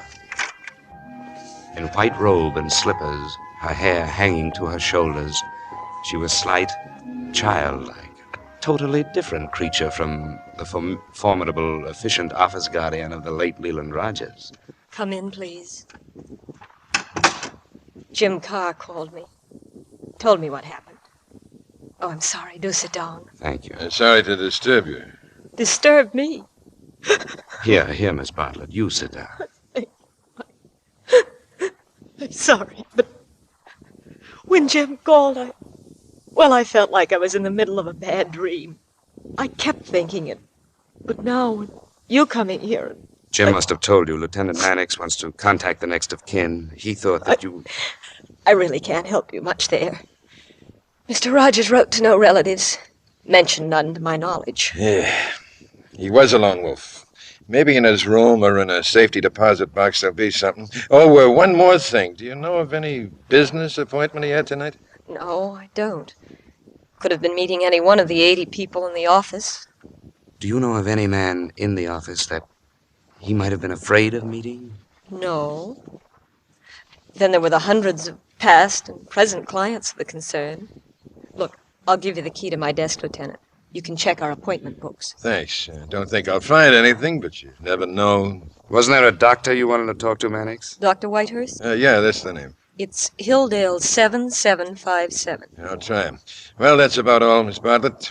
Unless, of course, you know of any enemies he had. No. You had no idea he was contemplating suicide, eh? What is it, Miss Bartlett? I should have known that. What? Well, there was an assignment paper. He dictated it to me about a week ago. Said it was confidential. What was it all about? His voting shares of stock in the company. He assigned them to Jim Carr. Oh? I remember he said this would be until a certain situation was cleared up. You had no idea what that situation was? No. Carr knew about the assignment? Oh, he still doesn't. It's in Mr. Rogers' safety deposit box. He said that no one, not even Mr. Carr, must know. Well, he'll know now, all right. Yes, he will. Say, how did those two get along? They had different ideas, but they complemented one another. Both knew it. The company meant everything. To both of them. Yeah, okay, thanks, Miss Bartlett. See you tomorrow. Oh, Are you all right? I will be. Could you stay for a few minutes? Of course. Go ahead, Mannix. I'll get in touch with you. You won't have to, Strange. We're always around.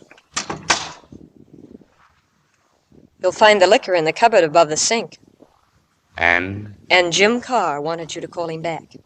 After Mannix left, if possible. Know what he wants? I can guess. He never approved of calling off the survey on your book. It's my guess, too. I'll sleep on it. Call him in the morning. Whatever you say. Oh, I feel like a fool going to pieces like this. Really, I'm not a goofy stenog in love with her boss. You should have been. He seemed like a lot of man. Oh, he was. A powerhouse. He was the heart and soul of that business. They'll all be lost without him. I'll be lost. Oh, if I'd only told someone about that assignment. Oh, now, please, take it easy. That's the bad part about a thing like this. Everybody thinks about what they might have done. Chances are, Miss Bartlett, there wasn't any way you or anyone could have stopped him. Do you believe that? Yes. She buried her face on my shoulder. I could smell the fragrance of her skin, feel the convulsive movement as she cried it out. She stayed there until her breath grew even again, peaceful, her taut body relaxed. Then abruptly, she pulled away from me, stood up. I want to call Greg. Greg? Greg Rome. He's one of our research workers. Mr. Rogers thought a lot of him. Oh, of course. Thank you very much, Mr. Strange. Not at all. Do you want me to call a taxi for you? No, I'll walk. Good night, Mona. Good night, Eric. Operator? I want to put in a call to San Francisco for Greg Rome at the Wilkins Hotel. That's right. Greg Rome. I went down the stairs wondering if I wasn't being a little foolish about the whole matter. I tried to tell myself that I ought to tab that story of Rogers for what it probably was and accept Mannix's ideas about the case. I guess I just about decided that way as I came out of the building and stepped off the curb. That's when I heard the car come roaring around the corner behind me. Look out! What are you doing? You run me down!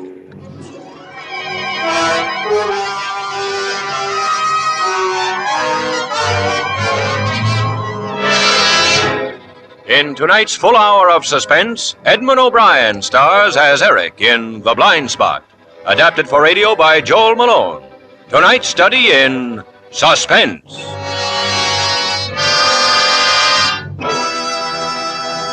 In just a moment, we will return with Act Two of Suspense.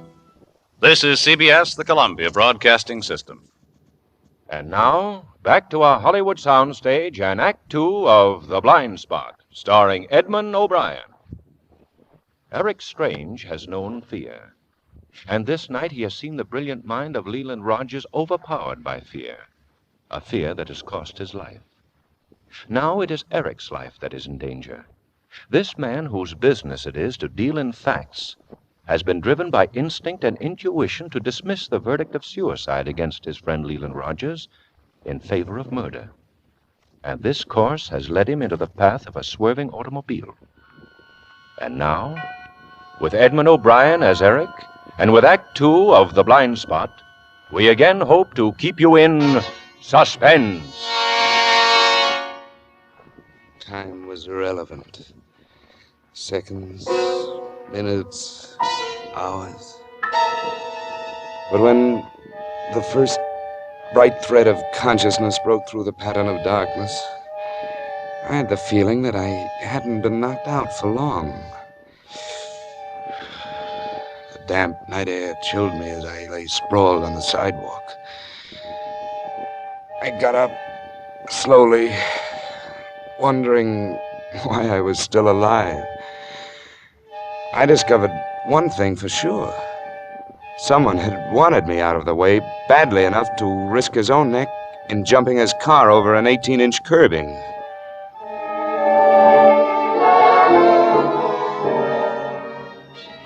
Around the corner where the car must have been parked, waiting for me, I found something else. 3 cigarette stubs. One was still warm. I jumped like a jackrabbit at what I thought was my friend coming back. It was just a cruising cab. I must have looked pretty frightening to the driver. You all right, buddy? Yes. Yeah, great. Take me to the Park Central Hotel, will you? The Park Central? Hey, look, when I see guys picking up cigarette butts, I don't Here. I got plenty of money here. Now, get going. Yeah, get going. I'm going all right. Going nuts.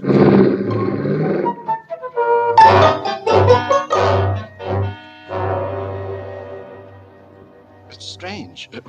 Why, you've been hurt. You ought to see the other car. Look, I was going to stay here with Leland Rogers. Oh, yes, sir. We'll give you the room next to his suite. The police are up there now. Oh? Lieutenant Mannix, is he He's up? having Mr. Rogers' rooms locked up. The boy will take you up, Mr. Strange, and if you want anything... Just ring? Yes, sir.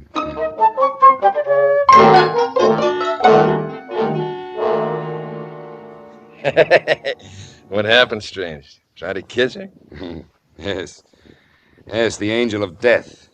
And I don't mean Miss Bartlett. Lieutenant, when I came out of the building, somebody tried to run me down. Well, hit-and-run drivers. They're bad out here. You're too logical, Lieutenant. I could grow to hate you. I tell you, the man was waiting for me. I found cigarette stubs. One was still warm. It'll be cold before you can get into court as evidence. Let's say a hit-and-run driver, huh? I'm not talking to you anymore. Find anything next door? No, not a thing. And Mac just called from headquarters. Only fingerprints on Roger's gun were his own. Want to say somebody wore gloves? Okay, I'm too knocked out to argue. I'll run along, Eric. You better get yourself some sleep, and maybe tomorrow... Yes? Decide that I know what I'm talking about. Maybe I've already decided. I doubt it. You're the stubborn type. Think so? Definitely. I'm forgetting all about the cases of right now. Oh. That must have been a Cadillac. A big one.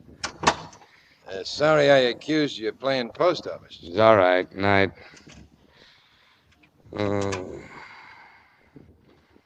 Post office. Post office. Maybe that's it. Come on.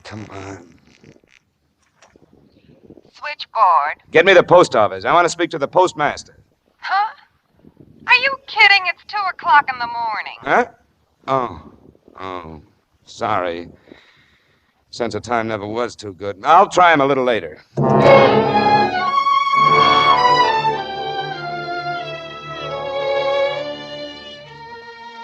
The post office hunch was a wild one, but I followed it through. I was there bright and early talking to the supervisor. Would you repeat that request, Mr. Strange? Certainly. Now, I want You want a list of people who've applied for post-box rentals in the last 2 weeks. Right. I hate to turn you down, Mr. Strange.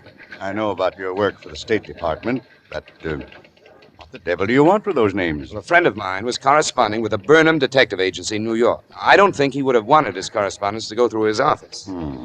We couldn't open any letters, you know. I know, but there probably aren't any. I just want to know if he rented a box. Look, I checked with Henley upstairs. Oh, well, that's different. Why didn't you say so? Let's have a look here. Last 2 weeks, eh? Only one name.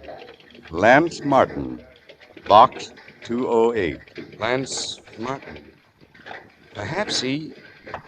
Look, I'll be back. You've been a big help. Thanks a lot. Hey, where do you think you're going? I'm terribly sorry. I'm in a hurry. You certainly are. Yes, I have to make a New York call.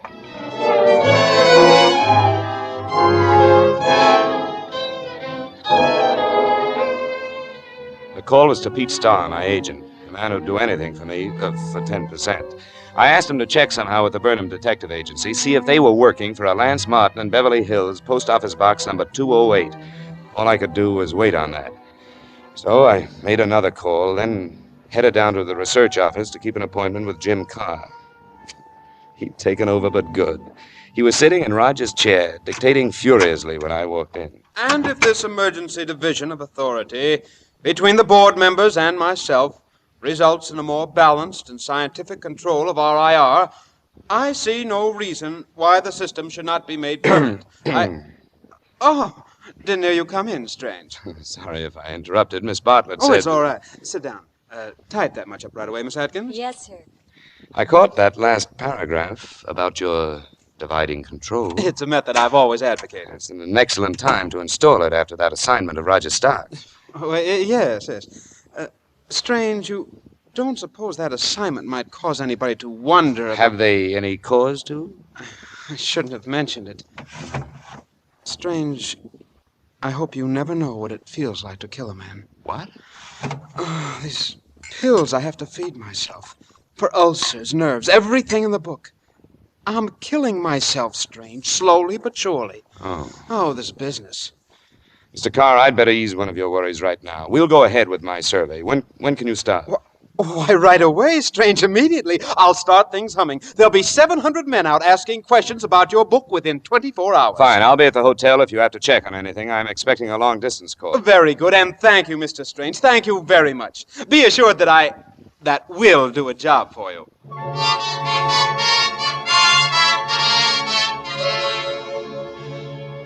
Crossing the hotel lobby toward the desk, I happened to glance into the cocktail room.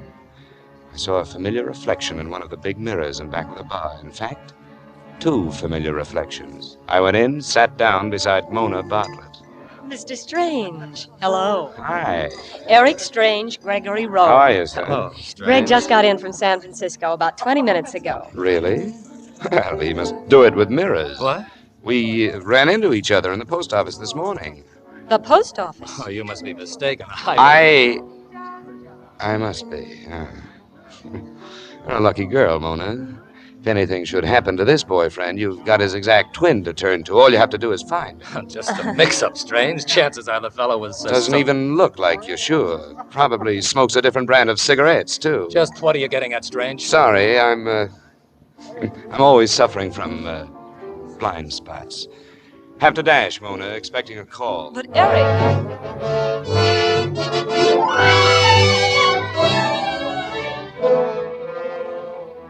I rode up in the elevator, wondering vaguely where Greg Rome fitted into the picture, and just what time he had arrived from San Francisco. But I didn't have long to think about it. They'd given me the room next to Leland Rogers' suite. It was supposed to be locked up on police order, but I could hear someone moving around in there. I went out on the balcony, found that it connected with his. A few moments later, I was looking through a pair of French doors and a pair of legs. They belonged to Cheryl Milner. She saw me, almost passed out, and changed her mind and came over to let me in. Eric, what are you doing here? That's a funny question, Cheryl, but I haven't time to laugh. What's the idea? The idea? Oh, well, I lost a ring when I was here with you, and I thought I'd better get it back. My husband Wouldn't understand, I know. Where's the ring? Right here. Then you're through looking around. Better get out the way you got in. Just how did you get in? The bell captain. I Bribed him. Yes. They're so obliging here, so understanding when a lady's in distress. So's room service. I don't know what you mean, Eric. Oh, really, darling? Skip it. Don't you see what this can do to your alibi? Oh, I never thought... I'm not so sure that... My call. Look, you better get out of here. I'll talk to you later. Please do. Go on, go on. Hello? Hello, Eric. This is Pete. Pete! Did you get what I wanted? Yeah, I think so. Burnham Detective Agency has been corresponding with the Lance Martin in Beverly Hills. I got a girlfriend in their file rooms. The power of a woman. Here's the dope now. Martin's been after them to trace his ex-wife, Aline Martin. In the agency's first report, they found that she died in an asylum for the insane 10 years ago, brought there by the police. I see. Wonder if Rogers was ever married. What? Nothing. Keep talking. A letter in her purse asked that she be treated right. It was signed by her son, Darrell Martin. There's no trace of the boy before or since. Pete, I think we've hit it. Her son, Roger's son. He'd be grown up now. It's the man he was afraid of. The name's Martin, Eric, not Rogers. It's all right. That could have been a maiden name, don't you see? No, I don't. What's it all about, Eric? Haven't time. Write your book about it later. If he deserted them, left them, what a motive. Huh? Oh, coming. Mona, I thought you were... I have to see you, Eric. I made an excuse. Sure. Come on in. I haven't long, but I had to know what you were driving at downstairs. About Greg, I mean. Meeting him in the post office this morning? You didn't, of course. I met his plane, Eric. Why are you protecting him? In love with the guy? I don't know. I've known him ever since college. I guess he's always sort of dependent on me. Uh-huh. Big fella like that? I should think that you don't know him, Eric. He's been hurt, inside, I mean, by things that have happened. What kind of things? Eric, Greg once killed a man. Killed a man? It wasn't his fault. It was an accident. But please, I didn't come here to tell you about that. Then why did you come here?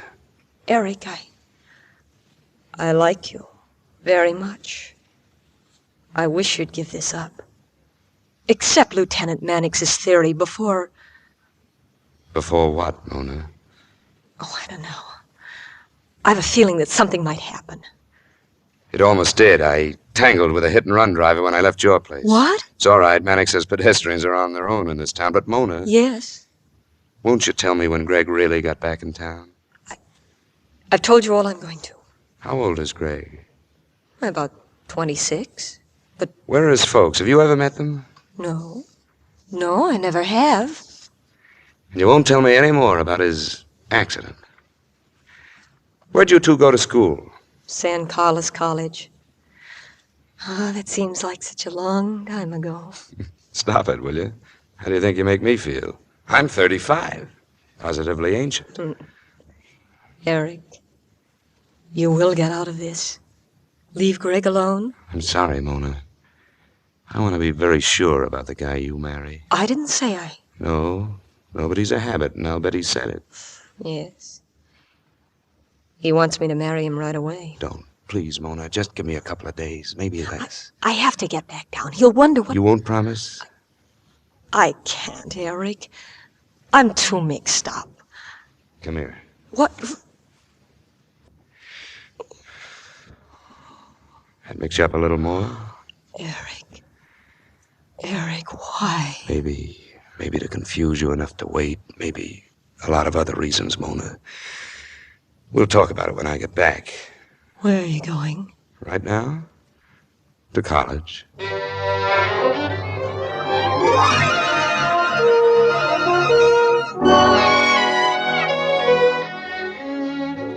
Dean Spear at San Carlos College was a man who lived by a routine. It didn't include sudden, unannounced visitors.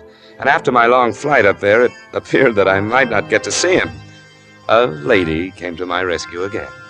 The dean's housekeeper. She's read my books.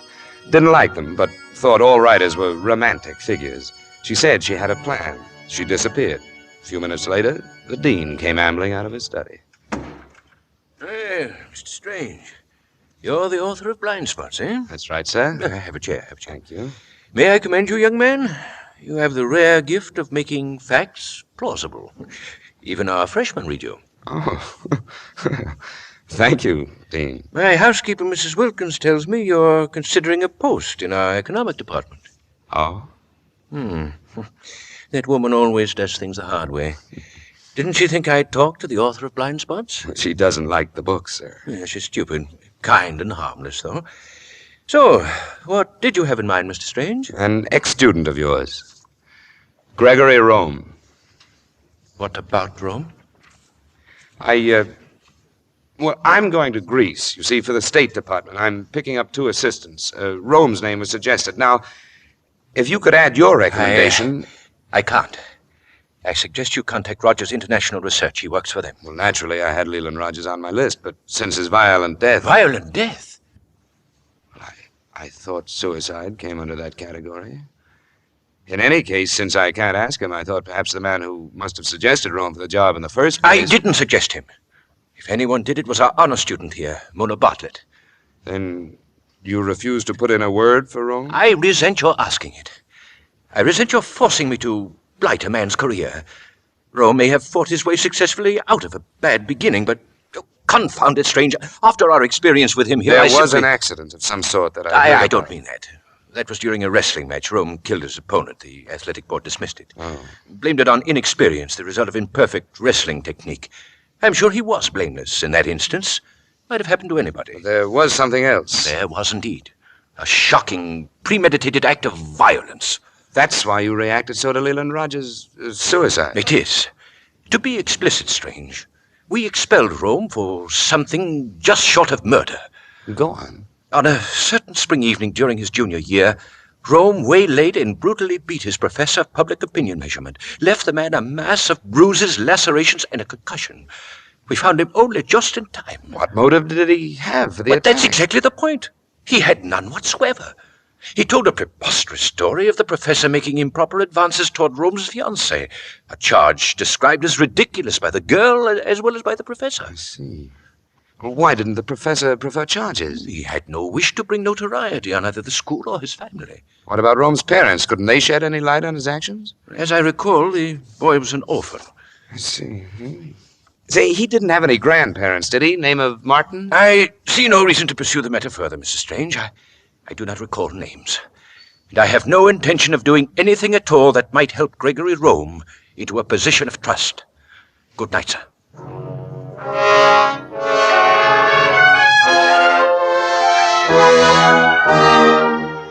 And that was that.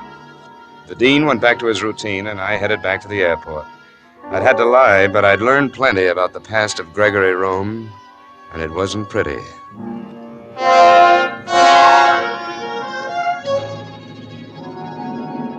Flying down the coast, I felt as if I was trying to push that plane to greater speed. My mind, my heart, my body were all tensed and driving it forward with the terrible realization that Mona Bartlett might, at that moment, be with this madman, might even be deciding to marry him. It was all clear now. Rogers, knowing there was a son somewhere, a boy he'd never seen, hadn't even known about when he left the mother to be committed to an asylum. When he learned it, realized from those notes that it was someone in his own office, the fear had hit him. I didn't blame him for being afraid. But I shuddered thinking about Mona. The way she'd somehow believed in Greg all these years, championed him, remained faithful in spite of everything. I had to get back. I had to get back.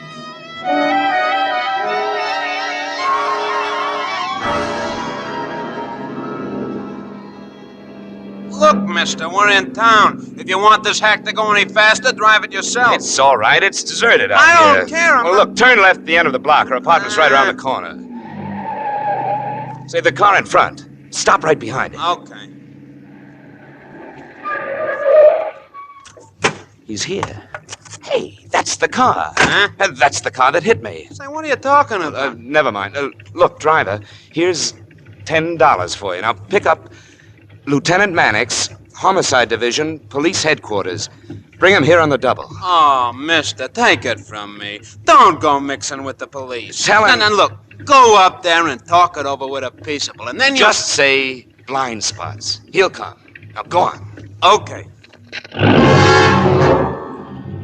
I turned toward the apartment, started inside. It wasn't easy, but I had to, realizing Mona was up there with him. As I went up the steps, my head kept spinning with a jumble of things I'd heard about the man I was about to face. A madman, an ex-wrestler who'd killed one of his opponents. I wondered how his next opponent would make out.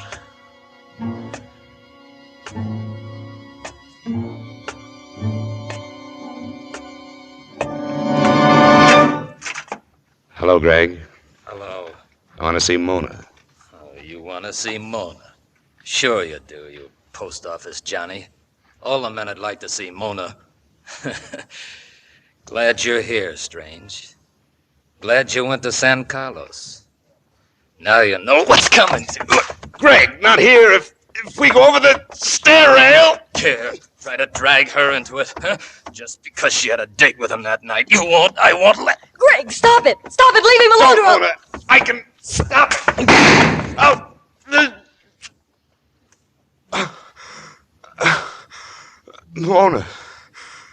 Mona, you shot me.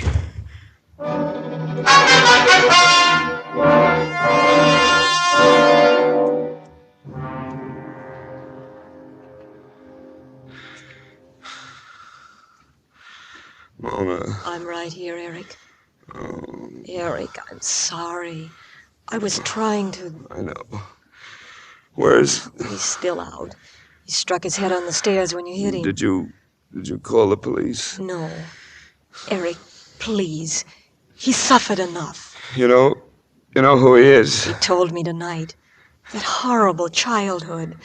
Can't you see why he had to make Roger suffer as he'd seen his mother suffer? I'm sorry for him, Mona, but we've got to turn him in. He's a homicidal maniac.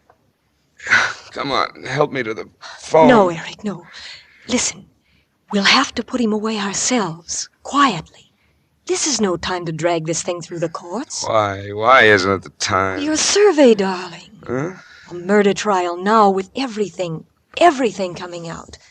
Eric, you've got to think of yourself. You have to go on being a success. Like Rogers? Greg was right. I'm very fond of you, Eric. Please, for my sake, don't call the police. Mona, don't you realize what you're saying? We can't decide this thing. You're talking crazy. That's when it hit me. Greg's words suddenly came bouncing back, words that changed everything, wiped away the last blind spot. Tried to drag her into it just because she had a date with him that night. Mona, you. Darrell Martin. A girl's name. Your name. I gave you a chance, Eric. I could have fired again. It wasn't an accident. You meant to hit me, then you lost your nerve. I love you, Eric. I really do. Now, I'm asking you to play this my way. Will you? No. Then I'm glad I won't have to shoot you again, Eric. You're bleeding badly. Very badly. That should do it. I won't have to. Greg, he was just a foil, someone to... To help me? Yes. Yes. And it fooled Rogers. Greg was an orphan, the right age. And after his wrestling accident, he was shaken. I kept him that way. Oh, it's crazy, rotten. And that professor, I goaded him into that. He was so jealous of me, Eric. That poor fool, he didn't have a chance. What about me? My mother?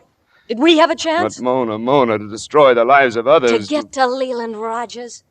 I'd do it all over again, every step. Those entries in his book. Effective, too, weren't they, Eric? You know, they almost drove him out of his mind. But why me? You wouldn't stop.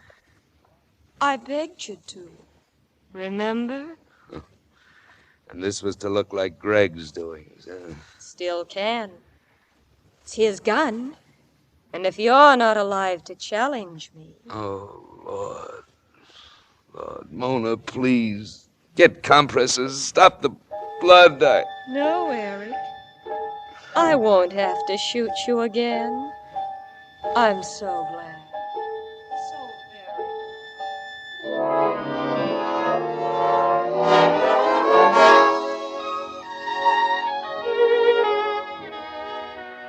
He's coming around now, Lieutenant. Yeah, thank heaven. The guy can't go out on me.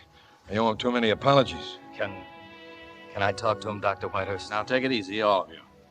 Mr. Strange, this is Dr. Whitehurst. You're in a hospital. Huh?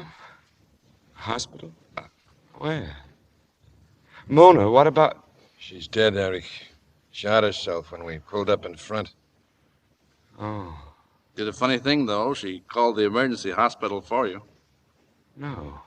Something talks young Greg here into a jealous rage and gets him to try to run you down, shoot you herself, and changes her mind, saves your life. I guess it's a woman's privilege to change her mind. Yeah. By the way, Eric, what about young Greg here? What do you want us to do? Oh. Hello, Greg. Mr. Stranger. She had quite a hold on you, didn't she? Yes, I didn't know what I was doing. I was so much in love. You'll get over it. And don't feel too bad. I had the same blind spot. Thanks, Mr. Strange. Hey, Dr. Whitehurst, could the patient possibly take a phone call to say it's urgent? I don't know. How do you feel, Strange? All right. I'll plug in right here. Hold the receiver for you. Thanks. Hello. Mr. Strange? Yes? Cheryl Milner. Hi. Hi, yourself. Goodness, darling, what have they done to you? How long am I going to be in that horrible old hospital? I'm just dying to see you again. I'm bored, darling. Yeah, I'll bet. And I'm tired, honey. Too tired. I'm afraid you better call room service.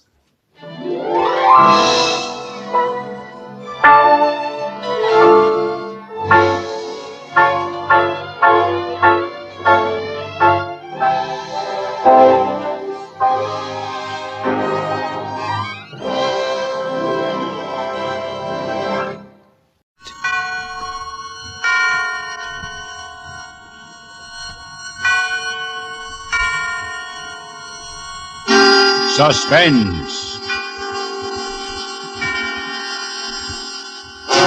The Columbia Broadcasting System brings you radio's outstanding theater of thrills, produced and directed by Anton M. Leader, and starring tonight, Miss Fay Bainter in Life Ends at Midnight by Robert Tallman. A tale well calculated to keep you in suspense.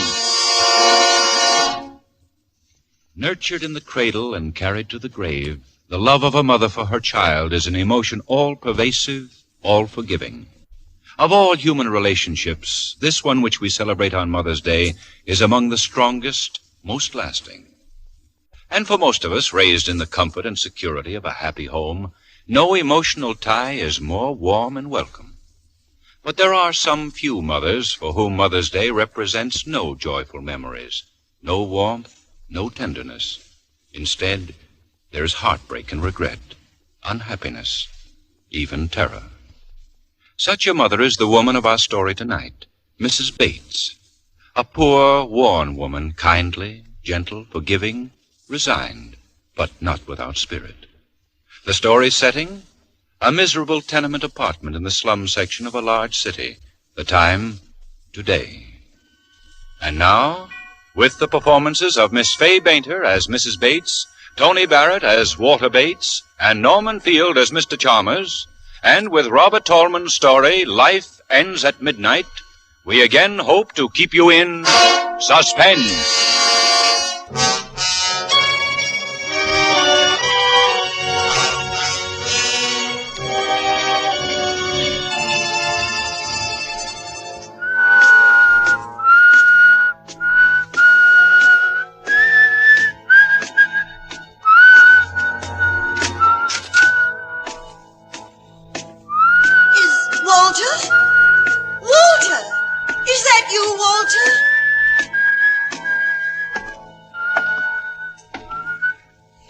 That's right, Mom.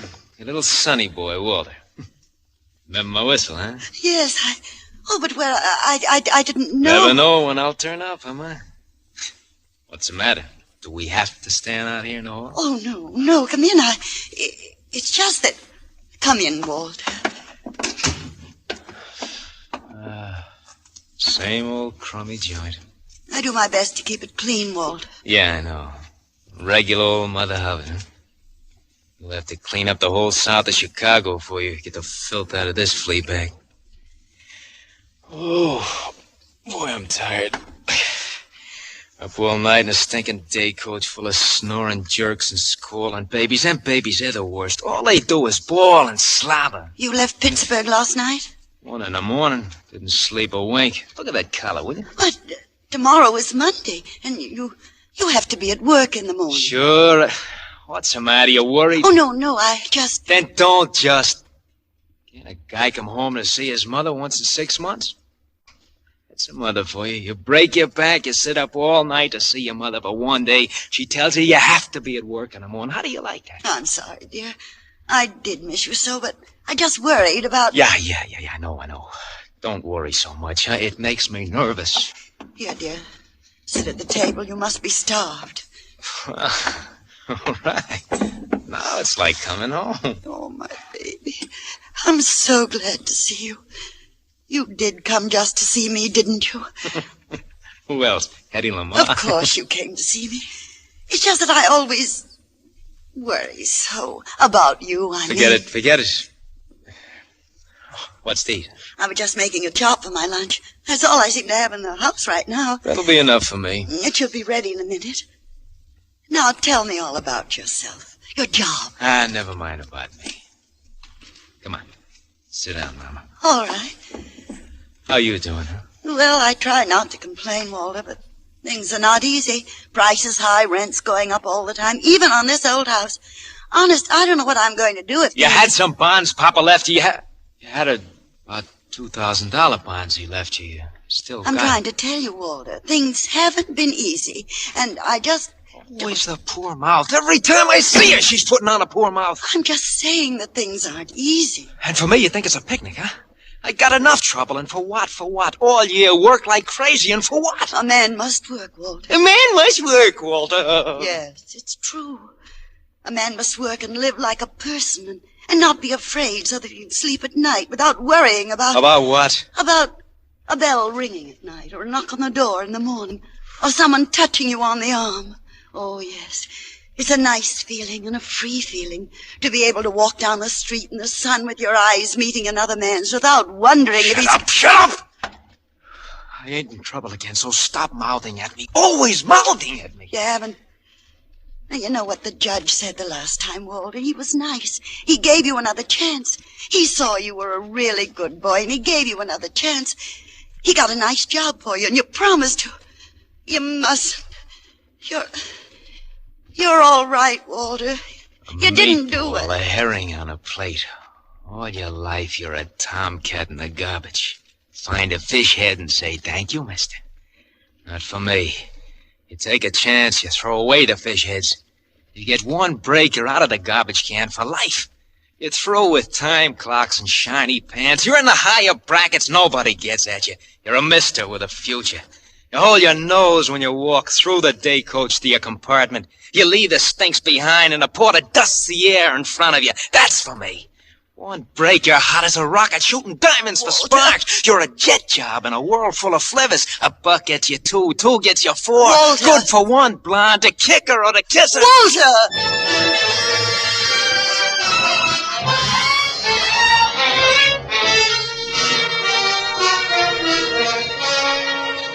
So, all right, I took another chance. I tried to run it up, but no dice. I gotta make it good. Tomorrow morning, I gotta make it good. The books at the office will show I gotta make it good.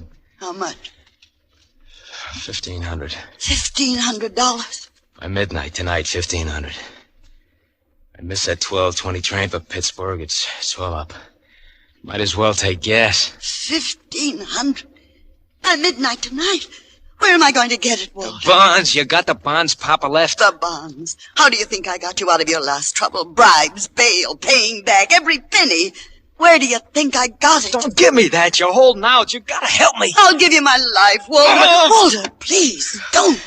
I'll get 10 years. You heard the judge last time. What can I do? What? 10 years in stir. Won't be no reform school this time. Think it over, will you? Walter. Oh, please get me the money. Mama, get it for me. I'll be good. I'll work hard. I won't give you no more trouble, but help me now. Please, Mama, Where can please. I get it, Walter? I've nothing left. Nothing. I don't care where you get it. It's your fault. You gotta help me. I only wanted to help you, and now I don't know. Yeah. Yes, it is my fault. I've always protected you. But I can't protect you anymore. I'll give you the few dollars I have. Go away. It'll be enough to help you run away. That's all I can do. Not me. I ain't gonna spend the rest of my life being no clay pigeon. Sure. Run away. Walter, Don't please, bother me. don't. Huh? Don't. You're hurting my I'm no arm. dope. Walter. I know you're holding out on me. You're worrying about your old age, making yourself a cushy setup. I'm sorry. I hope I'm not intruding. Who's this? Oh, Mr. Chalmers. This is Mr. Chalmers, Walter. He has the back bedroom. This is my son, Walter, Mr. Chalmers. How do you do, Mr. Bates? I feel that I know you very well. Your mother and I sit here in the kitchen sometimes over a cup of tea, and she talks about you for hours and hours. Yes, I can see why Mother's so proud of you. How do you do, Mr. Bates? Yes, and you're a fine-looking young man. Yeah? Mrs. Bates, if you'll excuse me, I'm just going to the corner for my paper. I think that little man with the tiny mustache, you know who I mean, the insurance agent, I think he might call again to collect. Please tell him to go away. You will do that for me, Mrs. Bates? Yes, Mr. Chalmers. Thank you, Mrs. Bates. Tell him not to come back any more. I don't want to pay any more on the policy. You remember, I told you my nephew was very sick in Spokane? Yes, Mr. Chalmers. Well, the poor young man died. Yes. I was going to leave him a few dollars when I died, but now, well, I have no one left at all, and, well, $1 a week. You'll tell that to the little man with the tiny mustache? Yes, Mr. Chalmers. Thank you, Mrs. Bates. Good day, Mr. Bates. I have $40 in the house for rent. You can take that. Yeah. Drop me a card when you get settled someplace. Let me know where you are. I'll send you some more as soon as I get it. Maybe later I'll be able to straighten it out. Maybe later I'll be able to speak to your boss. I'll promise to pay back every cent. But now you must go away. You must. Mama, tell me something about Mr. Chalmers. He interests me very strangely. Walter. Don't be so nervous, Ma. We got plenty of time. We got till midnight.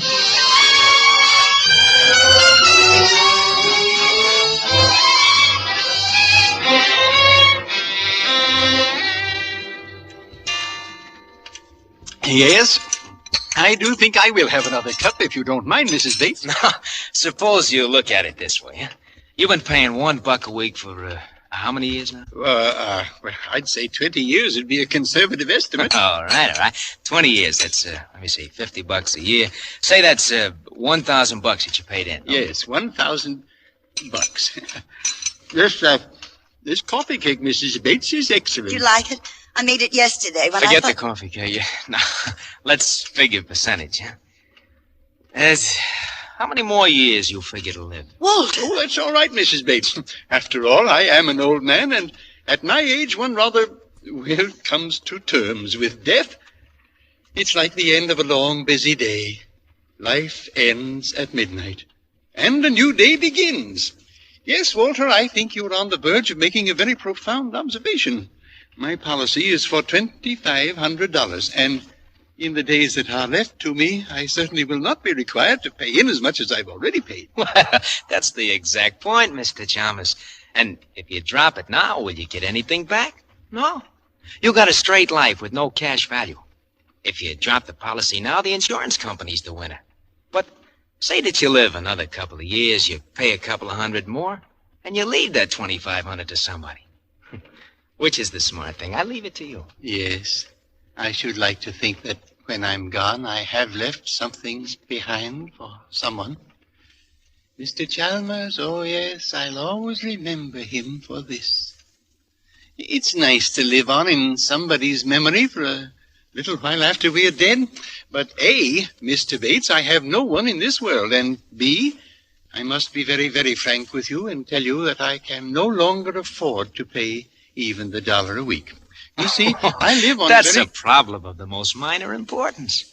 For anybody to invest in you now, $1 a week would be gilt edged. I mean, for instance, take my mother here. Yes? Now, suppose that you made her the beneficiary. Now, suppose she continued to pay the $1 a week, huh?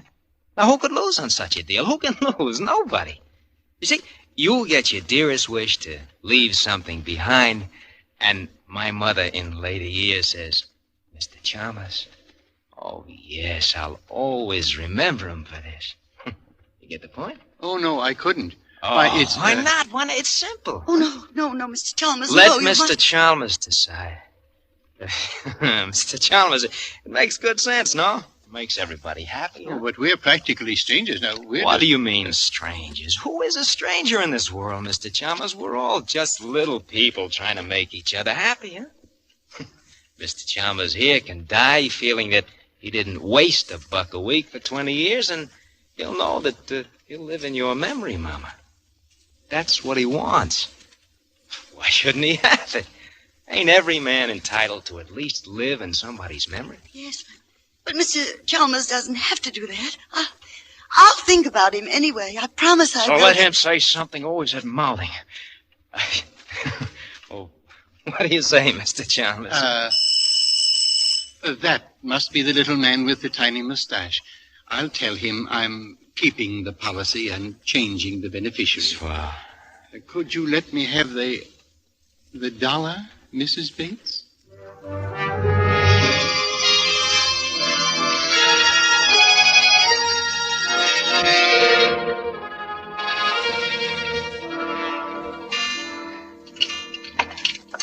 Hey, hurry it up, will you? The old man's coming home in a minute or two. He takes his nap about this time. I want this ready for him. Relax, sonny. I can't finish this job today. What are you giving me? He'll take a joint and another length of pipe. Fix it up. You can fix it up for now, can't you? Well, this room's pretty small. Well, why do you want the heater so close to the bed? Like I told you, he's got rheumatism. He needs plenty of heat. Well, I can run a rubber extension. But with gas, I don't like it. Okay, so with gas, you don't like it. But with gas, we got to run this heater. The old man's got rheumatics. He can take plenty of gas. Huh? Hey, heat, I mean. He needs plenty. What are you doing now? Tightening this joint. It's tight enough. Here. Here's your $3. Okay. You're the boss. Bring your tools next time. Huh? There won't be any next time, sonny. What do you give me now? You can get somebody else to do your dirty work after this. So long, Skippy. Skippy. Come on, Skippy. Pull yourself together. We got work to do.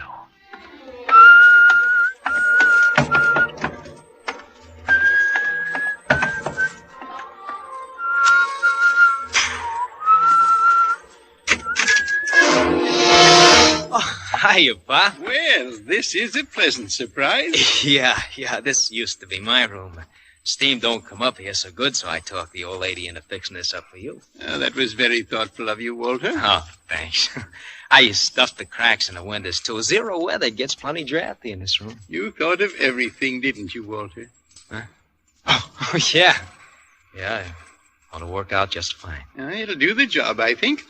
I'm going to take a little nap before dinner. Do you think the heater... Just leave it on. I'll look in after a bit to see if it's okay. Well, now, you needn't go to all no that... trouble at all, Mr. Chalmers. When I do a thing, I like to do it right.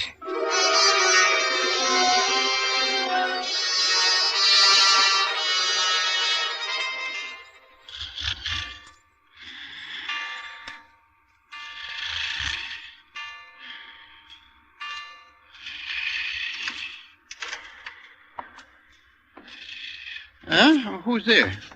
Oh, that's you, Walter? Yeah, go on back to sleep, Pop. Just turn the heater off, will you? Get a little stuffy in here. You're a good, considerate boy, Walter. Skip it. Go on, back to sleep.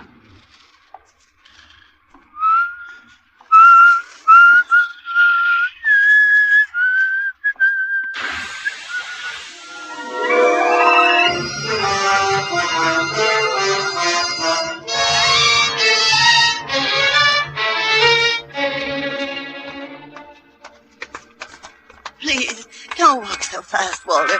My feet are hurting me again. You can buy new shoes tomorrow. I'd like to know what with. Maybe you'll have dough tomorrow. Maybe we'll both have dough. If a miracle happened. Maybe miracles do happen.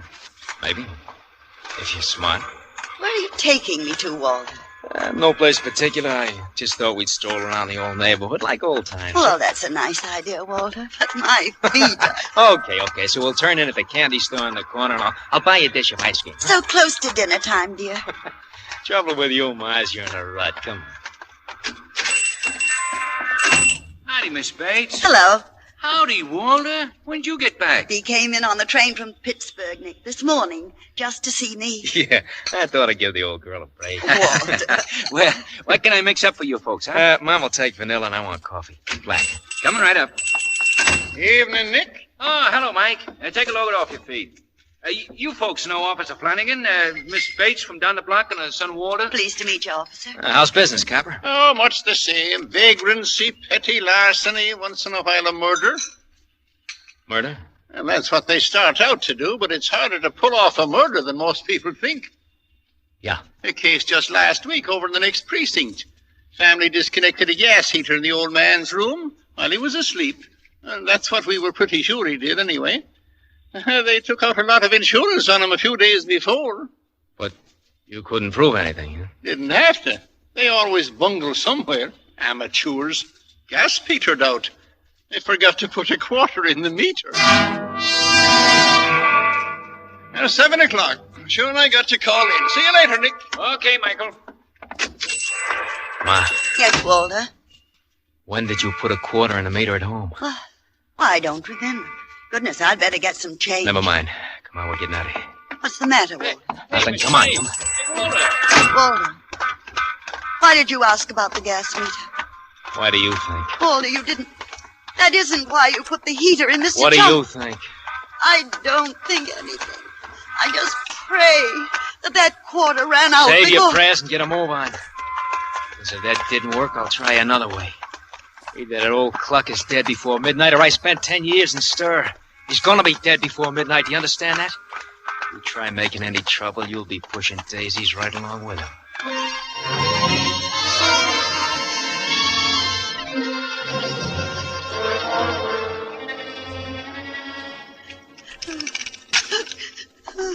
Stop that sniveling. You're going in there now.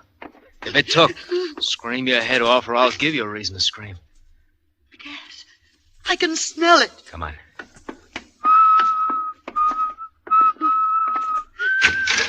Oh. Well, good evening, Walter, Mrs. Bates. I was just on my way out. Oh, Mr. Chalmers, you're all right. You're all right. Of course he's all right. What's eating you? I have a slight headache, it's true, but a brisk walk in the open air will cure that, I'm sure. Hey, look at this, will you? What is it, Walter? The hose on the heater, it got unhitched. No wonder you got a headache. Oh. I thought I smelled gas. Pop, it's lucky for you that Ma forgot to put a quarter in the meter. Providence works in strange ways, doesn't it, Walter? Well, I must be getting on. Mrs. Bates. Yes? I'll be coming home rather late, so I'll just let myself in. How late? Well, I thought I'd stop in at the neighborhood picture house after dinner. That'll be around 9 o'clock, so I imagine I won't be home much before 11. Mr. Chalmers, there's something Yes, Mrs. Bates? Walter's a good boy at heart, you know.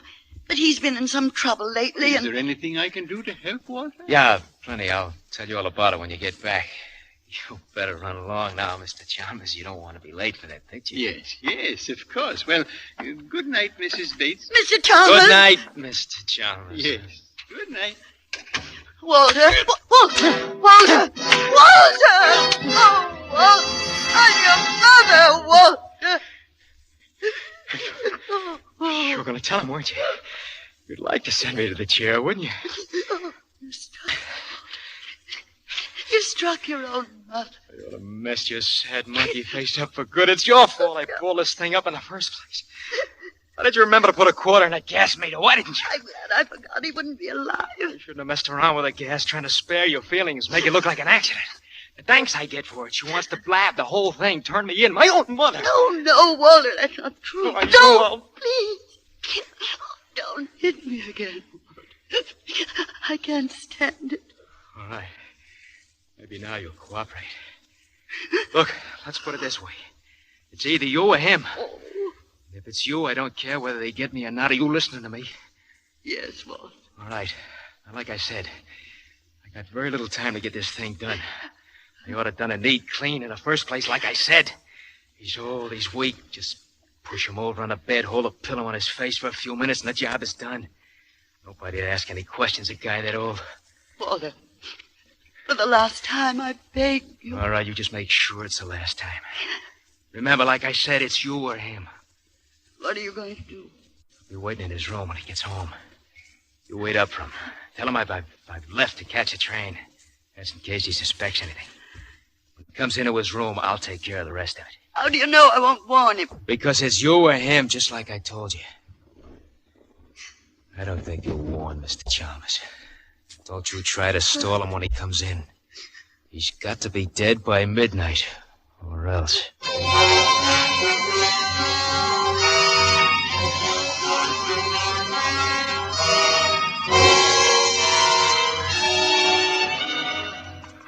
Your evening. Evening, Mr. Chalmers. Joe, I'll have the late edition of the Daily News as usual. Saved one out for you, Mr. Chalmers. Thank you. Good night, Joe. Night. Oh, by the way, Joe, I almost forgot. Can you give me the change of $1? Oh, sure, Mr. Chalmers. Here you are. 50, 75, 85, 90, $1. Thank you. I just happened to think of something I need change for. A little good deed for a friend of mine.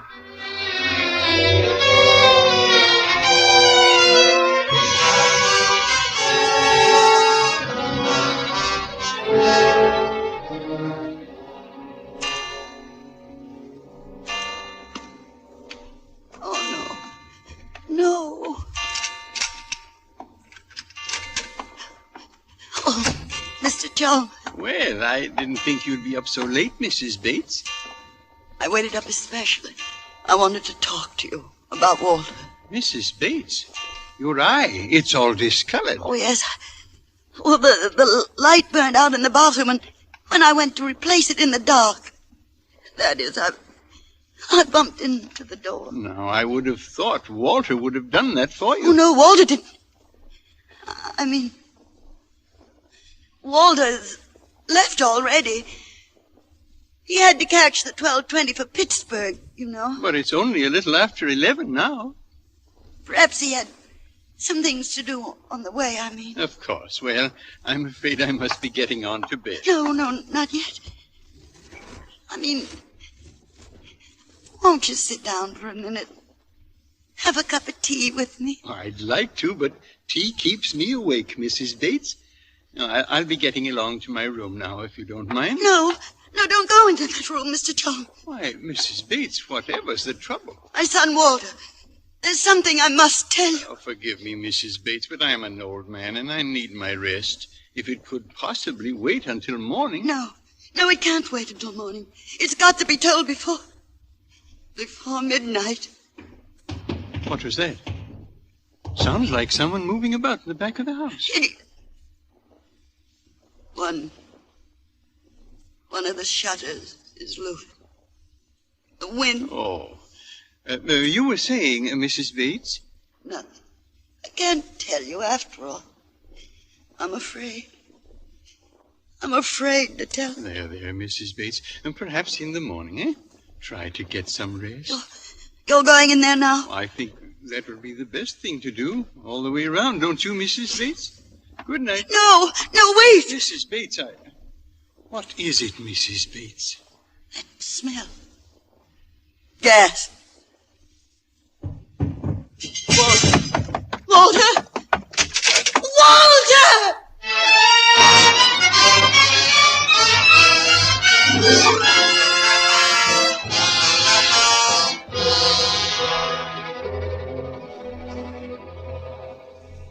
Why don't you lie down for a few minutes, Mrs. Bates? I'll call you when the ambulance arrives. Listen. It's striking 12.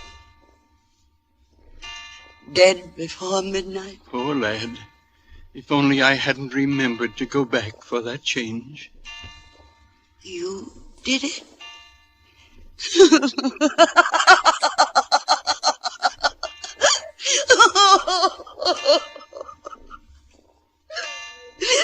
You put the quarter in the heater. That's what turned on the gas that killed him. Oh, you mentioned the gas having gone off and forgetting to put a quarter in the meter, so on the way to the picture house, I just went round to the back entry and dropped the coin. You did it. I suppose I should have remembered about the connection being loose on the heater in my room, but I wanted to surprise you with my good deed. I didn't mean to do anything wrong, Mrs. Bates. Truly, I didn't. You didn't do anything wrong, Mr. John. No.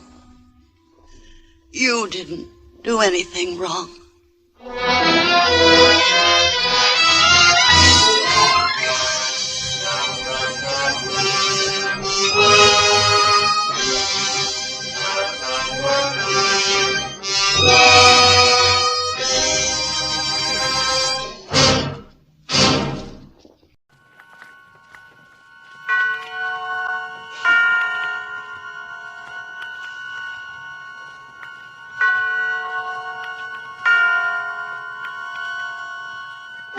Suspense.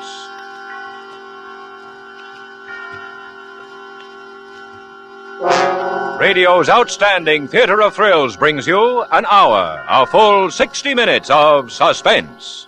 Tonight, our stars, Miss Helen Walker and Mr. John Beale. Our story, Deadline at Dawn by William Irish. A suspense play produced and directed by Anton M. Leader.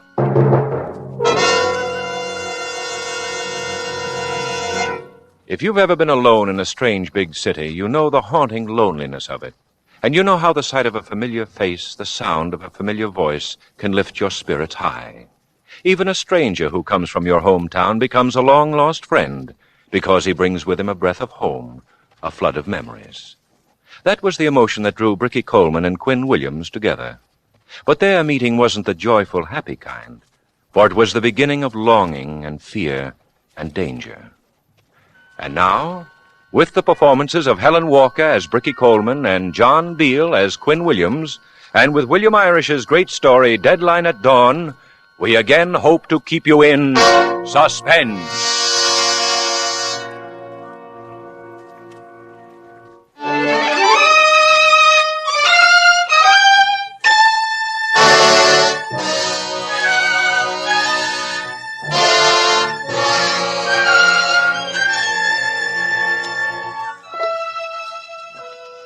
Until I met him, men were just pink dance tickets to me.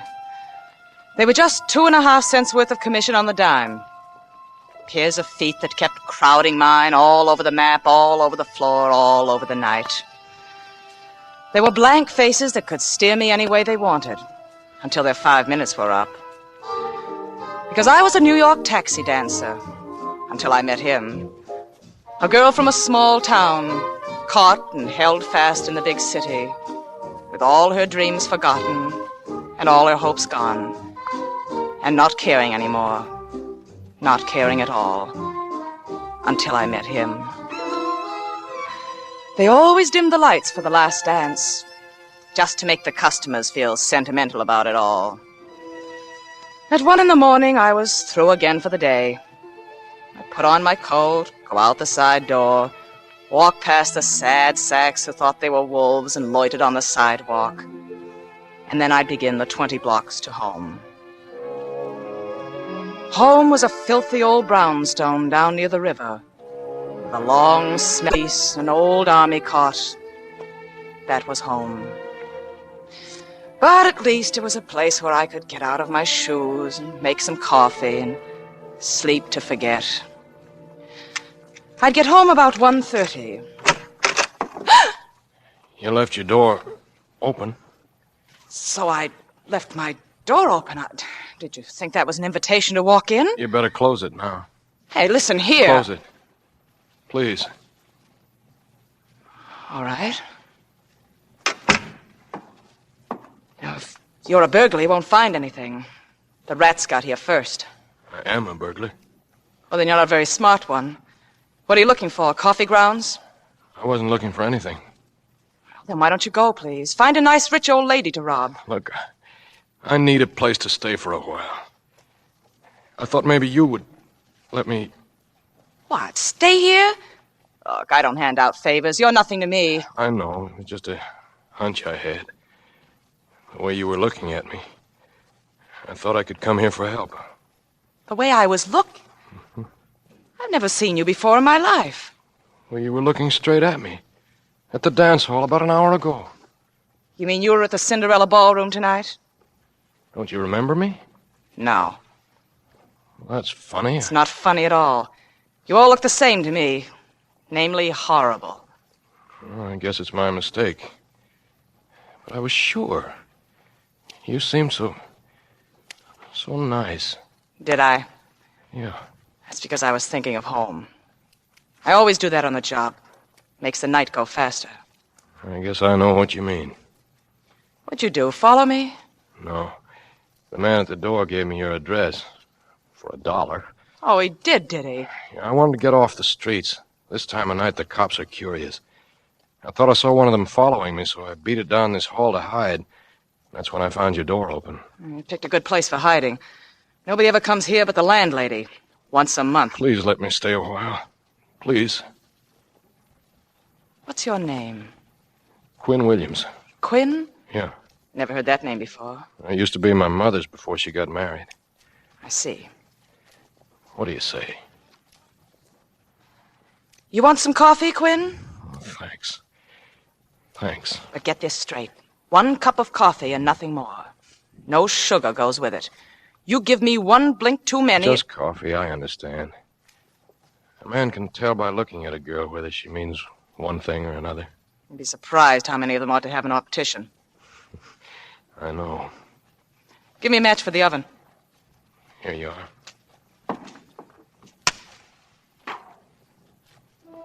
I got the oven lit and reached down some cups and saucers and watched him. Not that I was worried. I wouldn't have closed the door if I hadn't thought I could handle him. It was only that he was so young, and his face was so tight and strained. He'd been beat by the city. Must have been like taking candy away from a baby. And he trusted me because I'd smiled at him while I was dancing. And he thought that smile was for him. I wished it was all of a sudden, because he was different. Coffee won't be long. Well, that's all right. I'm in no hurry. You're pretty young for a burglar, aren't you? Well, it doesn't take much training. Where'd you come from? And how'd it happen? Oh, I come from a little town. It's nothing much, but I like it. I'm a hick myself. Yeah? Well, my place is Glen Falls, Iowa. What's yours? What's the matter? Nothing. Oh, I thought I said something wrong. Oh, no, you said something right. It's crazy, a crazy coincidence, but I come from Glen Falls, too. Honest? Honest. What? That's amazing. I know it is. What street did you live on? Anderson, up near Pine Street, the second house down between Pine and Oak. When? We're neighbors. Why? I live just across the street from you. Well, how is it we never met? I don't know. I came here 5 years ago. Oh, I've been here a year. You must have come to New York before we moved in. Sure. Wait a minute. Have you got a brother with a lot of freckles? Yeah, Johnny. He's just a kid, about 18. My sister's been writing to me about her new boyfriend, a boy named Williams. How perfect he is, except for the freckles, and of course they'll wear off. Oh, that's Johnny. Ah, so you're the boy next door. Well, we'd probably have known each other very well if you'd stayed home. I know. I wish you had stayed. I do, too. What's your name? Ruth Coleman. Everybody at home calls me Bricky. They started it because I know, because of your hair, huh? That's right. Do you ever feel that you want to go back? Every day. There's a bus leaves New York every morning at 6. I know, I've inquired. I've got the fare sewed up in my mattress. Why haven't you gone? Because my mother thinks I'm dancing in a Broadway show. Because I'd be too ashamed. Because it's so hard to go back. Yeah, but you ought to go, Bricky. This morning at 6 o'clock. It's hard. You ought to go back. Hard going back alone. If someone could come with me, Would you come home too, Quinn?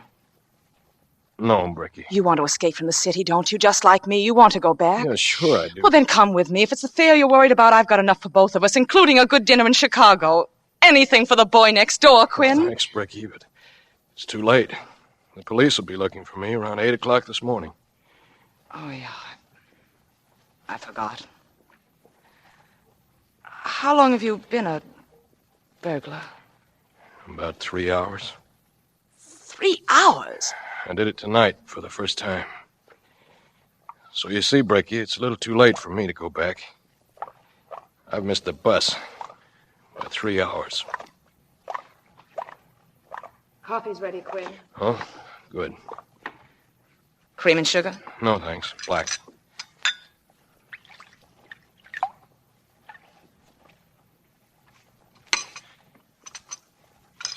Was it easy? Very easy. Why'd you do it? You'll do anything when you've gone for 4 days without eating. Oh. But it's funny. After I'd done it, I went straight to the best restaurant in town. I looked at the menu and got ready to order everything on it. 2 helpings of everything. But I couldn't eat. So I got up and walked out. That's when I began to think cops were trailing me. I'm not used to being a robber. So you still got it all with you? $2,500 in cash. Divided up into small rolls in all my pockets. You want to see it? No. Neither do I. But it's there. I can feel it. Against my skin, all over my body. Where did you get it, Quinn? Well, I was working for an electrician about 4 months ago. One day I got a call to go to a big house on 71st Street and put a fixture in the bathroom wall. I had to cut a big hole in the wall to do it. While I was doing that, I ran into a wooden box in the wall. I did my work just beside it. And that box? That box was the back of a safe. Oh. Put into the wall of a study in the next room. The front of the safe was good, heavy steel. When they built it, nobody thought it could be broken into from the other side through the bathroom. And nobody ever would have either, until an electrician ran into it one day by mistake. But all this happened 4 months ago. Yeah. You see, I'd brought more tools with me than I needed that day, and I left some of them in my bag downstairs on a little table near the front door. And when I got back to the shop, I found a key in the bag. I must have brushed it in while I was putting the tools back after finishing the job. It turned out to be a key to the front door. You didn't return it. I didn't. Oh, I meant to, but right then I forgot all about it. And when I did remember that I had the key, I was out of work and hungry and wanting money badly, so I went back there to the box. I opened that hole again, pulled the back of the safe out. I didn't bother with any of the papers or securities. I just took the cash. The house was empty. The man who lives there, a society fella by the name of Graves, was probably out on the town, so I just walked out the front door. Seems like 10 years ago. It was only 3 hours. So this Graves man will see the hole in the morning when he goes in to take a shower, and then he'll call the police. It'll be a quick trial and a short one. But the sentence won't be so short. The boy next door. The boy you wave to when you come in or out of your gate. The grinning boy next door, friendly as a puppy. Go back, Bricky. It's where you belong. It's the only kind of life for you. Come with me, Quinn. I've told you I can't. They've got a long arm. They'll find me. And I'd rather have them find me here in the city. Have you still got the key? The key you went in with? Yeah. Why? Well, if you can get back in before he comes home, just in and out, long enough to put the money back, they won't come all the way to Iowa for you just for chopping a hole in the wall if nothing's been taken. But Bricky, they're probably... Don't you want to go home?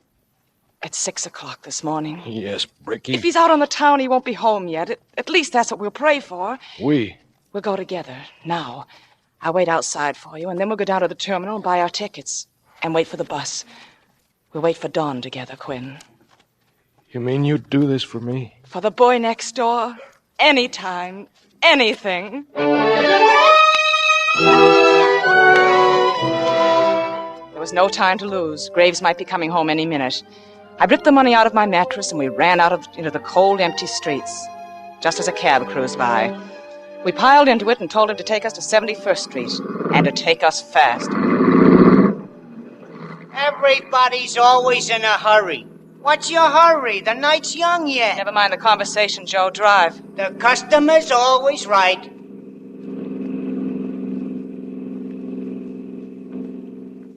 I just remembered. What?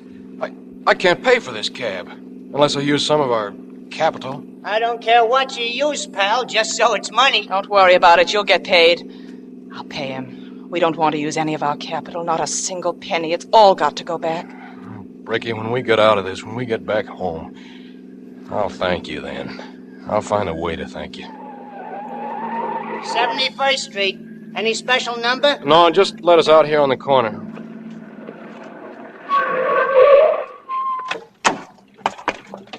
That's 90 cents. And I can break a 50 if I have to. Here's 90 cents. And here's a dime. Have fun.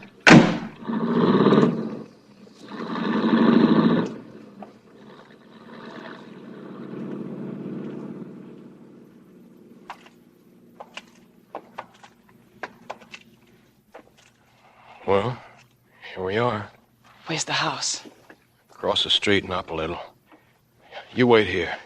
All right. Don't come any closer than this. I'll be back in no time. Don't be frightened, Bricky. Don't take any chances, Quinn. If you see any lights, if it looks as if he's gotten back already, don't go all the way in. Just drop the money inside the door. All right, Bricky. Goodbye, then. Goodbye, Quinn. Hurry back.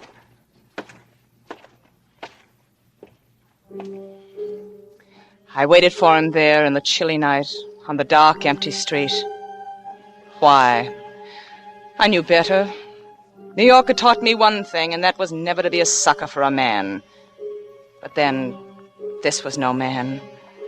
This was the boy who lived across from me on Anderson Street in Glen Falls, Iowa. The boy who'd come here to do big things, to lick the town. And instead, he'd been licked. Instead, he was hiding in the dark, sneaking along the streets, helpless. The boy next door.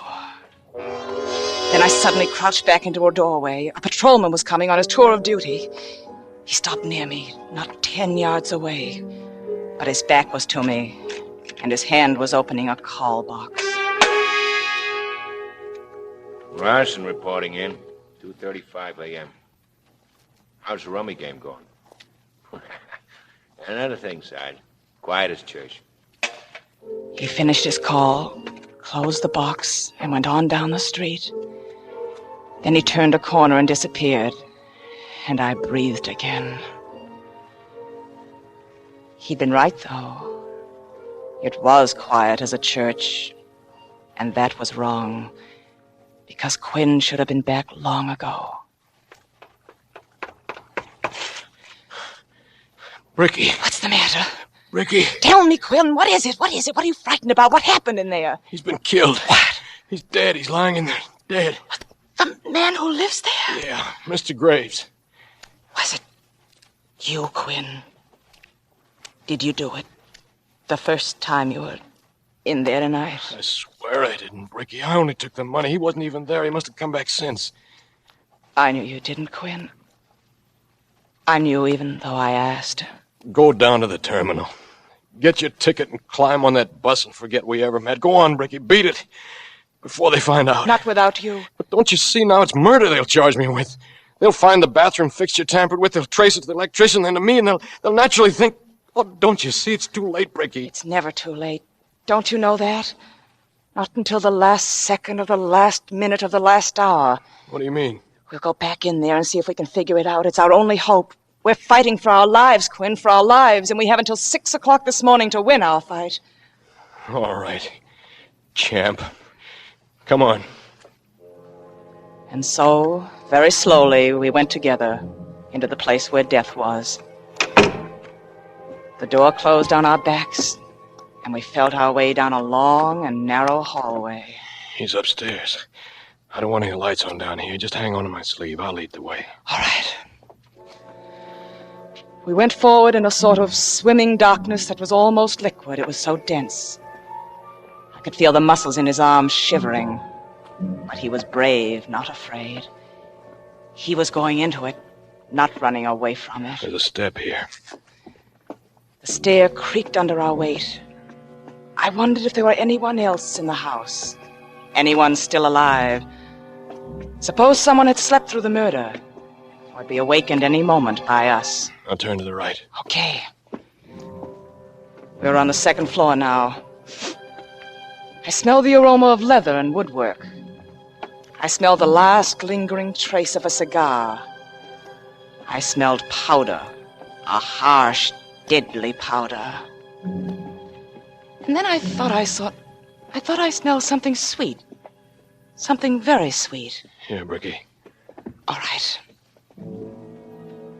They say you can't smell a recent death, but I could smell a stillness and a presence in it that was more than just emptiness. Get your eyes ready. Here go the lights. The dead man lay in the middle of the study, and his face was all out of focus. The lines that had been laugh lines were creases now. The mouth that had been either strong or weak was just a gap now, a place where the face was open. The eyes that had been either kindly or cruel were just glossy, lifeless insects now. This was the dead man, and we'd come for his secret. This is it, Bricky. Yes, this is it. And now what do we do? Shouldn't we close it? They seem to be watching us. No, don't touch him. I don't know how to, anyway. He's still in his tuxedo. He couldn't have been home very long. No. Can you tell what it was done with? No, I'll have to unbutton his jacket. All right. Go ahead. There it is. Must have been a gun. Yeah, a bullet.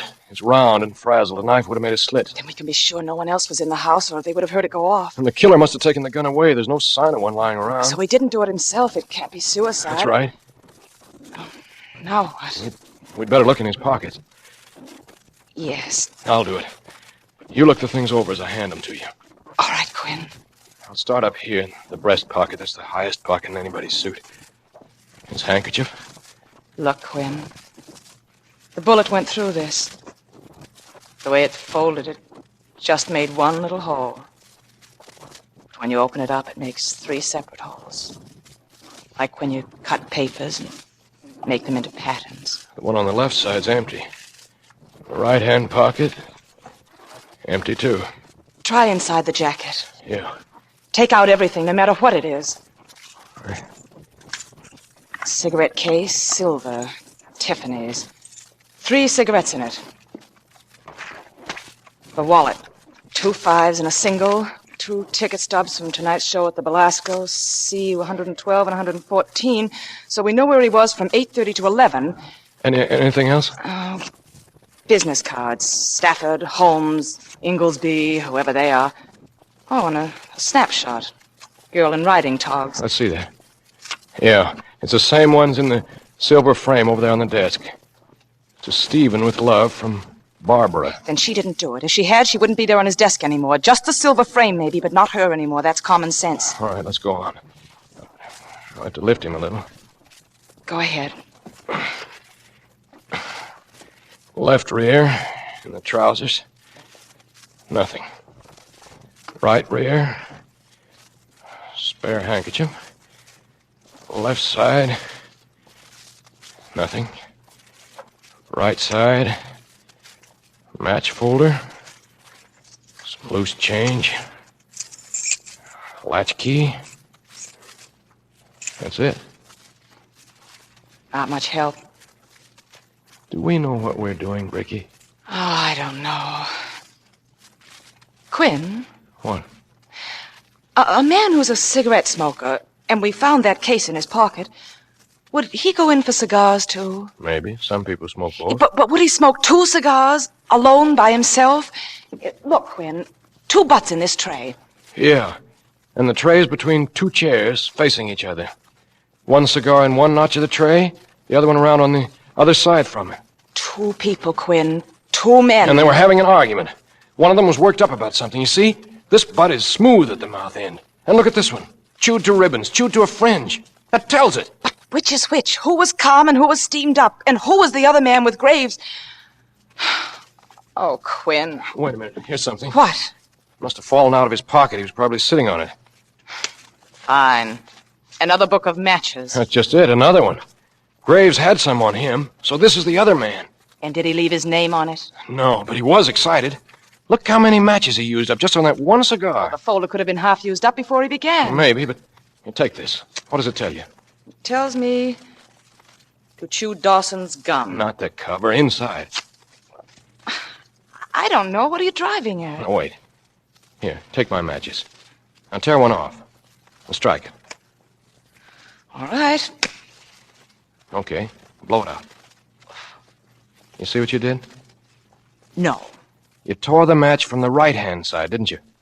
Yeah. And that's what everybody does. They start on the outside, on the right, and work their way over to the left. But this folder was worked in reverse. Now do you see? The man sitting in this chair, facing Graves, was left-handed. I see. We're making progress. Are we, Quinn? Well, of course we are. We know this man was rattled about something. That he whittled away 15 matches to one cigar, and then mangled it to ribbons between his teeth. That he was probably on bad terms with Graves, and that he's left-handed. Fine. Only you've missed something. What? The matches belong to a woman. A woman? A woman chopped that cigar to pieces? Smell the folder. What do you get? Sulfur, the way matches always smell. Give that a minute to clear away. That's the stronger of the 2. It tops the other. Now. Okay. Perfume, isn't it? Yeah. It's been carried around all day in a handbag. A handbag that stinks of perfume. I noticed it in the dark when we were coming in. There's been a woman in this room tonight. Well, that gives us 2 of them. A man and a woman. And they weren't here together. There are only 2 chairs, one for Graves and the other one for each of his visitors. Who was the last to go, the man or the woman? I don't know, but we're started. Look what we've dug up in half an hour. 2 unidentified people in the biggest city in the world. Oh, you're right. It's no use. Oh, even so, we can't give up. It's no use. And what's more, I'm yellow, Bricky. Let's give it up. You're not yellow, Quinn, or I wouldn't be up here in this room with you. I'd better tell you this while I can, Bricky. What? I love you. It's 3 o'clock, Quinn, and we have till 6. 3 hours. Ricky. Save it, Quinn. Save it for the bus when we're on our way home. All right.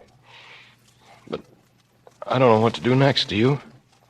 No, I don't. What's that?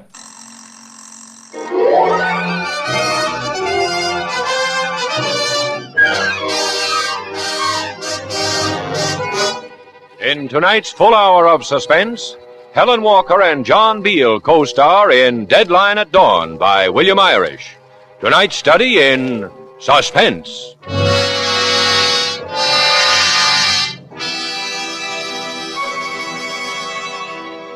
In just a moment, we will return with Act Two of Suspense.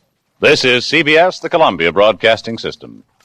And now, back to our Hollywood soundstage and Act Two of Deadline at Dawn, co-starring Miss Helen Walker as Bricky Coleman and Mr. John Beale as Quinn Williams, in radio's outstanding theater of thrills, Suspense.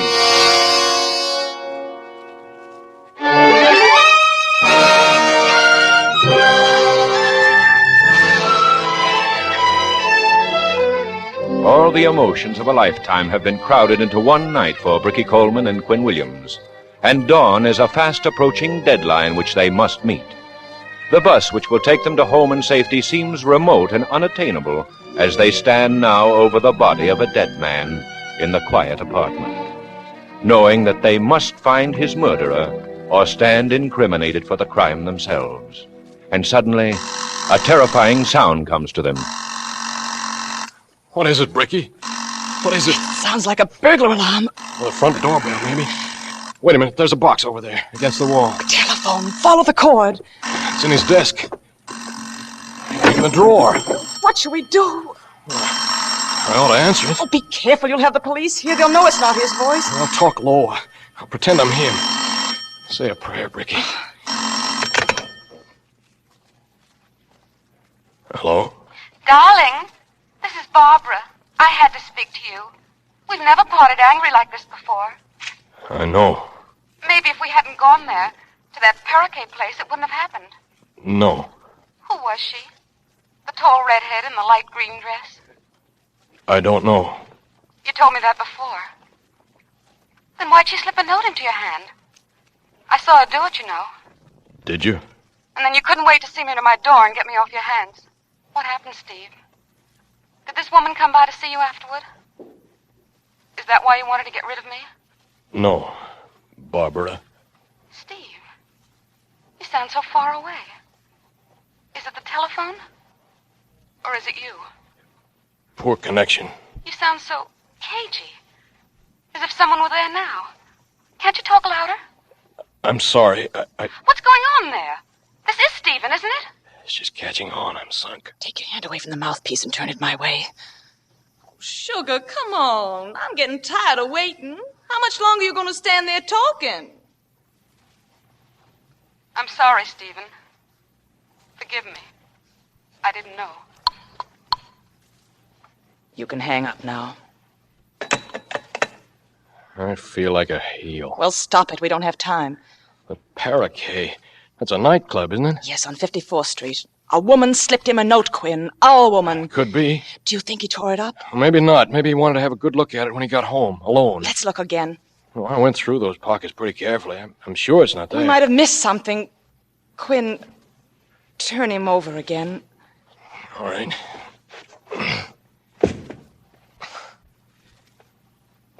Nothing. Nothing at all. Shall we go through the desk? Wait a minute. What? Run your eyes over him again. I don't see a thing. He's very well dressed. And yet, isn't that a hole in the heel of his sock? There, just showing over the shoe? Well, that's funny. Take his shoe off, Quinn. Okay. The note. Of course. He didn't want Barbara to see it. So he hid it here until he could be alone. And he never was alone. Just a scrawl. Go on. Mr. Graves, I'd like to speak to you in private after you've taken the young lady home. And I don't mean some other time, I mean tonight. I wouldn't want to be disappointed. That's all. It isn't signed. A woman of the matches. Sounds like a shakedown. You mean blackmail? That's right. He'd have to pay attention to a note like this. Then we're going night clubbing, my boy. We'll visit the Paraquet. It'll be closing by now. She must have been seen there. A tall redhead in a light green dress. We'll check with the people who work there. They'll still be around. Waiters, checkroom girl, washroom attendant. We'll find her. Oh, we will, Bricky. I'll trace her if I have to go over the hairbrushes in the dressing room one by one for stray red hairs. Well, let me kill the lights. I'll be right with you. Hey, don't forget the switch, the one over the sink in the bathroom. No, I won't. Come on, Quinn. Time's running out. In a minute. Is anything wrong? I don't know. Look what I found. Why, it's a check. Yeah. Made out to Stephen Graves for $12,000. Signed by Arthur Holmes. And look how it's stamped. Returned. No funds. Where'd you find it? In the dry bottom of the tub. How did it ever get there? Just one way. When I came here tonight, the first time, I did it. How? Well, don't you see, when I pulled the cash box out and opened it, the check must have slipped out into the tub without my noticing it. Oh. And then this fella Holmes came, our jittery cigar smoker, maybe to ask Graves not to prosecute on a bad check, to stall for time. Graves went to find the check, and he couldn't, because it was on the other side of the wall, in his bathtub. And Holmes thought he was trying to put something over on him. And you think Holmes shot him, killed him for $12,000? Well, it's been done before. And what about our redhead? Oh, Bricky, it's the man. It's got to be. I think it's the woman. We'll have to split up. No, let's do it together. The way we started. It's too late. We can't follow them one at a time. Our deadline's at dawn, Quinn, and we've got less than 3 hours. So that bus to Glen Falls. The last bus. Remember that. It's the last bus for you. And for me, too. Then we'll be saying goodbye, Bricky? Yes, Quinn. Goodbye. Till dawn.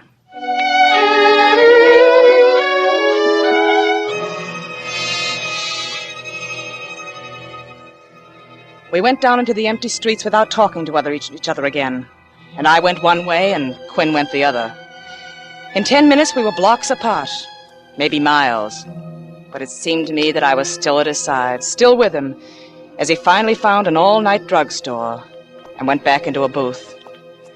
I knew he'd dial all the Arthur Holmeses in the book and talk to a lot of angry, sleepy people. And then he'd find the right one, the Arthur Holmes we wanted. What would Quinn do then? What would he say? What would happen?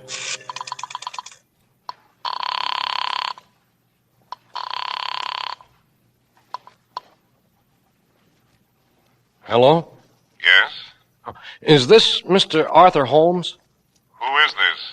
Well, Mr. Holmes, you don't know me. Who is this that wants to speak to Mr. Holmes? The name isn't known to you, Mr. Holmes, but... What makes you think this is Mr. Holmes? And are you aware that it's almost 4 o'clock in the morning? What do you want? I have a check here that belongs to Mr. Holmes. Will you let me talk to him? You're speaking to him. It's made out to Stephen Graves, and I have it right here in my hand. Where did you find it? I found it on the seat of a taxi. It must have slipped out of someone's wallet. Who was with you when you found it? No one, just me, by myself. Whom did you show it to afterwards? No one? Who's with you now? No one, I swear. And you called because you thought I might want it back. Yeah, that's right. I'm sorry, your time is up. Deposit another nickel, please. Shall I hang up, Mr. Holmes? Put in another nickel. Tell me, what's your name? Quinn Williams. Tell me something about yourself. What do you do? Are you a married man? No, I'm single. I live by myself. Not even a roommate? Nobody. Strictly lone wolf. I'd like to see that check, Quinn. Maybe I can do something for you. Fair enough. There's a little bar called Owen's down on 51st. You know it? I know where it is. It'll take me about 15 minutes to get dressed and get down there. Is 15 minutes good for you? That's just fine, Mr. Holmes. I'll see you there. Oh, you're a cagey boy, Mr. Holmes. But you swallowed.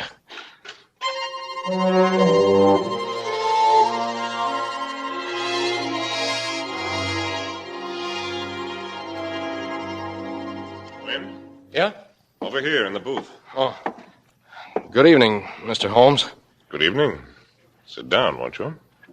Yeah, I will. You're right on time. Sure. So are you. There's a drink for you. I had to order ahead so I'd be allowed to stay in here. It's past closing time. Thanks. What's the matter, son? Nothing. It'd just be funny, that's all. Funny and kind of corny if you'd slipped a little something into this. Take mine, then. I haven't put it to my mouth yet. I think I will. Well, bottoms up. Bottoms up. My car's around the corner. Would you rather talk about it there? Yeah, I would. I think we ought to be alone. That's easy, son. We can be alone.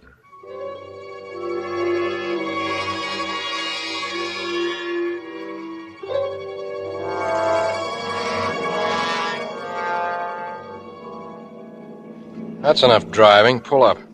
I just thought we'd coast a bit. We can't sit talking at the curb at this hour. We'll have a cop down on us, sticking his nose into the car. What's wrong with that? I don't know. Do you? I was asking you. However, if you want to pull up...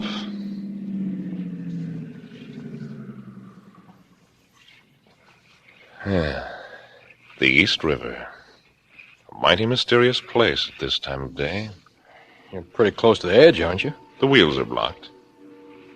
You're not nervous, are you?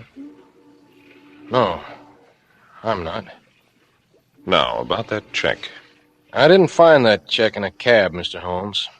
I found it in Stephen Graves' house, where he's lying right now on the floor, dead. Stephen, dead? And your cigar is still in the room with him, chewed to a pulp. A Corona, like the one you're smoking right now. You should have taken it with you, Mr. Holmes, after you'd killed him. You seem to know a good deal about this. A little. Just enough to know who the killer is. I feel a little sorry for you. I didn't know you were as young as you are over the phone. What have I got to do with it? You're having a lot of trouble with your eyes, aren't you? Lights on the dashboard have got rings around them, haven't they? Like big soap bubbles. What are you talking about? Say, you talk too much. You've talked yourself into the grave. I would have believed you about finding that check in a taxi. You would have gone to sleep in the car, and when you woke up, you wouldn't have the check on you anymore. But you'd have had a $10 bill in your pocket to sugarcoat the experience. Head weighs too much, doesn't it? Too heavy for your neck.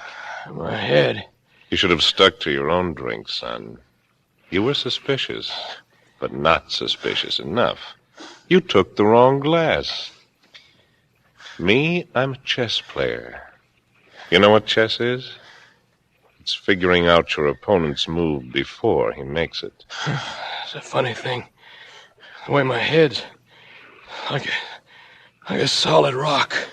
You're going to sleep. Here in the car. Then you're going into the river without a mark on you. But I'll take the check before I dump you. It's probably in your shoe. It's about where your type of youngster would think was a clever hiding place for it. Just clear my head. And then kick. Trying to kick out the glass, son? You haven't the strength of a kick left in you. No, it's all over. That's water in front of us. That even black line you see. Right over the hubcap. Now, you can't even move, can you? That's right. Make a lazy pass with your hand like you're brushing away flies. That's about all you're able to do.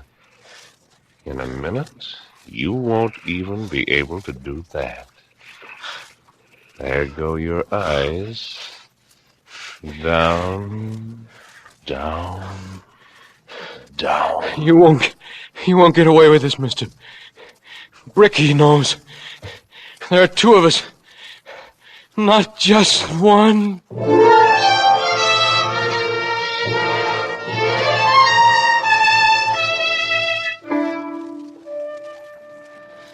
And so I walked away from Quinn, and I was alone again.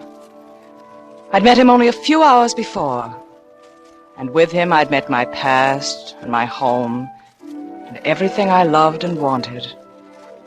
And now I was alone again. Somewhere in this sleeping city, Quinn was after his man, and I was after my woman, my redhead, my long-stemmed American beauty. The nightclub Parakeet was dead. Dead, but not quite cold. Just in the process of giving up the ghost. Every other minute, a solitary figure would come out and walk away. Someone who earned a living inside. This was the 5 o'clock in the afternoon of the nightclub workers, whose clock goes in the opposite direction to that of the rest of the world. And what did I have to go on? A redhead blackmailer who had quickly scribbled a note to a man. And that kind of woman doesn't ordinarily carry around pencil and paper in her purse. She sends messages with her eyes and her hips. If she wants a pencil, she's got to borrow it from the help. Excuse me. Huh?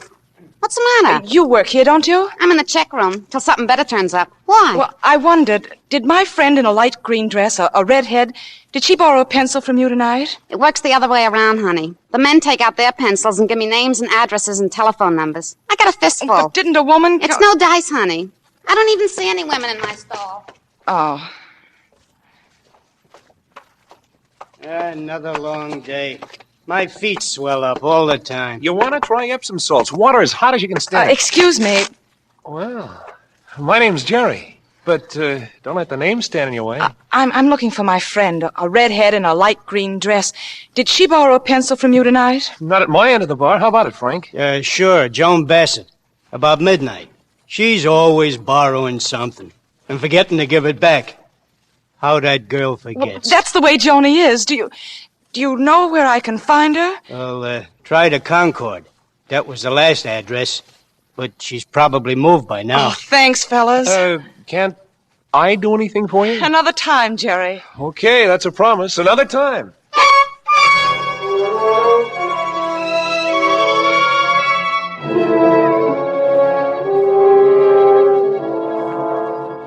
Yeah, what can I do for you? Be friendly, Pops. Say hello. Yeah, hello. That's better. Hey, what do you want, a room? We full up? What room's my girlfriend got? I want her up and tell her something. You know, Joni. Joan Bassett? Yeah, Joan Bassett. Only we don't have to be so formal. She's in 409, sugar. Hey, wait a minute, I'll try you. Oh, skip that. She don't have to put on no airs with me. Who's she kidding? I know she's 2 weeks behind no rent. All right. If you know that well, go on up.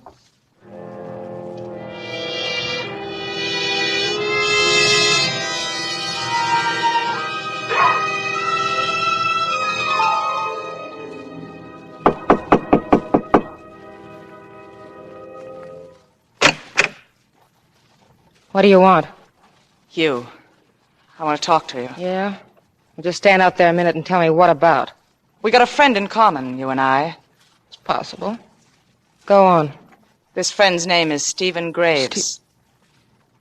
Suppose you come in a minute. I'll hear what's on your mind. Sure. I thought that might do it. Do you have to lock the door? Yeah, I think I do. Whatever you think best. Begin with your name. You can put me down as Carolyn Miller. All right, Carolyn Miller. Now about Stephen Graves. What makes you think I know him? Stop being polite. You know him. Did he mention me to you? No. He wasn't doing any mentioning of anybody. He wasn't doing anything. You've been over to see him lately? Very lately. I just came from there now. How did you find him? I found him dead. I see. That tap in the kitchen is loose again. Excuse me a minute while I tighten it. I'd known we weren't alone the moment I came into that room.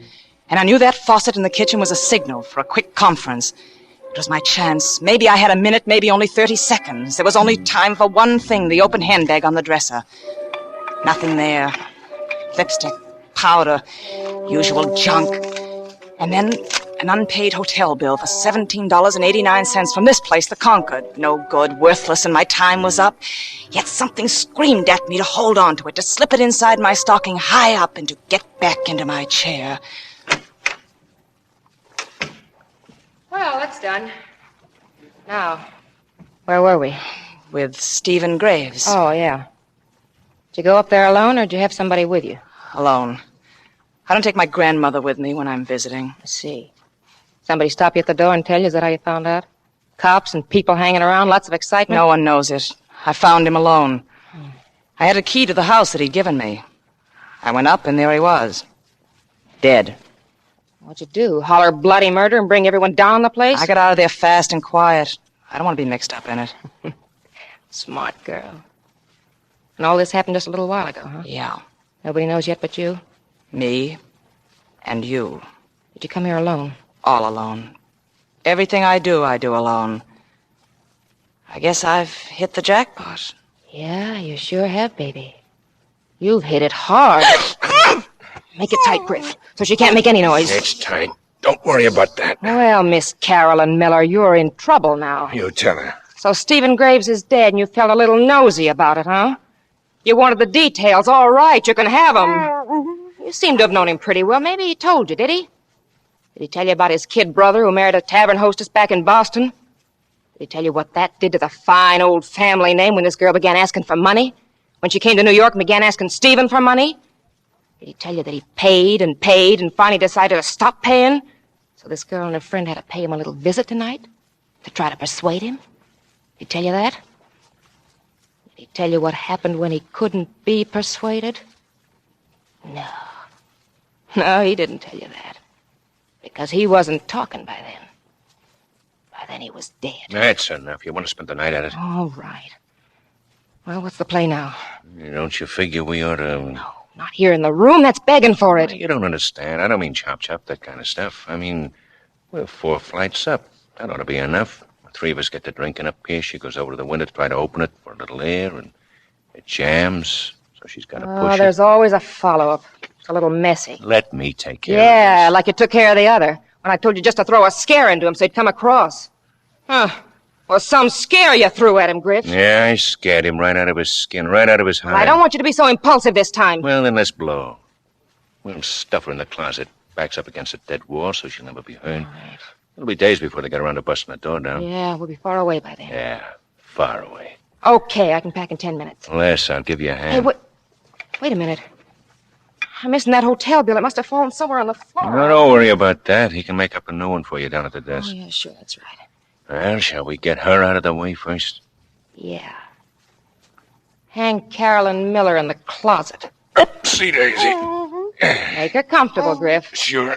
We want to be extra nice to her because there's a little fresh air in there. It'll only be a minute. Griff, Yeah, what's the matter? put her down. Well, what do you mean? Put her down, quick!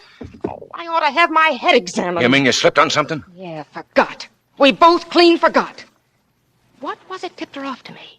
She didn't pull my name and address out of a hat. Yeah. Take that gag off her. You try to scream and I'll dent you. I won't scream. Now talk. How'd you know I knew him? How'd you know where to find me?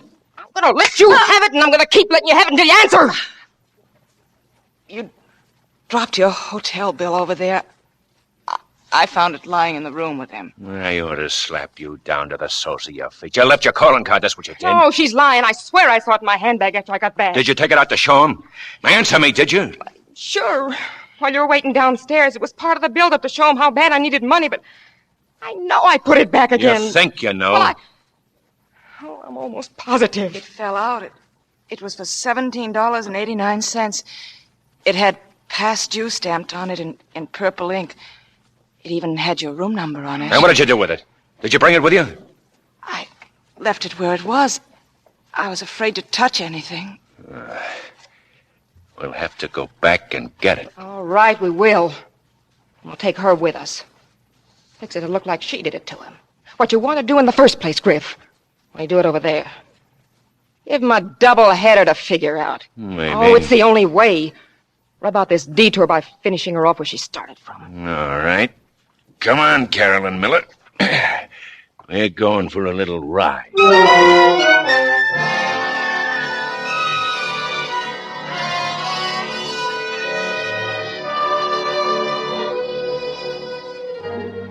And so I went back into Stephen Graves' house for the second time that night. They pushed me ahead of them in the darkness, whispering to each other not to use any lights yet, just as Quinn and I had done a few hours before. Or was it a few years before? Then we were in the study, and the lights were snapped on, and the dead man was still on the floor. And nobody stepped forward to say, "Bricky, is that you?" No, he wasn't there. Quinn wasn't there, waiting to help me, to save me. Now, let's do what we have to do and get out fast. No, not yet. There's something else first. Well, you. Where is it? Where's that hotel bill? Where'd you say you saw it? Over there by him is where I said. What? And you believed me. Then you didn't. You lied. I lied. Where is it? Where have you got it? That's your little problem. Let me have the gun. I'll do it. Here it is, Griff. Get away from him. Move over. Stand still, Carolyn Miller. I want to come real close. I want them to worry about whether it's suicide. Yes, Griff. I'll stand still. Good girl, Carolyn. Good girl. It didn't hurt. It didn't hurt at all. And I opened my eyes to find out why. Griff stood in the middle of the room, his face contorted, an arm squeezing hard around his neck. And behind his face was another face, a face I knew, Quinn's face, the boy next door, fighting for me, fighting to save me. Then Quinn went down, all lopsided, and Quinn was on top, punching at him again and again, and Joan was racing across the room with an andiron, raising her hand. I never played football as a little girl, but on this night I decided it was time to try.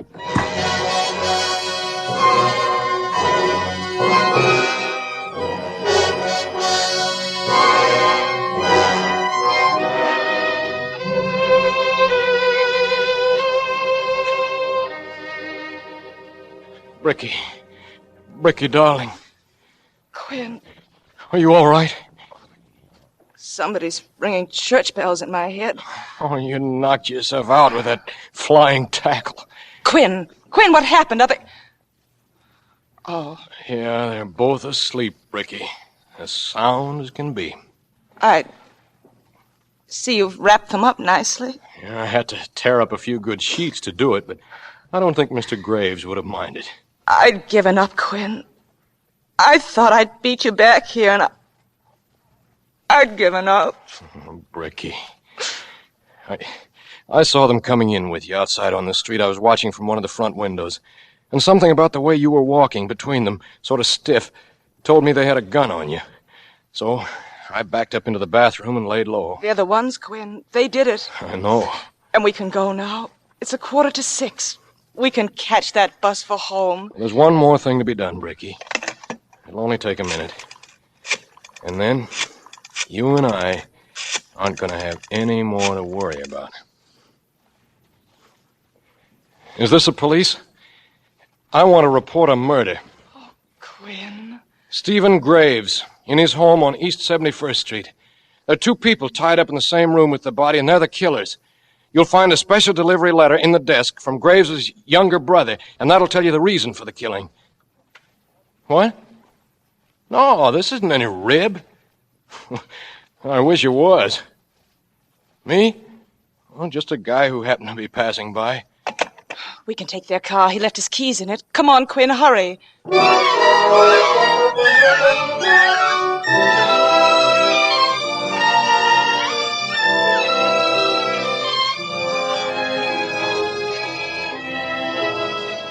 Faster, Quinn. Oh, we'll make it. Don't you worry, Bricky. I'm not worried. I know we will. What happened to you tonight? Did you find Holmes? Yeah, And? and he tried to kill me. Quinn! It was your name that saved me, Bricky. I called out your name. I told him you were in on this with me, and he changed his mind in a hurry. Then we saved each other. That's right. What about the check? How did it figure? Well, Holmes was caught short when he wrote that check, and Graves got sore when the bank returned it. They talked it over tonight, and it ended up with Graves giving him another day to raise the money.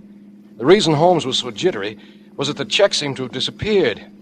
He didn't know what Graves might be pulling. And, of course, Graves wasn't pulling anything with that check lying in the bottom of his bathtub. You told Holmes how it got there? Yeah. And look what I've got. $200. Quinn! No, I didn't steal it. After he decided he wouldn't kill me, Holmes and I got very chummy. He said we'd both made a mistake in the same night. Me breaking into a safe and him with his bad check. He'd slipped me a pill earlier in the evening, and now he was walking me around to sober me up. That's when he gave me the money. A nest egg for me, he said. I could send it back to him a little at a time later on. We'll send it back, Quinn. We, Bricky? We're in this together, aren't we? Yes, Bricky, we are. Oh, look, Quinn. We made it. We're in time. The bus is still there. Come on, Bricky. Let's go on home.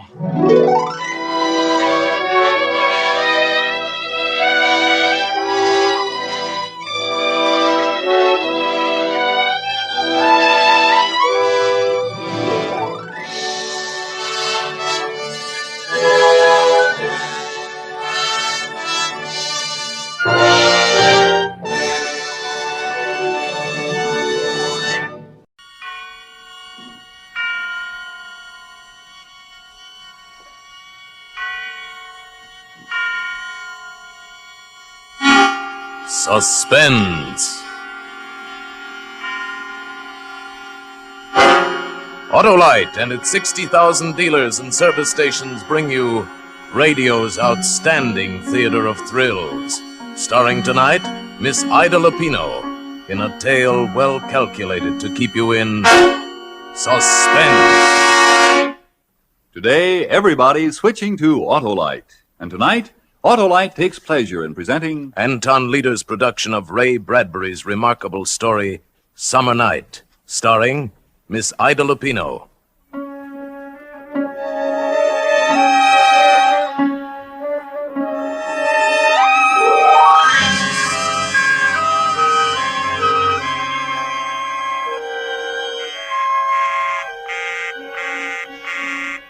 Oh, is the line still busy? I just don't see how it could still be. Oh, it isn't the line, Miss McCauley. It's the circuit. I've been simply swamped all afternoon. I haven't been able to get a call through to the police station for over an hour, and the mayor's office has been busy. Yes, I know. I'm sorry to trouble you, but it's terribly important. Well, if you want to hang on, Miss McCauley, I'll try again in a minute. Oh, all right. It's been this way ever since the news got out about Pining Pool, Lavinia. You heard about it, I suppose. Yes. Oh, just a minute, Miss McCauley. I got another call. Yes. This is the operator. No, I'm sorry, that line is still busy. Yes, I'll call you just as soon as I can give you a connection. Oh, I'm sorry, Miss McCauley, but you see what I mean? Oh, dear. Oh, Miss Welsh, by the way, It was bad enough last week when they found that other poor girl, but this time the whole town is on its ear, and I can't say that I blame them, what with a maniac loose and nobody knowing who Yes, it I might meant be. to ask you, Miss Welsh. Are they sure that Lavinia... I mean, that it was the same thing as the Webb girl last week? Why, yes. Why, I thought you knew. I just knew she'd been found. Oh, goodness, yes. There was never any doubt about it. Whoever it was, he used a knife just like on the other girl. And then there was that same crazy cross on her forehead, you know, made with orange lipstick. That's why they're calling him, you know, the lipstick killer. Oh, yes. As I thought it must be that. But I wasn't sure. I didn't know. Oh, yes, they're looking all over the state for him by now. But, of course, they don't have much to go on. And the chances are that he's right here in this town anyway. Oh, I'll try to get your call for you now, Miss McCauley. Thank you. Oh. I'm sorry, Miss McCauley. That circuit is still busy. But it can't... Well, why don't I call you back when I get through? It shouldn't be very long. All right. But please try to hurry it. It's really important. Terribly important.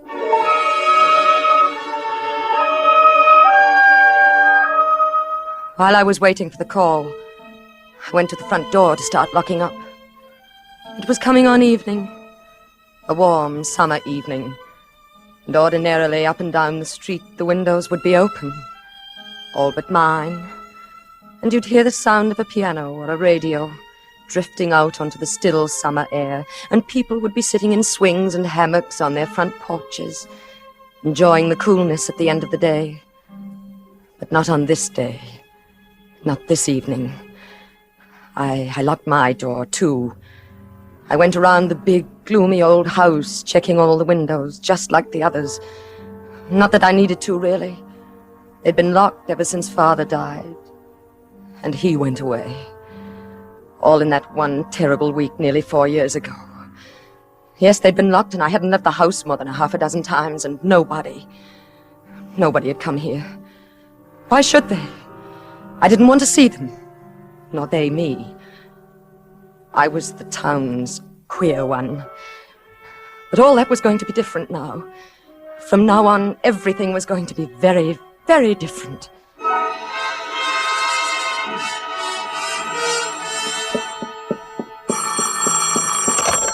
Yes. I've Hello. got your party now, Miss Macaulay. Go ahead, please. Oh. Hello? Oh, Helen, is that you? Yes, who's this? It's Anna. Anna Macaulay. Why, Anna. Why, what a surprise. How have you been, Helen? Oh, just fine. You know, there's nothing ever the matter with me. But how are you, Anna? Oh, I'm well. You know, I've been living rather quietly these last few years. Yes, I know. I mean, I'd heard. It's been a long time, hasn't it, Helen? Why, yes. I haven't heard your voice for, well, how long has it been? Nearly 4 years. Has it? 3 years and 11 months this week, to be exact.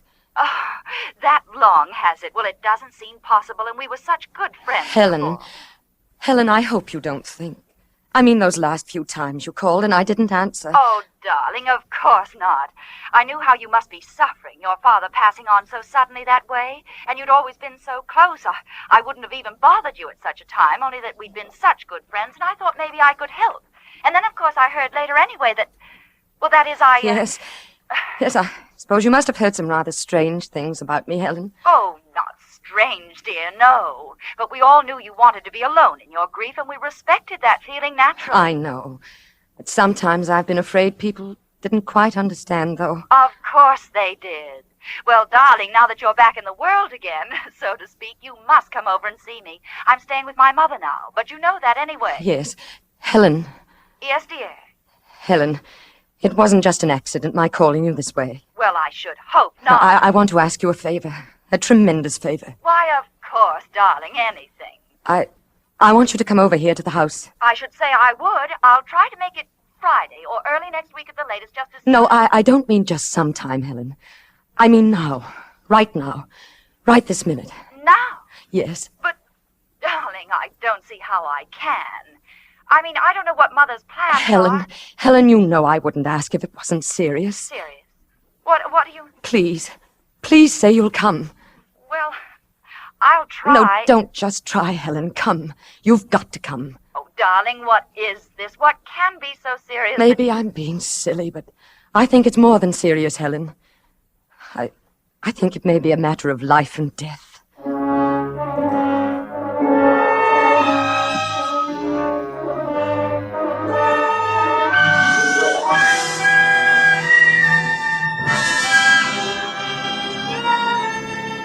For Suspense, Autolite is bringing you Miss Ida Lupino in Summer Night. Autolite's presentation of radio's outstanding theater of thrills, Suspense.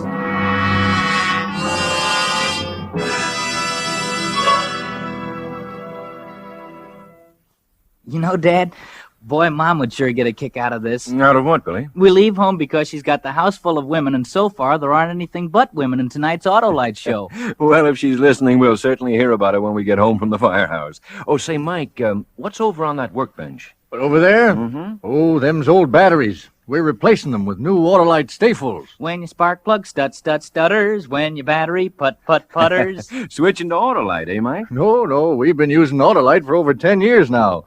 You know, when you got to get out of here in 7 seconds after the alarm sounds, you got to have the surest, safest batteries there are. When we got to go, we go. Yes, the new Autolite Stay Full battery is a great battery. Needs water only 3 times a year in normal car use. This greater liquid reserve practically eliminates one of the major causes of battery failure. Car owners tell us it's the greatest battery ever built. The greatest battery ever built. Money cannot buy a better battery for your car. Yep, that's real battery know-how. Once water goes into an Autolite stay full, it's like going into a camel. The drinks are few and far between. Yeah, and even on nights as hot as this, you don't find the Autolite stay full at an old oaken bucket. So, friends, see your friendly neighborhood Autolite battery dealer and order the new Autolite Stay Full battery for your car. It needs water only 3 times a year in normal car use. Remember, folks, Autolite means batteries. Stay full batteries. Autolite means spark plugs. Ignition engineered spark plugs. Autolite means ignition system. The lifeline of your car.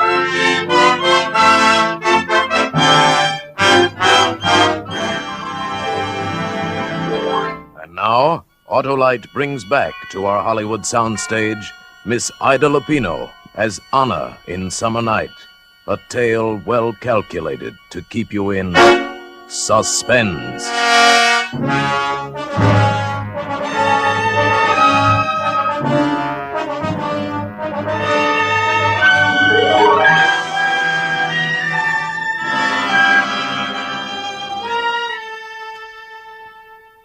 A matter of life and death, I told her. I knew Helen would come to see me after that. It would be strange seeing her again. Not that we'd ever quarreled. She never even suspected, of course. But after that day when he went away, with her, I'd simply put her out of my life and never thought of her again. Or to be strictly truthful, I'd thought of her a great deal, but in a rather different way than I had before when she'd been my best friend. And now she was coming to my house again.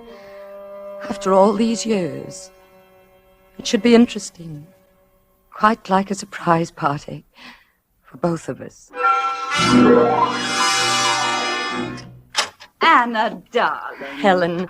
Helen, come in. Oh, it's so nice to see you. It's good to see you again, Helen. Why, you haven't changed a bit. You don't look a day older. Now, tell me all about it. I can't stay but a few minutes. Ted Barton drove me over. You remember Ted. Oh, yes. And he's got to be back before 7, but never mind that now. Darling, what is the matter? Helen, I'm frightened. Frightened? Of what? I'm afraid I'm going to be killed. Going to be killed? Yes, tonight. But, darling... You see, I used to know poor Lavinia. I used to know her quite well. And the other girl, well, I didn't know her, but it happened to her right near here, in the little woods just beyond the tracks. Anna, please, dear, what on earth makes you think anything like that could happen to you? You're perfectly safe if you don't go out. Lock the doors. No, I'm not. I'm all alone here, Helen. And there's been someone prowling at night. A man? Last night he tried to get in. Are you sure? I heard him trying the doors, the windows. Well, did you call the police? No, I was afraid to. Oh, Helen, I didn't know who to turn to but you. Everyone thinks I'm crazy anyway. Oh, Anna, dear, that's ridiculous. Well, we'll call them right now. No, it'll be all right after tonight. I know it will. Please, I just want you to stay with me tonight. Stay with you? Please, Helen, just this one night. I can't ask anyone else. I don't have any friends anymore. But, darling, I don't even have any nightclothes. Oh, I'd already thought of that, Helen. I have everything you need for tonight. Well, I don't have anything for the morning. No face cream, not even a toothbrush. Why worry about that now? Maybe neither of us will even be here by morning. Oh.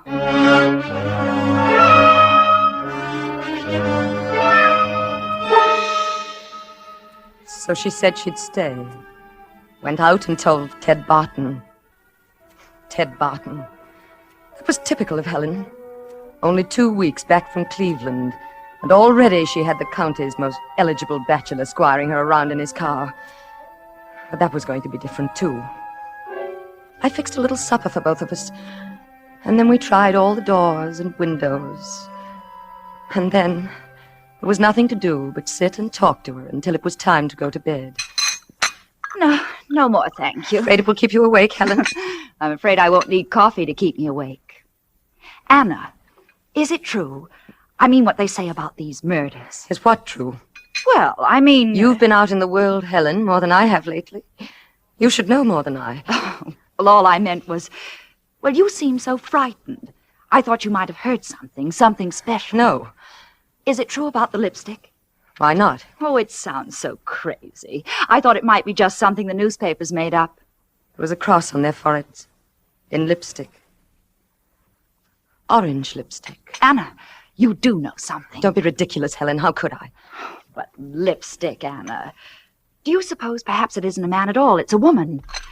Oh, I'm sorry, dear. Did I do that? No. No, come along, Helen. It's time to go to bed. Yes, I suppose we might as well. You don't mind sleeping in the same room with me, do you? Why, of course not, dear.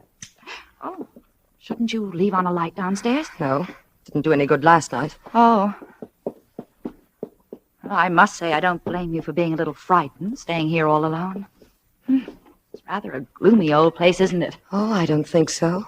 It's always been like this. It's the way Father liked it. What about your mother?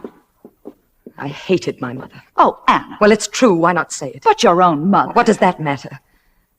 Everyone has to have someone to hate, Helen. Enough to kill them sometimes. Oh, Anna, I don't think that's true. How can you say that everyone... Well, this is our room. Why, it's what? It's charming. It's so different from the rest of the house. Yes. This was to be my bridal room, if I'd ever married. Darling, I didn't know... Well, I didn't know you'd ever thought That was a long time ago. What's the news of Charles? Charles? Well, there just isn't any. You knew we were separated, didn't you? Yes. What was the trouble, Helen? Oh, I don't know. After the first year, he simply became impossible, that's all. You remember, even as a child, he was sometimes wild. And strange. Oh, yes. Yes, he and I were always the queer ones. Why, whatever do you mean? Oh, strange, different, a little apart from all of you somehow. Not quite right, I think they say about me now. Oh, Anna, you're imagining that. No one ever said such a thing. No? Of course not. What about Charles? Nothing. He just left, that's all. I haven't even heard from him in 6 months. Are you sure it was all his fault, Helen? Perhaps if he'd married someone else. Oh, you know there was never anyone else for Charles. That's the funny part of it. Of course, he liked other girls. He liked you. Yes. Well, you're certainly lucky he didn't marry you. I don't know what happened towards the end. It just went from bad to worse. It got so I hated the very sight of him. I told you. Everyone had to have someone to hate. Oh, I didn't really mean Are that. you sure, Helen? Haven't you ever hated anyone? Oh, perhaps as a little girl I thought I did. You hated me, didn't you? Why, darling, There were some times when I hated you, too. Oh, I don't believe it. Children can't really... Can't they? When an ugly little girl like me sees a pretty little girl like you getting everything she wants all through her life. Well, not exactly everything. You could always twist the teachers around your finger. Later it was the same with the boys. And finally, Charles. Just because you were pretty. Oh, maybe I was a little prettier than you, dear, but you were always the clever one. Yes. Yes, I was the clever one. Well, I suppose we really should go to bed. Why, Anna, look at this. I didn't know you used lipstick. I don't. It's just one a young cousin of mine left here several months ago. Oh, that's funny. Do you know what color it is, Anna? What color is it, Helen? It's orange.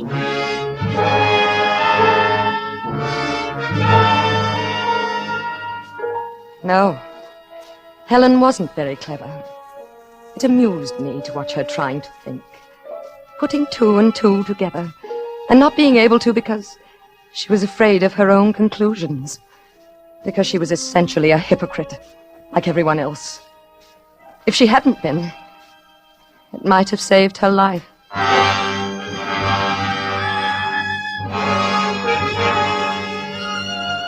It was some time in the middle of the night. I don't know exactly what time, because it didn't matter. But Helen was sleeping as soundly as a silly child when I went over to the side of her bed and began to shake. Helen, wake up. What is it? Shh, don't make a sound. Anna, what's the matter? He's in the house downstairs. Who? I don't know. Whoever it was last night, he's gotten in somehow. Are you sure? I heard him. I've been listening for the last 10 minutes. Oh, Anna, what are we going to do? We've got to get out of the house before he starts upstairs. But how can we? He'll hear us. We'll be caught. No, we'll go down the back stairs and out through the kitchen. We can go through the back lot, over the tracks to Judge Brown's house. It's not far, but we've got to hurry. Oh, Anna, I'm frightened. What if he hears us? He won't if we're careful and if we hurry. The door between the kitchen and the front of the house is locked. Are you sure he isn't in the He's kitchen? in the front, I tell you. I heard him. Now get up, Helen. We've got to go right now. All right. Hold my hand. Yes. While I unlock the door. The back stairs are just to the right after we get out in the hall. Oh, Anna. Come along. Hold on to my hand and try not to make any noise. Here are the stairs. Just follow me. Yes, all right. Watch out. That's the last step. Yes, I've got it. We're in the kitchen now. Can you see anything? No, it's too dark. Let's stand right there. Right where you are and don't move. Where are you going? There's something I want to get before we leave. Anna, please. Shh. What are you doing? I've got it now. A knife. Here, take my hand again. All right. A knife? Shh, this way. Oh, I don't think I can for a minute. Oh, come along, Helen. In a little while, it'll all be over.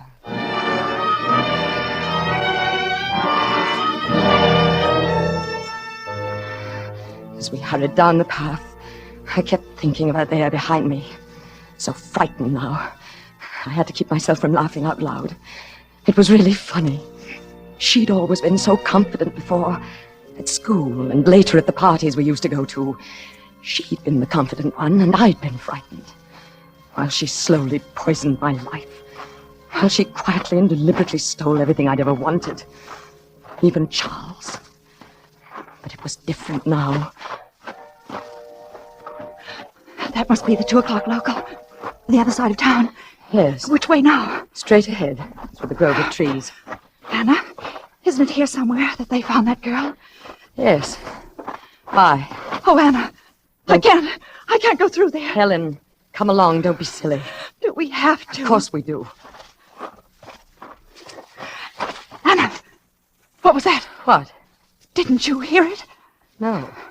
I was positive I heard something. Now who's imagining things, Helen? Oh, let's hurry. No. We're going to stop here. Stop. But why? Can't you guess? Even now, Helen. Oh, Anna. Don't.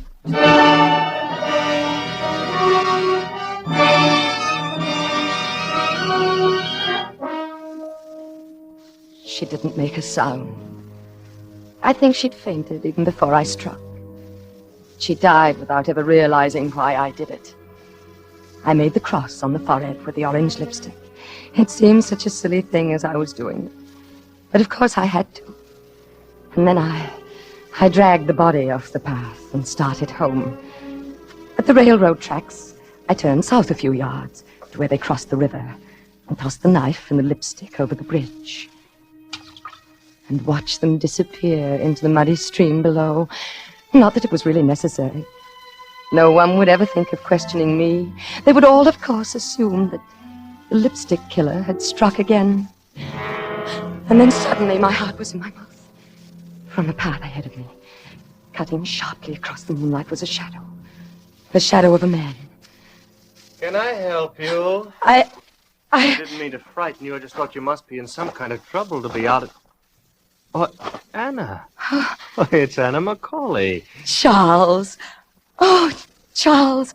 You did frighten me. Well, if you insist on running around town at 2 a.m. in your night Oh, clothes... Charles. Charles, this is really too much of a coincidence.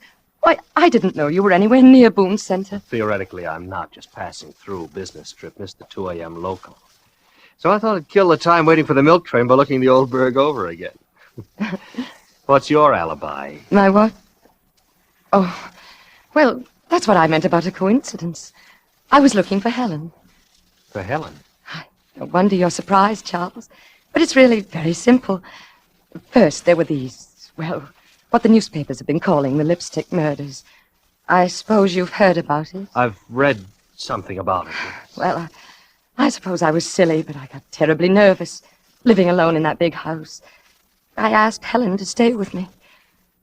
And then in the middle of the night, she got frightened and said she couldn't stay another minute and rushed out to Judge Brown's house. How typical of Helen. Yeah, well, then after I thought about it, I got worried about her and went to look for her. But I guess she must have gotten there all right. I didn't find her anywhere. You're not alone in that big house now, are you, Anna? Why, yes, I thought you knew, Charles. My father died. Oh, I'd forgotten. Well, silly to be standing here, isn't it? You've got to wait for a train. Why don't you come back to the house with me? I'll fix you some coffee or something. Wouldn't that be nice? Yes, that would be nice. That would be very nice.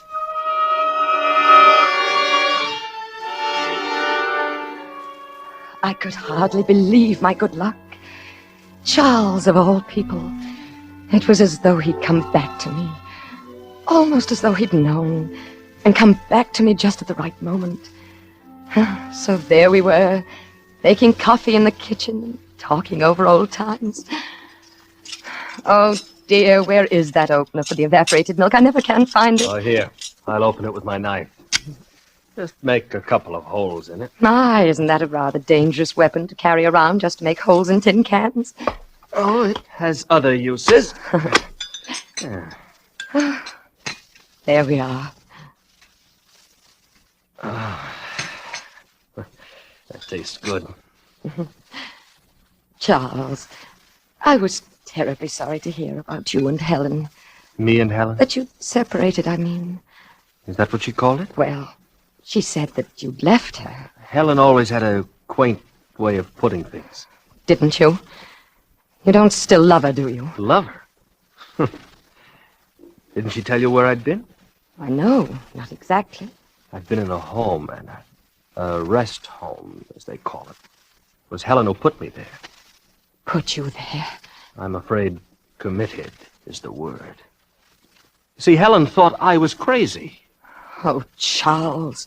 I only got out a couple of weeks ago. I imagine they're still looking for me. You escaped? I had to. Oh, Charles, how dreadful for you. As a matter of fact, I've been looking for Helen. There was something I wanted to give her. But couldn't you find her? No. I thought I had a couple of times. But it wasn't Helen after all. What was it you wanted to give her, Charles? This? Lipstick. Yes. A frightful color, isn't it? Orange. Are you sure you're not Helen?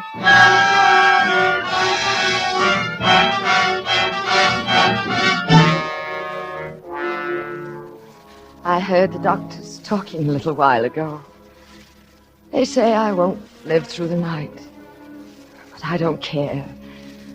Oh, it's been such a glorious day. The happiest since I can remember. People have been calling on me whom I hadn't seen for years.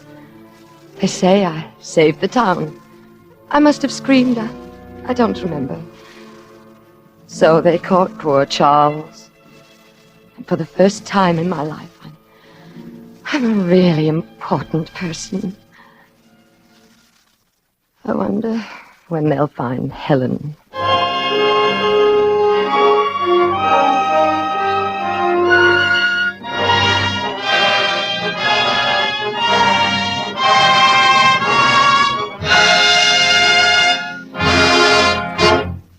Thank you, Ida Lupino, for a splendid performance on Suspense. In just a moment, we will again hear from Miss Ida Lupino. Gee, what a show. I was sweating and it wasn't from the heat either. What a show. Hey, that's us. Gee, Dad, a fire. Hey, out of the way, son. Where's the fire, Mike? Down at 28th and Main. Hey, they were out of here in 7 seconds. Almost before they stepped on the starter. Mike sure wasn't fooling about those Autolite stay-full batteries, was he, Dad? No, sir. Talk about pistol-packing action. Switch to Autolite stay-fulls, and boy, you've got it. When your spark plug stutter, now don't you try to putter. Switch to Autolite. When your starter's just a grinder, why, it's a battery reminder. Switch to Autolite. Keep your auto right. Just switch to Autolite.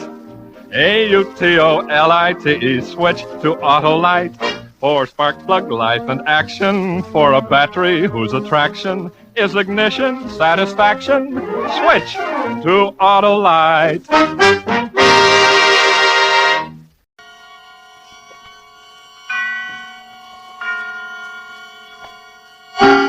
Suspense. Autolite and its 60,000 dealers and service stations bring you radio's outstanding theater of thrills. Starring tonight, Mr. Douglas Fairbanks in a tale well calculated to keep you in suspense. Today, everybody's switching to Autolite, and tonight, Autolite takes pleasure in presenting Anton Leader's production of Deep into Darkness, starring Douglas Fairbanks.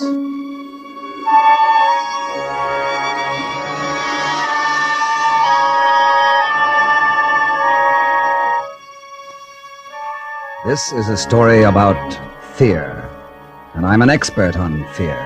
Me, Ken Matthews.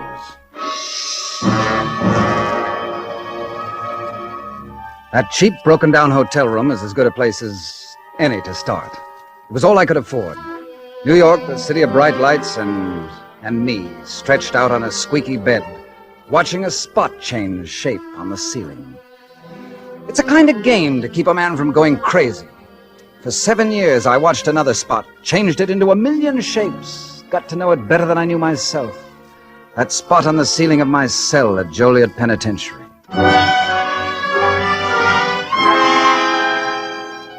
When it was over, when they were finally ready to let me go back into the world, the warden had something to say to me, some advice. Matthews, you're leaving us early because of your good behavior record. Now, if I were you, I'd start fresh on the outside. Stay away from Chicago. Go someplace new where they don't know you. I sort of figured on doing that, Warden. Good. You'll find it easier. I'd find it easier. I wonder how it is when it's tough. Nobody knew me in New York. Nobody wanted to know me. And as for a job, well, did you ever wash dishes? I washed 1,000,000. And any dirty jobs nobody wants to do, I did them all. That's how I built up my fortune. $17.50 United States currency. That's how much I was worth this one morning when I saw a sign out in front of a construction job. Men wanted, the sign said. I believed it. I looked up the form. Bill, what's that compressor?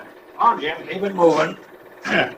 Looking for something, Bud? Yes, you have a sign out there. Are you hiring men? Could be. What do you do? Oh, just about anything. I can keep books, handle your time. I used to be an accountant. Oh, yeah? But if that's not what you're looking for, well, I can swing a shovel, too. I just want a job. I like that attitude. Got your discharge certificate with you? Discharge? Yeah, honorable discharge. I always like to give a break to ex-service guys. Oh, well, I wasn't in the service. Yeah. Oh, 4F? No, I sat out the war. I was in jail. Oh, it's tough. I got a little mixed up in your accounting, huh? No, it was manslaughter. I killed a man. What about the job? I really need it. Look, buddy, I don't want you to think this is my idea, but... But you can't use me. No, I can't. You see... Yes, I see. Start fresh, he said. I got my orders. See, you know how that is. The bosses figure there's a lot of vets looking for jobs. I got to give them the first crack at things. Oh, if I was to... It's all right. It isn't your fault. Maybe some other war. Somehow that was the last straw. I started to hate. I hated everything and everyone. And then I thought of my fortune, my $17.50. And suddenly I knew there was something I wanted to buy. What you want to use the gun for, mister?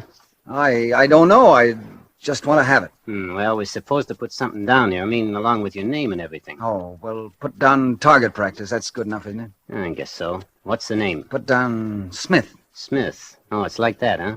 Look, mister, I don't want to get into any trouble. I run a respectable place of business here. You want to sell the gun, don't you? Well, sure, but... You want the $14, don't you? Okay, so it's Smith. And you're going to do some target practice. Give me the $14 and get lost, huh? Thanks a lot. Funny thing, I still don't know why I wanted that gun. I swear I don't. Kill myself, rob a bank or a filling station? I haven't any idea. I suppose I just thought that having it would make me feel better. Only it didn't. It hung in my pocket heavy as lead, cold, dead, just like its owner. I turned into a side street, 52nd, 51st, I wasn't sure. I stopped to light a cigarette, and a car pulled up to the curb. It was a big car with a chauffeur, a black car, smooth and shiny. Then I looked at the man getting out, just one look, and wheels started spinning around in my head. I got dizzy. The sidewalk twisted and bounced around like it was having a convulsion. But when he spoke, the shock of hearing his voice straightened it all out, made it cold and clear as hard crystal. Just a few words to that chauffeur. Wait for me, Davis. I won't be long. Turned and walked past me. right by me into the bank. But he couldn't walk. He couldn't do anything. That was Lee Burke I was staring at. Lee Burke, the man I'd killed 7 years ago.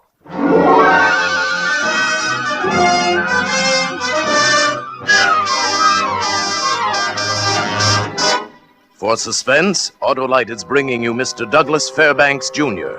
in Deep Into Darkness. Autolite's presentation of radio's outstanding theater of thrills, Suspense.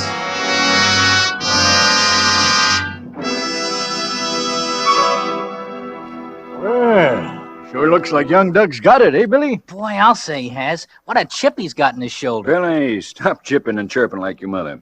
Oh, by the way, Ed, that ignition system of mine score a bullseye? She's completely on the beam. My jobs usually are, especially when they're Autolite. Yes, sir. Money can't buy better ignition equipment for your car. Autolite parts are made by the world's largest independent manufacturers of automobile electrical equipment. And Autolite service stations are equipped with highly trained men and specialized machines to give your car the best in automobile service. That Autolite ignition system sounds intelligent enough to take an IQ test, eh, Ed? Stop pulling Ed's leg, Billy. I'm used to it, Hap.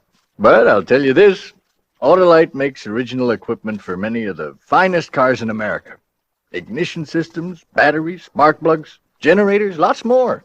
So it's only natural that Autolite ignition is, well, it's a perfectly timed team with smooth on-the-dot performance. So when your car's electrical system needs attention, drive into your nearest Autolite service station or the dealer who sells your make of car and ask for original factory parts. Autolite? Autolite service stations are listed in your classified telephone directory under Automotive Electrical Service. And now, Autolite brings back to our Hollywood soundstage Mr. Douglas Fairbanks, Jr. as Ken in Deep Into Darkness. A tale well calculated to keep you in suspense.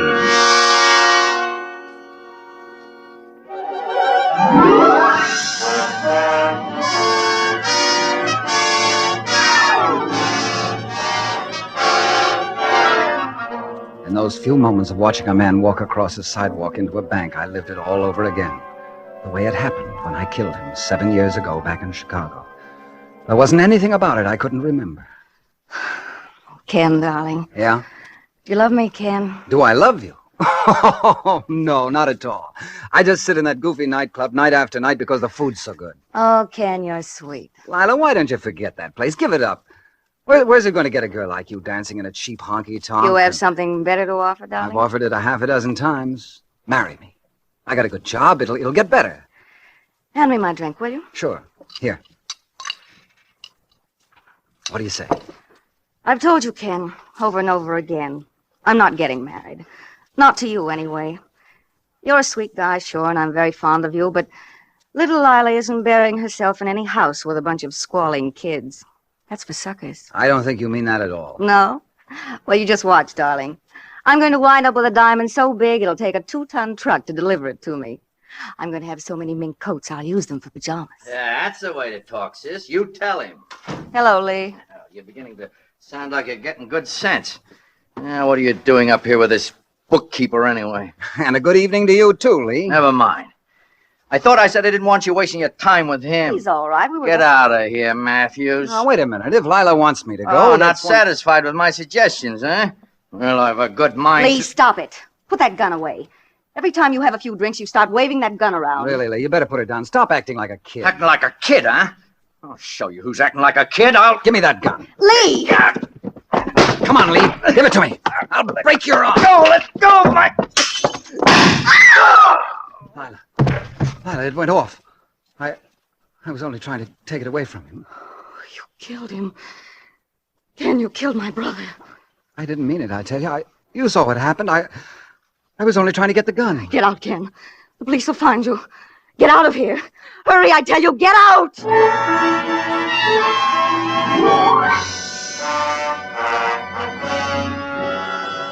I got out all right in a hurry. It was pouring that night, and I ran down the street with the rain slapping me in the face. I ran up a back alley into the darkness, and then I stopped. I didn't want to run. Not for the rest of my life. I went to the nearest police station, turned myself in. They took me back to the Burkes, and we found Lila sitting in a chair, glassy-eyed, just staring down at her brother, Lee. He was right where I'd left him, sprawled on the floor, face down. Lee Burke was dead, and they gave me 10 years for killing him. Only now he wasn't dead. He couldn't be. I'd just seen him walk into a bank. A nice car you got. Yeah. Must be an important man to have a car like that, eh? Yeah, he's a big guy. Lots of money, I suppose, huh? Yeah, he's crawling with it. That make you happy? His name, it doesn't happen to be Burke, does it? No, Wilson. Keith Wilson. He also happens to be a stockbroker. Anything else you want to know? Keith Wilson. Yeah, now beat it. The boss is coming. The boss? Now, isn't that something? All right, Davis. I'll go straight to the office now. Yes, sir. In a hurry, Lee? What? Oh, there must be some mistake. My name isn't Lee. Oh, pardon me.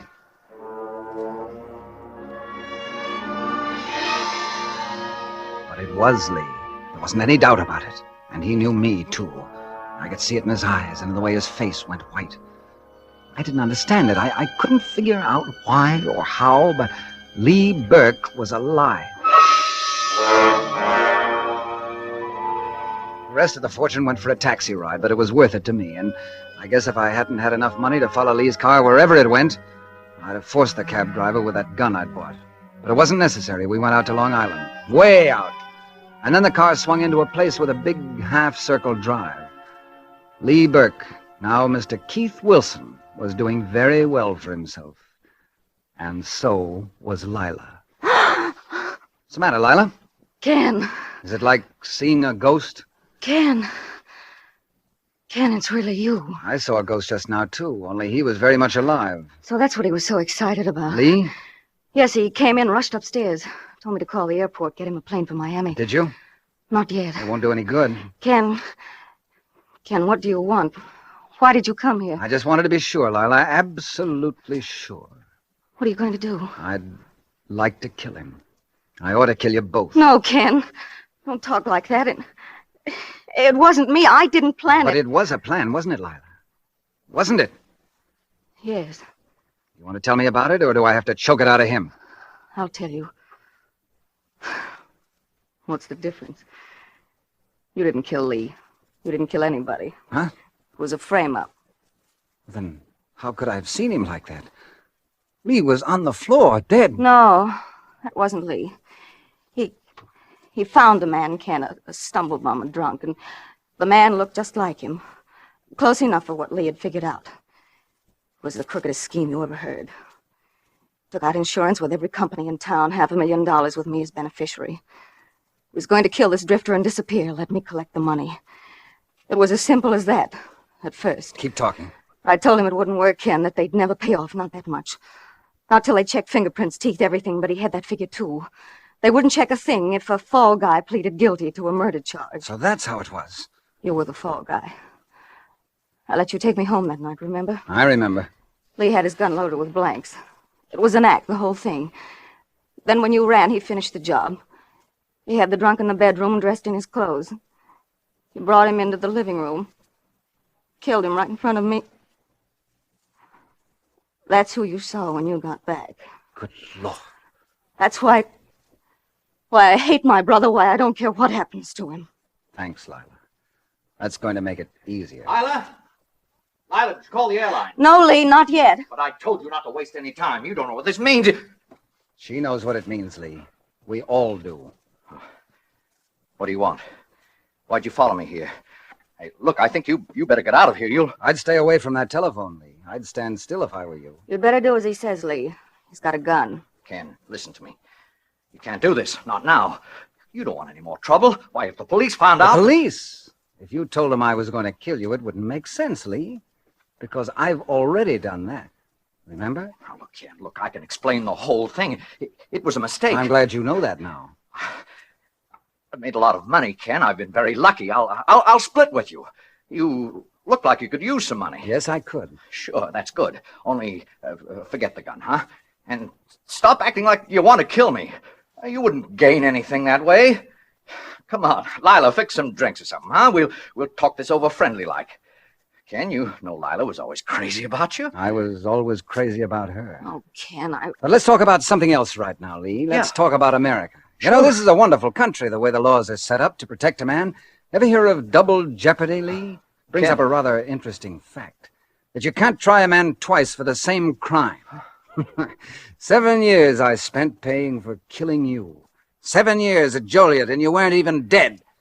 That means I've paid for something I haven't done yet. I still have the right, Lee, to kill you. Once more. Oh, now, Ken, stop it. You're talking crazy. There must be something you want. I only want to kill you, Lee, because you deserve to be killed. We both know that, don't we? Only, I don't think I'll kill you now. Not right away. Oh, we'll be reasonable. Is that it, Ken? Be reasonable, I say. I'm going to stay right with you. 24 hours a day, right up to the time you leave. I know exactly when and how I'm going to kill you. And you won't know. You'll never know, Lee, until it happens. You'll just wait. Just sit and wait and wait.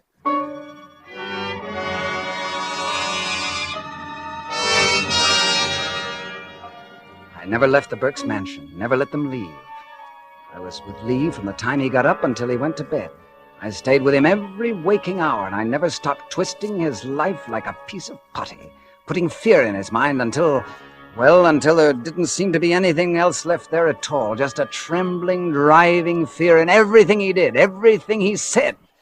Lila, can't we do something? Get to somebody. Oh, Lee, what can I do? You could have said something to the servants. You had a chance before he sent them away. I didn't. It all happened too fast. Got rid of them as easily as he cut the telephone wires. Oh, we gotta do something. Get in touch with somebody. With Madeline, maybe. Oh, yes? What will your blue-blood fiancé think of you now, when you suddenly stop calling 2 days before your wedding, and then don't show up? The wedding? Oh, Lila, don't you see? If anything should happen to the wedding now, I'd be ruined. Oh, he can't get away with this. He'll let down sometime. He's got to sleep. So do we. Lila's right, Lee. Oh, Ken, you were there by the door. You heard. About your wedding? Yes, Lee. I got back just in time, didn't I? Can I pour you a Manhattan? No, I don't want anything. Your funeral... No, don't say that. You're falling apart much faster than I thought, Lee.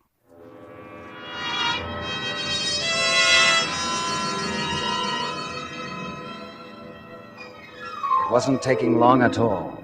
Lee couldn't sit still for a minute, couldn't take his eyes off me. Of course, little things like this didn't exactly help. Who is it? Ken? Yes, Lee. It's Ken. Got the gun? I have the gun, Lee. Oh. This is the time, huh? No, Lee. No, I don't think so. Here. Drink this. What is it? Milk. Warm milk. It'll put you to sleep. Yeah, for good, you mean? No. Just until morning. You see, I wouldn't think of killing a man on his wedding day. What? Don't tell me you've forgotten your wedding to the blue-blooded Mr. Haven. You've come a long way, Lee, marrying into the social register. Oh, don't, Ken. Come on, drink up. You'll need your strength for the wedding. No, that's all off. I haven't even called her, Ken. Lila has. I made her call. She made some very pretty excuses for you, and the wedding will go on as scheduled. What are you going to do? Nothing, only behave yourself tomorrow. Do as you're told. And you might live through the ceremony.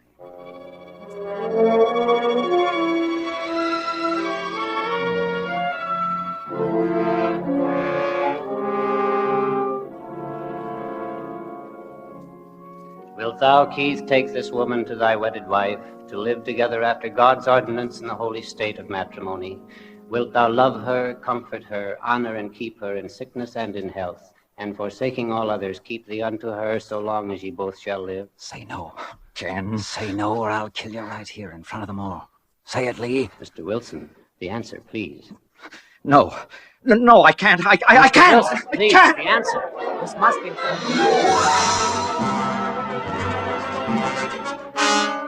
There was only one thing wrong with that little wedding scene. I had fun, sure, but in the excitement, I'm afraid I relaxed a little. I wasn't sure how much it mattered. That depended on Lila. When I was sure Lee was asleep that night, I met her in the living room. Got right to the point. Something on your mind, Ken? Yes. Mousy. Who's Mousy? Ken, you look so tired, so thin. Tell me, Lila. Tell me about Mousy. What do you know about him? Lee's been talking about him in his sleep. Talking about Mousy and you, Lila. And me. You'd better tell me all about it. Ken, you're hurting my arm. I don't know anything about Mousy. Maybe he was there at the wedding. Maybe you saw him. Maybe you gave him the message. Did you, Lila? Ken, stop it. You know I promised I wouldn't do anything like that. Don't you trust me? Trust you? Should I, Lila? Do you really think I should? But you know how I feel about you. Surely you don't think... Ken, darling. Get away from me. Ken! So that's it. It was all just a gag to keep the little girl in line. How did you expect me to feel after all this happened? That's right. I was naive, wasn't I? Sure.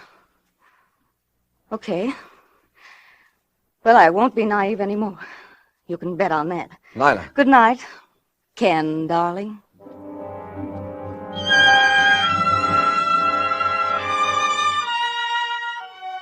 When I cooled off, I realized I'd gone too far.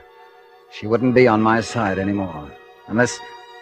Unless I could talk to her again and make it all seem like a mistake, a joke, maybe. Yeah, that'd be the thing. But when I went to find her, she wasn't around. I didn't see her again till next morning. Every morning I went out to the gate for the paper, but this time I waited for Lila to get up and come down so I could talk to her before Lee came in, try to fix things. And standing there in the hallway, I fixed things all right. Fixed them good. Lila. Yes? I want you to know that, well, that I'm sorry about last night. It's all right. No, it isn't, no. No, I didn't mean what I said at all. I guess I'd built up so much hate that, well, I was upset. I was blind to how you feel about me, how I really feel about you. Ken, you're asking me to be naive again. Yes, I guess I am. I like you that way. I looked for you last night to tell you. You weren't around. Where'd you go? Oh, Ken, No, it's all right. I don't care where you went. Anyway, now you know how I really feel. Ken, you don't know what you're saying. Yes, I do, Lila. I've been thinking. That's the way it ought to be. We've been a couple of lost souls, but maybe by forgetting the past, trying to find some peace of mind... Ken! Think about it, will you, Lila? I went out then, out the door and down the driveway. Left her standing there, staring after me. But suddenly, as I was almost to the gate, I heard her coming, running, fast. Ken! No, Ken, come back! And then I saw it, a car that had been parked down the road. It was moving now, gathering speed, coming right past the gate. Ken! Ken, look out! And then she was there. She threw herself right in front of me. I heard the shouts. I felt her thrown heavily against me, and then her body went limp in my arms. I held her close for a second, and then I lowered her to the ground.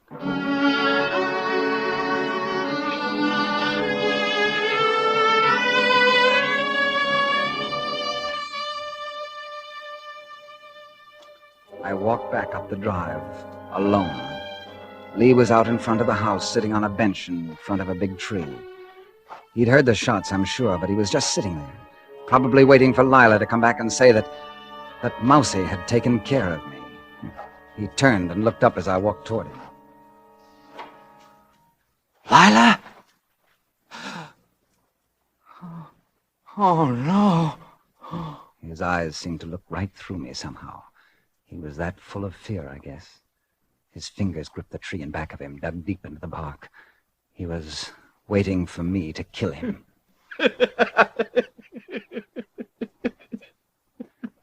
Lila's dead, Lee. Your gunman got her instead of me. Lila? Lila? I'm sorry because there was something I didn't have time to tell her. I never intended to kill you, Lee. I was just showing you how 7 years looked crowded into a few days. 7 years. Yeah, that's right. I guess you know now. I guess you know why and what you did. Lee, this is Ken. I'm talking to you. Ken?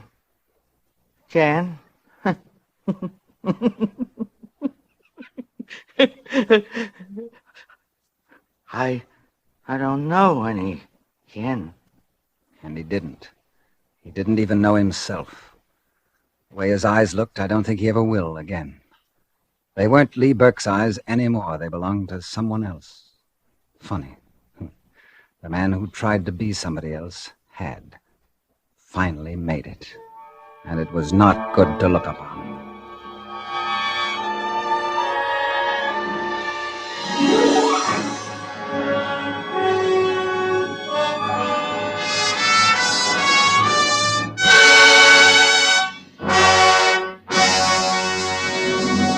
Thank you, Douglas Fairbanks, for an outstanding performance on Suspense. Talk about performance, Dad. Autolite ignition is good, but what about Doug Fairbanks? He's really got it, Billy. Well, let's get going. Your mother... Mom will be as full of suspense as your Autolite ignition system is full of pep, purr, power, and pistol point performance. That boy knows his Autolite P's, and he doesn't miss any cues, eh, Hap? Yes, an Autolite is your cue to real motoring enjoyment. So remember, wherever you go, Autolite means spark plugs. Ignition engineered spark plugs. Autolite means batteries. Stay full batteries. Autolite means ignition system. The lifeline of your car.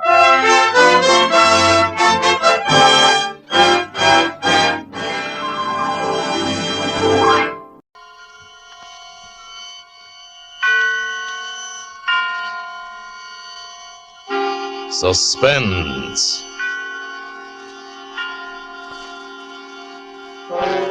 Autolite and its 60,000 dealers and service stations bring you radio's outstanding theater of thrills. Starring tonight, Miss Agnes Moorehead, in a tale well calculated to keep you in suspense.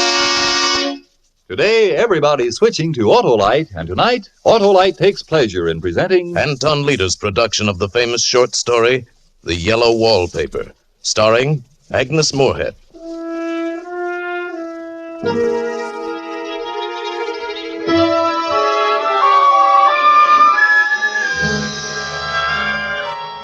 I've never seen a worse wallpaper in my life.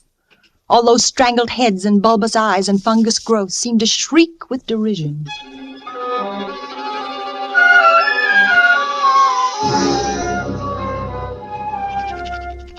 When we came to this house, the minute I saw it, I made up my mind secretly to start writing again in spite of them. But I don't dare let John know I'm keeping this journal. It's difficult being married to a doctor. John's an excellent doctor, I'm sure, but he's so inconsistent about me. He says I'm not really sick, that I'm only a little run down from caring for the baby, that I have a temporary nervous depression. Yet he prescribes phosphates or phosphites, I don't know which, and tonics and exercise. And he absolutely forbids me to work until I'm well again. He hates for me to write a word. But writing is such a relief to my mind. I can write down things, tell things here that... No, John says I'm not to brood about those things. I confess they make me feel bad, so I'll only write about the house. I saw it for the first time today. It's the most beautiful place. John rented it for the summer, and we drove up today, a perfect June morning. The bay and the white sails and people already in swimming, and then the shaded lane and the riotous old-fashioned flowers and the gnarly trees and the house. The house standing alone in the summer stillness. I could never tell John, but you know, the house spoke to me. It was only because he rattled on so that I couldn't hear what Reminded me of those English places you read about. Gardeners, cottages, and everything, and at only $200 a month. Hedges and walls and gates that lock, and there's a ghostliness. Remember, I rented it just for you, darling. And you're going to let Jenny do all the work while you live like a prince. You like it, darling? Speak up. Yes, John. Yes, it's lovely, but it's strange, as though it might be haunted. Darling, you've got that look on your face again. That dopey look. Well, Jean is home, has a station wagon, and if I know my dear sister, she's already turned the place inside out and cleaned it top to bottom. John, is it haunted, do you think? What, the house? At $200 a month? Well, that's asking too much of Faith. Come on, hop up. You always laugh at anything you can't touch or see or put down in figures. There is something strange about the house. I feel If you weren't always imagining... I'm not imagining. One reason I don't get well is that you don't believe me. You don't even believe I'm sick. You tell my friends and relatives. I've heard you. I've heard you that there's nothing wrong with me. There is nothing wrong with you. See, you're saying it again. Oh, I'm sorry. Please don't cry. Now, come along. Let's go inside. And so I came into this house in tears. It was wrong. It was all wrong. Maybe the house saw me crying, or this room. I got so unreasonably angry with John. I shouldn't, I know. He's so careful and loving, and I repay him so badly. I should control myself, at least in front of him. But it makes me so tired not to show what I feel. Jenny met us at the door. Naturally, she saw I'd been crying, but she took pains to ignore it. Well, hello, you two. You're early. You must have started at the crack of dawn. How was the trip? Made it in less than 2 hours. They're like as peas in a pod, Jenny and John, both efficient and kind. And how did you bear up, Pet? Oh, very well, thank you, Jenny. Both kind and both somehow cruel. But I don't really think that. Well, you're just in time for lunch. I bought a flounder down at the wharf and cooked it with capers and cream. Sound good? Wonderful, Jenny. May I see the house first? The whole grand tour? Oh, Pet, the flounder will cook to death. Well, at least my room. Our room. All right, if you insist. But if that fish is spoiled, don't blame me. Why would I blame her? Whose room is this, Jenny? Yours? Uh-huh, it's small, but it's near the door and the telephone. Oh, John, look. What? Let's take this one for you and me. I love those roses over the window. I've already put your things upstairs, Pet. Well, this has a little porch and such pretty old-fashioned chintz hangings. Well, Let's you take love the this. room upstairs, darling. And you can see there's no room in here for 2 beds. And I won't hear of being in separate rooms. I'm going to make you rest and take your tonic. John and I have talked it all over. And the room at the top of the house has so many windows. And you know, darling, you must absorb lots of fresh air. Get your appetite back. They smother me with concern. They crush me with kindness. Come along. There's a good girl. All right, you know what's best. And you're going to like that nursery. It gets loads of sunshine.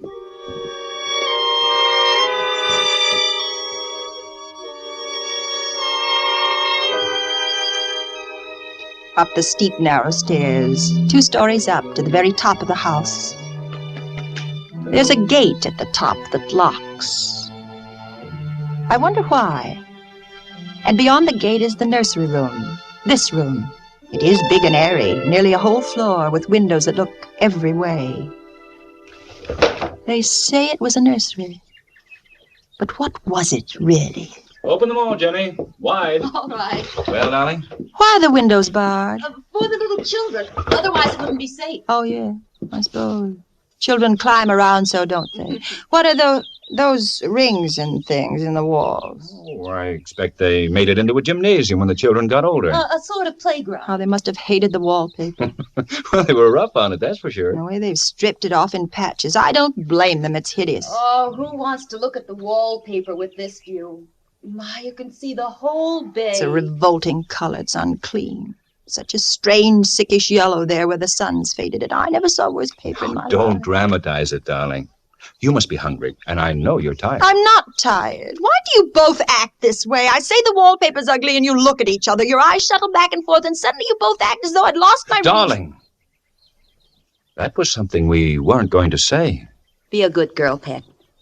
We don't act anyway. We just don't want you to worry. We want you to be well.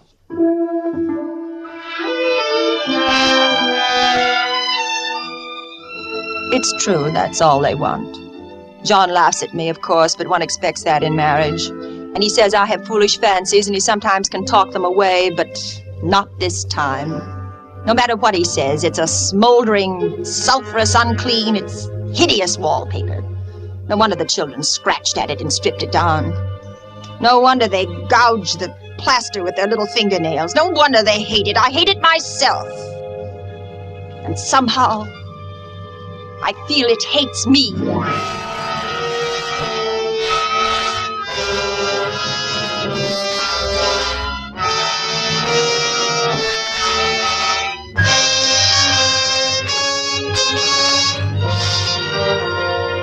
For Suspense, Autolite is bringing you Miss Agnes Moorehead in the yellow wallpaper. Autolite's presentation of radio's outstanding theater of thrills, Suspense.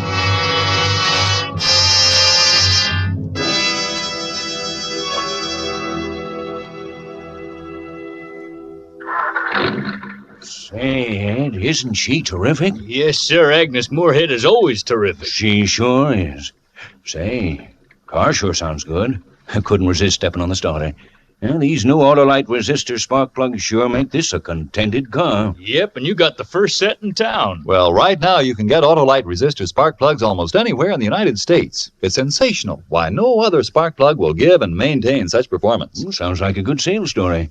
Where did the name resistor come from, Mr. Martin? Autolite worked with leading car and truck manufacturers, and they ignition engineered a 10,000 ohm resistor right into the Autolite spark plug. That permits a wider spark gap setting and maintains it far longer than any other spark plugs.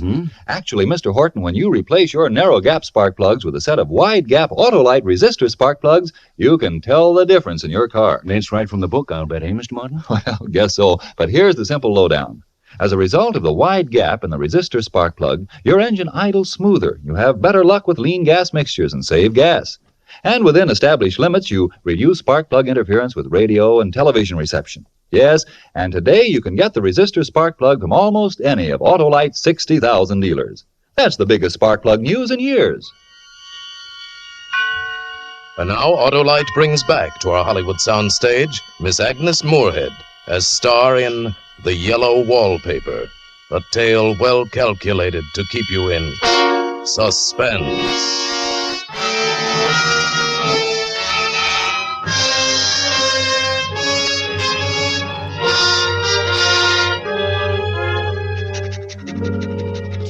We've been here 2 weeks, and I haven't felt like riding again since that first day.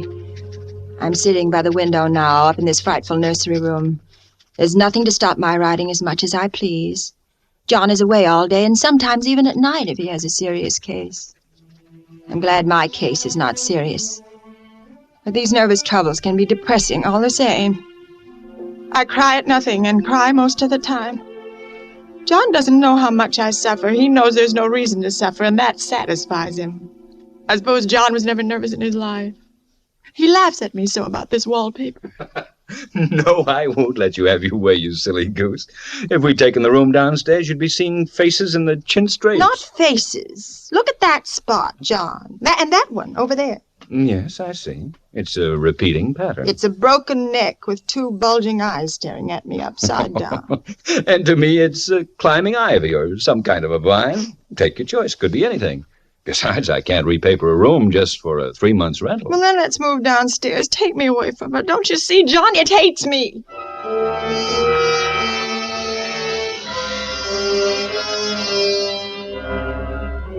I wish I'd get well faster. Just use your will and your good sense, darling. I'm afraid. But you're so much better. When I married you, I meant to be such a help, and I'm only a burden. You are a help to me. You're my comfort. I can't even be with my baby.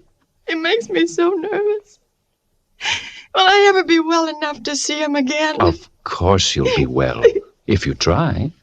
Then I'll try, I promise. From now on, I won't look at the wallpaper, and I'll stop seeing things out of the windows. Out the windows? Oh, I see people walking up and down the paths and in the arbors. I know it's silly, and it's only in certain lights when I look at the wallpaper from the bed that I see... See what? Nothing. Nothing. No, you're right. There's nothing except a pattern.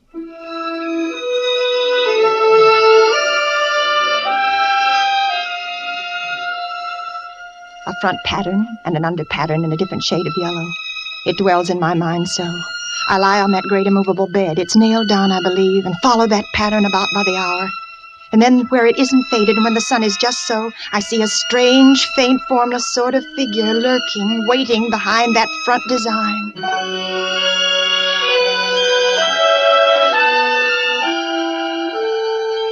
I don't know why I should write like this day after day. I don't want to. I don't feel able.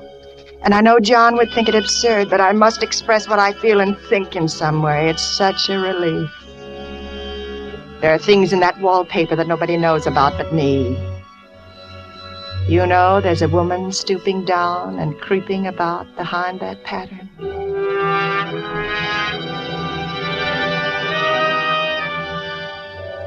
Last night it was moonlight, and the moon shines in all around just as the sun does.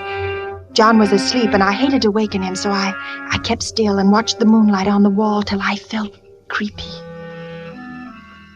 The woman behind the paper began to shake the pattern as if she wanted to get out. I got up softly and went and felt the paper to see if it did move. It moved! It moved, I'm sure of it. And the poor woman cried out as though her voice came a long way over water. Telegram! Let me in! Telegram! Let me in! Telegram! Let me in! Oh, the poor thing. Then I went back to the bed. John was awake. What is it, darling? Why, you up? You shouldn't go walking around like that. You'll catch cold. The moonlight woke me. You are cold. You're shivering. John, I'm not really getting better. Won't you take me away? Our lease will be up in 3 weeks, darling. I don't see how we can leave before then. Of course, if you were in any danger, I would, but you really are better, dear, whether you see it or not. I'm a doctor, and I know. Oh, my appetite may be better in the evening when you're here, but it's worse in the morning when you're gone. Why, you're gaining flesh and I color. don't weigh a bit more, not even as much. Well, bless your little heart. You shall be as sick as you please. But let's go to sleep, huh? And talk about it in the morning. You won't go away? How can I, dear? And why should I, since you're better? Better in body, perhaps, but Darling, in my... for my sake and your sake and for the sake of our child, I beg you not to let that idea enter your head, not for an instant. Can't you trust me as a doctor when I tell you it's a false and foolish idea? Answer me, darling. Don't you trust me? Yes, of course I trust you, only... What? I'm sleepy. Let's go to sleep. But I didn't sleep. I lay there for hours trying to decide if the front pattern and the back pattern moved together or separately.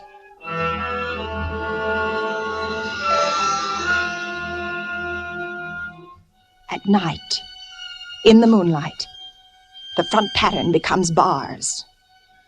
And the woman behind it shakes the bars. Yes, she shakes the bars as she creeps around.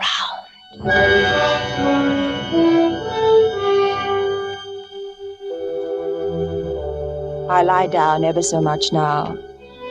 John says it's good for me and to sleep all I can, but you see, I don't sleep. And that cultivates deceit, for I don't tell him I'm awake. Oh, no. Fact is, I'm getting a little afraid of John. He seems very odd sometimes, and it strikes me that perhaps it's the yellow wallpaper. I like this room now, and life is much more exciting than it used to be. I have something more to expect, to look forward to watch. And I really do eat better, and I'm quieter than I was. John is pleased to see me improve.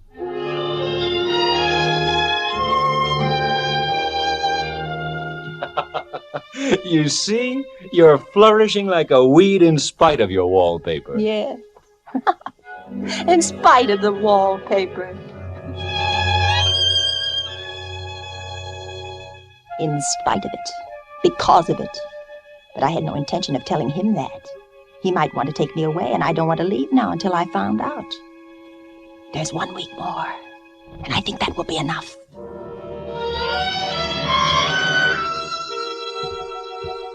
There's a funny mark on the wall low down near the mopboard.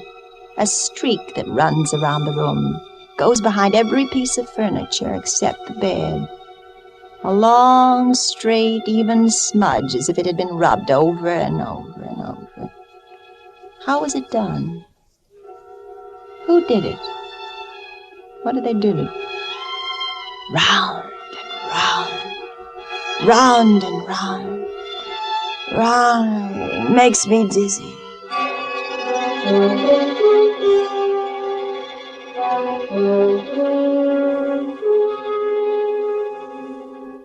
I've really discovered something at last. There are a great many women behind the pattern, and sometimes only one, and she creeps around fast, and her creeping shakes the pattern. She's trying to climb through and can't because the pattern strangles everything. But she does get out in the daytime. I know because I've seen her. When a car comes, she hides in the blackberry vines. I don't blame her. I'd hide too. I always lock the door when I creep by daylight.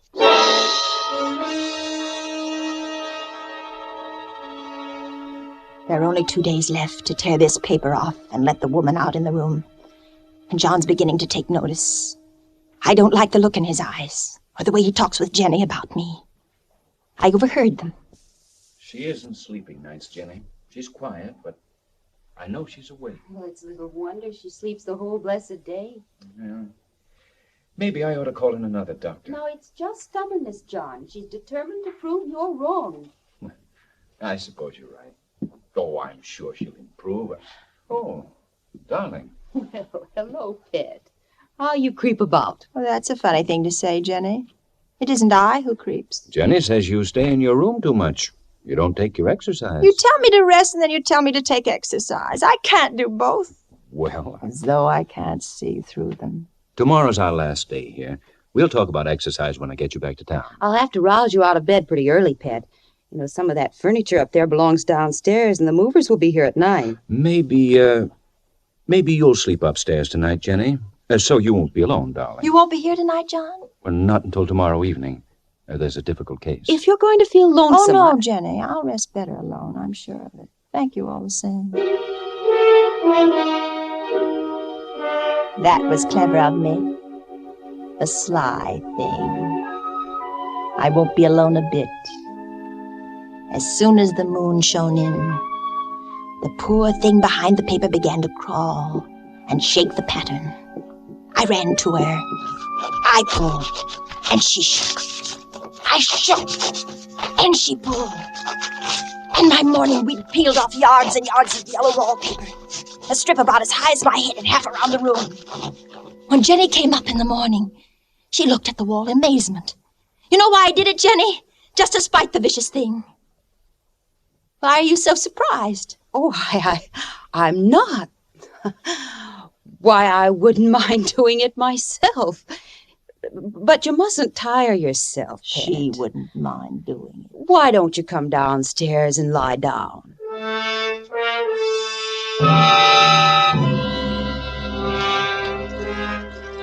How she betrayed herself, that Jenny. She wouldn't mind doing it. But I'm here and no person touches this paper but me. Not alive.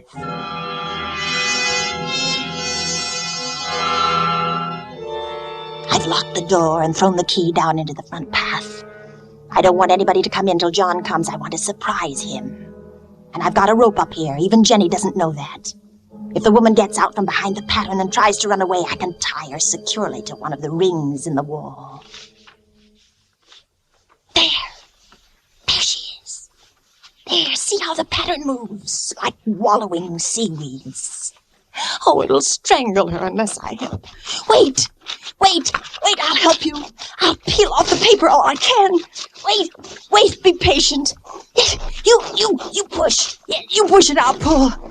Oh, it sticks horribly to the plaster. I can get it off with my teeth. Oh, it hurts. But I'm getting it. Wait, just a little bit more. I'm getting it. A little bit more.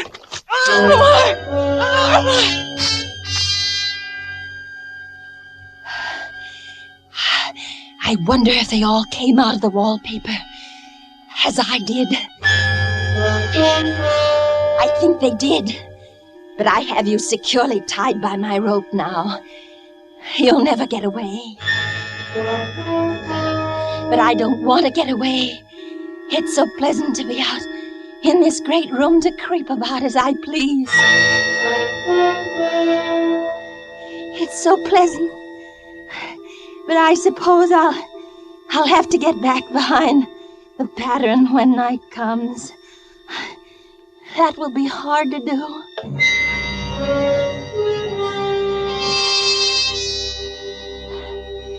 Well, it's better than going outside. I won't go outside, even if Jenny asks me to. For outside, I have to creep on the ground where everything is green instead of yellow.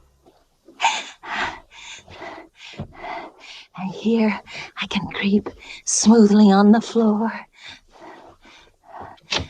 Listen, she's coming now. Darling, open the door. You hear me? Open the door. Oh, It's John at the door. Open the door, darling. Open it, please, dear. How he does pound and shout. It's no use, Dr. John. You can't open it. Open it, do you hear me, dear? Open it! Jenny, bring me the axe. Oh, no, he'll break down that beautiful door. John, dear, the key's down in front of the house under a plantain leaf. Please, my darling, It's please. down by the front door, John. Open the door, for heaven's sake, open it. I can't. The key's downstairs, John. It's under a plantain leaf by the front steps. It's under a plantain leaf, John. Go and see. Go and see. You'll find it if you look. You'll find it. There. He's gone to look. The wallpaper has stopped laughing. The evil thing. Now I can creep slowly, smoothly on the floor. Round and round, round and round and round.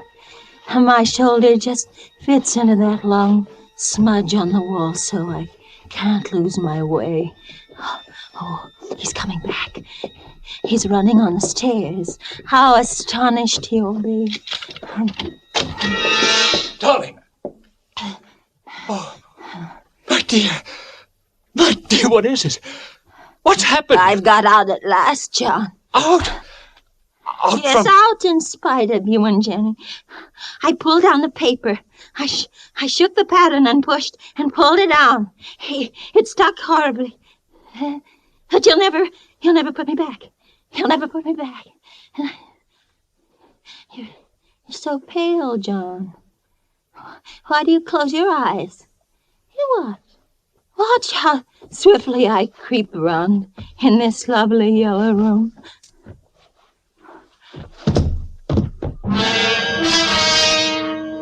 Fainted? Now why should that man have fainted? But he did. And right across my path by the wall, so that I have to creep over him every time. Round and round and round and round and round.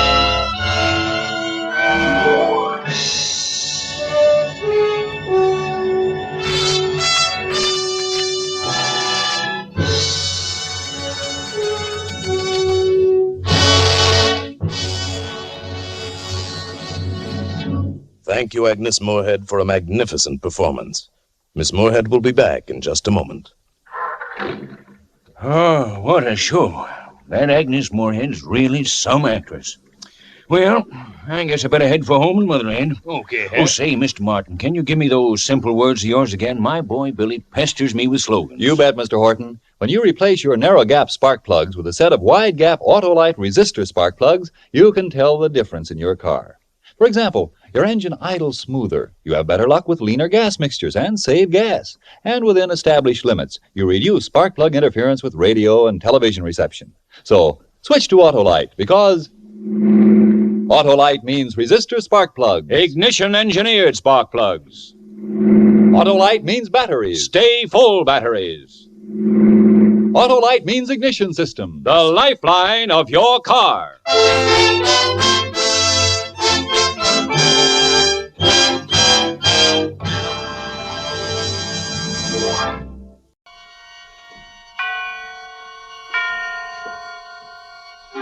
Suspense. Autolite and its 60,000 dealers and service stations bring you radio's outstanding theater of thrills. Starring tonight, Mr. Charles Lawton in Anton Leader's production of An Honest Man, a tale well calculated to keep you in suspense.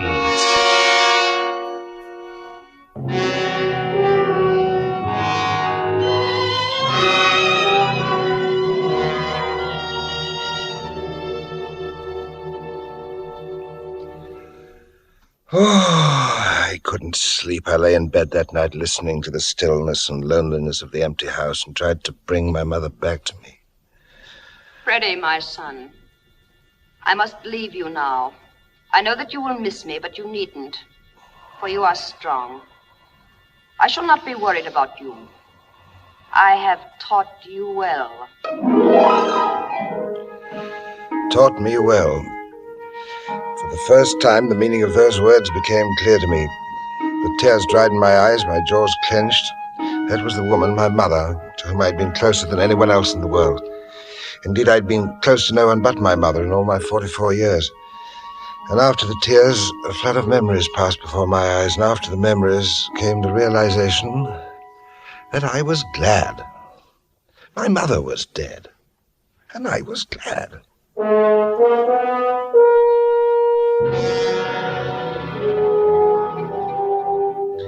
All the next day at the store, I worked in a sort of a haze of happiness and well-being. Dora smiled at me once or twice, but we were both very busy. During the rush hour, Mr. Kelsey came in to help out, as he always did. And about 9:45, he said what I realized that I'd been hoping to hear all day. You got your day's receipts totaled yet, Freddie? I'm just finishing them now, Mr. Kelsey. Then I think I'll knock off. When you get through, just put the money in the safe and lock it. I won't go to the bank till afternoon. Yes, Mr. Kelsey. You can both close up whenever you're through what you're doing. See you tomorrow. Yes, Mr. Kelsey. Good night, Mr. Kelsey. $123.14. Check. Mr. Kelsey sure trusts you, don't he? He should after 26 years. 26 years? You've been working here that long? Sounds like a long time when you say it, but it doesn't seem that way to me. Well, I guess it's quitting time. Oh, boy, are my feet tired. 26 years. You gonna put out the lights? You want me to? Oh, I'll do that. Okay. Well, I'm leaving. So long. Miss Dora, Yeah? may I ask you something? Sure, what is it? Well, oh, isn't it a beautiful night? You sure that door's locked? Oh, yes. I was just wondering. Hmm. I was wondering if you'd mind if I walked home with you. It's a little out of my way. Well, sure, why not? Oh, but say, don't you have to get home to your mother? Oh, gee, Freddie, I'm sorry. That's all right. Must have been a terrible blow to you. Yes, it was. And you taking care of her all that time. 26 years, but you mustn't think that that was a hardship. You see, I owe everything in the world to my mother. Everything that I am or ever will be. Oh, I know what you mean. I always say a person's Miss mother... Dora, I've never told this to anyone, Say, but I've been meaning to ask you, the way you always call me Miss Dora, and I mean, the way you talk, it's so refined. Really? I bet you had a real good education once, didn't you? No, not formally. But you see, my mother was a governess, and she always tried to give me the same advantages as she would the children under her care. My mother was a highly educated woman. Well, I knew it must be something like that. Anyway, you don't have to call me Miss Dora. I mean, seeing we're kind of old friends. Say, what was it you was going to tell me before? Oh, that was something about my mother. Something she taught me. I'll never forget it as long as I live. You happened to remind me of it when you remarked how Mr. Kelsey trusted me. Well, what was it? Well, it was just before my 11th birthday. There was a motion picture that I wanted to see very badly. It was something about cowboys, I think. But my mother said we couldn't afford it, and so I took 10 cents from her purse, and she found it out. What'd she say? Well, she whipped me. It was the only time she ever did, until I could hardly walk. She said I'd done the worst thing that anyone could ever do, that I had been dishonest. I was a thief. You dishonest. Oh, that's a laugh. I never knew anybody more honest in all my life. Well, look at the way Mr. Kelsey Yes, always... but only because of what my mother taught me. I've been grateful to her all my life. That I always will be. Oh, yeah, I know what you mean. Well, they say honesty's the best policy, and I guess it is all right, but... Now, you take Tom Bass. What about him? Well, I wouldn't exactly say he's dishonest, but he's sure having a lot more fun than you or me. But, Dora, I'm sure you'll agree that there are more important things in life than just having fun. Oh, sure, of course. I didn't mean it like that. And what I mean to say is, you couldn't admire a fellow like this Bass, could you? Tom Bass? Oh, I should say not. Thinks he's so smart with his wisecracks and his cheap jokes. I wouldn't give him the time of day. Is there anyone, that is to say, any man you do admire? Nah, not me. Oh, I admire you, of course. Do you really? Well, sure. But if you mean, do I go out steady with anyone? Have you ever thought of the kind of man that you would go steady with? My dream man? Oh, sure. But you just don't find them growing on trees. Not that kind. What kind, Dora? Oh, when I say dream man, don't get me wrong. I don't go for those glamour boys. I've been around enough to know better than that. You just give me a nice, easygoing fellow with a steady job. that sounds like a description of me. And a little money put away in the bank. That's the kind of fella I want. Did you say money? Well, sure. A fella's never going to get very far if he doesn't have a little laid aside for a rainy day. Oh, yes. Isn't that right? Yes, I suppose that is right, but how much money do you think such a fellow ought to have? Oh, $1,000. You know, just something for kind of a little nest egg. Yes, of course, yes. Well, here's where I live. Thanks for the walk. Dora? Yeah? If you were to find such a man... Who? A man with a steady job and money in the bank. Oh, him. I mean, would you consider, would you... Would I what? Oh, I get it. Well, sure, if I thought I could make him happy. Oh, I know you would. Why not? Well, till death do us part.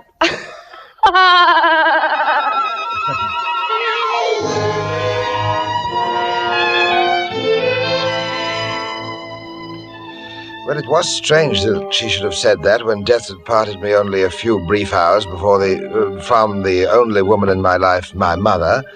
And now so soon after there was another woman, but she was there. That $1,000, that stood in the way. With all the expense of the funeral still to be met, I knew that it would take me at least 2 years to accumulate such a sum. And Dora was a warm and attractive girl. I couldn't expect her to wait that long. It wouldn't be fair, so by the next morning, my first fond hope had turned to black despair. I hardly noticed Tom Bass when he sauntered into the store. Hiya, honey. What do you know that's new? Oh, hello there. What do you say, Freddie boy? I beg your pardon? What's the matter? You in love or something? Say, remember that horse I told you about last week? Horse? You remember Revelation. I told you to get down on him at 8-1. Oh, yes. Well, what did I tell you? Well, to tell you the truth, I have had a number of things in my mind lately. He won, chump. He won, just like I told you he would. Now, ain't you sorry you didn't get a couple of bucks down on him? Oh, yes, but really, I don't know very much about horse racing. Never too late to learn. Say, give me a hot pastrami on rye, will you? Mustard? Yeah. A little lettuce? No, skip that. You want it to go, or you can... I'll eat it here. Say, how come a guy like you ever learned to make such good sandwiches? They're the best in town, no kidding. My mother taught me. That a fact? My mother taught me everything I know. Yeah? Say, must be good to feel like that about your old lady. I haven't seen mine for 10 years. Here you are. Thanks. Is your mother dead? No. I just took a powder when I was a kid. I couldn't stand it around there anymore. You couldn't stand it around your own mother? Yeah. All she ever did was yap, yap, yap. Why didn't I do this? Why didn't I do that? Finally, one day I told her what she could do, and I beat it. But how could she get along without you? What did she do? I don't know. Same old thing, I guess. Work in the laundry. Say, look, Freddie. Pay her for the sandwich tomorrow, okay? All I got's a 50. Well, if you won't forget, I did have to remind you last time, you know. I have to take it out of my own pocket. You're a good guy, Freddie. Say, in fact, you know what? I think I'm going to let you in on something. Oh? Freddie, listen. I got a tip so hot it's burning the seat of my pants. Avalanche in the 3rd at Santa Rosa today. Strictly a drugstore job. What? They're going to give him the needle. I got it from his trainer myself in person. Avalanche can't any more lose that race than I can sing High C. You know what the odds are? 100-1.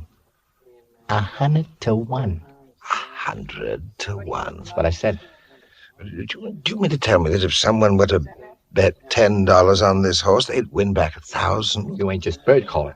You put a tenner on that beetle and you'll have $1,000 in your hot little hand by tonight. Oh, I wish I could, but I don't have $10 or anywhere near it. I don't get paid until tomorrow, you see. 5. Oh, out of 5. Here you are, Dora. Thanks.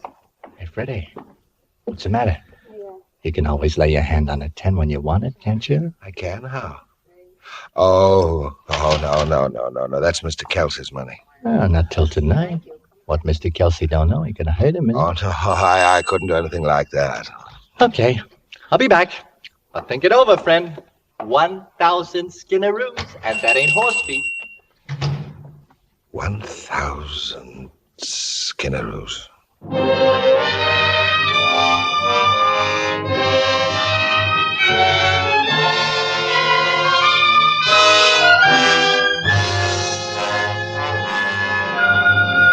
For Suspense, Autolite is bringing you Mr. Charles Lawton in radio's outstanding theater of thrills, Suspense.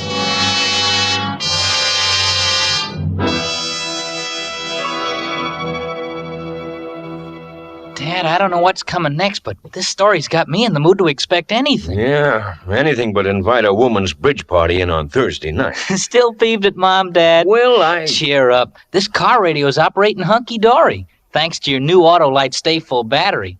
Besides, Mom's partner probably just trumped her ace. So, let's listen to Frank Martin, the Autolite announcer. Yes, the new Autolite Stay Full battery needs water only 3 times a year in normal car use. This greater liquid reserve practically eliminates one of the major causes of battery failure. Car owners tell us it's the greatest battery ever built. The greatest battery ever built. Money cannot buy a better battery for your car. You know, Billy, the boys over at the service station tell me that these Autolite Stay-Fulls are really setting up some long time between drinks records. Yeah, Dad, I guess it's like having a camel under your hood, huh? Oh, better than that. An Autolite Stay-Full only needs a drink 3 times a year in normal car use. So, friends, see your friendly neighborhood Autolite battery dealer and order the new Autolite Stay Full battery for your car. It needs water only 3 times a year in normal car use. And there are the important advantages of extra plates and fiberglass insulation that means so much to long battery life. And now, Autolite brings back to our Hollywood soundstage Mr. Charles Lawton as Freddie in An Honest Man, a tale well calculated to keep you in suspense.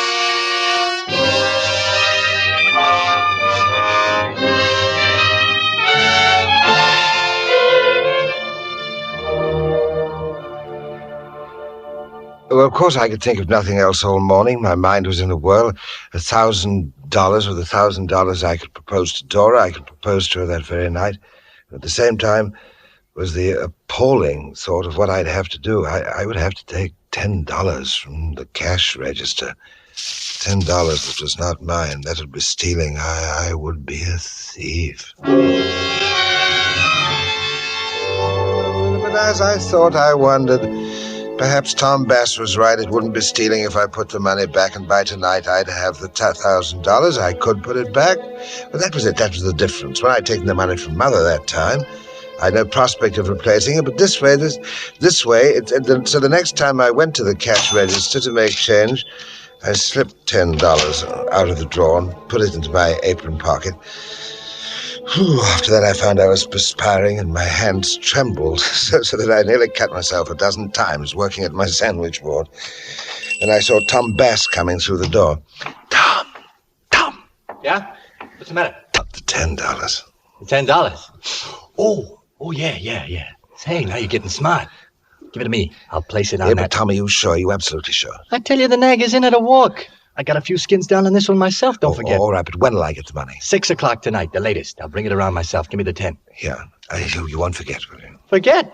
With $1,000 in my kick, how could I forget? Relax. You got nothing to worry about. Freddie? What was you and Tom talking about just now? Oh, he was just telling me about some horse or other. Well, you better be careful how you talk to him about horses. Why do you say that?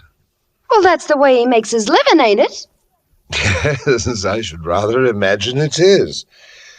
Oh, Dora. Yeah? Would you care to, that is, when we're through work, would you care to go somewhere with me this evening? Go where? Oh, why, Freddie, are you asking me for a date? Yes, I suppose I am. Oh, Freddie, that's real cute. I might even take you up on it. You mean that you will? You will go? I might. I'll tell you at quitting time. Why can't you tell me now? Oh, something might come up. What could come up? I don't know what could come up. Anything could come up. One of us might drop dead.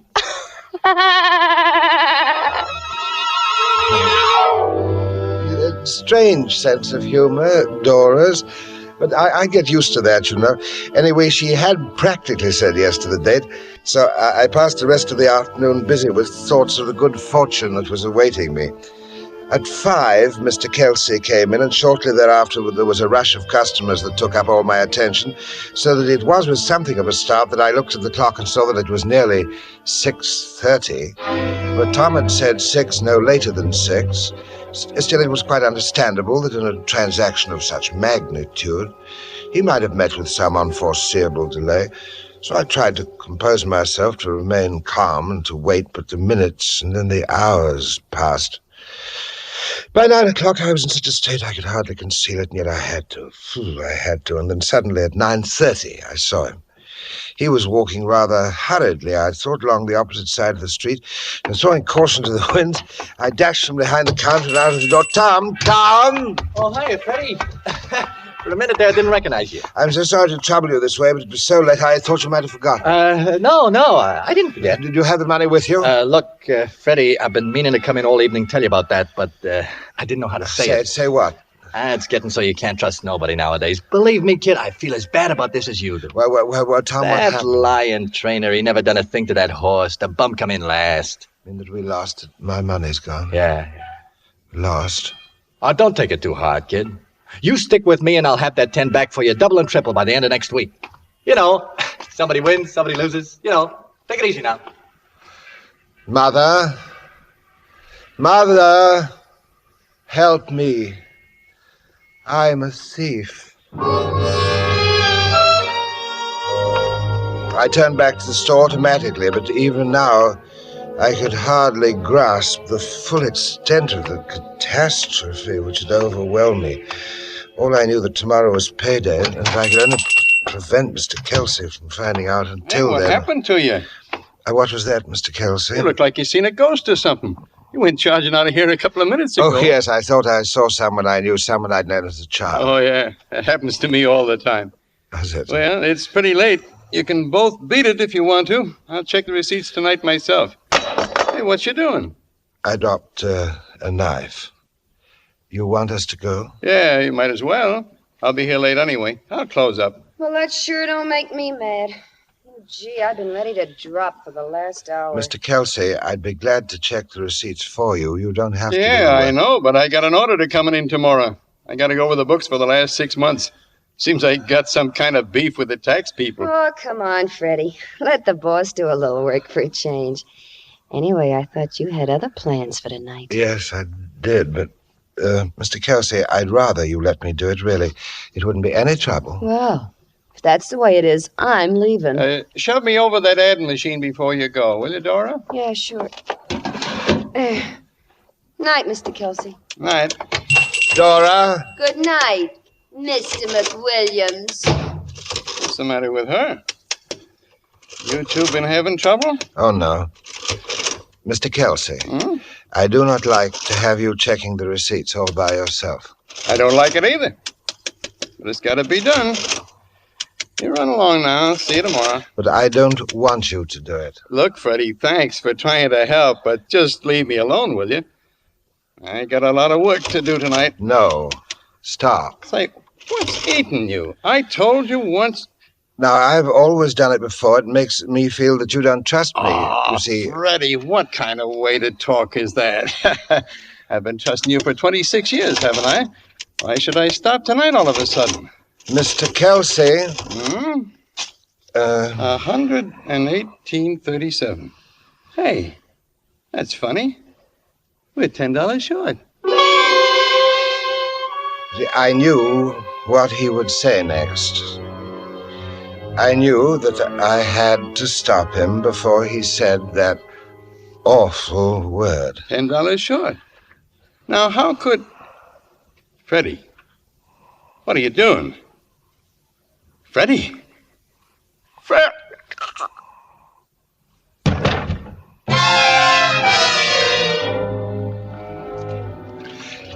I washed my hands most carefully at the sink and dried them on my apron. Then I bent over Mr. Kelsey, or rather, Mr. Kelsey's body, and I removed from his pocket the sum of $32.50, the exact amount that would be owing to me in salary on the following day. Of this sum, I put $10 in the cash register. Then I left the store and went home. It was all right now. Everything was all right. I was not a thief.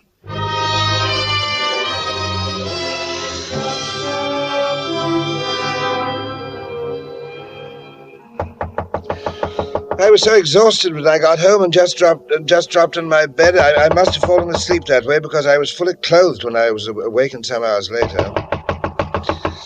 Yes? Yes? Who is it? It's me, Dora. Let me in. Oh, yes, of course. Oh, Freddie, I'm so glad I found you. You gotta help me. You gotta do something. Why, of course, my dear. What can I do? Freddie, Mr. Kelsey. Mr. Kelsey's dead. Oh, yes. I'm sorry that had to happen, Dora. Believe me, I am. How can you stand there and be so calm about it? Freddie, he was murdered and they got Tom for it. They say he did it. They got him down at the police station right now. Tom Bass? Yes! Tom said he was just going by the store and he saw the lights on and he went in. And then he found Mr. Kelsey there with a knife in him and he didn't know what to do. And just then the cop on the beat walked in and they arrested him right there. Well, I can hardly believe a man like Tom Bass could have any good reason to kill Mr. Kelsey. Well, that's what I said. That's what I've been telling the cops for the past hour. He may be a little shady, I said. Well, he may have done some things that wasn't exactly right, but my boyfriend wouldn't commit murder, I said. He wouldn't. Your boyfriend? Yeah, I said... Oh, gee, Freddie, I'm sorry. I didn't mean to... Yes, but you told me that there was not anyone. Well, there wasn't, honest. That's the truth. I'd just been out with him 2-3 times. I didn't know he meant anything. I didn't even think I liked him. But when I saw him down there and I saw what they were doing to him... Your boyfriend. Oh, Freddie, please. Please, don't be mad at me. I was half crazy. I didn't know who else to come to. You gotta do something for him. Dora. What? Do you love him? Yeah. I guess I do. I see.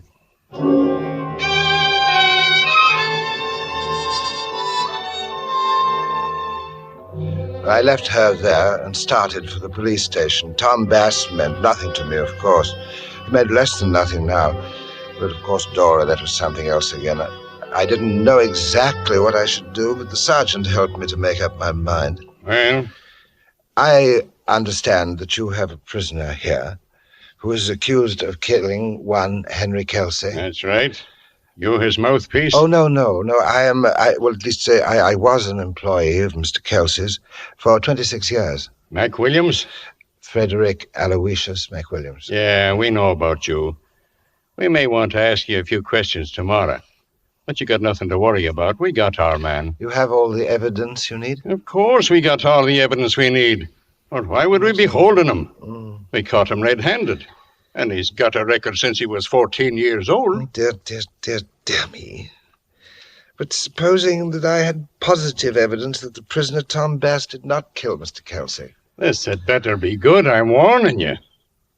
Tell me, it would be dishonest to withhold that information, wouldn't it? You're doggone tootin' it would.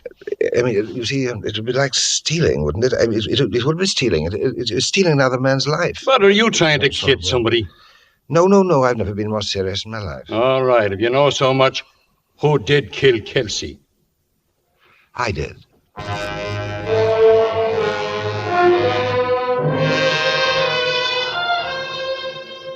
Poor Dora. I'm afraid she'll have to wait a year for Tom Bass. It seems the police frown on his method of making a living. Well, as for me, a great calm has settled over me. Oh, such a calm as I've never known before in my life. Soon I shall be joining Mother. She will smile when she sees me, and I know that she'll be proud of me and she'll understand. She'll understand that whatever faults I may have had, I was not a thief.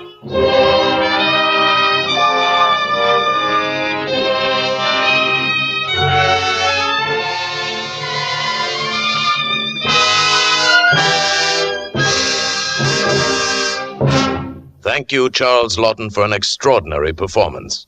Mr. Lawton will return in just a moment. Say, Billy, Charles Lawton was certainly in the groove tonight. I'll say.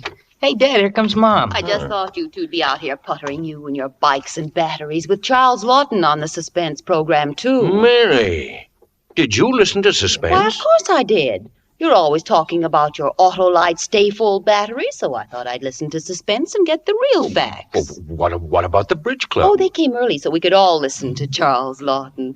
My guests are just leaving now. Well, Dad, I guess we men can't win.